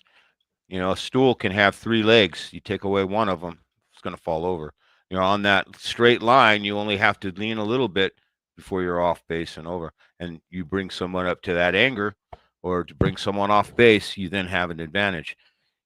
It doesn't matter how good and how strong you are and how you've mastered your art or your skills. It doesn't matter. There's, the street fighting game that came out always taught us that no matter who you are, there's always one better out there. There's always going to be somebody at that time that's going to be better. So you need to be at peace with your best and at best with your betters. It's not even necessarily better. Like I know plenty of guys that studied jujitsu, and they will take that out into a street fight. And I know guys that got like stabbed because they pull guard on somebody and somebody just. Well, here's the thing. I talked when I was just first learning locomotive electrical systems on locomotive. There's old Mexican guy, and he heard that I was training and stuff, and we were talking about it. He says, well, He says, I'm a master at Mexican judo. You don't want to know if I have a knife. He You don't says, know if I have a gun. That's it. You don't know if I have a fight knife. You don't know if I have a gun. So I became a master at that myself, and you need to keep that in mind. Exactly. Jiu-jitsu in the street is one of the worst places you want to use it. Yep. Because their friends are going to be there to start kicking you in the head. You don't want to be there. But I've had guys that kickboxing's great. I've trained in kickboxing too, because you need to be well-rounded. Okay. The art that I have my black belt in, and Thor has his in, it's called Sinanju. And Sinanju is a lot like Taekwondo. And, there was a lot of bad things about it, but there's a lot of good things too. So you need to be well-rounded, but you're a fool if you think you're going to go out in a middle of a bar and start fighting and pull guard. That's just dumb. And I've had guys that have trained in kickboxing say, well, that's just stupid to try to, you're going to pull guard. That's why kickboxing's better. And then I say, okay, well, what happens when you get somebody who makes the clinch on you and takes you to the ground? What are you going to do then? You know nothing on the ground. The best place in a fight is not to be on the ground. The best place is actually to get up, get out of that situation. You can come back to fight for a different day. And I tell them, who's going to be able to get out of that clinch better than somebody who practices grappling? So you need to be well-rounded. So to just say, oh, jiu-jitsu doesn't work. Please think that. I tell these young guys, please think that. Go train in other stuff. Yeah, go train in your kickboxing and stuff. You know why? Because when it comes down to it, a jiu-jitsu guy's going to eventually whip your ass because all he's got to do is make the clinch. Yep. And the concept of MMA was be well-rounded in all disciplines. Absolutely. You need your stand-up and you need your grappling. Without being well-rounded, it's where I think the most important thing you said, Vidar, is how to get yourself out of the situation. That's it. Doesn't matter if you can win, you can lose, whatever. Be able to defend yourself, to get yourself out the door, get you and your friends, your family, whoever it is, get in the car and get the fuck out of there. Yeah, like every morning I have to prepare myself for battle because I have to fight an old, lower god amongst men Viking to get him ready. I'll show you guys. It's like this.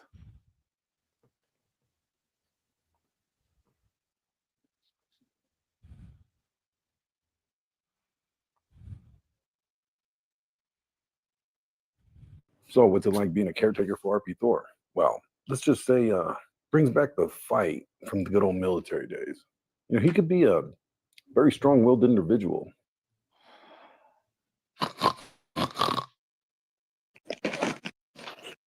Rise and shine, you grumpy old bastard. It's another beautiful day of me keeping you from falling apart. I swear to Odin, if you don't let me sleep,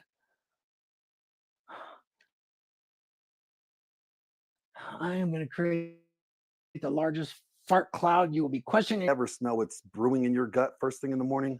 I'm quitting on the spot. Get up before I have to drag you out of bed like a sack of potatoes. I'd rather be in a coma than hear you nagging. Trust me, so would I. Now let's go before I start spoon feeding you like an oversized toddler. Will there be airplane noises? No, but there will be threats of violence if you don't move your ass. My approach is be an asshole, complete asshole. That's right. Want him to realize every waking moment that he's alive that I'm an asshole.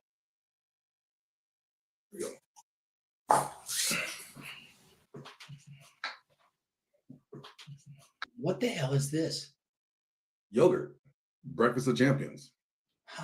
What kind of bitch-ashery is this? Look, old man, the doctor said no more greasy food. So it's either this or I'll blend it and then I'll force feed it to you.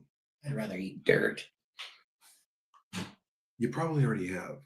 Now shut up, eat your damn yogurt before I shove the spoon down your throat sideways. Back in my day, breakfast involved 6 eggs and a woman licking syrup off of it. Stop. Nope. Don't you finish that sentence. I will drown myself in this yogurt before you finish that sentence. What's wrong? Don't like hearing about a man's glorious past? Bro, I have to help you in the shower. I don't need a mental image of you covered in syrup, okay? Fine, I'll eat this pathetic yogurt, but if I grow tits, it's your fault. At your age, you're going to sag anyways. This is bullshit. Walking isn't for men built like warriors. Yeah. Well, standing up without wheezing is for men built not like they're about to be a collapsed barn. Keep walking before I speed it up, all right? I don't see the point of this. When I was in bed with women that were half my age, that was all the cardio I needed. Bro, last time you went up a flight of stairs, you almost passed out. I thought I was gonna have to drag you around like a wounded warrior. Look, if I start sweating, I'm calling it quits. If you sweat any less, you're gonna turn into a beef jerky. I do taste delicious. What is wrong with you? Just relax. You can look. Just don't touch. Oh my gosh, I want a refund on my life choices. I don't need a shower. Women love my natural scent. Your natural scent has been banned by the Geneva Convention. Now get in the shower before I throw you in there like a misbehaving dog. Look, Glenn. If you scrub my back, I promise not to moan too loud. If I hear one moan, I'm calling a priest. I'm not playing with you. You know, I once had a woman bathe me in a hot spring, totally naked. And now you got me, fully clothed, disgusted, and questioning my life choices. Life is funny like that, isn't it?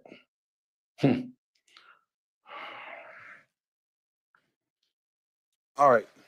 You're fed, medicated, showered, and exercised.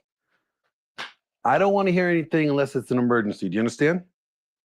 Look, I have deodorant on. What if I get lonely and need to canoodle on? Then hug your pillow and pretend it's 1983. All right? Son, you know I once had one. Stop. I already know where this is going, and I don't need that mental image, okay? What? You don't want to hear about the time I... Good night. Good night. Go to sleep. Ah, my Viking son. Go to sleep. I'm going to go pray. Thank you. Would you check on Melissa too? She gets very tired this time of day. I will. You don't get out of bed. Just stay there. It works. It's good for him. Yeah. You know, I should probably open up like a boot camp for the elderly. Your parents are acting up? Send them on over. Send them over to boot camp. We'll get them straight. Every day I'm fighting for my life against him. No, I'm kidding. All right. I do like that video. That is fucking hilarious. I know, right? Tell me that was fun. That wasn't fun to watch. That's great. It was fun to make. Dude, my mom was laughing her ass off when she first saw that. I had the mic ready to go, and I was hearing the feedback through the headset, and I was like, "Yo, I got to mute the mic because I almost couldn't hear the video over her laughing so hard." Oh, that's good. That's good. I mean, it's all fun and games, you know. In situations like this, we need to make light of it. Yeah. Hey, Glenn, that was a fantastic video. I laugh my ass off every time I see it. But the only thing you haven't shown on there is that you are that was just the first part of your day. You know, I know. That was just, you know, that was only till what, 10:30, 11 o'clock when you gave him his nap. That was just the start of it. And then you got the rest of the day to go deal with this. Well, you look, okay, we only film so much, you know, can't give the audience everything. Yeah. So I just didn't want to think you had that easy of a day, you know. Oh, you know, it's there has its moments when it's challenging, but it's not horrible. It's just hard to see him at times struggling, knowing that he, you know, knowing who he is, you know, that's the hardest thing. You know, it's seeing him struggle, knowing that he doesn't have any quit in him. Oh. You know, he has no fucking chill in him. Like, I mean, but are you seeing him? Like when he is dead set to do something, he's like, no, I am doing this now. And he's up. And I'm like, okay, hold on. Let me catch up. Let me catch up to you all, man. You know. I know. There's points where you can't say no for sure. I mean, he's dead set. That's and it's rough, but you know, I'm so thankful you're there, Glenn. You've brought him and have pushed him where he hasn't. I don't think he's been going to physical therapy, but you've been pushing that he's made such big strides in growth and healing. It's just been a godsend. It really has. I know that. Yeah, I don't push him. He pushes him. I just make sure that he's safe. If that makes sense. Like, I don't challenge him. Okay, I made him do some extra push-ups the other day. All right, I did do that. Okay. He tried to do one set. I'm like, you got 2 more sets, buddy. Like, what the hell are you doing? But other than that, like, I don't push him. He pushes him. I just make sure that he knows that he'll be okay. That I'll be there to help him if necessary, if he needs me. You know, like, you may not think you're pushing him, but I think just the fact that you're there is pushing him. Yeah, it's inspiration. Yeah, I think it's inspiration. You know, right. I learned that a few years ago. You know, my dad's 74, and 3 years ago we were resodding my front lawn, and I kept telling my dad, "Go take a break, drink some water." If I was still laying sod, he could not stand to see his son working while he wasn't, because it gave him inspiration. And that's what you're doing, Glenn. And I'm gonna have to sign off here, guys. Glenn, I'm gonna tell you, buddy, what you're doing is admirable and the utmost respect. And if anything that anyone gets from this is seeing what a brotherhood is like, being a part of a community bigger than yourself and being a part of that, how fucking important is that? And then when one of your brothers is in need, how you step up, no questions asked. So respectful, brother. I appreciate that. Like, I get like taken back by this. So I keep on telling everybody, I'm like, yo, this is what's supposed to be done. Like, this is not, I'm not doing anything out of the normal. I'm not going above and beyond. I'm doing what is expected. Yeah, it's a duty. It's a duty as a brother. This is what we're supposed to do. Like, I'm doing everything that I signed up for. Exactly. Like, you know, like, I'm not going out of my way. This is what I agreed to. Like, when you sign up to be someone's friend, when you sign up to be in a foxhole with somebody, this is what you do. This is not anything admirable. This is it's expectation. It's expected. I expect friends to be this way. Yeah. I always hope that I have friends like that, right? Like, that's something we all would hope for, you know. And but that goes back to the simple principle of treat others how you want to be treated. If you would like others to be there when you're down bad, then maybe you try being there for some people when they're down bad, and you can, you know. But a lot of people don't want to. Doing the right thing is not easy. A lot of times, it's inconvenient, right? That's the issue, is that you have to put in extra effort in order to facilitate that. And a lot of people just choose to take the easy path. It's unfortunate, but I mean, that's humans by default. But the thing is that the reason why we have the society we have, like the example I gave before, the reason why I can confidently say that 99% of the time violence should be your last option, not your first option, is because we live in a civilized society where that's facilitated. We have the ability to not have to be savages and just beat each other up over petty disagreements every day. We have law and order most of the time with most of the people.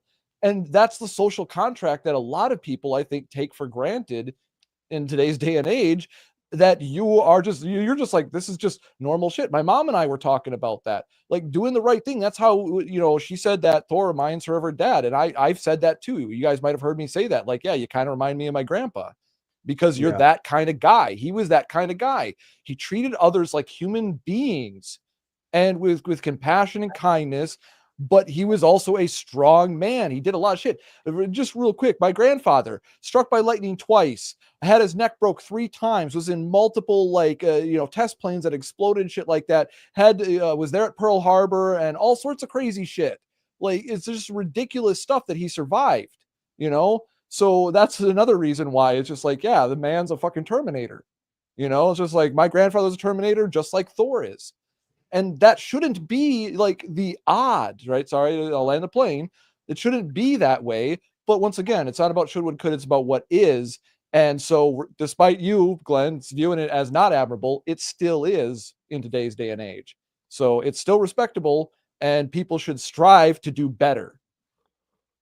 Yeah, no, we should strive to make it normal. So yeah, people can stop that's it. But congratulations, because I don't like it. Yeah, what we have in this community should be the norm amongst men. Yeah, sorry, one final point, Kevin. Sorry to take up so much time because you said you had to go, but it doesn't have to be you scratch my back, I'll scratch yours. Yeah, one of the things that my grandfather also taught people around him, because he was a scoutmaster in the Boy Scouts. I mean, that's how my dad and him first met. So one of the things he'd always teach us is when you go anywhere, pick up the trash, take a cart in, like little things like that most people would be so inconvenienced by, but that make a difference in the environment around you. So there's not trash on the street. You go to a park and somebody left some trash, pick it up, put it in the garbage can, right? Don't throw shit out your window. Little things like that. Like there's people out there that do stuff like that. Why do you think there's trash on the side of the road? Because people don't save it and put it in a trash can. They throw it out the window. Oh, that was your grandfather that told you that? You said he told me, yeah. You just like when you go someplace, leave it cleaner than when you went. And you know what made him that made such a great impact on you? As I bet he did that all the time, and you saw him doing it. Yeah. Yeah. And whenever I was oldest of 5. Yeah, whenever I was oldest of 5, and whenever we'd go to parks, we'd always pick up the trash, we'd clean things up, we would organize. When we go to people's houses, we're not like doing stuff like touching things we're not supposed to without permission. We always taught, if you're gonna touch something, ask for permission first, and if they tell you no, respect the no. My dad was that way. When we went camping, it was pack it in, pack it out. But not only would we pack it out, we'd pack out more if there was there. Same thing like you're saying at the park.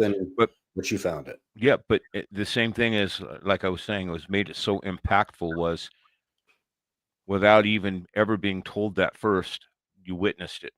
You probably saw your grandfather when he's walking into the store, pick up a couple pieces of trash and throw it on the way in, and then later on tell you. I mean, that's a sign of a good leader right there.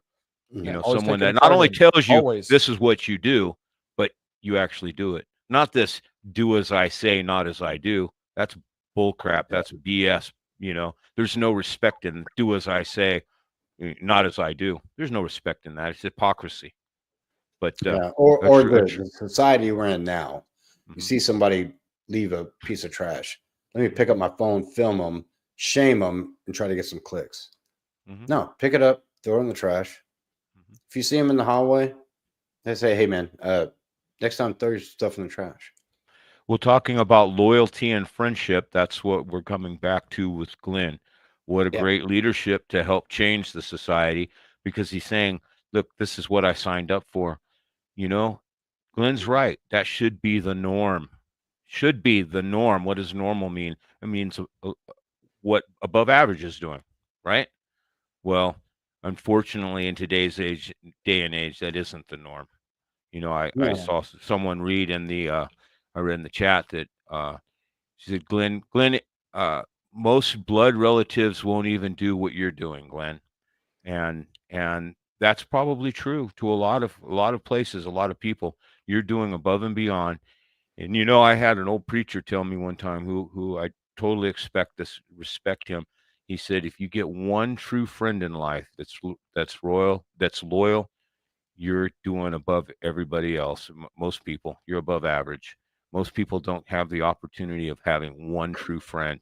And us in this masculine lifestyle, we need to be that true friend to people. I have one true friend that's the same way. He'd do everything he could at a drop of a dime if I needed it. And just that type of loyalty to, always be there for that person. And Glenn, I want to tell you again, I thank you. And being a great example and a leader by not only just saying it, you're actually doing it. Yeah, and I'm glad that you said that example. You said you wanted to go, so I'll let you go after this. But I'm glad that you said that example about the trash can, or seeing somebody litter. I've had this happen multiple times, probably at least like 5, 6 times, where I saw somebody just like almost literally throw it next to the trash can on the ground instead of putting it in the trash can, or say throw it in the trash can, it bounces off, and then they don't pick it up and put it in and just leave it on the ground. Just total laziness. And I don't say anything to him. I don't look at him. I don't cuss him out. I don't do anything. What do? I just go up, grab it, go over to the trash can, put it in the trash can, and then walk away. And out of those like 5 or 6 times, I've had at least 3 people like come up to me, like, and apologize, and I'm just like, oh, no problem. It's just like, and that's by practicing that stoicism. I'm leading by example the same way that you are, Glenn, where you're actually, doing the due diligence and doing what you, that couple of seconds it took for me to go over there. I was so inconvenienced. Yeah, I lost a little bit of my life for that, and I shouldn't have, but I still did the right thing. Mm-hmm. Yeah. Oh yeah. This kind of like makes me want to like bring up. I'm gonna let Kevin go ahead and say his final goodbyes because I know he said he had a jet. So I'm gonna let Kevin speak, and then I'm gonna bring up something. Yeah, I just want to appreciate all you guys being a part of Dragon Ship, sitting on your meetings, you guys sitting on ours, and Alliance with Men of Now, because we are communities that just want to make men better, and that's a rare breed these days. We don't push agendas. We don't push labels. We don't do the work of policy. Because when something like this, when Thor needs help, anyone needs help, we come together, we make it happen. So make a donation. Doesn't have to be much. Keep it going. There's several hours left in this. I'll probably jump back on when I wake up. But to me, former military, Iraqi war veteran, being part of something that's bigger than myself gives me a purpose. And I want you guys to find the purpose. Anyone that sees this, just see the brotherhood that we have and embrace that and go with it. We don't always have to agree. We don't have to think the same way, but we have a same goal, and that's to succeed. And that's to live life to the fullest. And I want you all to do that. Anyone that sees this. That's my closing remarks. Thank you. Thank you for sharing. All right, guys. Excellent, Kevin. It's fantastic. You had some great points. Fantastic closing statement there. All right, man. I love all you guys. Love what you do. Can't wait for the future and see what it has in store. Good night. So this kind of makes me want to bring up something I've been working on in the back. And I kind of actually it's been in my Substack.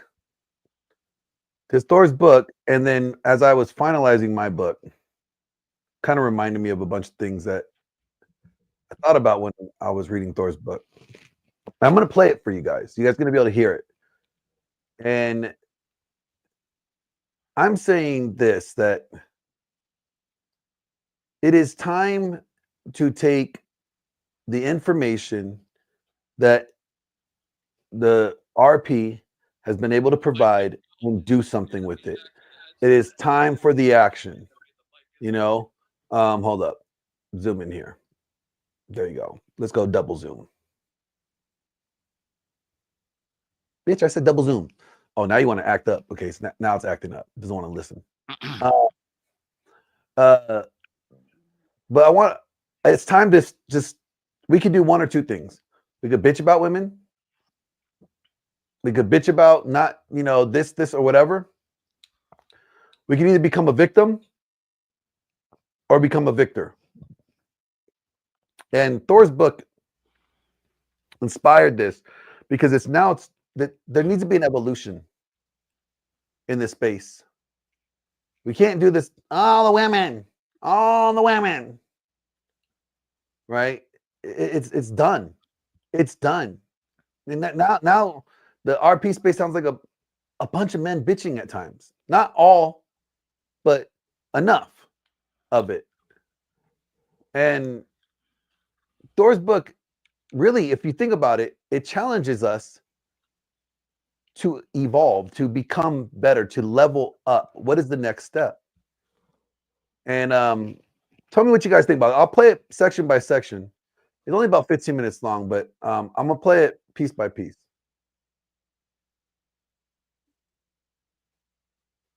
You can tell a lot about a man by the way he handles a problem. Some guys panic, some avoid, and then there are the men who solve, the men who step into the fire instead of running from it, the men who make the problem fear them instead of the other way around.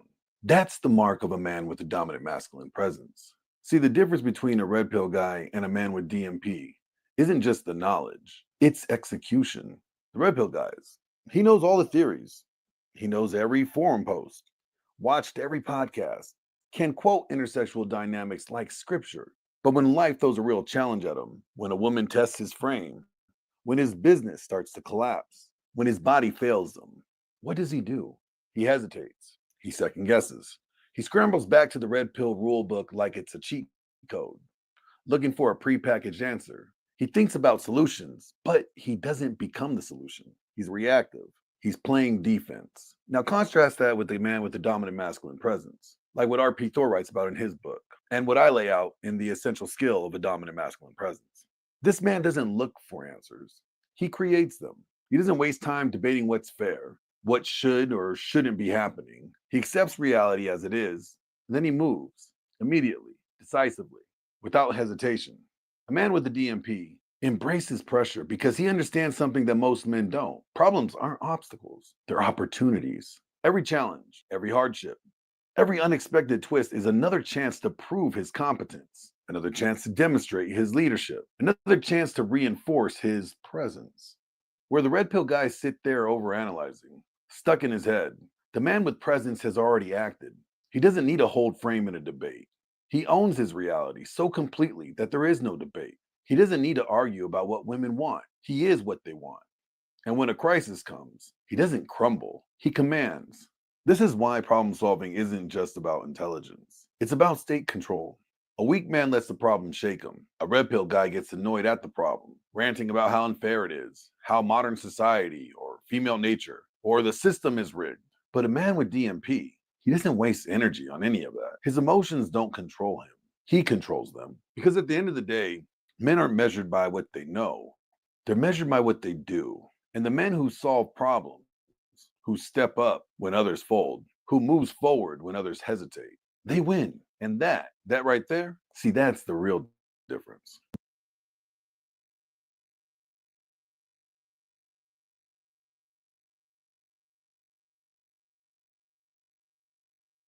All right, fellas. What'd you think about that? Well, I agree. It's all about Part one. solutions. Like I get really frustrated with a lot of guys in the manosphere too when they're just bitching about like how, you know, quote, evil women can be. But it's just like, again, a lot of these guys don't know how to deal with women, clearly. Anytime a guy is like bitching about women or talking shit about women, you know, there's our exceptions. There's guys like Byron that he does it as a way of getting through to guys, right? Yeah. You know, so I respect him, but there's other people that just bitch and then they never offer solutions, right? So that's kind of what I look for. I'm like, do the guys bitching, regardless of the circumstance, do they offer solutions? And you'll see there's quite a few of them. Their solutions are often not solutions. It's like why I never went MGTOW, because I was in a relationship and their advice was just leave her, bro. It ain't worth it, bro. The juice ain't worth the squeeze. And I'm just like, but there has to be a solution.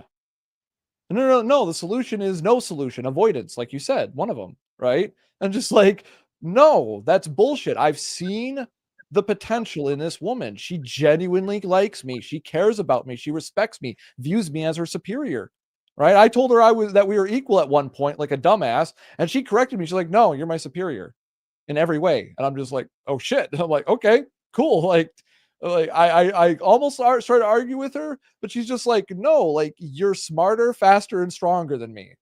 So like, why are you thinking that we're equal? It doesn't make any sense. And I'm just like, fair point. Okay, I'm wrong. You know?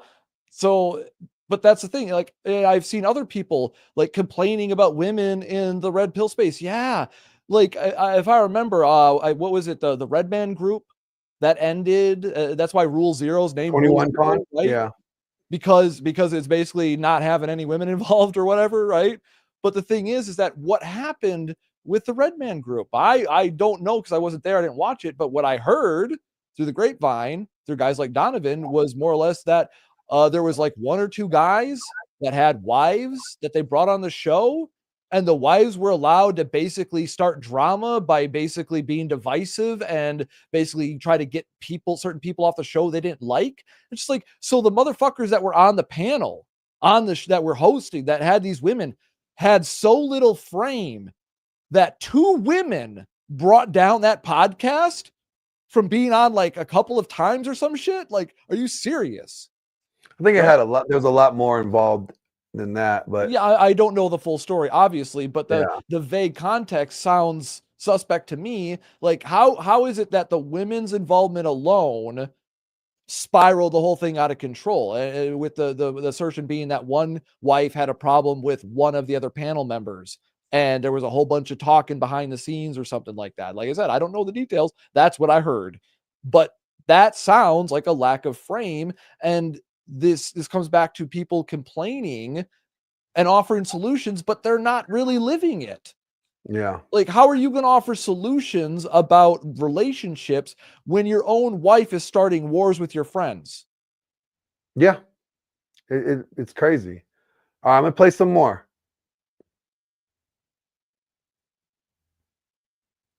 Are you looking to start your own Yeah. business? Son of a- Well, look no further than busy.com. Right now, we'll complete your LLC filing for. There we go. Sorry. Passion. Now that's the word men misunderstand. They think it's just fire burning, raging, consuming everything in its path. And compassion. They think that's weakness, soft, submissive. A man who feels too much, who bends too easily, who lets the world take advantage of him. But let me tell you something. Those men don't understand power. They don't understand presence. See, a lot of these red pill guys will tell you that passion is about drive, about hunger, about conquering, that you take what you want. And compassion, that's for the suckers. That's for men who let their emotions lead. They'll warn you to harden yourself, to never let a woman, a friend, or even the world see you care too much. Because caring too much makes you vulnerable. And in their eyes, vulnerability is another word for weakness. But a man with a dominant masculine presence, he knows better. He understands something that they don't. He knows that passion without compassion is destructive. A wildfire that burns hot. Passion without passion, that's just an empty well, deep without purpose. No fuel, no fire, no force. A dominant masculine presence isn't about choosing one over the other. It's about mastering both. It's about wielding passion like a blade, sharp and precise, cutting through obstacles with clarity and force. But it's also about knowing when to sheathe the blade, when to show control, when to offer a firm, steady hand. Because a man who understands both passion and compassion, that's a man who builds instead of destroys, who guides instead of merely commands. See, the red pill teaches men to be warriors, but not kings.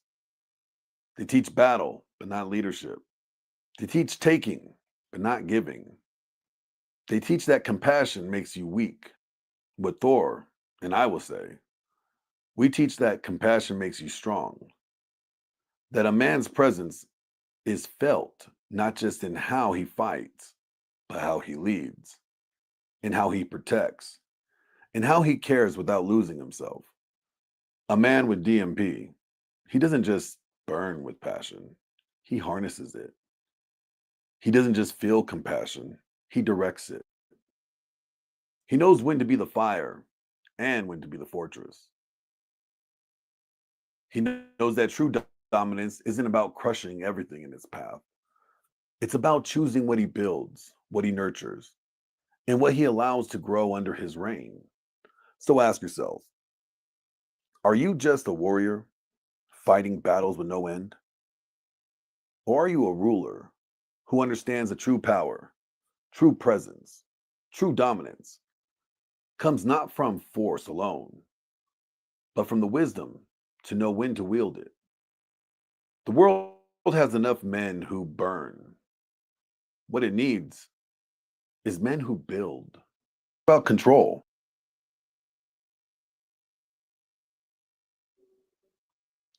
Vidar, what do you think about that one? Did we lose Vidar? I guess so. But He might again, have stepped I away. completely agree.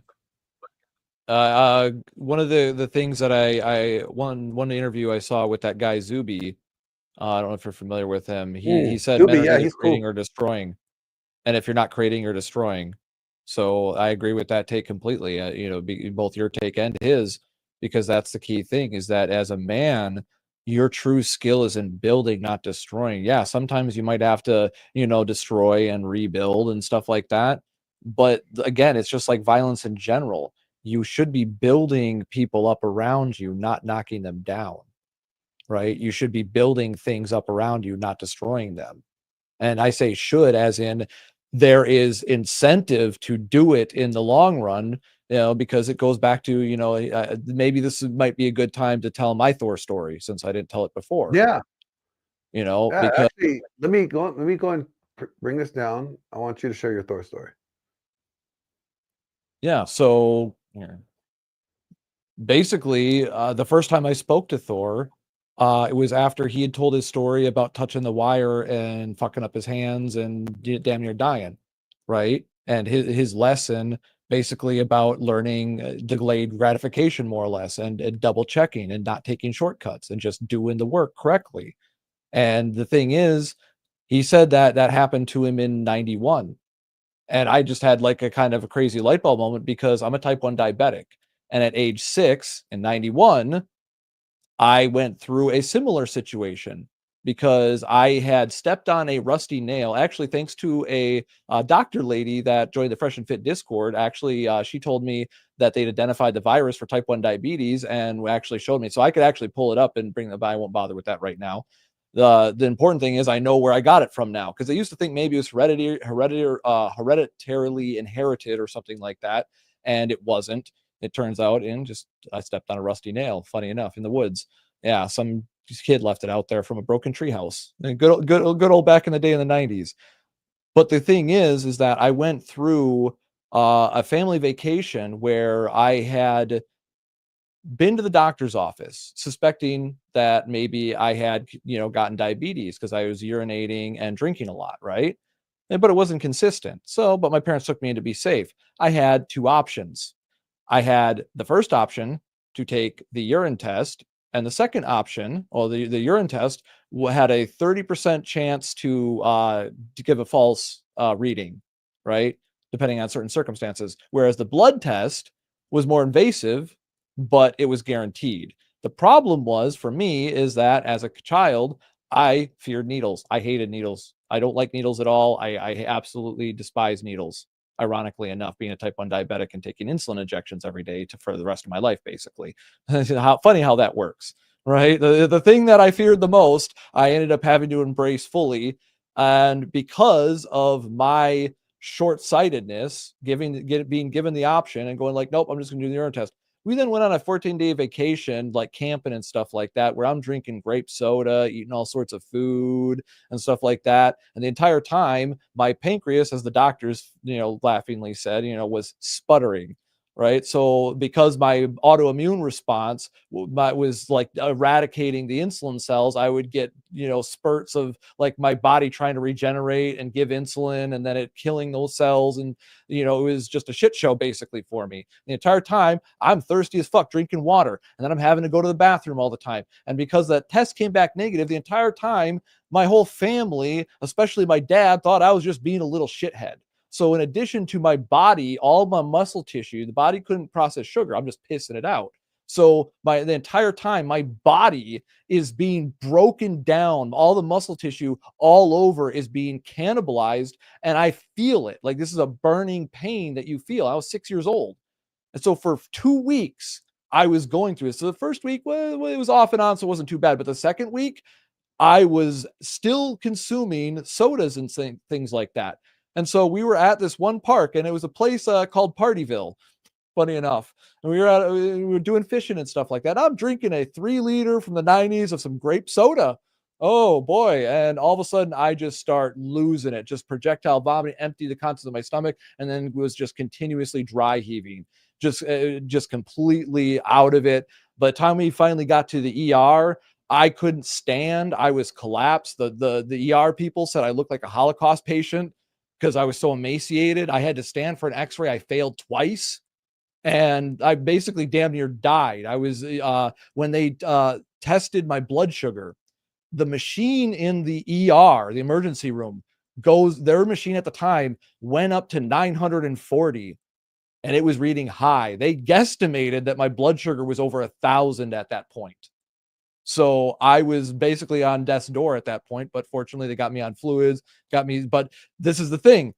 Before they did finally get me on fluids, but here's the next part of the torture, right?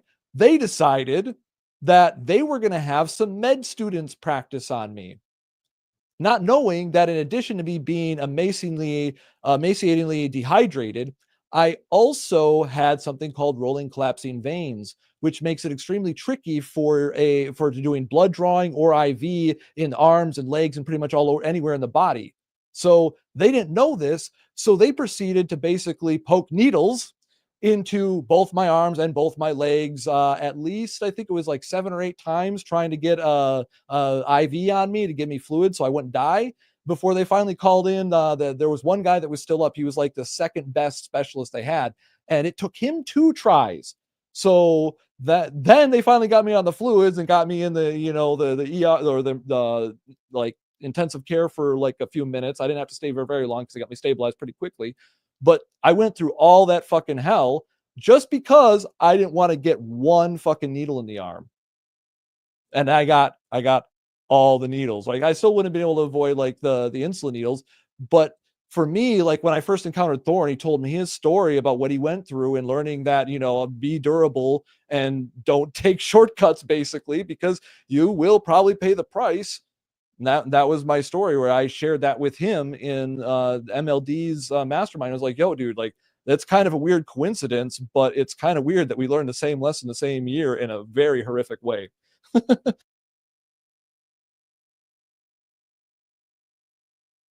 Yeah, like both of you guys, man, that's rough. I like I like tattoos so much, like I'm itching for another one. Actually, me and Thor yesterday, we were talking about going by the tattoo shop so he could finish his headpiece, then I could start my headpiece. Yeah, there's only one tattoo that I want, and I think I want it on my back. It's the one I designed myself, but I haven't gotten it yet. Very nice. No, like you guys have he went through, and see, a lot of people don't realize that.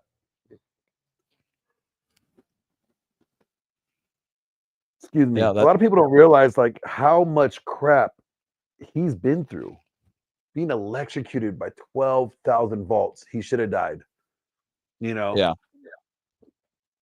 And being a single dad and 2 boys, and then getting electrocuted and having to fight back, and then he finds Missy and she becomes this like amazing wife, and their family, everything's going great, and then bam, She gets hit by a car now. She's a quadriplegic. And then, you know, now when they get to some level of, you know, okay, we can manage this too. And then boom, he gets hit with this brain cancer. It's just like one thing after another. And it's just like, I've never seen a man with so much resilience. I know guys that would quit well, like just from, you know, stubbing their toe, it ruins their day and they're done. Yeah, honestly, at this point, after, you know, even though all the shit that I've been through in my life, like that's just scratching the surface. That's like one of the more gory or horrific ones, right? But I've been through a lot more shit than that, like having to kick my own dad out at 19 and stuff like that. But just looking at what Thor does, like anytime I get a little bit of quit in me, I just like think about Thor and I'm just like, nah, I'm bitch made if I do it that way. I mean, that's how I look at it too. I'm like, I have nothing to complain about. And what am I doing complaining about anything? This man has gone through so much. And sure, I've been through some shit, but it doesn't equate. And for me to even think about bitching about my shit, it's ridiculous to me. That's how I look at it. But I'm gonna play the next little section of this. Tell me if you continue to agree. Dominating others, bending them to your will, stacking up status like chips at a table. Others think it's about wealth, about women, about some external proof that you're the man. But let me ask you something. If your power depends on what the world gives you, is it really yours? Some red pill masturbators, wannabe content creators, will tell you power is leverage, that it's about playing the game, mastering the chessboard, making sure you're always 3 steps ahead. They'll warn you about female nature, about hypergamy, and about how the world only respects a man with resources, options, and the ability to walk away. And sure, there's some truth in that. But power, real power, isn't about reacting to the world. It's about owning your world. A man with a dominant masculine presence, they don't just talk about power, they live it. And the difference between their wisdom and these red pill masturbator strategies, well, it's the difference between what a storm is and a man who controls the weather. Thor understands that power isn't something you seize, it's something you exude. It's not about forcing submission, it's about inspiring it. The dominant masculine presence isn't about control through fear or manipulation. It's about command through respect, through competence, through a presence so undeniable that people just feel it before you even speak. And myself, well, I know that power isn't about dominance, it's about discipline, about owning yourself first. Because a man who can't control himself has no business trying to control anyone else. Hey, stop training people in person to make Shit, money shout as out a to Brandon personal Carter. trainer. It's trash, garbage, it sucks. That's my homie. Do online Allow me to lay it out for you. A man without presence is a man without power. Because if your presence doesn't command respect, your words don't carry weight. Your actions won't inspire.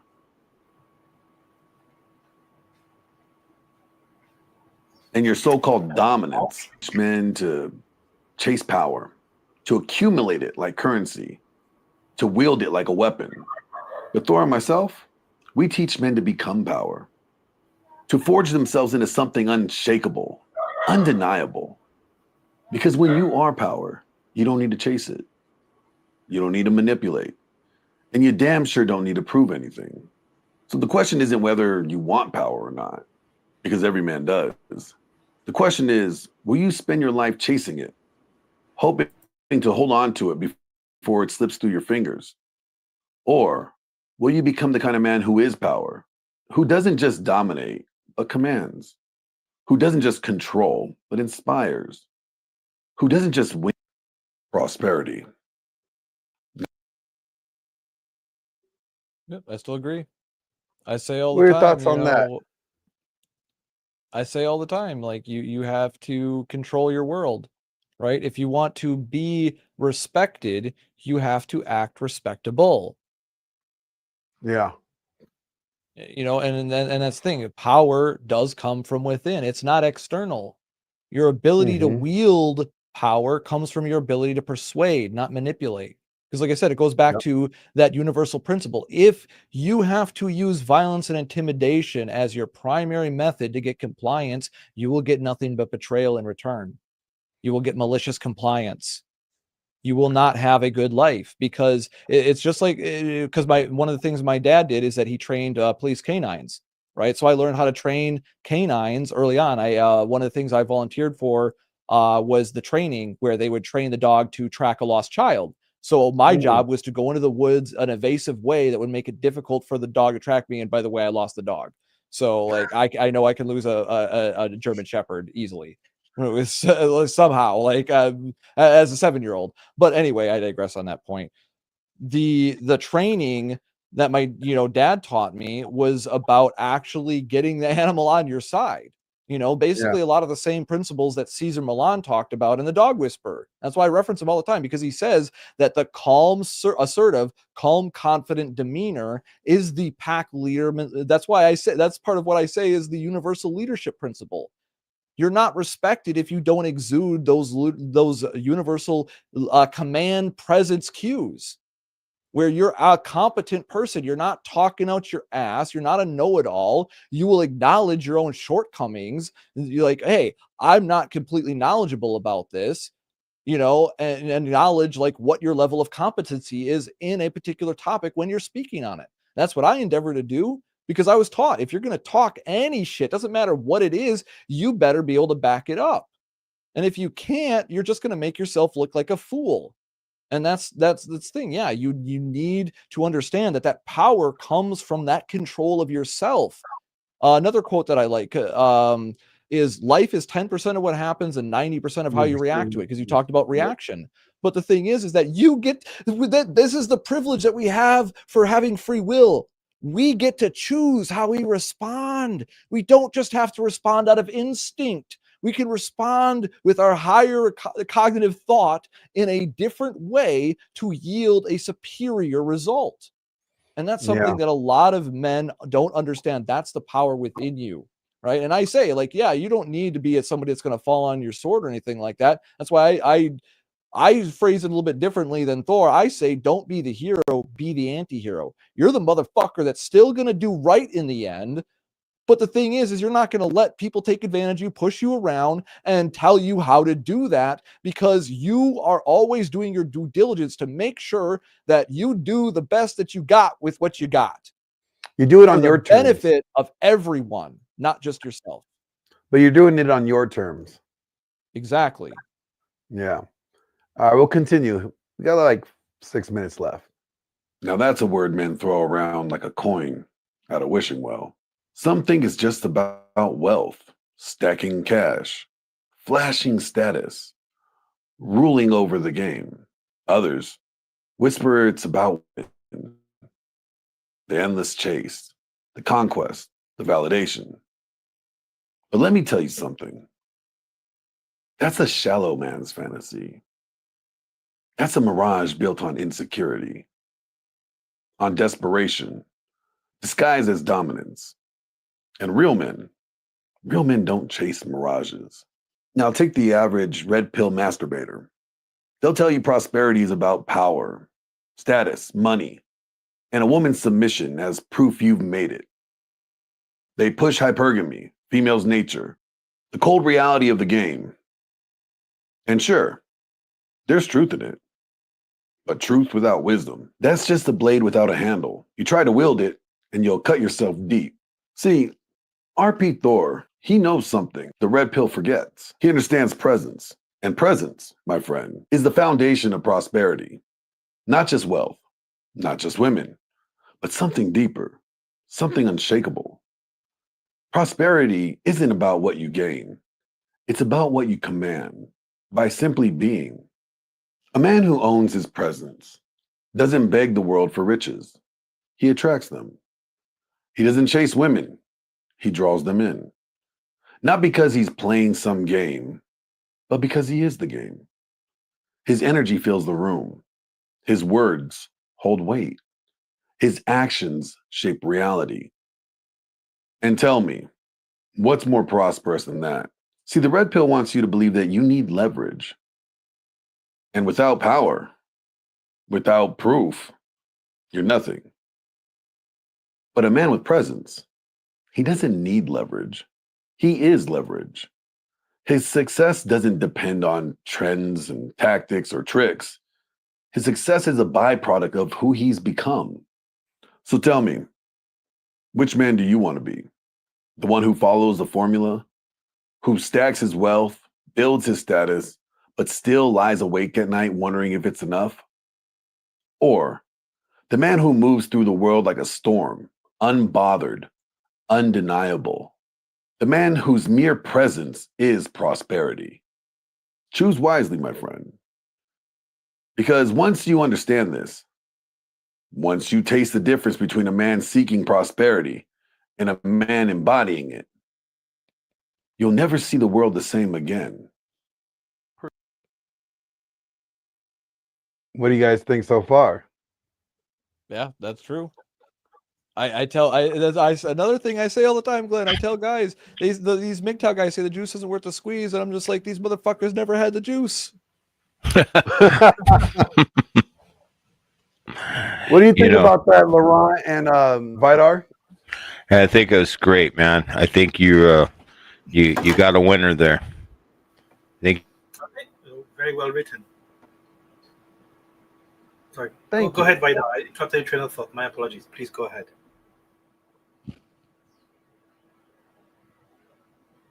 Yeah, you're muted, Vidar. I was just telling him it was a fantastic book, well written, just like you said. I think he's got a winner there. All right, now here's the last one. Perspicacity. Now that's a word most men don't even know, let alone understand. And yet it's the difference between a man who moves the world and a man who just reacts to it. You see, a man with perspicacity doesn't just see, he perceives. Doesn't just observe, he understands. He doesn't just react, he anticipates. The red pill will teach you to look at the world with cold, calculated eyes, to see the pattern in females' nature, in status, in power plays. They'll tell you that men must be logical, detached, always playing the game from 3 steps ahead. And sure, there's some truth in that. But the problem, the red pill teaches men to look at the world through a keyhole, small, narrow. Focus only on the battle between men and women, the struggle for leverage, the endless game of dominance and submission. A man with DMP, he sees the bigger picture. He doesn't just teach men to recognize patterns. He teaches them to read the entire landscape, to see the hidden currents beneath the surface, to understand not just the game, but the board it's played on. Perspicacity isn't just about knowing the rules. It's about knowing why the rules exist. And more importantly, when to break them. A man with perspicacity doesn't just react to female nature. He understands it at a level deeper than instinct. He doesn't just chase power. He moves in a way that power naturally flows towards him. He doesn't just calculate outcomes. He senses them before they happen. And that is presence at its highest form. The red pill trains men to be tacticians, fighters, strategists, always thinking about the next move. But Thor and any other DMP guy, they'll teach men to be visionaries, to cultivate a presence so sharp, so refined, that they don't just adapt to the world, they shape it. And let me tell you, a man who sees the world like that, he doesn't need to manipulate. He doesn't need to chase. And he sure as hell doesn't need to prove anything. His presence alone is enough to command respect. to inspire loyalty, to lead. Perspicacity isn't just about knowledge. It's about wisdom. It's about clarity. It's about moving through life that nothing surprises you, nothing shakes you, and nothing, and I mean nothing, stands in your way for long. And that's the level of power the red pill doesn't even begin to teach. So ask yourself, do you just want to play the game? Or do you want to be the man who sees beyond it? The man who knows before others even suspect. The man who doesn't just exist, but commands.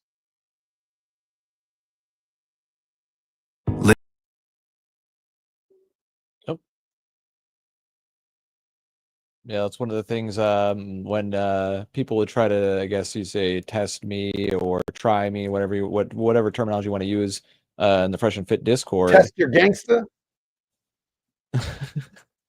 Damn it, you made me lose my train of thought. Oh shit, yeah, I completely blanked on that rip. Well, I lost that brain My cell. bad. Whoops. My bad. If you can find it again, please. Yeah, it'll do. come back to me eventually. Laurent, what do you think about that last one? Perspicacity.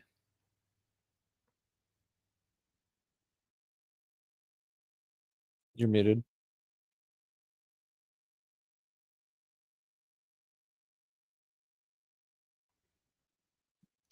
Laurent, you're muted. Maybe he wants My to. apologies. I'm sorry. I mean, the last part come really muffled. Before the sound was bigger, and unfortunately, the last portion that you shared, the sound was very muffled, so I couldn't hear very clearly. Would you mind summarizing it for me, please? Yeah, perspicacity is foreseeing, being able to see ahead. You know why things are. You know why the rules are the rules, and you know how people are going to react. You're observant to. You just don't know what to do. You know why you're going to do it. That foresight. Yeah, that's very interesting. And it comes from a place where you need to be centered and very at peace and very calm, so you can invoke the observer, as in you're not swayed by your emotions. You see things are more as they are. When you have the ability to see things more as they are, then how you perceive them when you respond and not react, then this is where you can develop perspicacity. Does it make sense? Yeah, the perspicacity, like, it goes back to that attention to detail that I said. Like, in order to build yourself piece by piece, to be able to build Legos, you have to have that keen attention to detail. And not a lot of people want to take the time, that meticulous, work of understanding those details and building the world. Right, I visualize this stuff. Right, I have mild dyslexia, so one of the I guess the upside of that, like, it makes it harder for me to read and whatnot, but the upside is it makes me very good at conceptualizing things in my mind. Anything, No, I get that. machines, I'm with you on that. computers, and Did you know that allows me. Did you know that famous entrepreneurs who had dyslexia, Richard Branson, very famous for that. Another one was Jamie Dimon at JP Morgan. So very famous entrepreneurs of dyslexia. It's not because you have dyslexia that it's game over. It actually can be turned into a superpower. So all the more power to you, Tom. Yeah. Well, like I said, it's mild. It runs in the family. My grandfather had it too. That didn't stop him. He's a published scientist, right? Ran a radiocarbon dating machine at a university. So, and was a radar specialist in the Navy. Yeah, the man knew his tech, just like I do. It runs in the blood. But the damn it! I lost my train of thought. What is happening to my brain right now? I'm too many neurons firing at the moment. My bad. But yeah, dyslexia, it's not a hindrance. It allows me to, yeah, that's what I was going with. It allows me to visualize things when I'm really analyzing something. I can get a much clearer picture by looking at those details with information gathering, and then I can perceive more about not just the how but the why. Right? It's like, yeah, I know that is happening, but why is it happening? How is it happening? What's the cause and effect? Like, what are those nuanced details that most people are just like, oh, no, like, no, you're overthinking it. right? You know, oh, steam's about to come out of your ears, son. Like, you know, it's like, no, those details, that perspicacity, you being able to see that stuff and being able to visualize it, that's what gives you the vision that Glenn was talking about to be able to build. Like, look at Elon Musk's example, whether you agree with him or not. He's been able to build incredible industry within this country. Why? Because he had the vision, he had the drive, he had the perspicacity to see how it could actually be done. And what did he do? He recruited people that would help him get that done by inspiring He them. didn't have to know and how to do everything. He just needs to know how to find the right people. Exactly. Yeah. And that's part of that perspicacity. I know as a man, like, there's a lot of fucking shit I can do, but I can't do everything. So I've got tons of other people that specialize in a wide variety of things that help me with information. Like, and I have a anecdotal example right now with Laurent here. You just talked to, a while back about the methylene blue. Well, I got some, medical advice on it, and, from an actual doctor, looked into it, and I'm trying it, and the fucking shit works. It's very helpful. It's been helping me with my work and stuff like that. And it's been helping me deal with some of the stress I've been under with all the crazy bullshit going on behind the scenes in my life. So thank you, But once again, Laurent specializes in numbers, but had that random bit of information. And because we're in the same circle, I get that little bit of advice. I can look into it, verify it. Boom. I now have something that's helping me in life. Thank you. Thank you. I don't take credit for that. I'm just another pretty face. Well, you're the messenger. But the thing is, I didn't get the message from anybody else. You got me the message. So that's all that matters. And that comes down to that you didn't know that I may be able to benefit from that, but you just put it out there in case somebody would benefit from that information. And that's another key thing about men of actual value, is that we will talk freely about these nuanced informational details, so that we can have an enhanced perspicacity about what our next chess move is going to be. Like one of my favorite quotes about perspicacity comes from Emery Tate. My unmatched perspicacity, coupled with my sheer infatigability, makes me a feared opponent in any realm of human endeavor. Like, that really resonates with me, because that's basically more or less sums up perfectly the training that my dad put me through. He wanted me to be that jack of all trades, master of one, where I can do just about everything, but competently, because I'm a competent individual. And if I don't know how to do it, I will learn how to do it. But the thing is that I'm going to specialize in something. What did I choose to specialize in? Well, computers, machines, studio building, that type of tech, right? So I'm specialized, but there's a whole bunch of other shit I know and can do. Yeah. And that's that perspicacity, because I have a much broader, maybe not as broad as it could be, vision of the world around me. I can perceive things that are obscured by other people, or for other people. They can't visualize it. I struggle with this all the time when I'm trying to explain how much my knowledge helps with PCs, how much it helps with internet stability, and why it matters in the YouTube algorithm. People just zone out and just what is this guy talking about? Because they can't visualize it. They can't see it. They don't understand any of the bits and pieces. So it's I got to give them a whole class about internet infrastructure and computer, infrastructure as well, in topography and stuff. And they're just what the fuck? Topography? I just want a PC, man.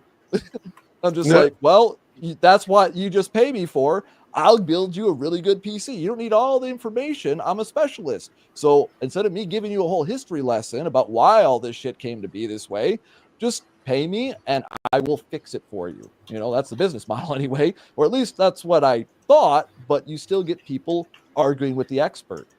And that's unfortunate. But again, land the plane here comes back to that perspicacity, being able to read the room and not fighting, right? Take some accountability for your communication, like Jocko always talks about, extreme ownership, and make sure that you are commanding your communication. If your communication ain't working, it's your problem, and you got to solve that shit, because you're not getting the results that you want. But a lot of people will blame the other person for their communication or lack thereof. And it's just even if it's true, doesn't mean you couldn't have done more. It doesn't mean you can't learn from that. Doesn't mean that you don't take that accountability, because you could have done differently, right? You could have actually communicated better or in a different way. And that's, I have to deal with this all the time. I have to change how I explain things in many different ways in order for people to really get a good grasp of it. just like the example here, Glenn. You're putting it one way, and I have phrases and sayings that I put it on basically the same thing, but in a different way. And with us together, anybody listening to this can get a much more triangulated idea and clarity on this, which enhances the perspicacity. Exactly. And I challenge anybody to go out there and read Thor's book or pick up any one of the essential skill sets book, right? And tell me if you're in the RP space, if you don't come to this conclusion, I'm about to play another video. It's 7 minutes. If you guys don't come to this conclusion after reading this, I ask yourself, are you still in the spot of where you're in this red pill rage? Are you still angry about someone else? Are you still trying to make yourself to be the victim? So just check this out. Tell me what you guys think. All great movements start with a righteous cause. Then over time, they start getting tainted, jaded. They lose their way. Take the civil rights movement, for instance. It was born out of raw injustice. People were being treated like second-class citizens because of the color of their skin. The response? Marches, sit-ins, and relentless demand for equality. The mission was clear: justice, fairness, and the end of discrimination. As time passed, some folks started stretching the movement out like an old pair of underwear, slapping its name on any new grievance just to stay relevant. Then we had Me Too. At first, it was about exposing powerful creeps who were abusing their status to dodge accountability. Sounds good, right? Nobody outside of the actual creeps was against holding abusers accountable. But somewhere in between Weinstein and canceling dudes over awkward flirting, the whole due process thing got thrown out. Suddenly, allegations became gospel. Careers got nuked over text messages. Men started treating the workplace interaction like they were defusing a bomb. And now, well, the red pill, which started off as a wake-up call for men, turned into a full-blown doomsday cult. At first, it made sense. Men were getting screwed in divorce court, lied to about what women actually want, and force-fed this blue-haired feminist propaganda. So they fought back with facts, stats, and evolutionary psychology. They challenged the old-school relationship myths and helped men reclaim their masculinity. But like any movement that tastes a little too much power, it went from let's fix this to fuck it, let it all burn. Instead of helping men build strong relationships, it became an us versus them war.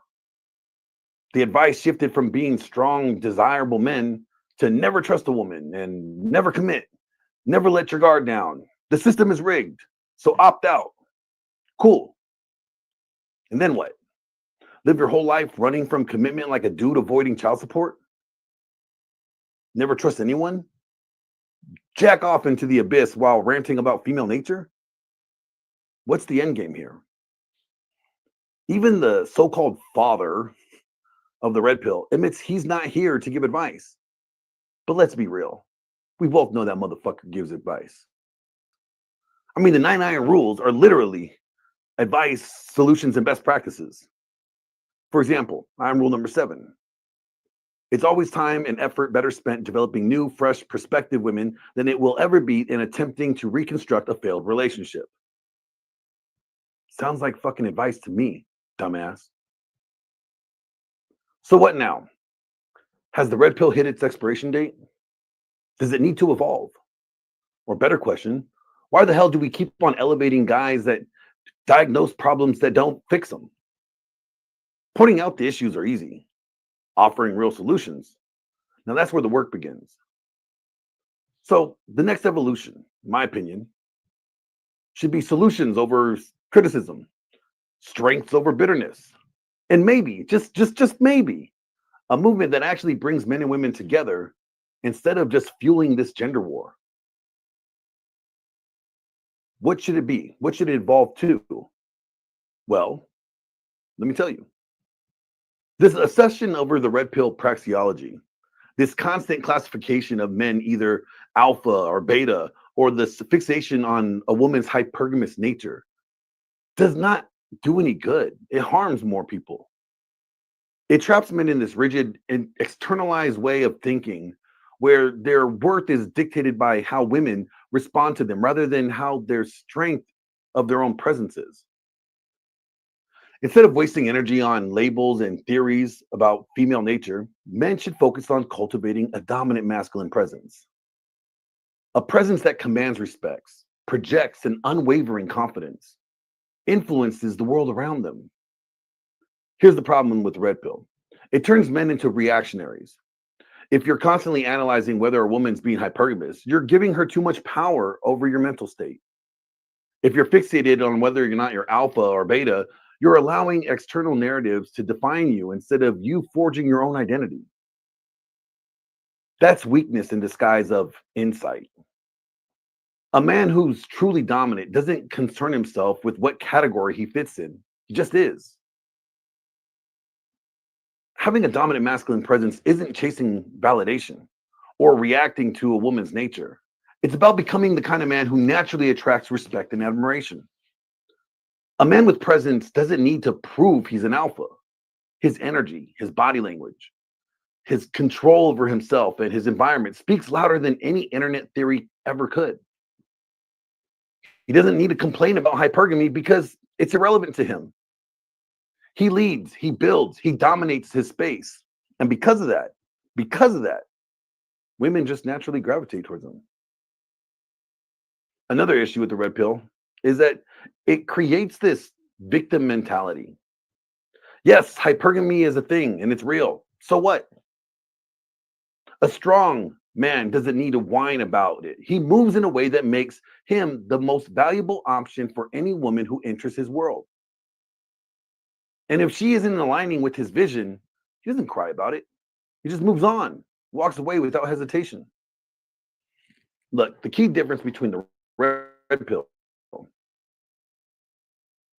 and having a dominant masculine presence is that one is reactive while the other one is proactive tendencies and strategize around their nature. A man with presence creates his own reality and forces everything around him to adjust to it accordingly. In the end, men who waste time obsessing over alpha versus beta debates and hypergamy are missing the bigger picture here. You don't win by memorizing theories about female nature. You win by becoming undeniable. The kind of man whose presence alone commands attention and respect. Now, that's the real power move.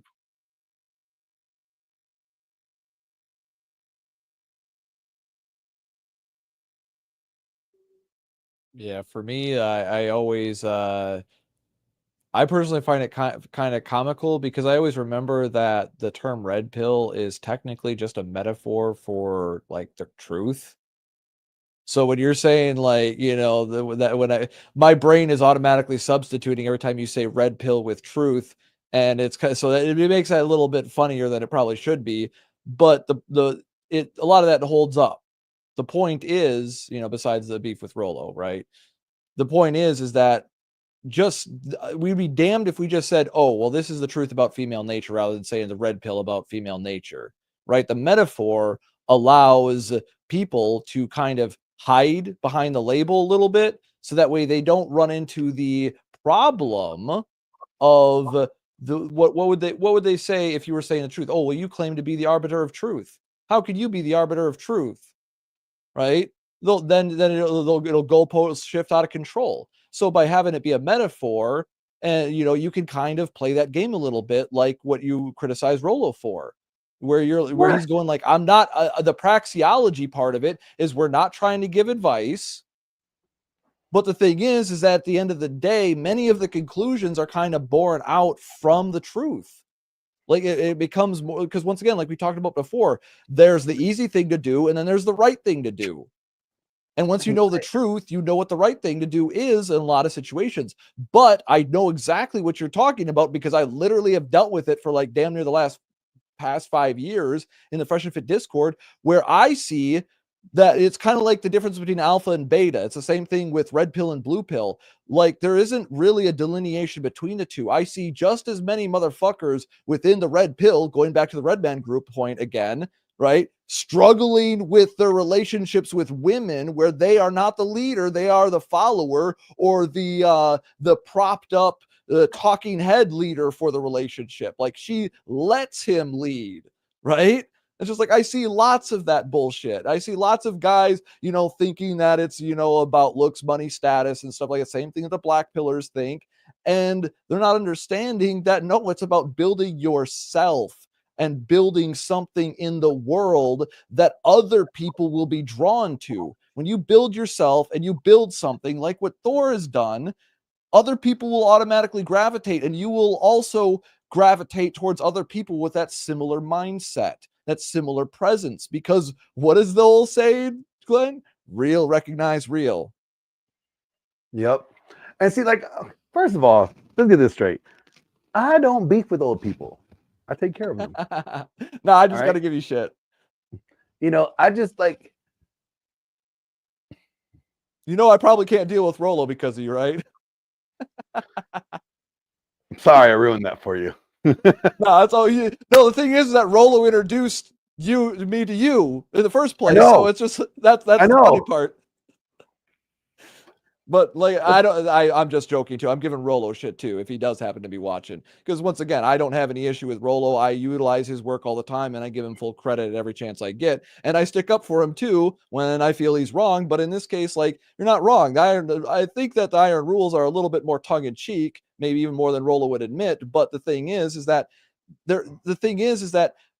there's I say this all the time. There's many, many ways to lose the game.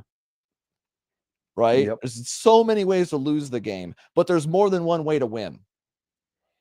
Yeah. So there is more ways to win the game, going back all the way back to the Dandy example and stuff like that, right? I'll even like go back to that for a little, dwell on that for a little bit here. Like I'll bring Twilight into this conversation. Oh God, right? The Twilight movie. So the thing is like, are you Team Edward or Team Jacob? See, here's the thing though. It doesn't matter. Because the thing is that what happened still proves the red pill in Twilight. Why? Because at the end of the day, who did she pick? Well, the Edward looked like the weaker one, right? The more dandy looking one, right? But at the end of the day, he was actually the stronger one, right? And that's the one that she picked. And that even though she was tempted by the buffer looking one, right? The furry boy, she still went with the other one. Well, if you look at this, you're seeing a difference between an wannabe alpha, right, or somebody projecting to be alpha, and a guy with DMP. Because a guy with DMP, no one's like, because that character's a stalker, right? Like Jacob's a total fucking stalker. Like I was horrified when I watched those movies with my girl back in the day, right? But the thing is that you got to remember where once again talking about that perspicacity. And how did this come to be? This was a movie from a book that was basically more or less fan fiction, kind of, or like a lot of people compare the writing level to fan fiction, and it's from a female's mind. So this is how a woman still perceives the dualistic masculinity, and those are like the two idealized versions of it. But she still went with the one that was superior overall in terms of like physicality and the fact that he's actually fucking immortal. So it's just like that's like a woman's perfect dream. I want to have a man that's the strongest around, and I want to be beautiful forever. It is like the perfect female fantasy right there. She got to have a kid too, and all the kids immortal too, but then she married her old stalker boyfriend. Yeah. Women are weird, man. Women are weird.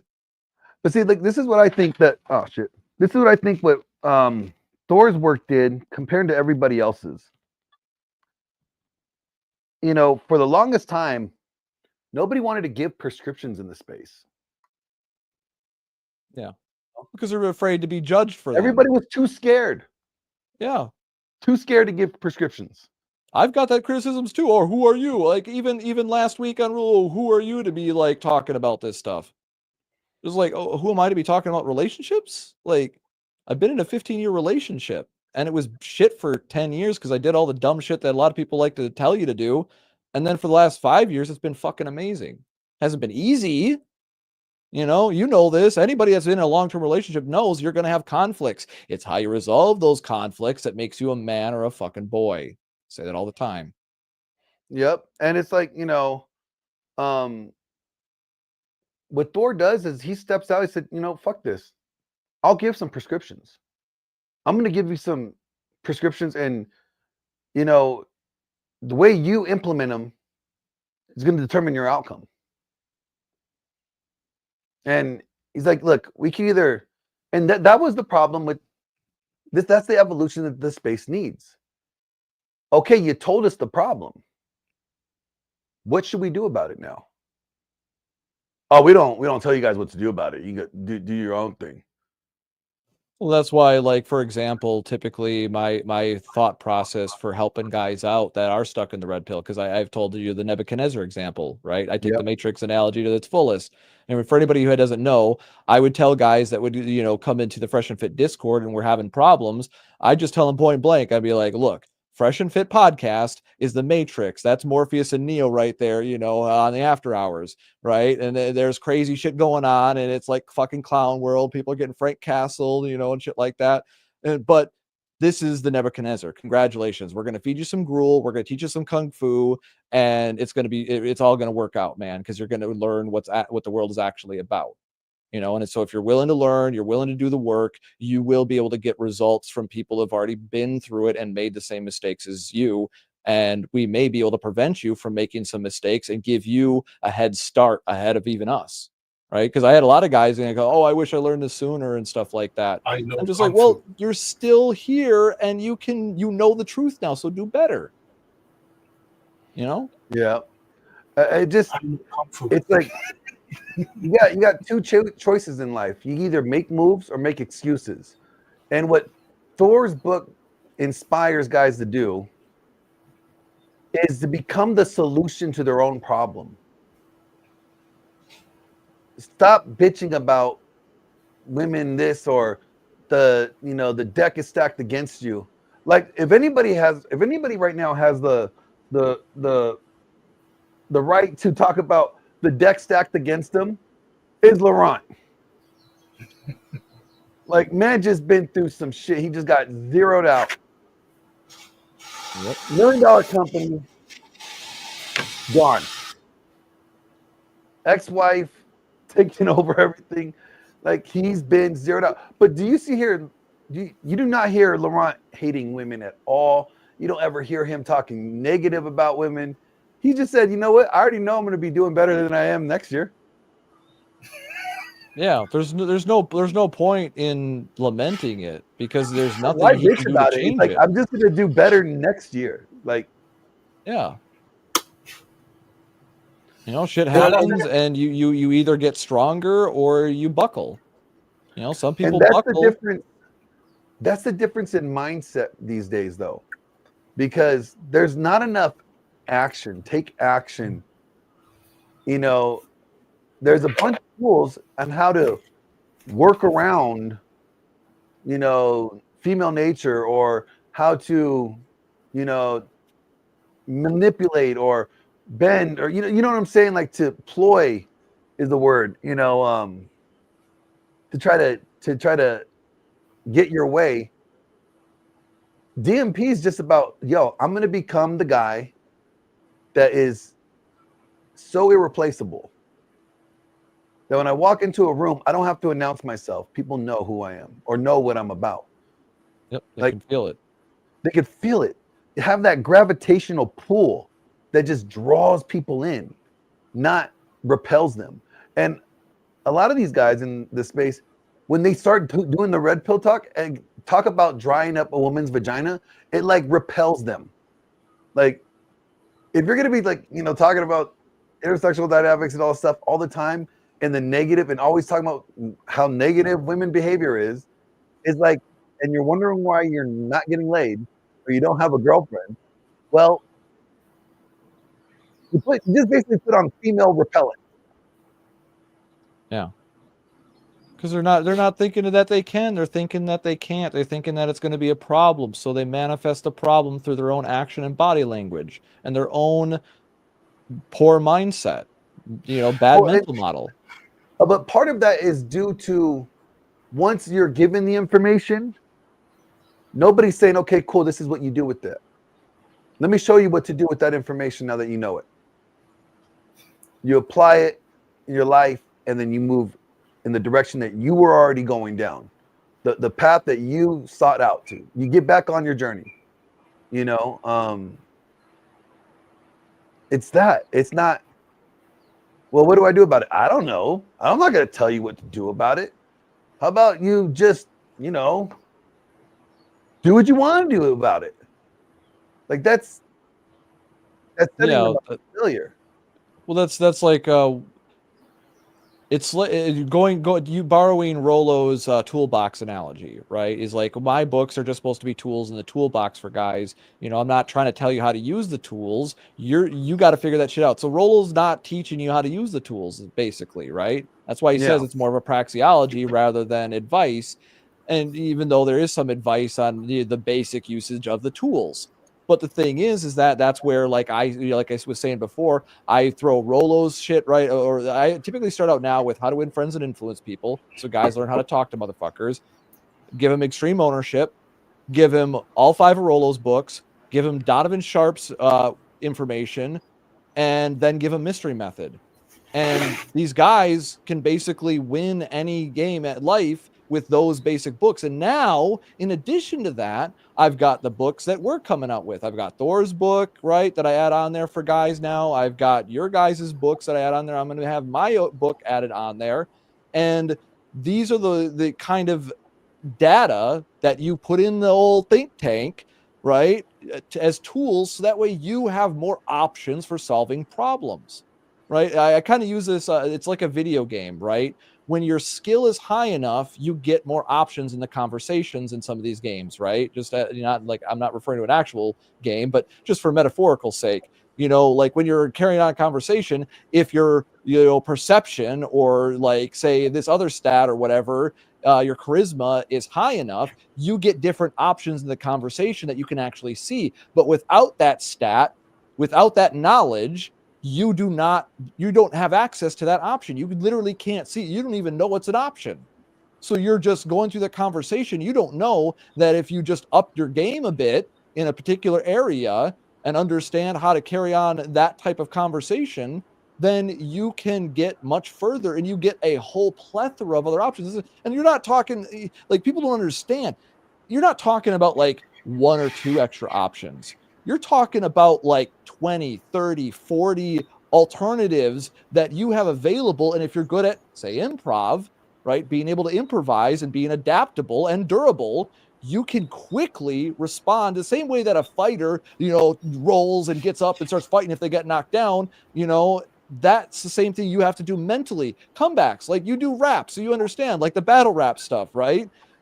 That takes improvisational skills, creative intelligence, and the stuff that Rollo talks about. Those are tools in the toolbox. If you don't have them, and you don't have, like you said, the instruction on how to use them and techniques on how to use them well, and then given advice on how to train those techniques through things like, say, mystery method and like how to speak to women, how to win friends and influence people, so that way you carry on a normal conversation. Because a normal conversation doesn't require a magic pickup line. It just requires an icebreaker, which can be literally anything. A fuzzy top hat, just going up, say, "Hi, my name is Tarl. What's your name?" I always say, "Did you drop I your just pocket?" broke the ice. But you dropped your pocket. And then people look down like, "I dropped my what?" Your pocket. Yeah. Babe, what's your silliest pickup line lately? What's the silliest pickup line you've ever used? Let's have a round for fun. I mean, it's the middle of the night for you guys, so let's have a round for fun. Okay. I've only been picking up on Thor, so do you want coffee? Oh man. Oh, Something they've never heard. oh, pickup lines. Yeah. Oh, pickup lines, like, what's the line that? What's your signature move? What's the cool line that you use? I don't really have a signature move. It's typically just a basic introduction. Just get the girl don't- I talking, don't- let I her know don't- who I am. You see, you prove my point here. You prove my point because a lot of guys that come to the game, they think, oh, they have to have the nice opener, they have to have the nice thing. This is why in the mystery method there was the floss thing. The floss was precisely exactly what you said, guys. You don't have to show up with like some magical James Bond, you're out of practice kind of thing. Yeah. You just show up and introduce yourself, and game on. They know that, girls know that, game on. Because for us, it's game on or we are asleep. Yeah, it's a lot of like, guys, I mean, I've get never- mad they have to play. That's the problem. I've never used a pickup line. Like I have one time. I think like they're cheesy. Like, oh yeah, definitely. But see, that's the beauty of pickup lines. Is that the thing is that as long as you have a shit-eating grin on your face, you can say the craziest shit. And I can prove this. I literally prove this. Okay, so I'm gonna debut this story live now. The one time, because I worked at a leatherworking place, I was apprenticing, and the manager there really thought I needed to get laid, even though I was trying to be a good Christian boy, Glenn. I was trying to resist temptation. I was really trying to resist temptation. I swear to God. hold on. You cued it. All right. It's not me. This is all on you. You did this to yourself. All right. Yeah. So the I slipped into sin. I slipped into sin. Oh man, I have never. I've slipped in temptation. That's what he said. I slipped in temptation. Let me tell you something. Now, I'll be the first person to tell you I am not the holiest good Christian boy ever. All right, I'm far from that. And never in my life have I ever slipped into temptation. I jumped into temptation. I dove first into temptation. My pants off before temptation's pants was off. Okay, like let me just be real with you. Never was it an accident. Never has vagina fell from the sky, landed on my lap. I'm like, oh shit, I fell into temptation. You know? And I'm just like, that's just a way to take accountability off of you. How do you fall? It's a choice. It's a choice. I chose temptation. Let's just be real. Can we just be honest with ourselves? Like, hey, I chose sin. That girl was. I chose to sin. That girl was hot. You know, that guy. It's just like that's all you gotta say. But I don't know. Sorry. Hey, I did good this night. Just hear the story. All right. So the manager got it in my head because I was doing such good work. He got in his head that I need to get laid, and that he thought that I didn't know how to get laid. Okay, and well, he actually cared about me. He was trying to help me out. He's the one that recommended me for the street fighting instructor. That was his mentor, right? And he ended up becoming my mentor for a period of time, and I learned a lot from him because of that. So, like, cool group of people, But that was also the stripper that's where I fell for. I dove headfirst into that temptation, devil costume and everything. That's the other story. But the nightclub one was we went to this place on what was called Leather and Lace Night, where all like the BDSM, the kink people were all going out. And so what I did is because I'd been making leatherworking things, I had built a BDSM collar that was technically for a woman. It was very well done. It was black and blue, and I had tooled it, and it was really, I still have it to this day, like because I did a lot of work on that, and it looks really cool. But I decided, because you got a discount on your tickets if you wore like leather and or lace in a really good outfit. So, I'm no slouch of fashion and shit like that. I'm not the most fashionable guy, but I had some nice denim pants that were comfortable, right? And reasonable, decently tight, but loose fitting. And then I had some knee-high leather boots, straight out of the Matrix type shit. Then I had a leather trench coat, a silk shirt, all black, and then I had this collar with a leash attached to it, a chain leash. And I got my discount, you better believe. I got in, and the first thing that happens when I get into this nightclub is I walk up, and this whole group of women is in the middle of there. There's one woman crying. It was like a bunch of Asian women, and one woman was crying, and an older woman came up to me and asked me, can you please go up to her? This is a bachelorette party. She's so stressed out right now. She's like, she can't get a hold of herself. She's like so freaked out. Can you please just go up to her, look her right in the eye, and tell her she's the most beautiful girl in the world, and I'll buy you a drink. And I'm just like, oh, free drink too? Bet. So I just like go up to the girl, I take her hand, and I just look her dead in the eye and I say, you're the most beautiful girl in the world, and everything's gonna be okay.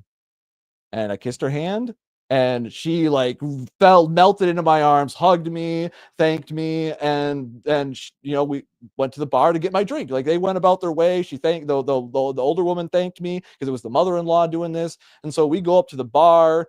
She asked me what I want, and I'm just like, oh, just give me a Smirnoff, because I didn't want to get too drunk or anything like that. And so she goes up to the bar to order my drink, and on the way, I'm following her on the way there.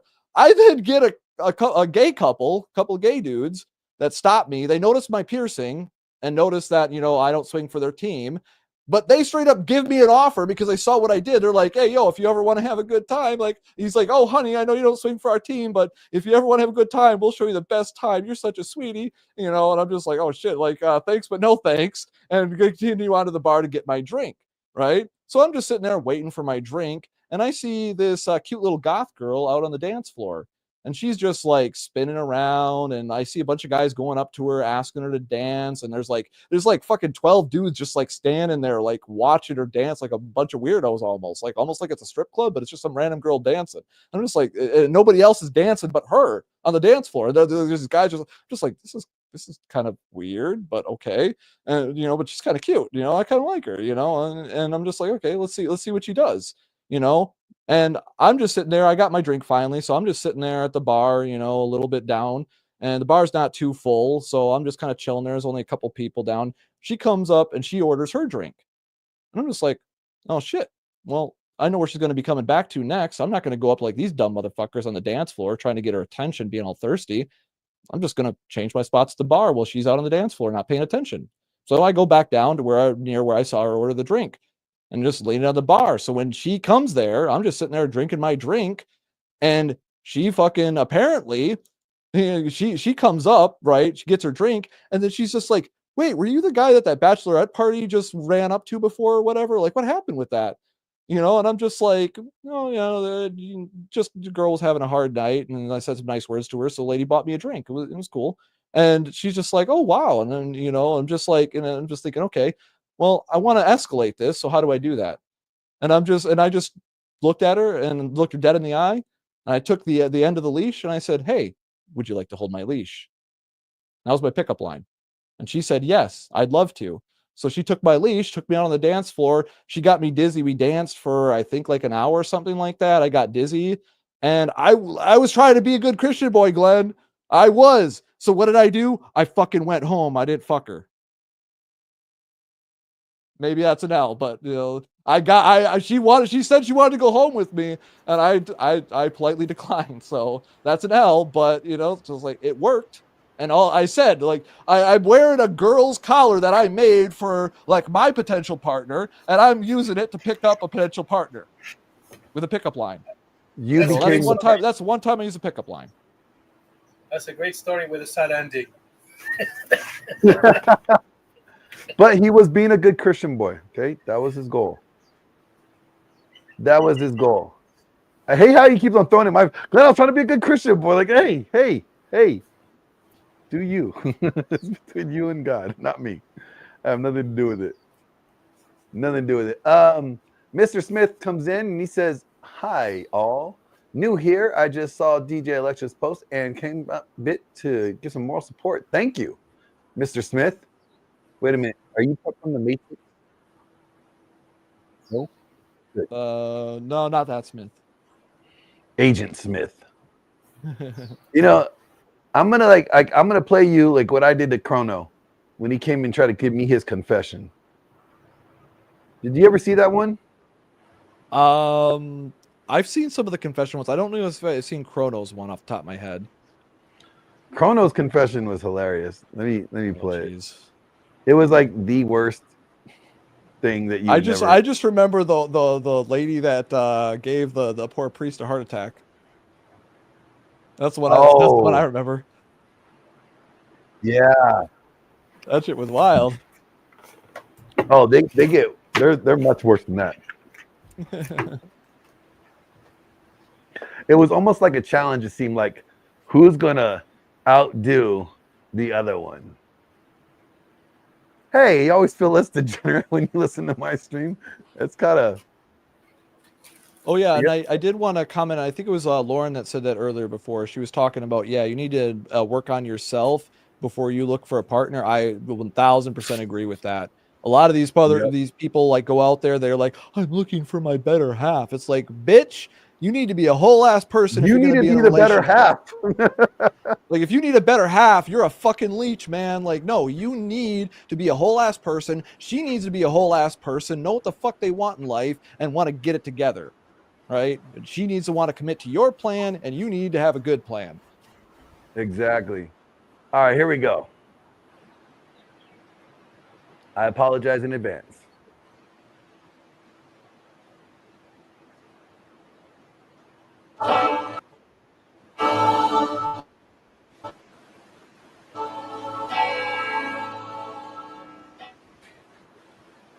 That's what give me right.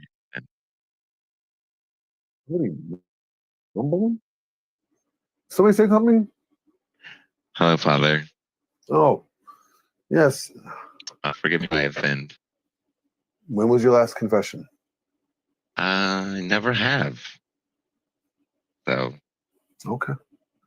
What would you like to confess today, son? so while I was going to school, I had this friend. Mhm.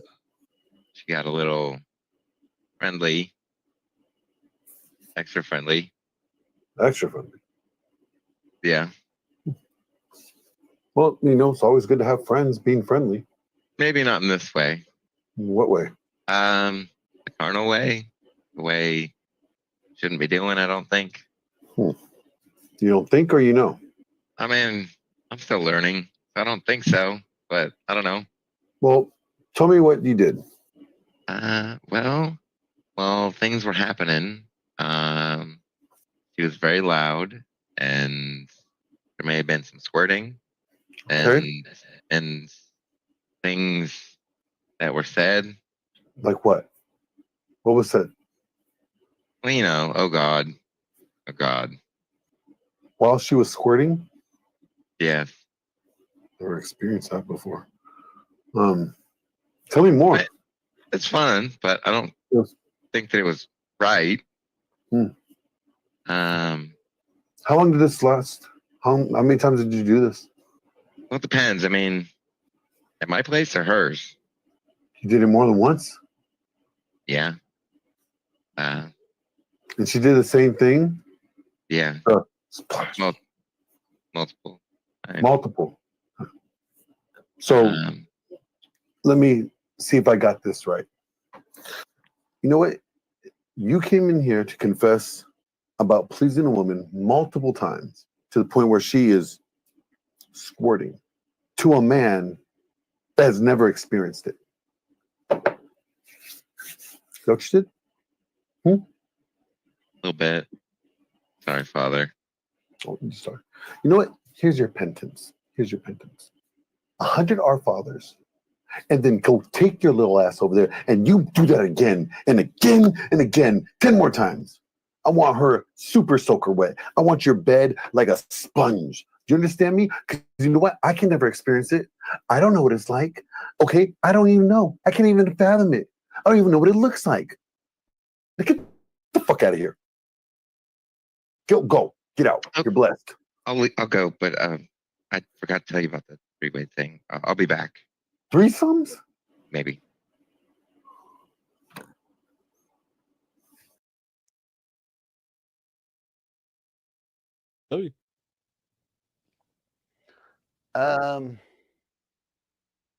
Confessions? Anybody?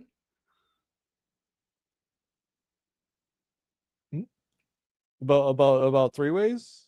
You mean spit roasting a girl?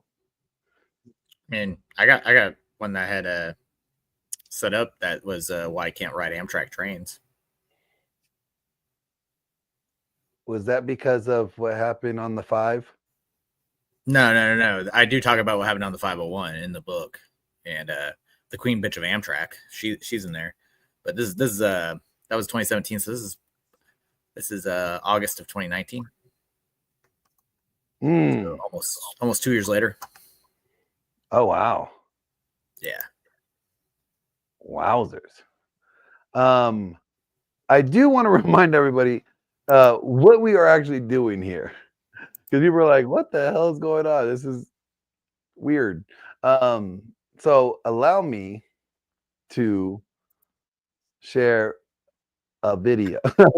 He's like, "This is not what I expected to wake it up." Fucking Elliot. Elliot, you already know. You already know. Don't start. Don't act brand new. Don't act brand new, Elliot. Don't be acting new. He was in the game 9,000 webinar with me, so he knows it all. He heard Huds' story and Offie freaking the fuck out. Oh yeah. This is why we are pushing for 24 hours, ladies and gentlemen, right here.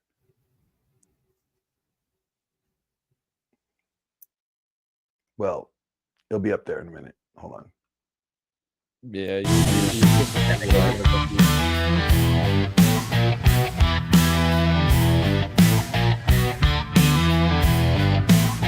In the quiet dawn, he faced the day. Meek how Thor with burdens in array. She left a void chasing new skies. He held their sons with tear-streaked eyes. Through tempest wild, his spirit soared. A lineman's duty to restore. With every bolt the heavens sent, he stood unbroken, unbent. In the heart of the storm, he'd scream and fight. A warrior's cry piercing the night.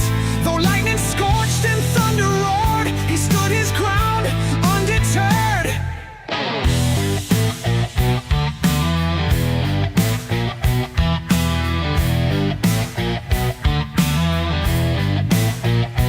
Odin watched from realms above, sent Missy down a gift of love. She healed his scars, both seen and veiled. Together through the storms they sailed. But darkness loomed with vengeful might. 1,000 volts, a blinding light. Yet promises to kin and bride. Ignited strength he held inside. In the heart of the storm he'd scream and fight. A warrior's cry piercing the night. Though lightning scorched and thunder roared, he stood his ground undeterred.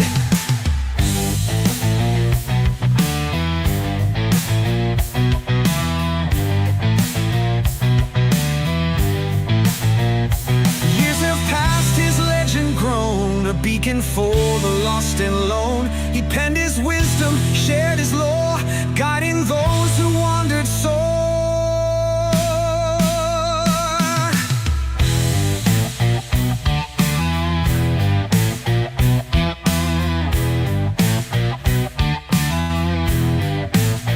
In the heart of the storm, he'd scream and fight. A warrior's cry piercing the night.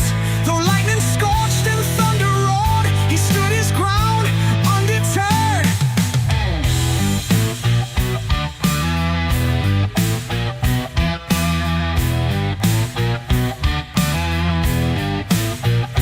Now when thunder shakes the sky, remember Thor's enduring cry. For in each rumble his voice remains, a testament to conquered pains.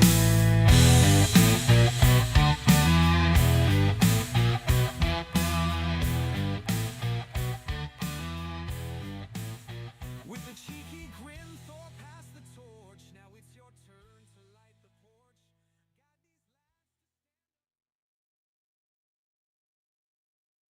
There is more. I'm here to give an update on Melissa and myself. People have been asking quite a bit, how are you, Thor? Well, I'm living the dream, knowing that the secret to living the dream is that nightmares are dreams too. So we're always living the dream. It's been quite a challenge. I was in the hospital a couple of weeks ago, 3 weeks ago. I had another glioblastoma stage 4, brain cancer, tumor removed, it had grown back. And in that time, Glenn was very useful. He had came to the hospital immediately, stayed with me the couple first nights. It was really rough. I had some complications with the Foley that was inserted into me, damaging my prostate and bladder. And that was very uncomfortable, very painful. A couple of things I was preparing for in the next week. I was getting ready to have some surgery done on the prostate, which would help me sleep at night, and it would be really good. But during that time, they CT scanned me and they found the reason I had a lot of pain in my back, and it was coming from my GBM. I also had an atrial flutter, for which they did a cardio ablation, and I felt better. After all of that, my oncologist and surgeon had a meeting with me, and they essentially thought that they had saw necrotic tissue inside of my brain, and I had gotten meningitis. They took tissue, and the necrotic tissue was from the radiation treatments, which that's not unexpected, but it left the tumor on this side that they had removed, which was slightly smaller than this. They expected it, and that's not such a bad thing. It means that some of the radiation had worked, and that some of the chemo, not so much. I had the chemo brain going. I was very disoriented when I tried to stand. I couldn't. I couldn't even walk or really get to the bathroom by myself. Was very much a challenge. And when they tested the tissue, they found that they thought I had the meningitis in my brain, but that wasn't the case. They tested for viral and for a viral, and that wasn't the case at all. What the situation was that I had just gotten brain infection due to the surgery and a traumatic brain injury. This was very difficult on Missy. We had to hire caretakers for her, and it was very difficult because it represented a huge issue. I had gotten home unable to walk. I'd even fallen out of bed with some side effects from the medication that they were giving me. I developed an allergy to it, which was very severe. Cramps in the legs, and developed tendonitis, which can happen. But they transfused me with platelets, because the reason I had to go in the second time, which was my platelet level had crashed to critical levels, and I risked brain bleeding. So we spent the time in there. They put in arterial lines where I could feed medication in, and they tested it, and Glenn assisted me, and I had caretakers assist me. Home nursing, it was not really available for me. It happened a couple times for blood draws, but they charge a tremendous amount of money, and the caretakers that I can get in for a couple days a week, it's about $25 an hour. So what I'm asking for is if you could just commit to $100, that pays for 5 hours of care for her while I'm recovering, or 5 hours of care, at least to help me do normal things such as cooking dinner and cooking breakfast for her. Things like that I have not been able to do. But part of what I talk about in my new book, The Superhero Inside, is to develop the belief in the affirmations that you are that person, and you do it by taking action. I am taking action as much as possible because of my caretaking, and Glenn in particularly, as we do this fundraising. I'm asking everybody for commit to $100. You're going to buy me 5 hours of being able to do a few things. Go to the store, be able to take me to the store and just buy food, or to be able to provide her with a meal. That's what I'm asking for. And if you can commit to that, that goes a tremendous long way. Last time we did a fundraiser, lasted 5 months, almost 6 months of in-home care, several days a week for her. And that was really, really super helpful. So as I state in my book here, Glenn, the essential skills of a masculine presence, I talk about the superhero inside. By developing that belief and having those affirmations to believe, I'm going to say one more thing about Glenn that's helped. As a pagan, I've talked a lot about being a pagan.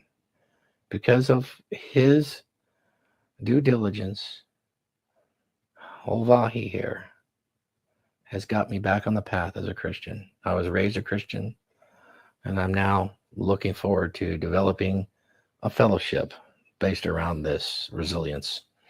And it would be a Christian fellowship. So I thank him greatly for that. Realize that Vahi in the Ragnarok, he's the only one that is worthy of lifting the hammer. And I'll show you what lifting the hammer is all about, and I'll tell you that story.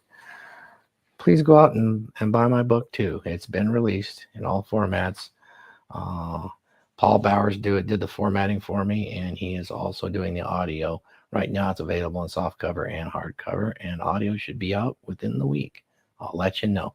Let me show you what I'm capable of doing now because of this man right here. Okay? I'm just going to take a stand here that I wasn't able to do before. I wasn't even able to cane walk. I wasn't able to do it without losing my balance. This is part of what I can do now. So I tend to have the cramps that'll pitch me forward and I'll fall down. This was a big problem, so he used to spot me. I was able to do this, and then I was able to use a cane. We were able to teach how to use a cane. That was amazing. I couldn't do it without a spotter because I do still tend to get disorientation pretty bad when the tendons cramp up. We've discontinued some of the antibiotics, so that's been good. But being able to get up and care for her is not really possible like this. However, I can use the cane, and that's been very good. That's not too bad, being able to walk briefly.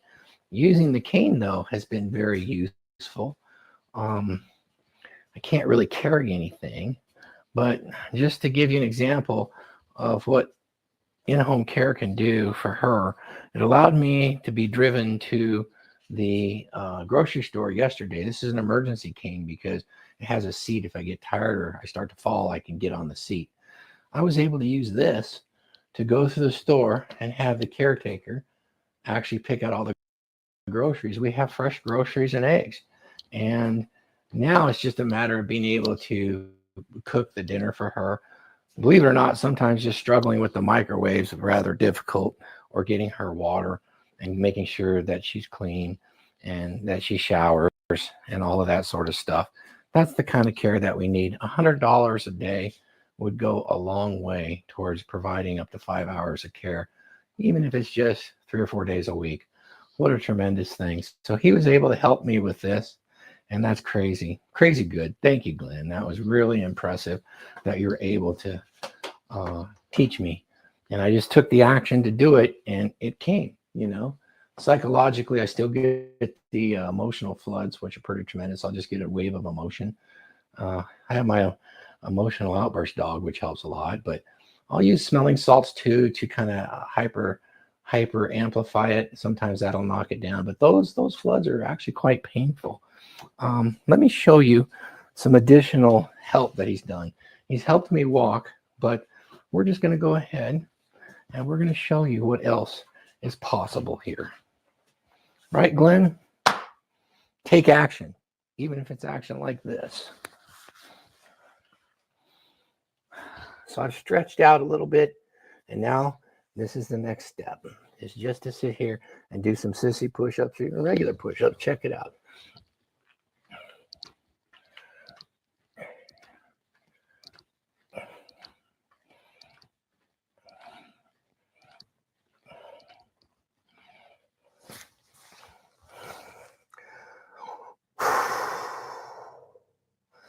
Now, sometimes I can get up without assistance. Sometimes I'll need assistance.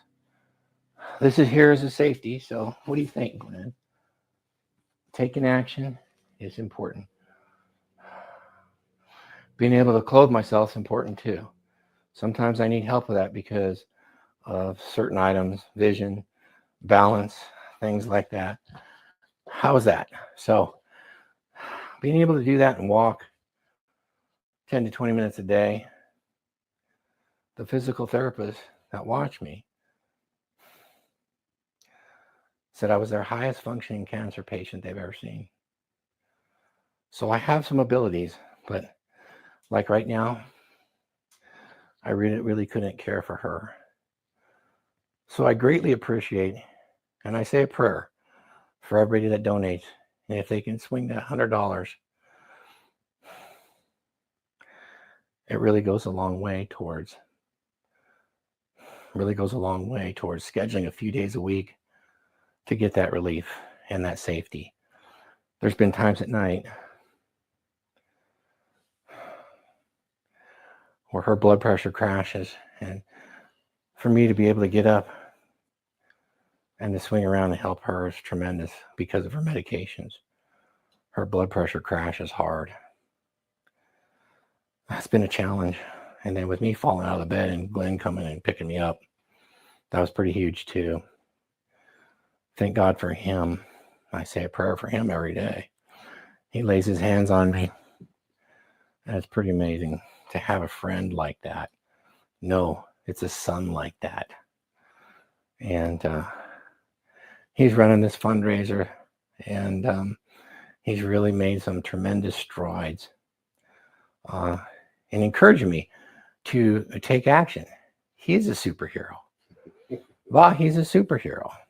The only one that could lift the hammer after Fenrir kills Odin.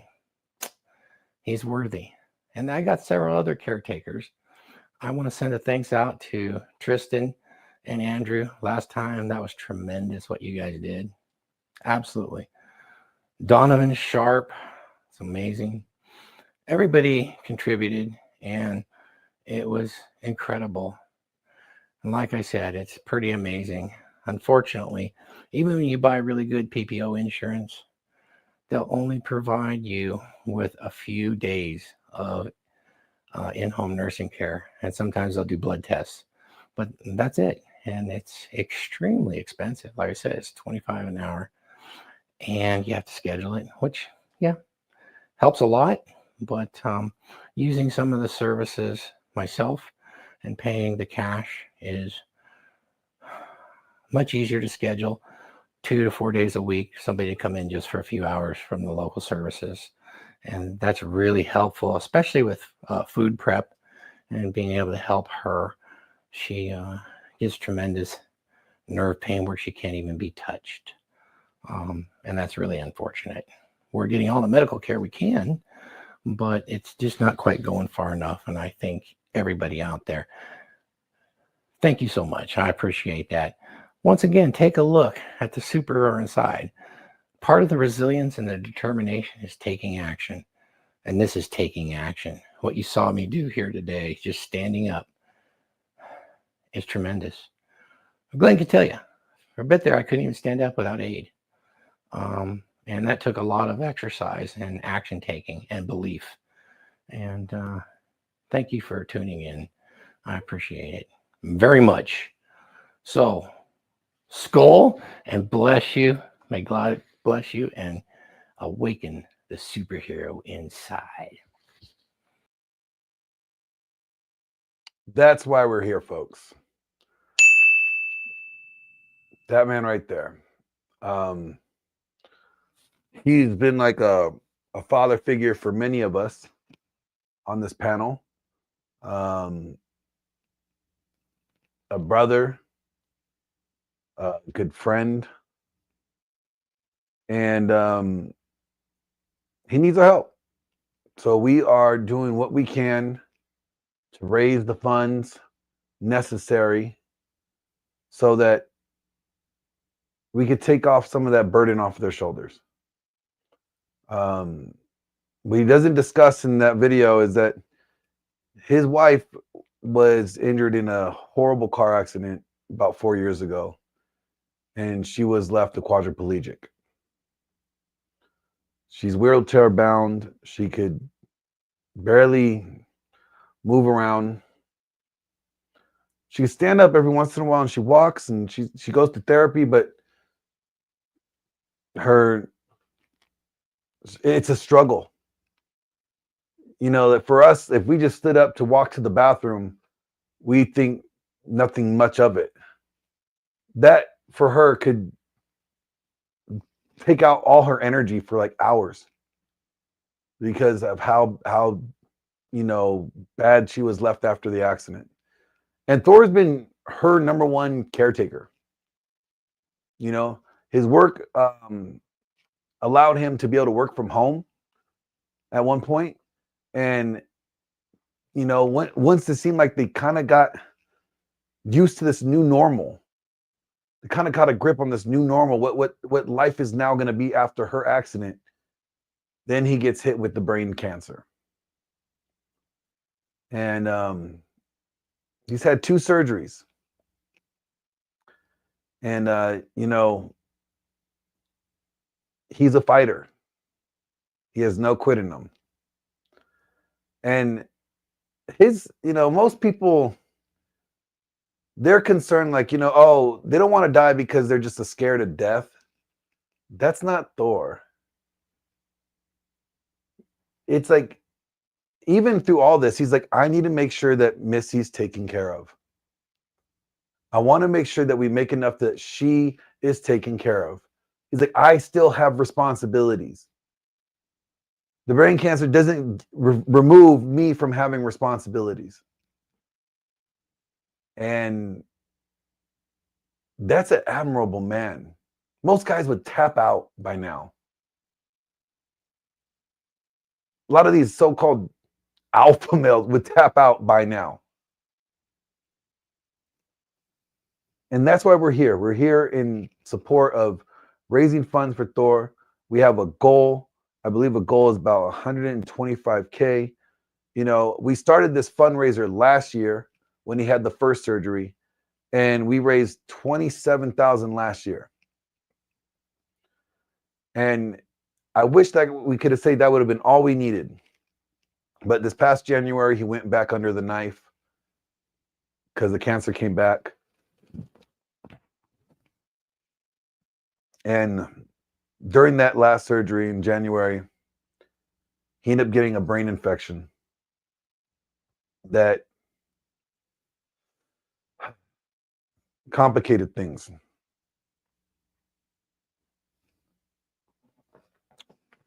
There was a lot of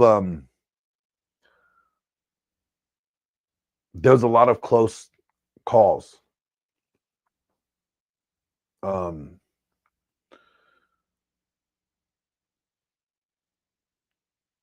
I remember having to take him, like we were he wanted to go get pedicures. And I'm like, bro, that's the most non-manly thing. It was just the most like, I'm not gonna go. He's like, let's stream this. Let's stream going to go get pedicures. I'm like, bro, I will record you going to get a pedicure and me taking you, but I'm not gonna get our nails did together. Like, you know. And I mean, to be fair to me, it kind of makes sense because I saw how like he's, you know, like having a little trouble getting around. And he's hunched over. He's probably seeing his feet a lot, going like, "Damn, my toes are getting kind of fucked up." You know, I get it, totally get it. And you know what? I always see old men getting their pedicures. Like, hey man, I'm a type 1 diabetic. I gotta take care of my feet. If I don't, I could literally lose toes and shit. No, I hear you. So old folks are there to get rid of their plantar warts and shit and their bunions. So we go get his toes did, and like the day before he gave blood, and I've been administering, like, you know, I was trained to administer medicine to him through his lines. I forgot what they're called. I'm not a doctor. PICC lines. PICC lines. Thank you. Thank you. Lines. I'm familiar with it. My ex-wife had to do it when she had her heart transplant. There you go. And like I was like, you know, asked like, Glenn, can you learn this? Because if I don't have someone to administer this for me, like they're gonna put me in a rehabilitation center. And all you got to do is look at the odds. Like when people get sent there, how many of them leave there? It's not really good, you know, because they're away from their families, they're away from like their loved ones, they're away from their environment. You know, they're locked in this medical facility, and it's just like just death everywhere, you know. And I'm like, yo, I'm not a medical professional. I don't know what the fuck I'm doing. And I remember, you know, picking him up from the hospital, taking him home, and you know, being told that the medicine will be waiting for us when we get there, and you know, all you got to do is just make sure you do it this way, and then you know, and make sure there's no air in the lines. And I remember like Thursday, the nurse came by to take blood, and that Friday when we're out rolling around getting his nails did, then we went and got some coffee. Like he was not feeling well, and he started having a really bad headache, and the doctor calls us and tells us his platelets are down to 2, and they're concerned for a brain bleed. And the first thing I'm thinking is like, what the fuck did I do? Did I fuck up somehow? You know, like, was there an air bubble in the syringe, and you know, did it get in the line, and is this my fault? You know, like I'm stressing. And I get him in my car, and we just gun it all the way down to Cedars-Sinai, which is like about a 2.5-hour drive in LA traffic, especially where he lives. And it wasn't my fault, just so you guys were wondering. I know you guys, No, but that's that ultimate accountability again. You're immediately, you know, am I the problem? Not trying to blame anybody else or anything. You're going like, hey, I'm responsible for this. Did I do something wrong? So yeah. Once again, respect. It was he was having an allergic reaction to, and we made like nicknames for the medicine. He had one to help us remind, and I still have the board right here, like the dry eraser board that actually has it written down for me. And he had to take sisyphine 3 times a day. And I was like, oh man, you're turning into a sissy with taking all that sisyphine, you know, like you're beating your menstruation cycle, you know, like just trying to like find like ways to remember that, you know, he takes certain things 3 times a day. And but driving him to the hospital that time, it was scary. And I realized, you know, then that, you know, we needed to do something soon for the future for him.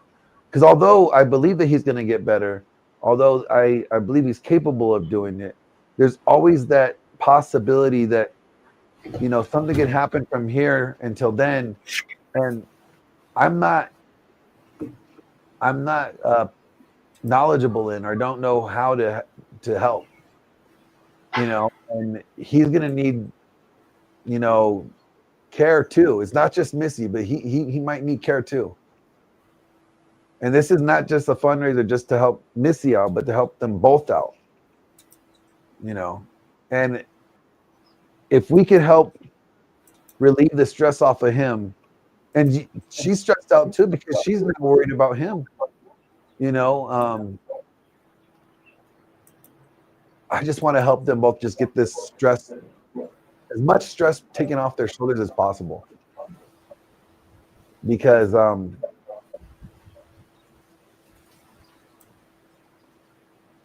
rising tide lifts all ships. That's what Thor always said. We got to be that rising tide. That's why we're here. Yes, sir. show. Somebody say something funny. Something funny. All right, cool. 4 years What for else? D-Day for me, for my zeroing out. What is it? Today is the 4-year anniversary of my zeroing out. Ooh. I said funny. It is funny. You don't have my ugly ass face on the screen right now. But I like your ugly ass face. Little leprechaun. Hey, All right, Thor, Crowder it is. Missy, and family. Steven Crowder here. Sorry, I look like a bum. I had to duck out. My dog got stung by a bee and is in the emergency room. And then we realized he might have been attacked by like a bobcat or something. So we thought we fixed it with the bee. Turns out it may be the bobcat. But the point is, it's all small potatoes compared to what I know you guys have been going through. Pearl filled me in on the story, and my prayers are with you. I know people say, oh, what does that do? There's not really much we can offer other than thoughts and prayers. And of course, our finances. But, celebrities don't do that. I'm not really a celebrity, but I like to consider myself a celebrity. So I figured this video is enough. I think that's how it works. You do have one thing going for you. Your name is Thor. So, like, the writing is on the wall there in the sense that you should be able to pretty much beat the ass of anyone or anything. Like, the point is, this all ends well comparatively for a guy named Thor. I'm not named Thor. So, my dog gets swiped at by a bobcat, and it just, I lose my mind. But I really do hope that you guys reach your goal. My heart goes out to you, and my family will be praying for yours. Godspeed. And eventually, they're saying that, like, I think 40 years from now, cancer will be a thing from the past. But that doesn't help any of us, and that sucks because but it's good to know in the future. I'm not helpful with these things, but sending love your way.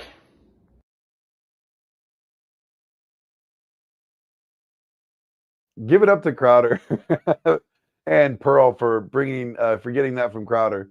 That was awesome. Yeah, that was very nice.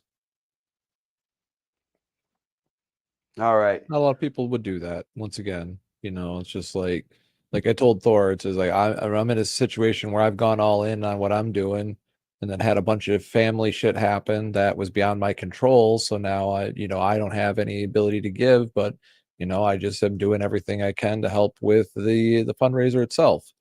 It's just like, so we do what we can, and that's, doesn't matter who you are or what it is, like we can all contribute in some way, even if you just, say post the fundraiser on social media or something like that.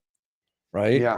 That's another possibility. Maybe somebody else will see it that can give something, even if they can't tune in, they might. Once again, there's lots of things that people can do when you think about it, right? That perspicacity we were just talking about before. Yep. There's always something that you can do to help out. It's just figuring out what way you can help out, Yeah. Exactly. So,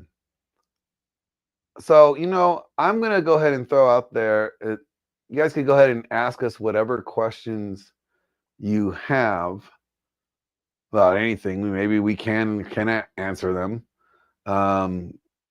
But as long as you send in a dono, okay? All right. You got to send not to YouTube, but to the stream, not to the Streamlabs, to the GoFundMe.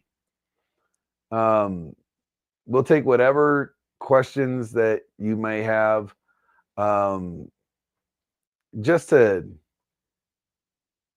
keep it going. Because you guys, we are about $3,000 away till I actually raffle off one of the other books and a hoodie that the Raging Patriot is gifted. So for those that are interested, make sure you guys help us hit that goal so you guys can get a free hoodie and one of these amazing books.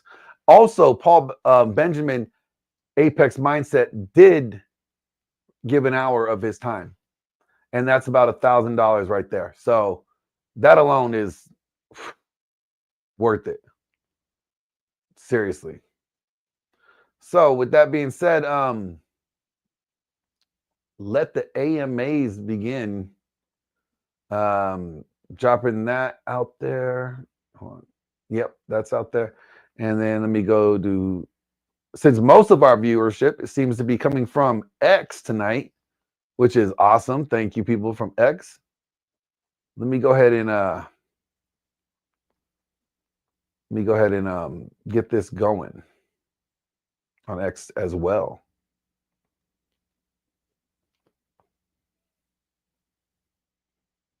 Somebody talk. I mean, I was running out of gas a little bit there, I guess. I just refueled before, so I'm having a bit of sinking spell.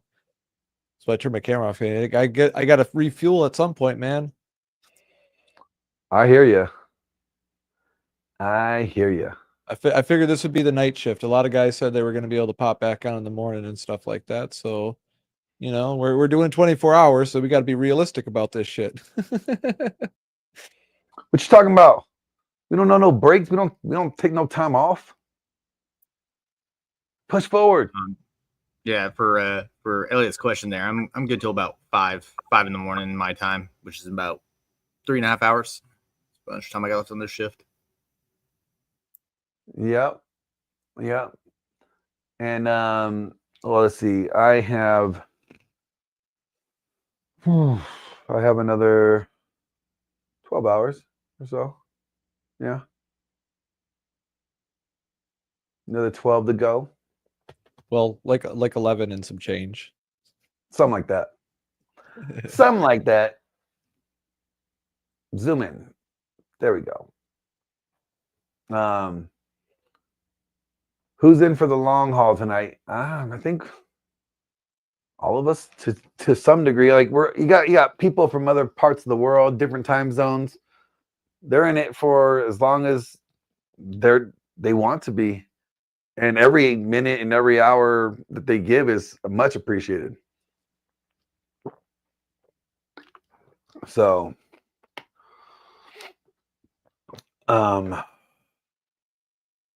let's see here. All right. No questions? Man. Probably not a lot of people up. It is 1 a.m. where I'm at, so. This is true. Indeed.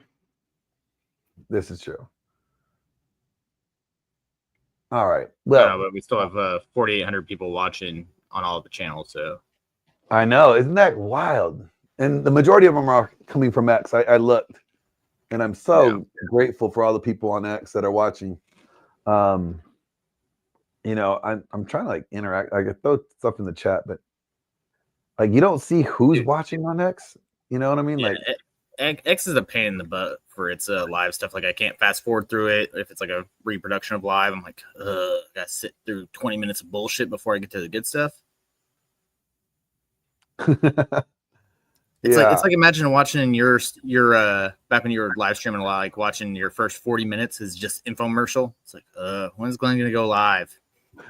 Hey 2 now. hours later. It wasn't 2 hours later. Okay. Sarcastic. It was close. It was close. 6 a.m. on a Sunday in Europe. Europe's not a real place. We already figured that out. Ooh, that's kind of rude, don't you think?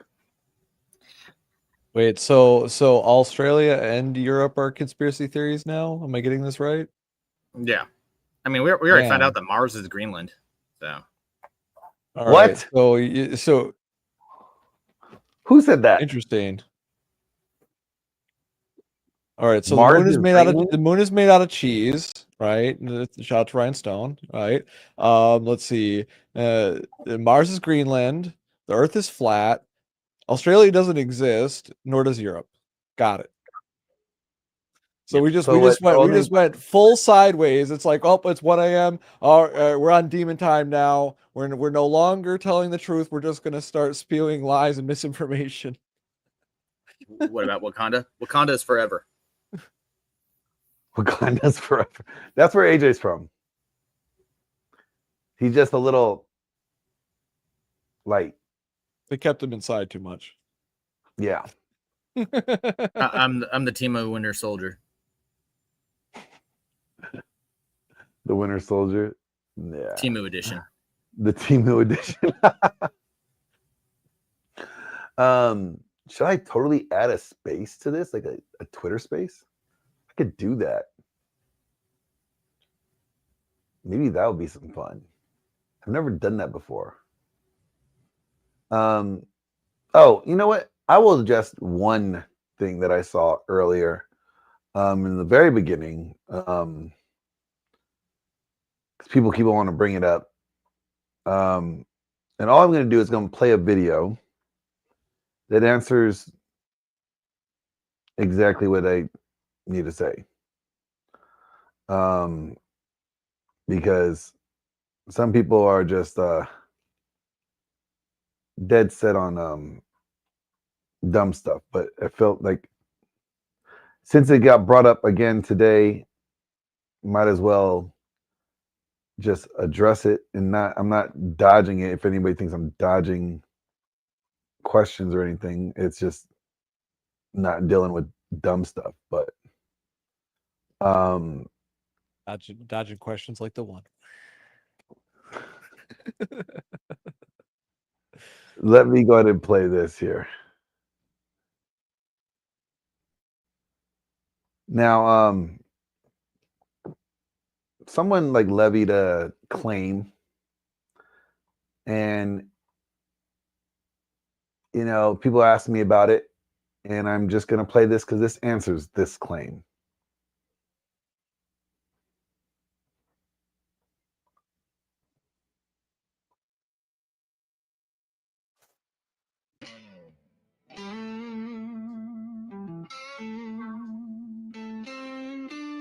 Women today are ditching traditional life, marriage, family, stability, to sell themselves online. It's not a last resort anymore. It's a career choice. But why? Why is transactional intimacy more appealing than real intimacy? The answer is simple: money and control. They think it's easy cash. Why work a 9 to 5 when simps will pay you just to look at them? It's really hard to take the normal guy once he knows that you're in this sport. So now he's using that information and using it to alter what we're having. So now my job is becoming a problem. I just need to find that one guy who thrives off of it. I do need a guy in the business. I need a guy like maybe in porn or like in the size business, somebody who gets it. They believe they're independent, calling the shots. But in reality, their value depends on men's attention. And the moment they age out, they become disposable. Right.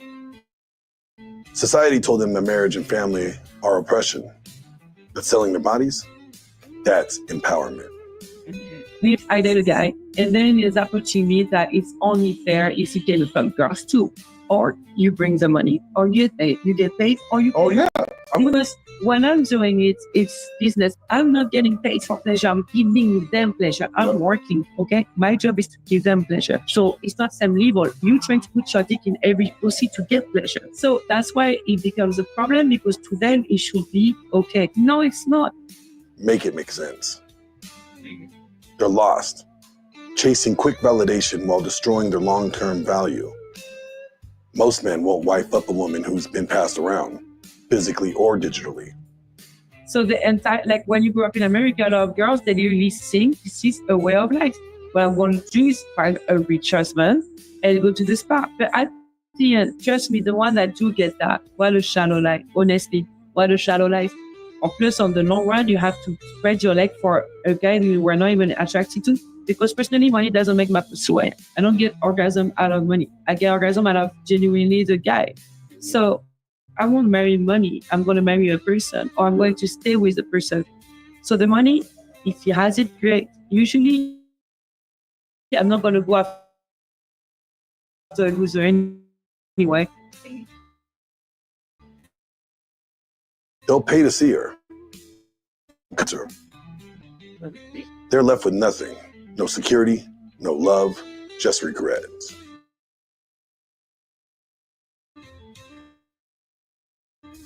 Adult film stars. women from all corners of the sex industry.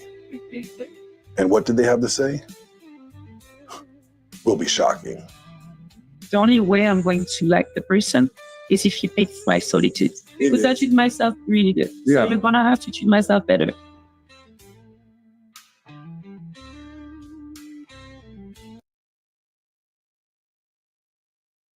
Thing that really did for women is it took away our ability to say no. Because before it would just be expected.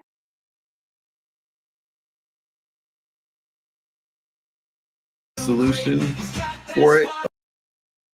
I put you 6 feet deep, no relief. I won't stop until my goal is reached. Who I be, I just to do it from the SIC. I got a clean soul, bitch, who just let me be.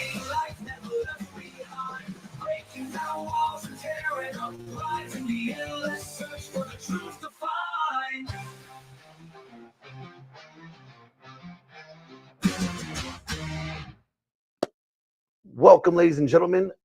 It's your host, Glenn Lawrence, and we are back with another one. And tonight we have a very special guest.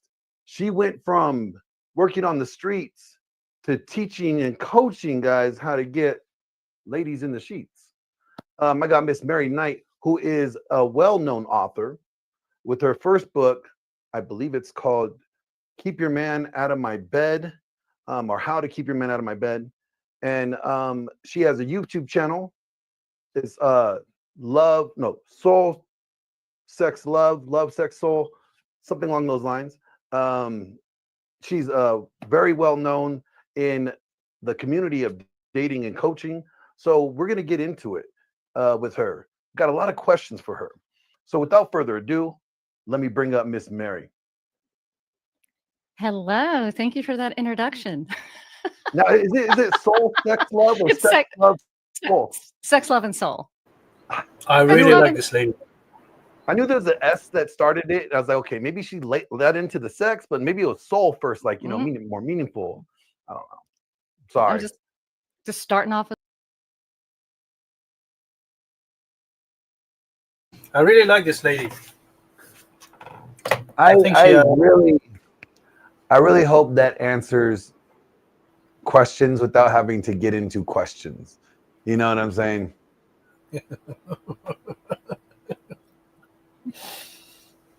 Absolutely. I didn't know you interviewed her. She's really nice. I mean, she really lays it as it is. Yeah, actually, I think we're gonna do 2 more shows. She wants me to have her on her show. And then I wanted to get into, because we really didn't get into like more into the psychology of why so many women seem to be now in sex work after COVID. There's more women in the sex work now after COVID than any other time. Well, think about it. The economics are compelling for women. I mean, what is that? 50 years of feminism, and the largest employers for women is OnlyFans. Yeah. Yeah. Well, it goes back to one of the things that Myron's talked about is that women have a tendency to not want to go backwards in terms of lifestyle quality. So once they reach a point where they're comfortable and happy, they're always going to want that shit again, and they're going to want more typically. As long as they're not being told no by somebody they respect, they're just going to keep going. And that's the thing, them being able to make money enables them to basically not respect any no's, and they're going to automatically default back to what they know. And that is that their sexuality does have value. That's why they call each other hoes when they sleep around too much. That's why that's the first thing they go to when they have a problem with another woman is they call her a whore. They know. Exactly. I mean, it's interesting because if you want to insult a guy, you call him a loser. If you want to insult a woman, you call him a hoe. You call her a hoe. Like women insult each other, they call each other hoes, and guys we call each other losers. But if I call you Glenn a hoe, you'll be like, thank you. Yeah, like this is something that we said in the Fresh and Fit Discord. We'll correct you and be like homemaker. Gigolo, get it right. Oh, you guys want to hear as a man, you're the hoe maker. You can't be the hoe. You're the one doing the hoe making. Like that's just how it works. That's like, yo, do we need to have a birds and the bees talk with some people? Like, do you not understand how this That's works? true. Like, you know, when it's like when a woman says that she's gonna fuck the shit out of you, it's just like, no, I'm the one doing the fucking. Like, this is, you do not understand like the mechanics of this. Like, I might have to teach you a few things.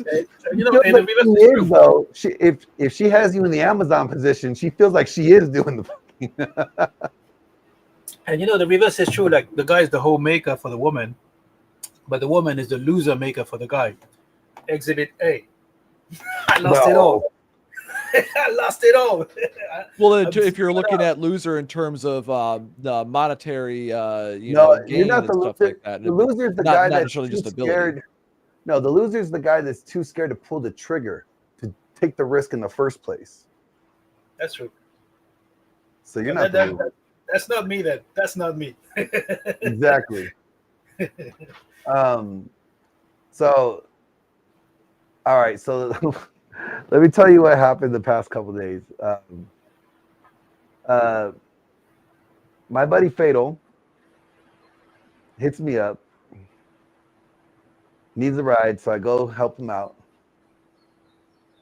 Guess who this motherfucker has with him? I think your mic is getting messed up on your collar. It's on muffle, or is that just me? It might be. Hold on, let me just remove it. That's much better now. So I'm rolling up in like sweats and shit, looking like just got out of the gym like a bum. And I pull up to him and J-Lo. J-Lo. She looks good at 50. I don't care what anybody says. I would give it to her 10 times. Woo. I was like, what? And he said, I got J-Lo with me. And I'm just like, man, you playing. Like, I thought he was bullshitting me. And I see in real life. She was a sweetheart. She was a sweetheart. She was a sweetheart. Actually, they're in the studio right now. And you know, they hit me up like they wanted, you know, I invited me to come, but I had this. And they said that they were gonna try to hop on at some point if they were gonna, you know, find time in between recordings. So we'll see. But yeah. I met J-Lo. Looking like a bum.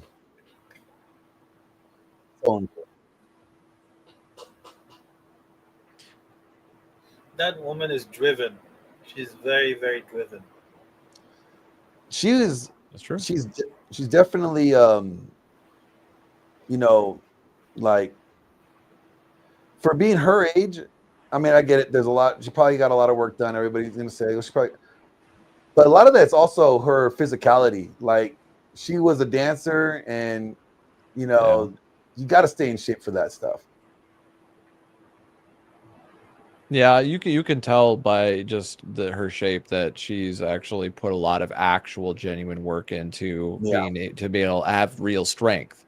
You can just see it by like the muscles in the legs and stuff like that. But once again, that's that perspicacity and understanding the mechanics of fighting coming in, where I'm not just like looking at the woman in terms of that. I'm just like, you know, how can she actually move? Like you said, she's a dancer. Can she dance?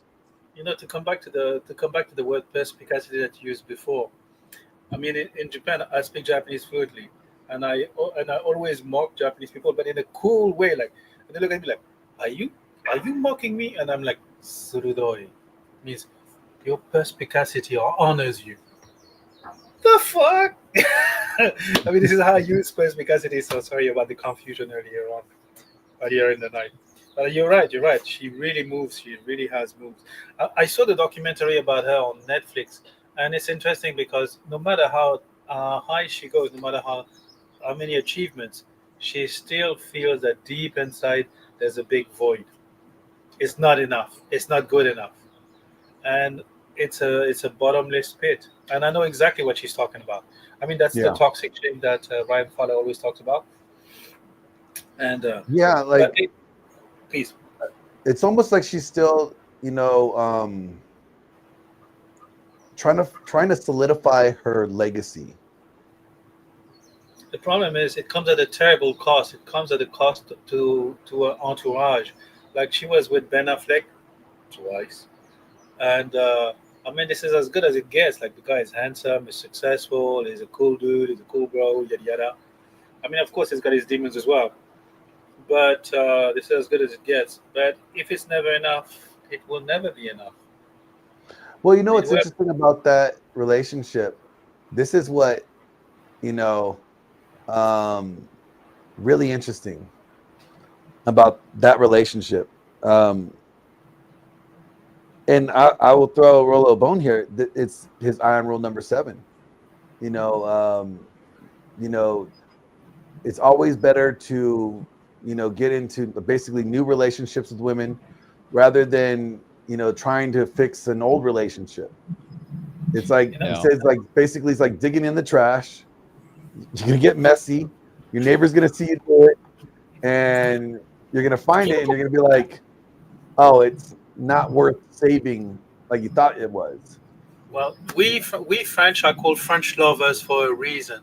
It took a long centuries of arduous work of pumping, of courting all these women to raise the flag high and clear. And among those, there's a French author by the name of Guy de Maupassant. That guy was a known womanizer. I think he clocked about 300 or 400. We're talking about the early 20th and late 19th century. So back then, clocking more than 5 was like a major achievement. This guy, it was in a triple digit, and he said, getting in with an old lover is like lighting up an old cigarette. You know, when you put out a cigarette and then you light it back up, then you feel all the poison coming right back at your mouth. That's exactly how it feels. Oh shit. Well, And Casper, Angry Casper's in the chat is like, it's not her legacy. No, it's exactly legacy. It is legacy. But you're thinking legacy as in, what is she going to be remembered as? There's more to a legacy than your name being etched in history. Yeah. Legacy is your children. Legacy could be, so much more to just your notoriety, you being written in the history books. Like when Thor asked Missy, what do you bring to the table? She told them, I bring your legacy, your children. Yep, and whatever it takes. No, it's interesting that speaking about Thor, Goethe, German poet, used to say that there are 2 types of immortality. I forgot if it was Goethe or Nietzsche. Might have been Nietzsche, actually. I don't know. I forgot. Yeah, Nietzsche. He said there are 2 types of immortality. The lower immortality or small immortality is after you pass, the people who know you remember you after you pass. That's a small immortality or the little immortality. And the great immortality is people who didn't know you remember after you passed. Yeah. And so far, what we've been working on successfully is the little immortality of Thor, because Thor is not dead yet. All right, chat in the folks in the chat. Don't worry, he's still there. He's not like George. He's not like kicking back with Bruce Lee and George Foreman. Elvis is still alive, but right. Casper's like, I'm going back in my cave now. But yeah, the light won't hurt you, Casper. No, but I think like in a way, like she's yearning for this legacy that she doesn't have, and obviously, legacy would have been her children, a man that she would have had kids with, and their offspring would have been her legacy. And she's trying to maybe fill that void with a career, or achievement, or accolade, or accomplishment. It's doing the thing again. Oh, is it? Yeah, you're getting a little muted. A little muffled. Yeah, it's like muffling it. Yeah, I told yours is very clear, but Glenn, yours is muffled. All right. How about It's now? just got to be turned towards your face. I think it's like it looks like it's turned away from it, or it sounds like it's turned away. Oh, Laurent, what's the I French did it saying wrong. for what his mic sounds like? Sac d'Emile. Hey, what I tell you guys about speaking languages I don't know? I mean, it's pretty obvious what I said in French. Sack of shit. This does kind of go back to one of the red pill principles that we've talked about in the manosphere, is that one of the things that feminism kind of lied to women about is that they would get the same satisfaction out of a legacy as a man would. Women get more satisfaction out of helping a man build a legacy and taking part in that with children involved with that man. And maybe I'm wrong about that, but I've kind of seen a few people in my life, and I've heard a lot of the people talk about these sort of situations, and it still seems like, yeah, the women that are the most satisfied are the ones that are following a strong man that's a good, basically all the stuff we've kind of talked about so far. So He basically, sticks she to became the the man principles that of she wanted to accountability. marry. Yeah, She became the man that she wanted to marry. and that's the lie of feminism.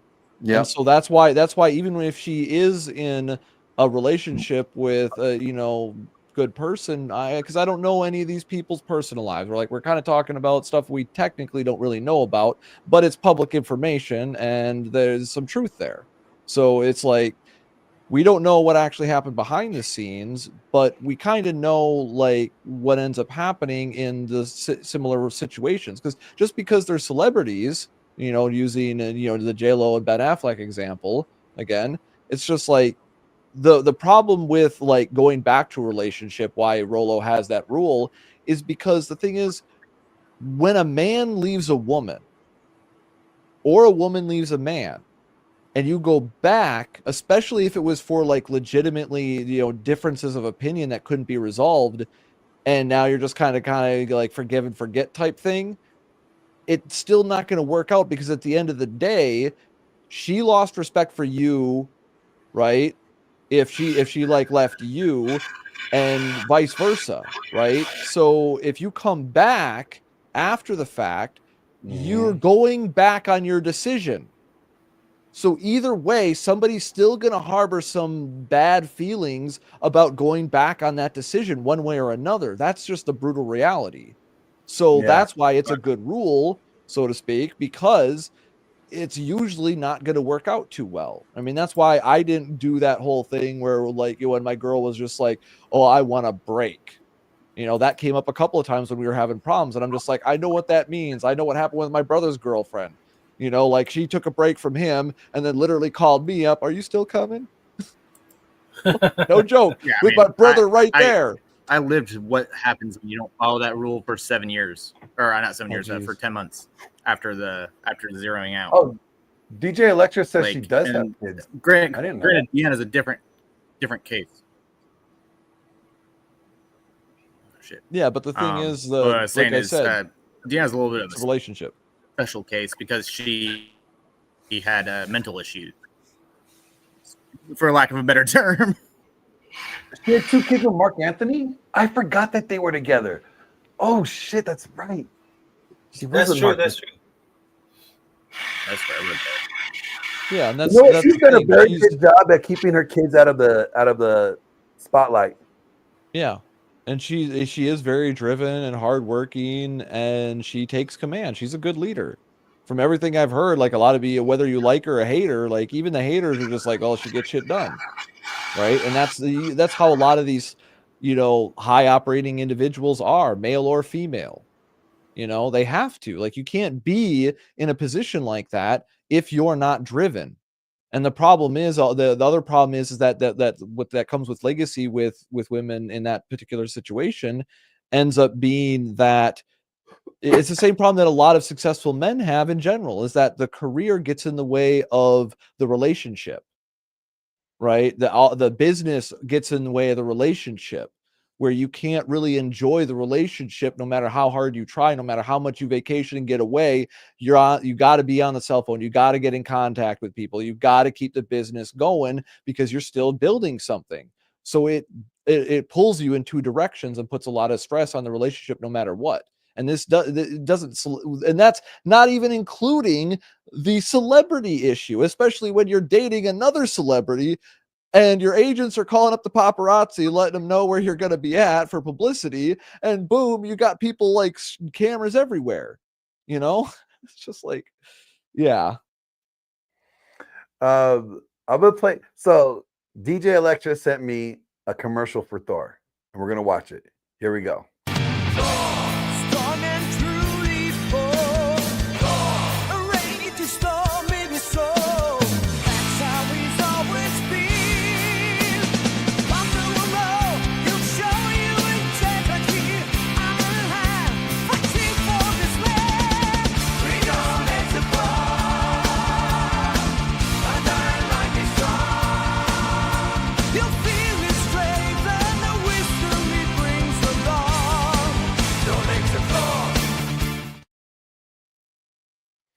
Thank you so much, DJ Electra. That was amazing.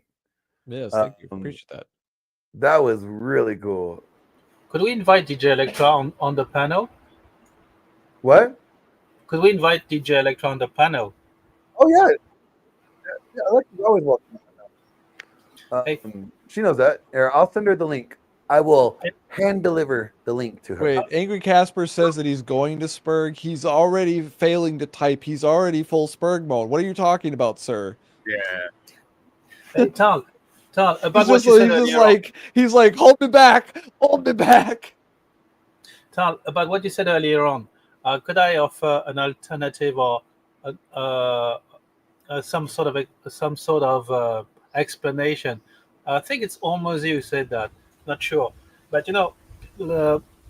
people like for high achievers very often, and I know that firsthand, and I also married somebody like this, so I know that as well. People come to this earth with like a grandiose vision of themselves, an impeccable work ethic, and a crippling imposter syndrome. The fact that shit, I'm not good enough. If they find out, I'm not good enough. And it's this dirty fuel will propel them to the end of the earth, back and forth. The problem is that it consumes them at the same time. And it seems to me that for all her achievements, and they are absolutely commendable, and she's accomplished formidable things from humble beginnings. She started as a backup dancer for whom? Madonna, I think. Was it Madonna? Yeah. Was it Madonna or somebody else? She was a backup dancer for somebody super famous. I think it's Madonna. I'm not sure, but she started as from humble beginnings, and she's elevated herself to a very high level. But there's still this crippling thing of impeccable work ethic, grandiose vision, but and deep down inside is that I'm not good enough. And she said that in the interview, and I thought, oh, I know exactly what she's talking about. And that you can't feed the monster enough. You just have to make peace. Well, I think part of that actually comes from the upper end of the bell curve for the Dunning-Kruger effect, because the Dunning-Kruger effect is you don't know what you don't know, but and so at the lower end of the bell curve, right, you get the people that are overly competent or confident in their competency, and they're absolutely incompetent.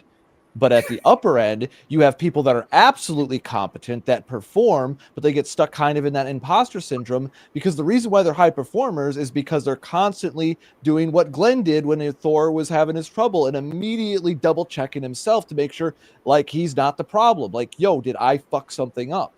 Right? I'm the problem. I need to improve. Somebody who's constantly striving to be better and to do better is going to constantly be second guessing. That's why you said it's an infinite hole. I feel it too, because no matter how arrogant I sound, I am far more humble and wanting to do better, because I don't want to fail. I hate failure because it means I didn't do enough. I work until I succeed. Surudoi desne, your perspicacity honors you, no matter how arrogant you sound. I had to poke you, my friend. No, it's true. Because the thing is that it's kind of like the fake it till you make it, right? It's just like I have become what I want to become through sheer skill. My ego is based off of an actual achievement, not just, oh, I feel like I can do that thing. I feel like I could kick that guy's ass. No, I actually did things to confirm it.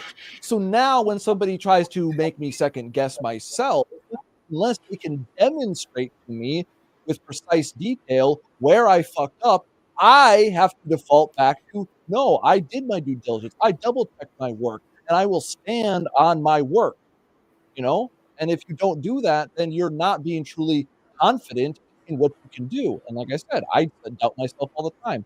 I ask myself the question all the time, do I want to be right or do I want to win in any given situation? Yeah. You can be Yeah, right. Here's a question. Now we can be mad at women for becoming the men that they wanted to marry, but are we taking away the reality that there are some women that had to become that man because the man that they wanted to marry never measured up to being that man, so somebody had to pull the weight? That's a very good point. It happens a lot, actually. I mean, and to a certain extent, I guess Because it also doesn't it happen more times than not these days? Because we have stifled our young men to be defected women. We've raised them to be defected women so that these women have they think this guy's going to be this thing that he's supposed to be because that's what men are supposed to be. But we have failed at raising men and becoming men, so they have become defected women. And so when they don't amount to what they're supposed to amount to, yeah, well, I mean, at the same time, it's difficult because as soon as you try to, look at the APA, American Psychological Association, all the classification of toxic masculinity is conventional masculinity. You have to be assertive, confident, blah blah blah blah blah blah. When you tell that to guys all day long, and you got to be respectful, and when you tell them like, okay, you got to be somebody who you're not supposed to be, otherwise the consequences are real. The consequences are real, like so. And when you brainwash people into this, of course they're going to end up believing this, or not necessarily believing because you don't really believe at a deep core level, but they're going to be acting accordingly. And the penalty for failing that is true. It's real. So, yeah. Dude, and the thing is that I never hate on women. I've never been somebody like, even when I was more blue pilled, I was very realistic. And the thing is that I adore women. I've always loved being around women more than men. And they've always even the strong, independent women have always treated me reasonable. Even the ones that got like lippy with me and stuff like that. I'm just nice to them, and not nice, and I'm assertive, but I don't go snapping off on them, trying to put them in their place. I just finesse them by being persuasive, and make it fun and make jokes and tease them a little bit. And they fucking love me for it. And it, like I said, for me, it's always kind of come naturally because I was always very social. I mean, well, not always. I started out extremely antisocial, but I was forced to adapt. And once again, what did I do? I adapted. I became extremely social, extremely conversational, mastered the language to the point where they're going like, oh shit, like I'm talking rapid. These girls, these young women were like, talking really fucking fast. And they were amazed I could keep up with them and the other boys couldn't. So I got plucked out from the other boys where they just wanted to go vandalize shit and throw rocks. And I'm here. I'm like, oh, I want to hear what these girls are saying. I'm interested in the opposite sex. I want to really get to know them, not assume I know them, but actually hear their opinions and actually understand the actions versus the words. And I learned that. And like I said, I was told, oh, you're a good listener because I talked less and listened more. And so I learned more that way just by having a regular conversation. And that's why for me, it's just like women are great. Like even the boss babes that a lot of people dread about. Yeah, you can run into a Karen that's absolutely being belligerent. I've met them. right? And no matter what you do, no matter what you say, you're the bad guy, and they need reparations for that wrong right now. Vengeance, vengeance, vengeance. But they're few and far between. Most of them, if you act like a respectable fucking man, they'll just be nice to you. Simple. Here's the thing, like, everybody's expecting women to get their comeuppance. And the best way to hold women accountable Doing is their job. They're filtering out dumbasses and weaklings. Well, like the best way to like hold women accountable is don't even give them the attention or the oxygen by even acknowledging them. Yeah. Because any attention is good attention. Right? This is where that, you can reinforce Well, those negative behaviors by trying to correct them by giving them attention. It's like those kids you used to see on like the Dr. Phil and Maury shows where they're slapping their mama and stuff like that because they've never been checked before. Right? They've never been reined in. I'm gonna use Thor's work to tie this in here. And Casper, tell me if you catch what I'm saying. We know what women are doing. We can't control that. We can't change that. But what can I do? Well, I could become the best version of me, for me, not for anybody else, but for me. And the byproduct of that is that I will have more.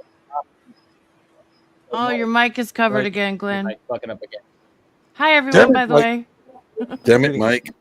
Good evening. Hi. You ain't saying you're actually bringing up a very good point that will that I want to kind of get Casper across because of the regular guys or of when I was on Dragon Ship and when I made my return of those guys, I'd be one of the single ones and more or less I've kind of gone to the original definition of MGTOW. I do everything for me. I don't care if a girl wants to come in my life, she can come. If she wants to leave, she can leave.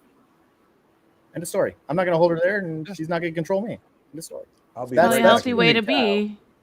Yeah, it's not that black pill MGTOW where it's just like I'm gonna go shit on women, I'm gonna get my comeuppance, and I'm gonna sit here and watch Taylor the Fiend all day. No, I'm gonna go out and do my own stuff. Like half the time, I find it I have more fun sitting at home painting my miniatures than I would going out. Yeah, it's kind of true. I mean, single people are not destined to be miserable and lonely. Like it is possible to be single and happy. You know, I got my dog. There you go. What happened to Glenn? He just dropped.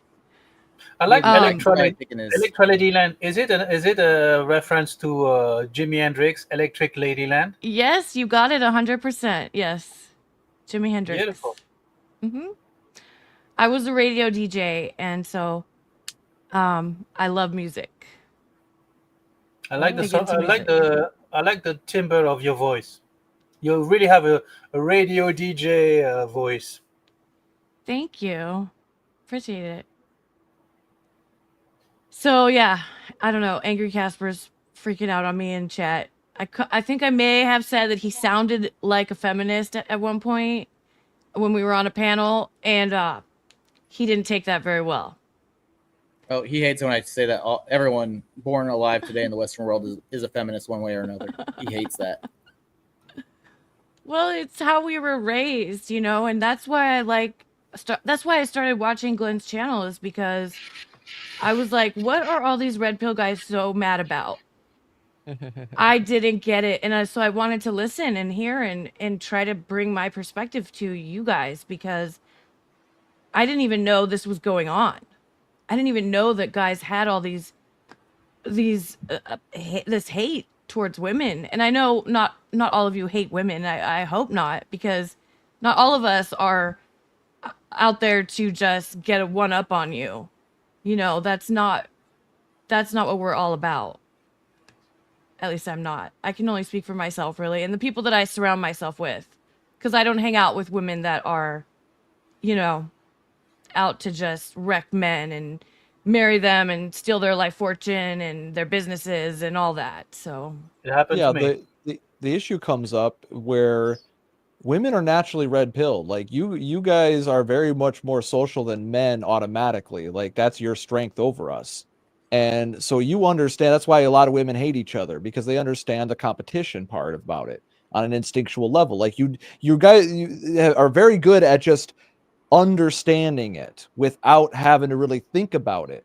And men, we've been taught wrong for so long, whereas women have been taught, yeah, you do you, enlightened self-interest. Women are taught to practice enlightened self-interest, and because you're the quote more vulnerable sex, you kind of have to. You have to think about things more preemptively and be planning ahead a little bit. Not in like a lot of the black pill guys are like, oh, their women are just plotting and gold digging and stuff like that. Yeah, there are gold digger women. But as you said, most of them are just trying to look for the best deal, try to find that guy that's going to tick a numerous amount of boxes that, you know, makes them want to have babies with them, right? Makes them want to build that legacy.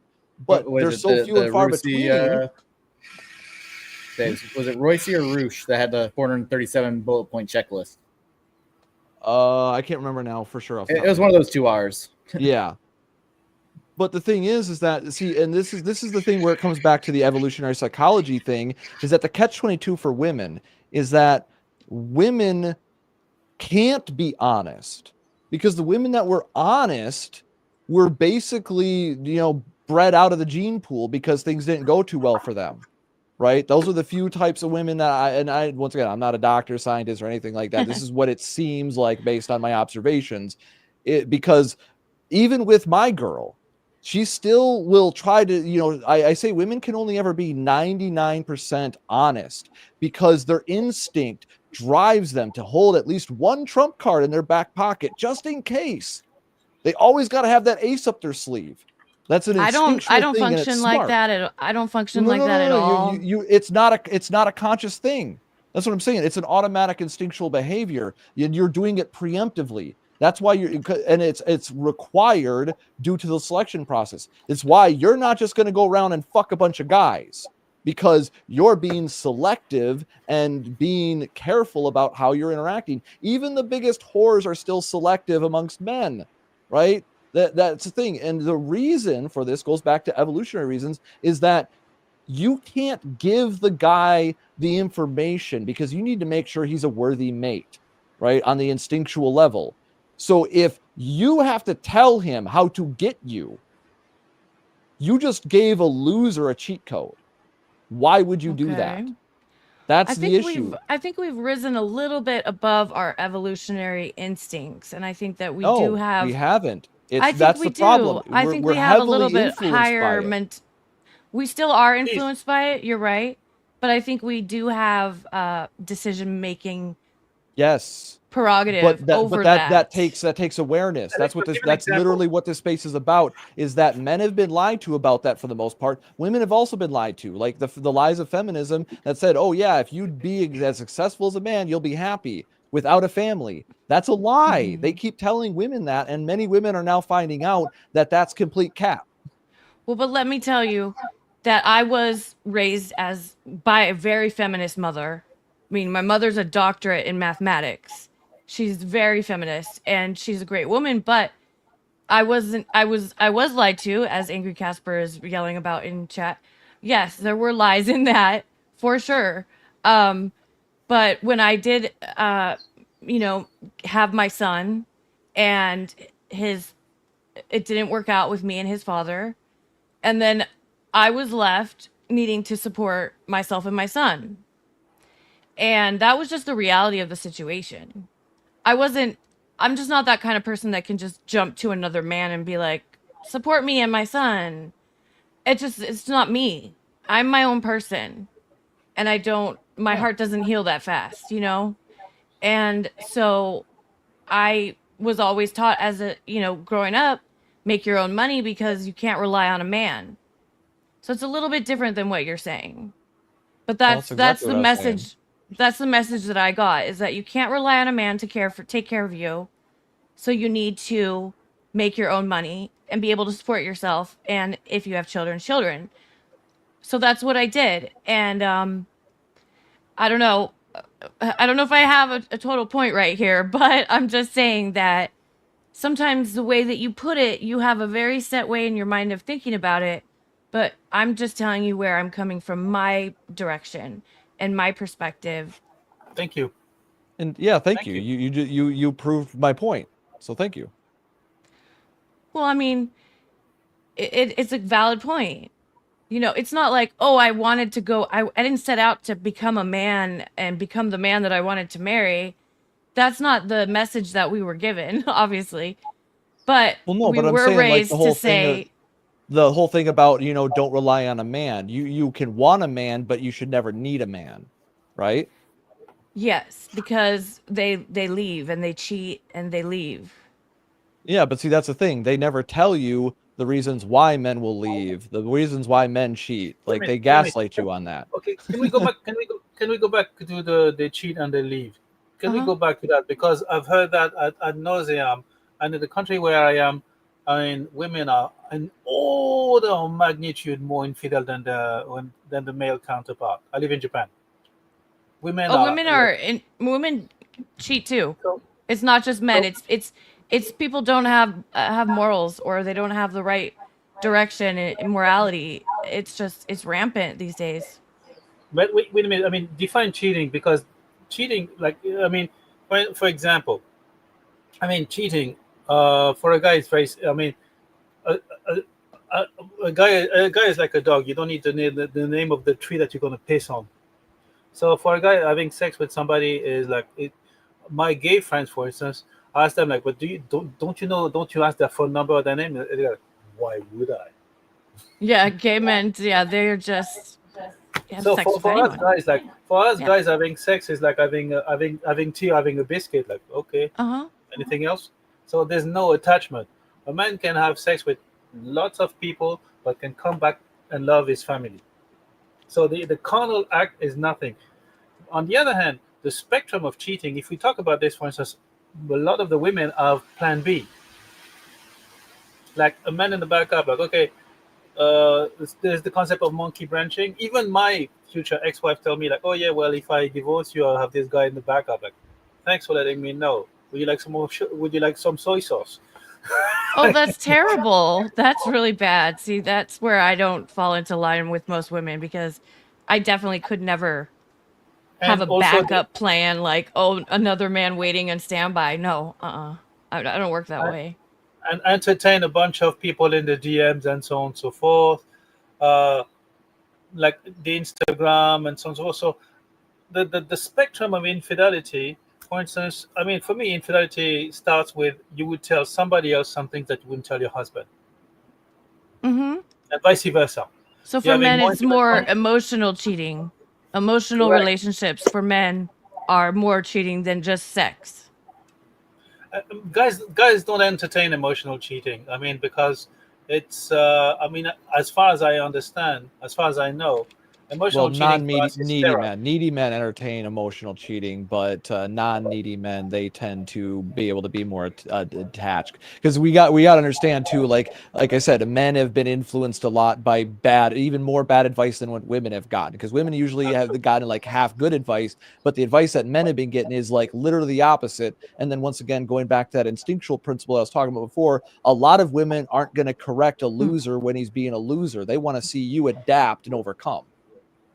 Glenn wants to know, what the fuck is emotional cheating? Emotional cheating is when you, like this man was saying, I'm sorry, what's your name? Laurent.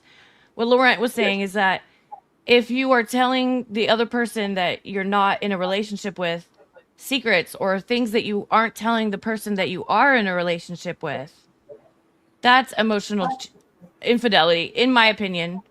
I mean, Well, basically having conversations with somebody that your significant other or partner, I'm going to use it, Glenn, yeah. is unaware of, where Right. you're getting emotional fulfillment. Because women, in order to have sex, they need to have an emotional tie. So if a woman particularly is emotionally cheating, that's a huge red flag, because that means she's looking to move on.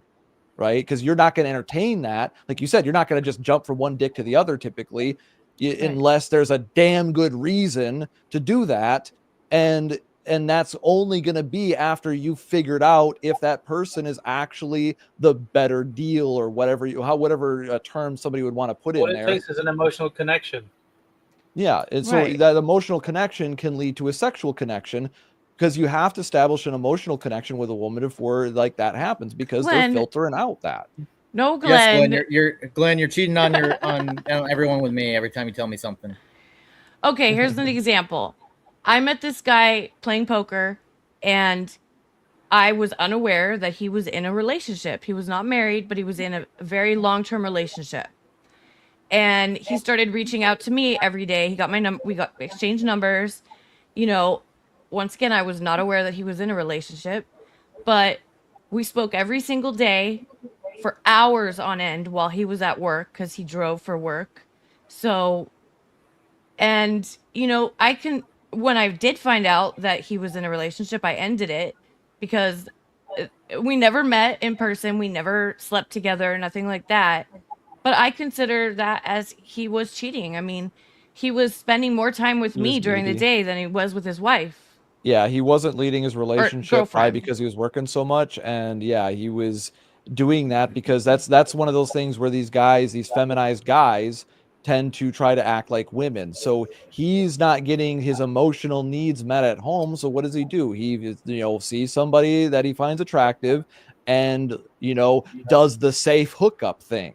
Right. This is kind of the same thing a lot of these guys are paying OnlyFans girls for. Like, why are so many Yeah. people subscribing to this mid girl or this celebrity or whatever? It's just like, because they view that as a fantasy, and those women, they'll never show their boyfriend. They could be like banging dudes in scenes on OnlyFans left and right, and guys will be subscribing. But as soon as they see that they're in an actual relationship, they're out. Like they're like, half the fans will fucking leave because they've been taught wrong. I use the analogy. There's a movie called Kung Pao Enter the Fist. And there's a character in that movie named Wimp Lo, and they taught him wrong as a joke. So he literally thinks that him bleeding and losing fights is him winning. And that's effectively the advice that men have been getting for women for like the last almost 100 years now at this point. It's ridiculous.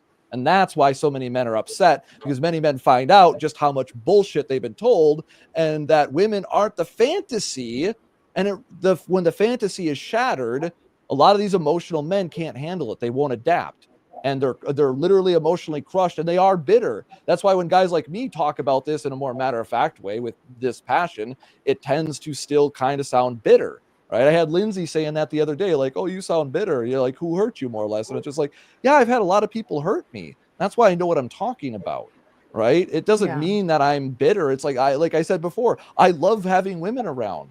Women have helped me out so much in life.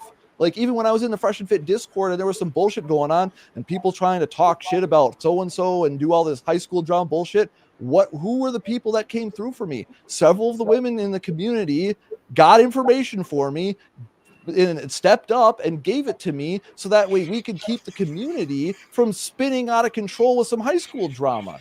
And I was successfully able to do that with their help. I wouldn't have been able to do it without them. So there are things that you appreciate and respect about women? Yeah, lots of things. Women are way better at certain things than I am. My girl is way better at certain things than I am. But once again, she relies on me to be the rock. So, and going back to the cheating thing as well, I'm in a unique situation. Like that guy, I'm assuming he wasn't in an open relationship when you did find out. No. Right?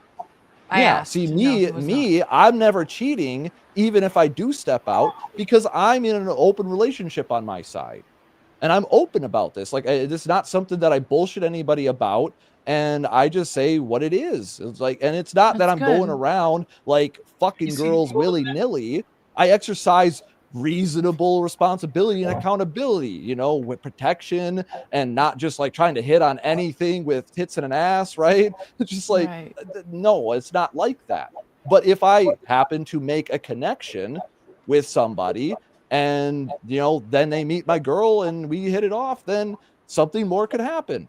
But it's not something that I'm like a hound dog, like a lot of like these people like view guys in the red pill typically, like, and guys like Thor, it's like they want to have this weird like apex like macho man fantasy that guys are just going around just like in everything that moves. Some guys are, yes, and some guys want to do that. A lot of the guys in the red pill don't do that because we know that it's stupid to just be non-discriminatory. There's so many things bad that can happen to a man nowadays, like almost as much as Yeah. women, similar but different. But I digress. Yeah, no, I mean, I think it depends on how much testosterone they have and how much they can't gain control over that testosterone. I do believe that men and women are better together than apart. And unfortunately, I mean, all this feminist, I mean, I sincerely believe that the enemy of women is feminism.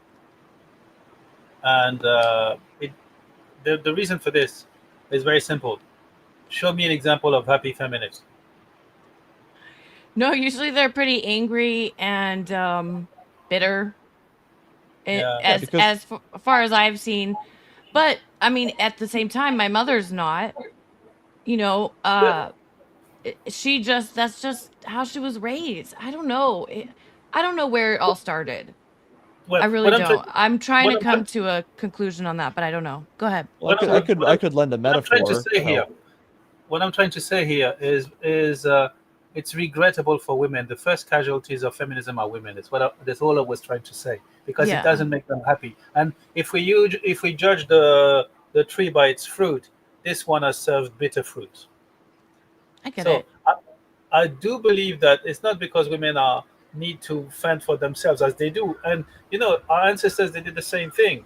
I mean, when guys were drafted at war and so on and so forth, or when they were working in the mines and whatnot, or in the fields, women had to fend for themselves and the family. So it's not something new. Actually, these days No. it's never been easier ever. However, being raised in the in a zero sum game where if I win, you lose, and the distrust of each other, I don't think it's productive. You see, for Right. instance, my grandmother was the prototype, like she was the archetype of strong woman, and really really strong. Like she went through World War II and so on and so forth. She was very strong, but at the same time, they had very strict gender role, and she had a way of doing things. My grandfather had his way of doing things, and they were fine together. Yeah. And both knew their roles, and it worked. It worked better together. I don't say it was easy. I mean, it was very sparkly and so on and so forth, but it was not competing against one another. There was no one-upness on it. And Right. these I days, saw I think that people don't, well, first of all, people don't have as much. Do I have an echo? I feel like I have an echo. Do you guys hear it? no. It's just on my end. I hear Okay. I hear a minor echo, but Yes, I don't know where mute. the hell that's coming from, but anyways, I think people, first of all, people don't stay together anymore. People are so ready to just jump out of a marriage and think the grass is greener on the other side when it's people back in the day when your grandparents were young. People stayed together. People made it work. It was hard. Yeah, life is really fucking hard. But you don't just take the easy way out. Yeah. Just like Thor. I mean, his wife became a quadriplegic and he has stayed with her and cared for her every single day. Like I have so much respect for Thor because of that, because a lot of partners, men or women, may not have stayed in that situation because it's not easy. You know what I happened mean? it happened to my mother, for instance. My mother was for all intents and purposes, she was a nagging bitch. So she nagged my father, and at work he had a lot of stress, and he caught an hemiplegic, so half his brain got paralyzed. And that was when I was 7. However, she stayed. She never left. She said she stayed because I was there as well. But she worked as a janitor in a mental institution. After school, I went out to help her. So Wow. my first job was cleaning toilets in a mental institution. One Flew Over Cuckoo's Nest is very close to my childhood, by the way. I thought, Wow. I know what they're talking about. And also, like, there was this movie with Robert De Niro, Awakening. When I saw it, when I watched it, I cried because Robert De Niro walked like my father. Like, wow, man, he's really impersonated the role. So With anyhow, hemiplegia. Yeah, I was a nurse for 20 years, so that's what I did to support myself and my son. Like, Wow. So yeah. you see, I mean, back in the days there was no exit strategy. Whereas now, as you said, like people exit for because, I mean, I live in Japan and I'm going through a divorce at the moment, and the irony of it is, families are better, are worth more broken apart than together. And when you realize that divorce is a business, divorce is a much, much, much bigger business. And the lawyers are making all the money off of it. Exactly. And lawyers are making money. And then, example, if you're a family together, you don't have priority for schools and whatnot. If you're a single mother, you got bumped out to the top list. You got more incentives and so on and so forth. So everything is incentivized to break up the family. So even though, I mean, it's harder for single moms, as you know It's it true, but yourself. it's true. I got tax breaks because being a single mom, and I got Right? better loans for my education, you know, and I never planned that ahead of time. I never thought until right now, this moment when you said that, I never thought about that. I mean, well, I guess I did. I thought like, wow, this is really working out well, you know, but it's not like I planned it that way. And then you Yeah, also the got like the here in metaphor. Texas, you have the nasty little secret that for every dollar that somebody pays into child support in the state of Texas, the feds match it dollar for dollar. So they want people on paying child support as much as possible because that's what funds the Attorney General's office here. Oh, wow. I did not know that. So Yeah, wait, say it's a that one fucking more racket. time. Can you say that one more time? So if someone's ordered to pay child support in the state of Texas, Mhm. the Attorney General's office is the one that takes care of it all. They get a match dollar for dollar from the feds that comes in through the parents having to pay child support. And so that dollar that the feds match does not go to the parent. It No, it goes goes to to the Attorney General's the office. Attorney General's office. Wow. So it goes to the state government. Okay. Yeah, so it's a racket. That's That's a crazy. direct So the incentive to break up enforcers basically make money off of what they enforce. Yeah. Which I get. I mean, I don't know. My son's dad didn't pay child support. I didn't enforce it. I didn't take him to court or anything. We weren't married. So I'm not a good Christian. Well, I'm not claiming to be a Christian, so just take it for what it is. I was raised Catholic. Anyways, and he didn't pay child support for a long time. Finally, I did fill out the paperwork and asked him to pay child support, and I got $250 a month, somewhere around there. And you know, I didn't think that was too bad breaking the bank, but I see some men that I know, friends of mine, that are ordered to pay like $1,000 a month. Yeah, it's he had probably a minimum wage job, so or what looked like a minimum wage job at least. So that's typically what they do. They do it on a scale. If you're making more, it scales up to quite a bit. I think there isn't a cap on it, but I don't know what I think that cap varies. So I can't remember all the details off the top of my head, but yeah, I had to look at it because even though my girl and I aren't married when we had our son, right? When he was born, because the state paid for the hospital fees and stuff like that, because we were homeless at the time, technically. Yeah, it was a bad spot in my life.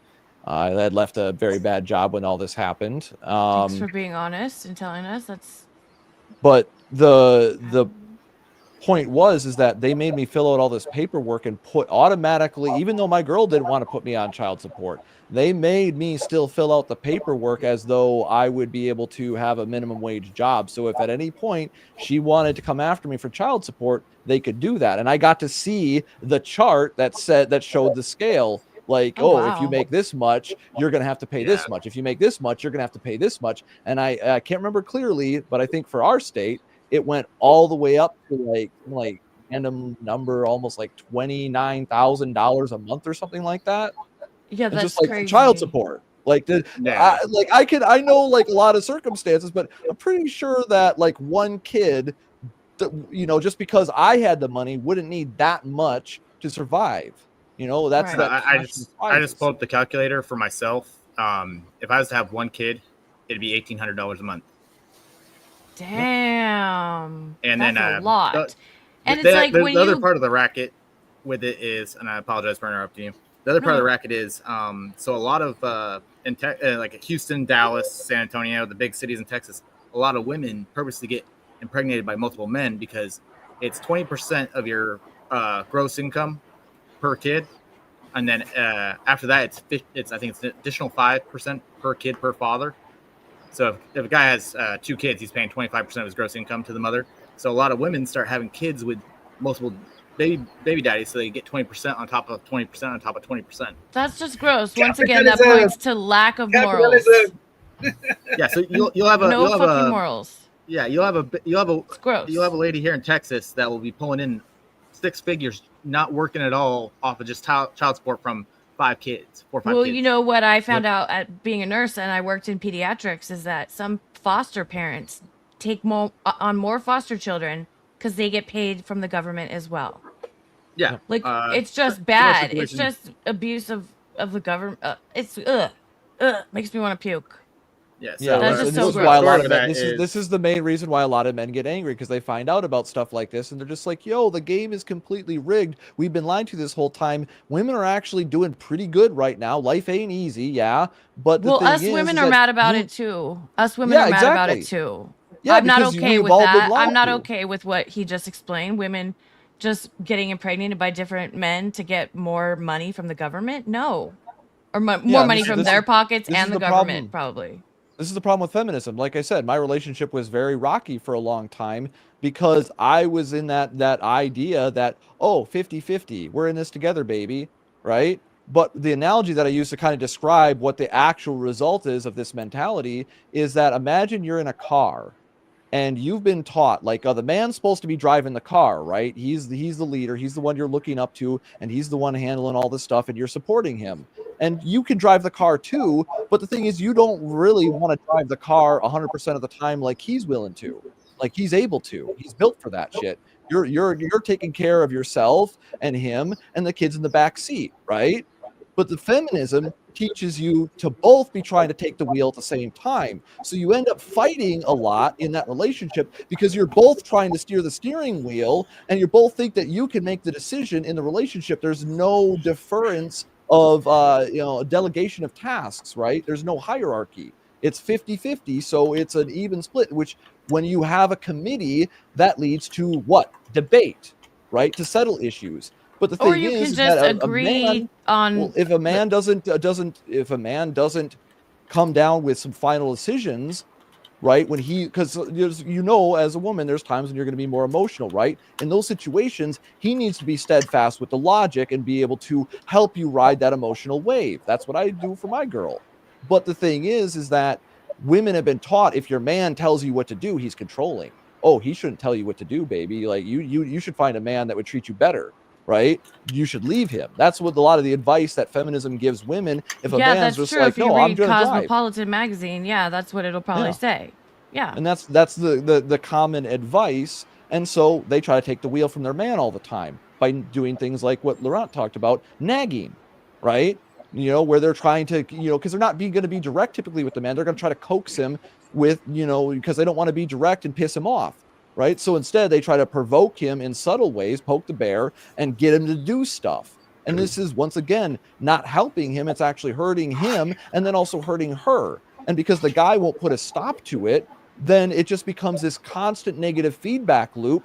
So you're basically stuck in kind of the relationship situation where I was in with my girl for a long time, trying to do the 50-50, where we're end up fighting way too much. Our son is just seeing us fight over dumb shit because I can't just disengage, right? A lot of the situations when she's going off and getting really emotional would just be diffused by me simply disengaging. But because I'm trying to resolve the issue, the emotions that she's feeling just keep getting fed back into, which leads to escalation of the fight.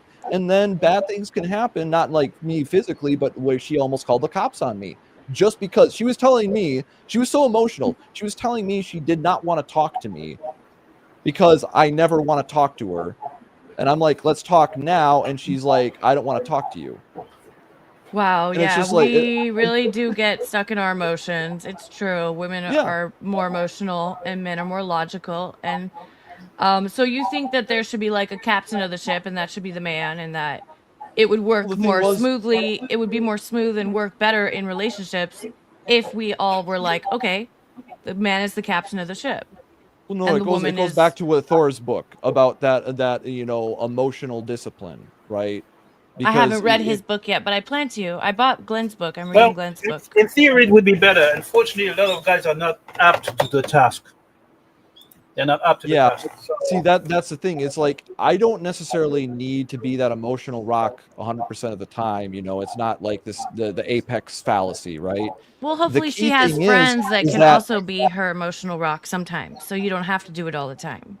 But see, that's the type of thing that can ultimately lead to that emotional cheating that you talked about before. That's what usually ends up leading to that is when the man can't handle his shit, then she starts talking to things let me show or you talking Japanese about landscape. things to other people that Oh. she should be sharing with the guy because she's frustrated and she doesn't want to tell him directly. And he can't handle his emotions. And so it escalates, like I said, because the man is being emotional. If you're both being emotional at the same time, the man isn't respectable. The key thing that I had to learn was that when my girl's being emotional, the worst thing I can do is be emotional at all myself. And yes, she's going to try to accuse me of being distant or whatever, possibly, if I'm doing that. But the key thing is, I need to shut the fuck up and let her calm down for at least 30 minutes, and then we can talk. And then we can, and that's basically a riding that emotional wave. You disengage and re-engage after things have calmed down so you can have a level-headed conversation. Yeah, And that's a how lot of I men definitely don't have do the it. discipline to do it. I definitely I will be like, okay, I'm fucking going to go off right now, so I need to take a second, center myself, calm down, and then can we talk again? That's smart.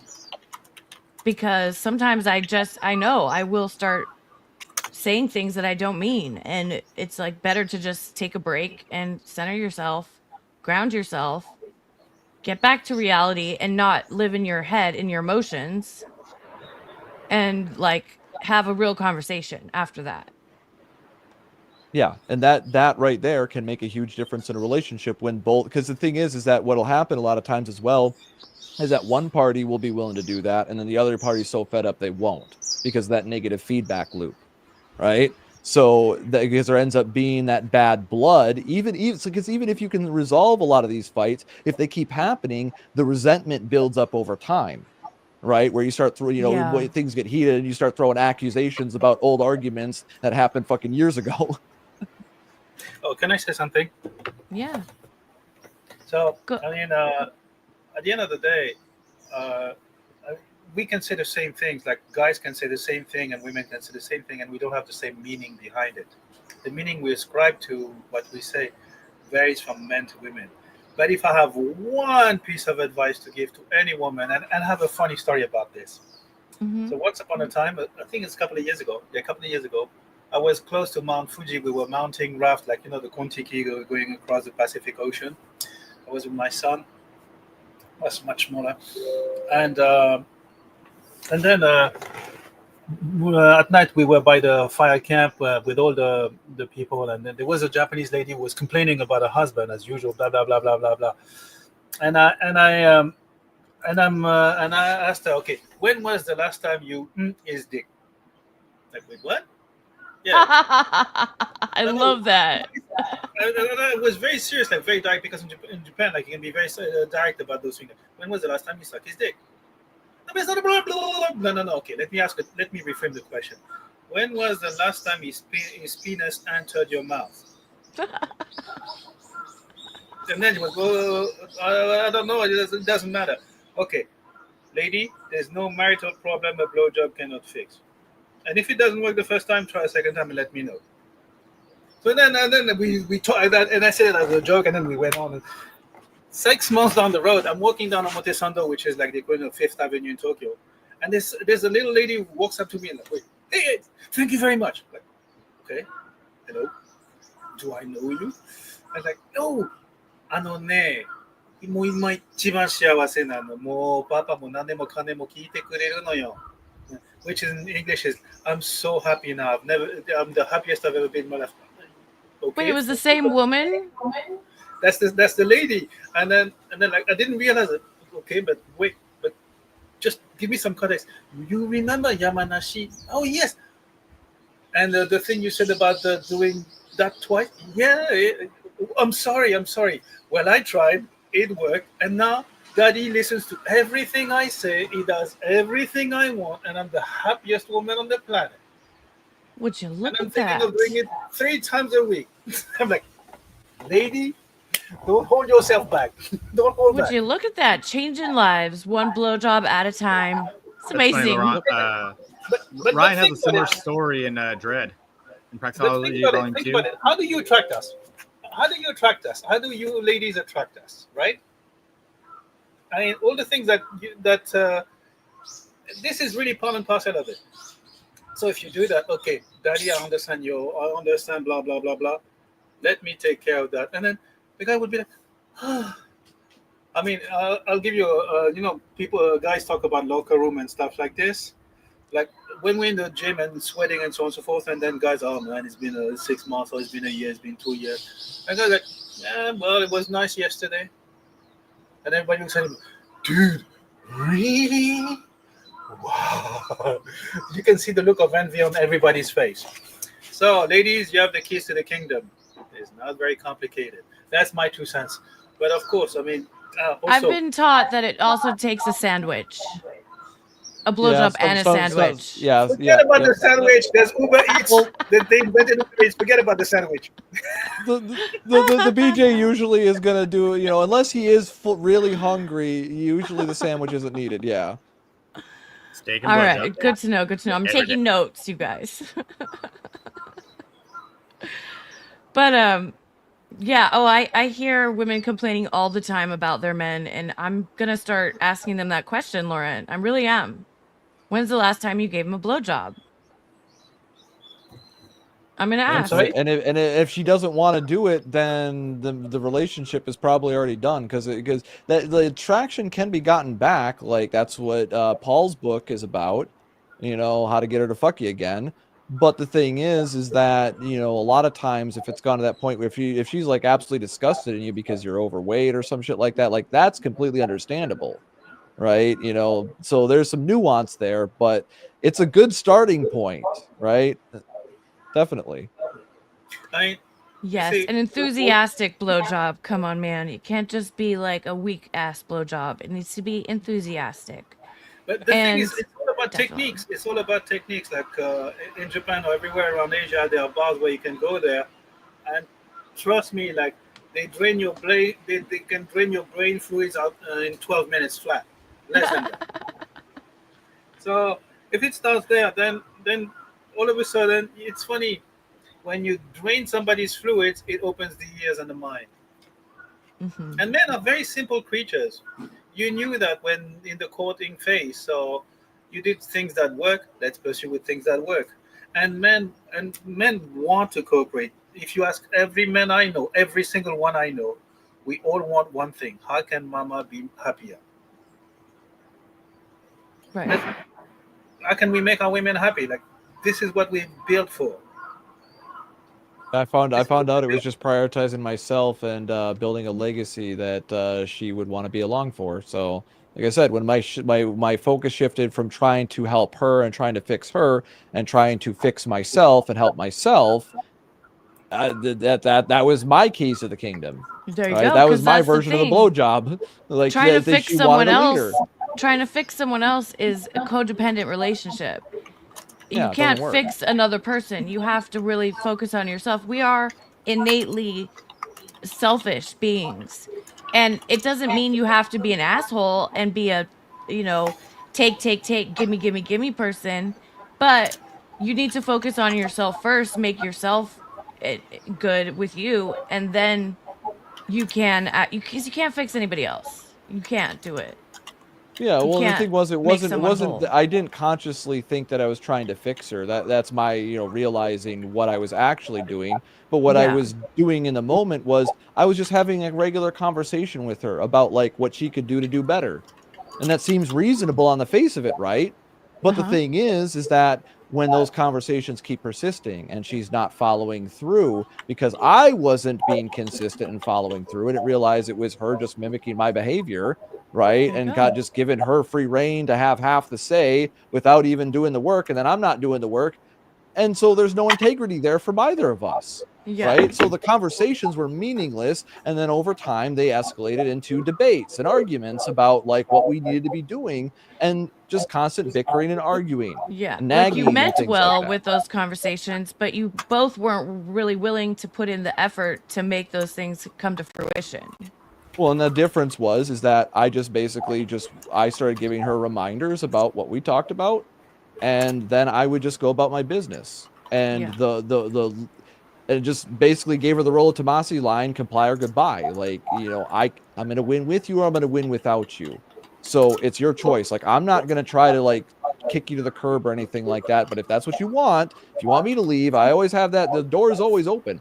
I'm not trying to hold on to anybody that doesn't want to be with me. That would make me a monster, in my I'm very opinion. curious how your relationship is now being an open relationship. Like, did it start out that way? Did it start as an open relationship or did it progress to that? Well, my girl knew about my past and the relationship because I dated a stripper that was dating my fighting instructor, mentor, and stuff like that.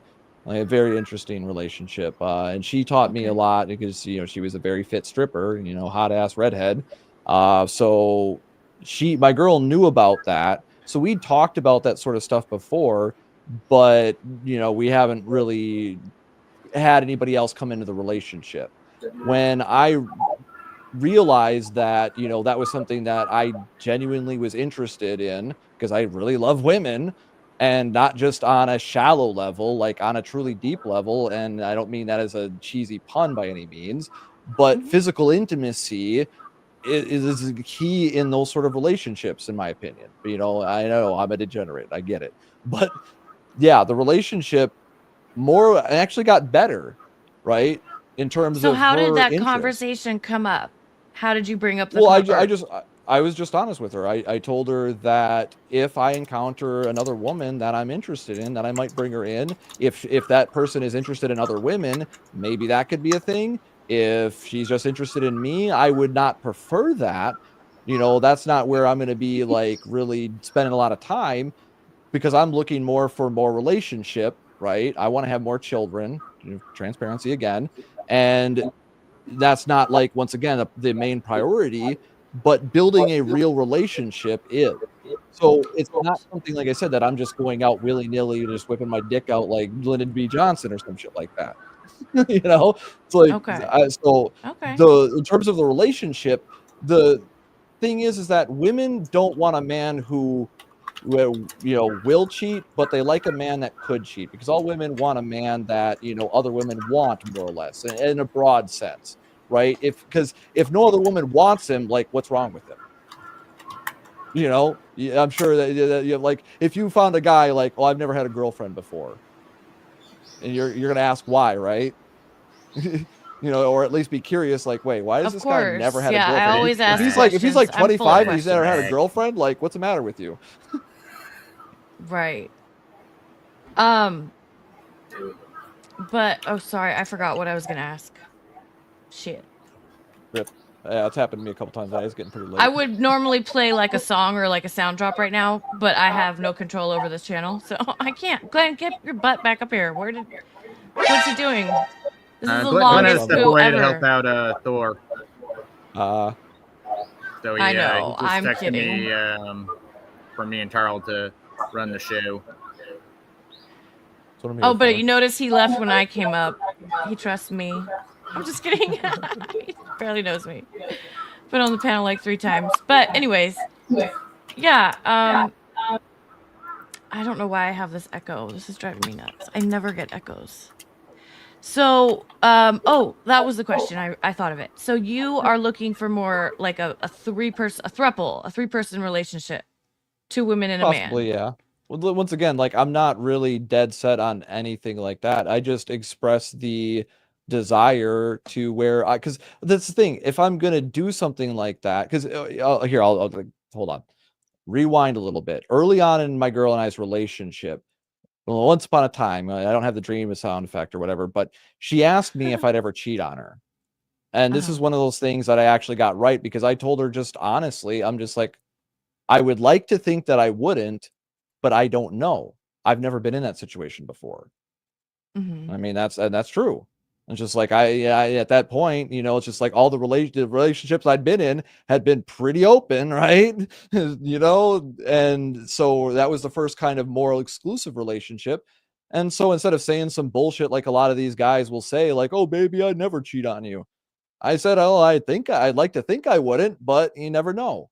You know, because I do love women. I like women. Like that was one of the reasons why we kind of, you know, liked each other, is because we would like perv on other women. Like that was kind of like almost like an inside open secret type joke.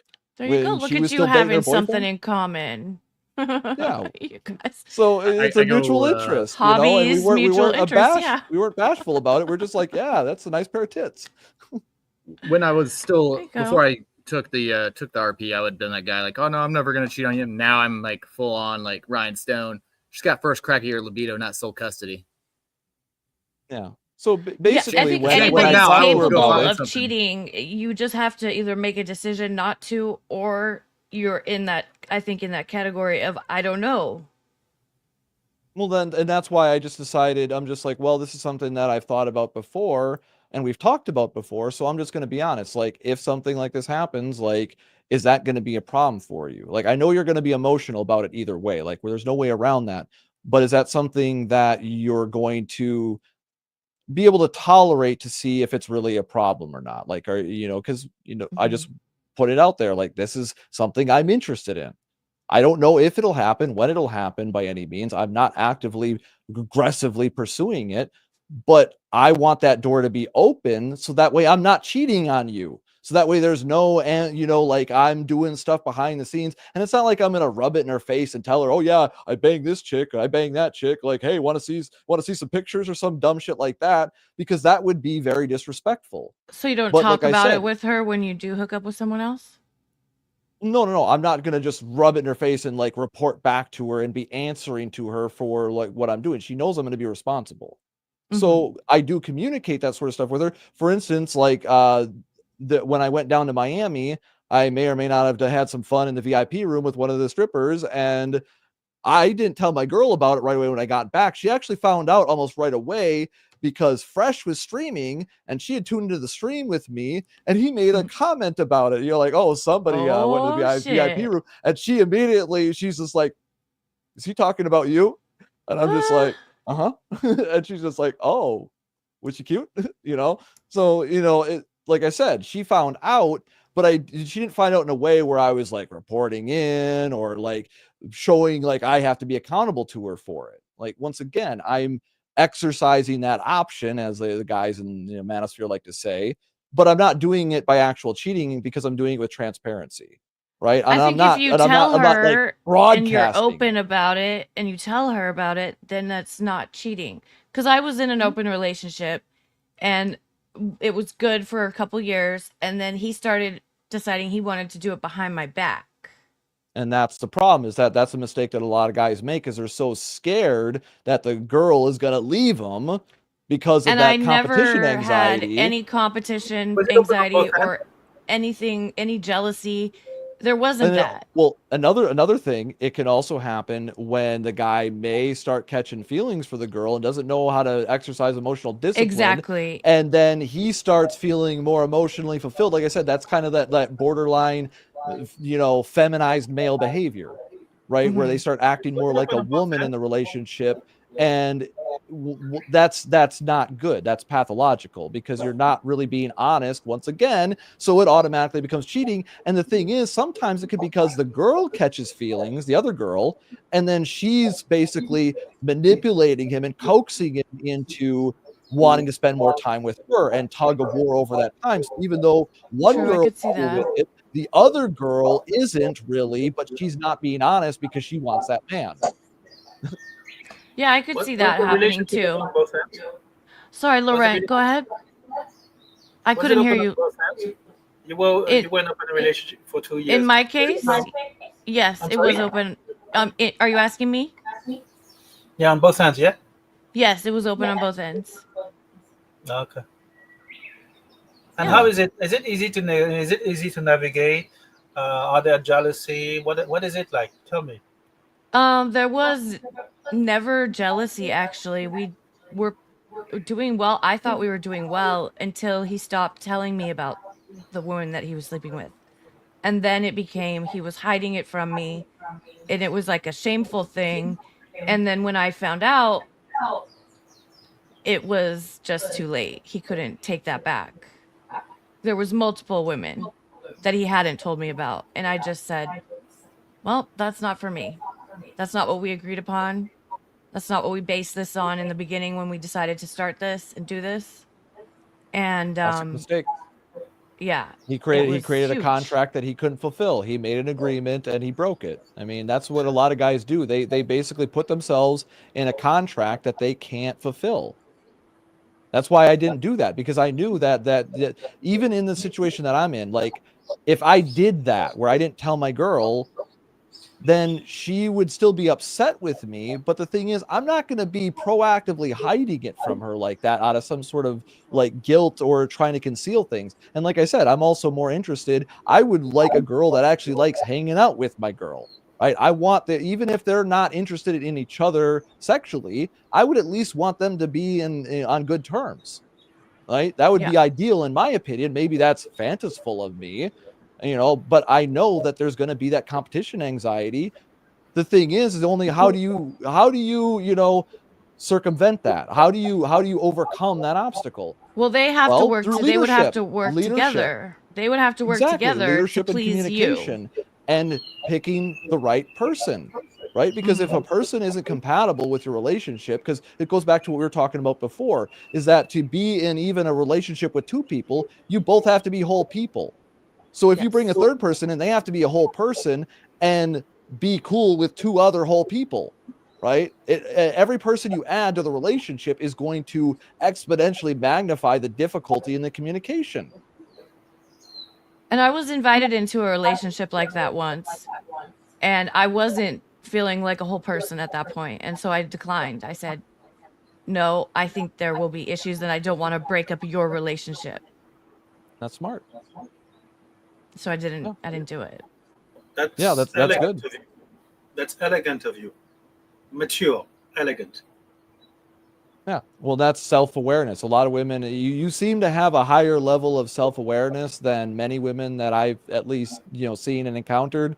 I can't say, once again, not all, but a lot of women, they even if they know, they want to lie to themselves and be like, oh no, I'm fine the way I am. Just like, right? Are you though? Well, I mean, that's why I'm here. That's why I came to Glenn's channel in the first place, was to learn. So I'm listening. I pay attention. I'm not trying to refute what you guys are saying or try to make you wrong. Like, I'm literally trying to learn. And Because thank you very much for this. Thank you very much for this. I think you come to the right place. It's more. I mean, I believe we're more mature. We have more experience, and I mean, you don't come to the red pill because it's a nice place. The red pill is a suppository. It's not supposed to feel good in the first place. So a lot of guys who came to the space, they came because they were burnt. Example, Exhibit A. I just got zeroed out in court 2 days ago. Sorry to Until hear Thursday, that. I was a multimillionaire. I created a real estate company, blah, blah, that worked really well. And to this day, and now zero to my name. I'm so sorry to hear that. So that is that. I mean, it's not game over because I was born fighting. And this one, no, this is the part where I don't understand. Like, the future ex-wife, like, you know who I am. You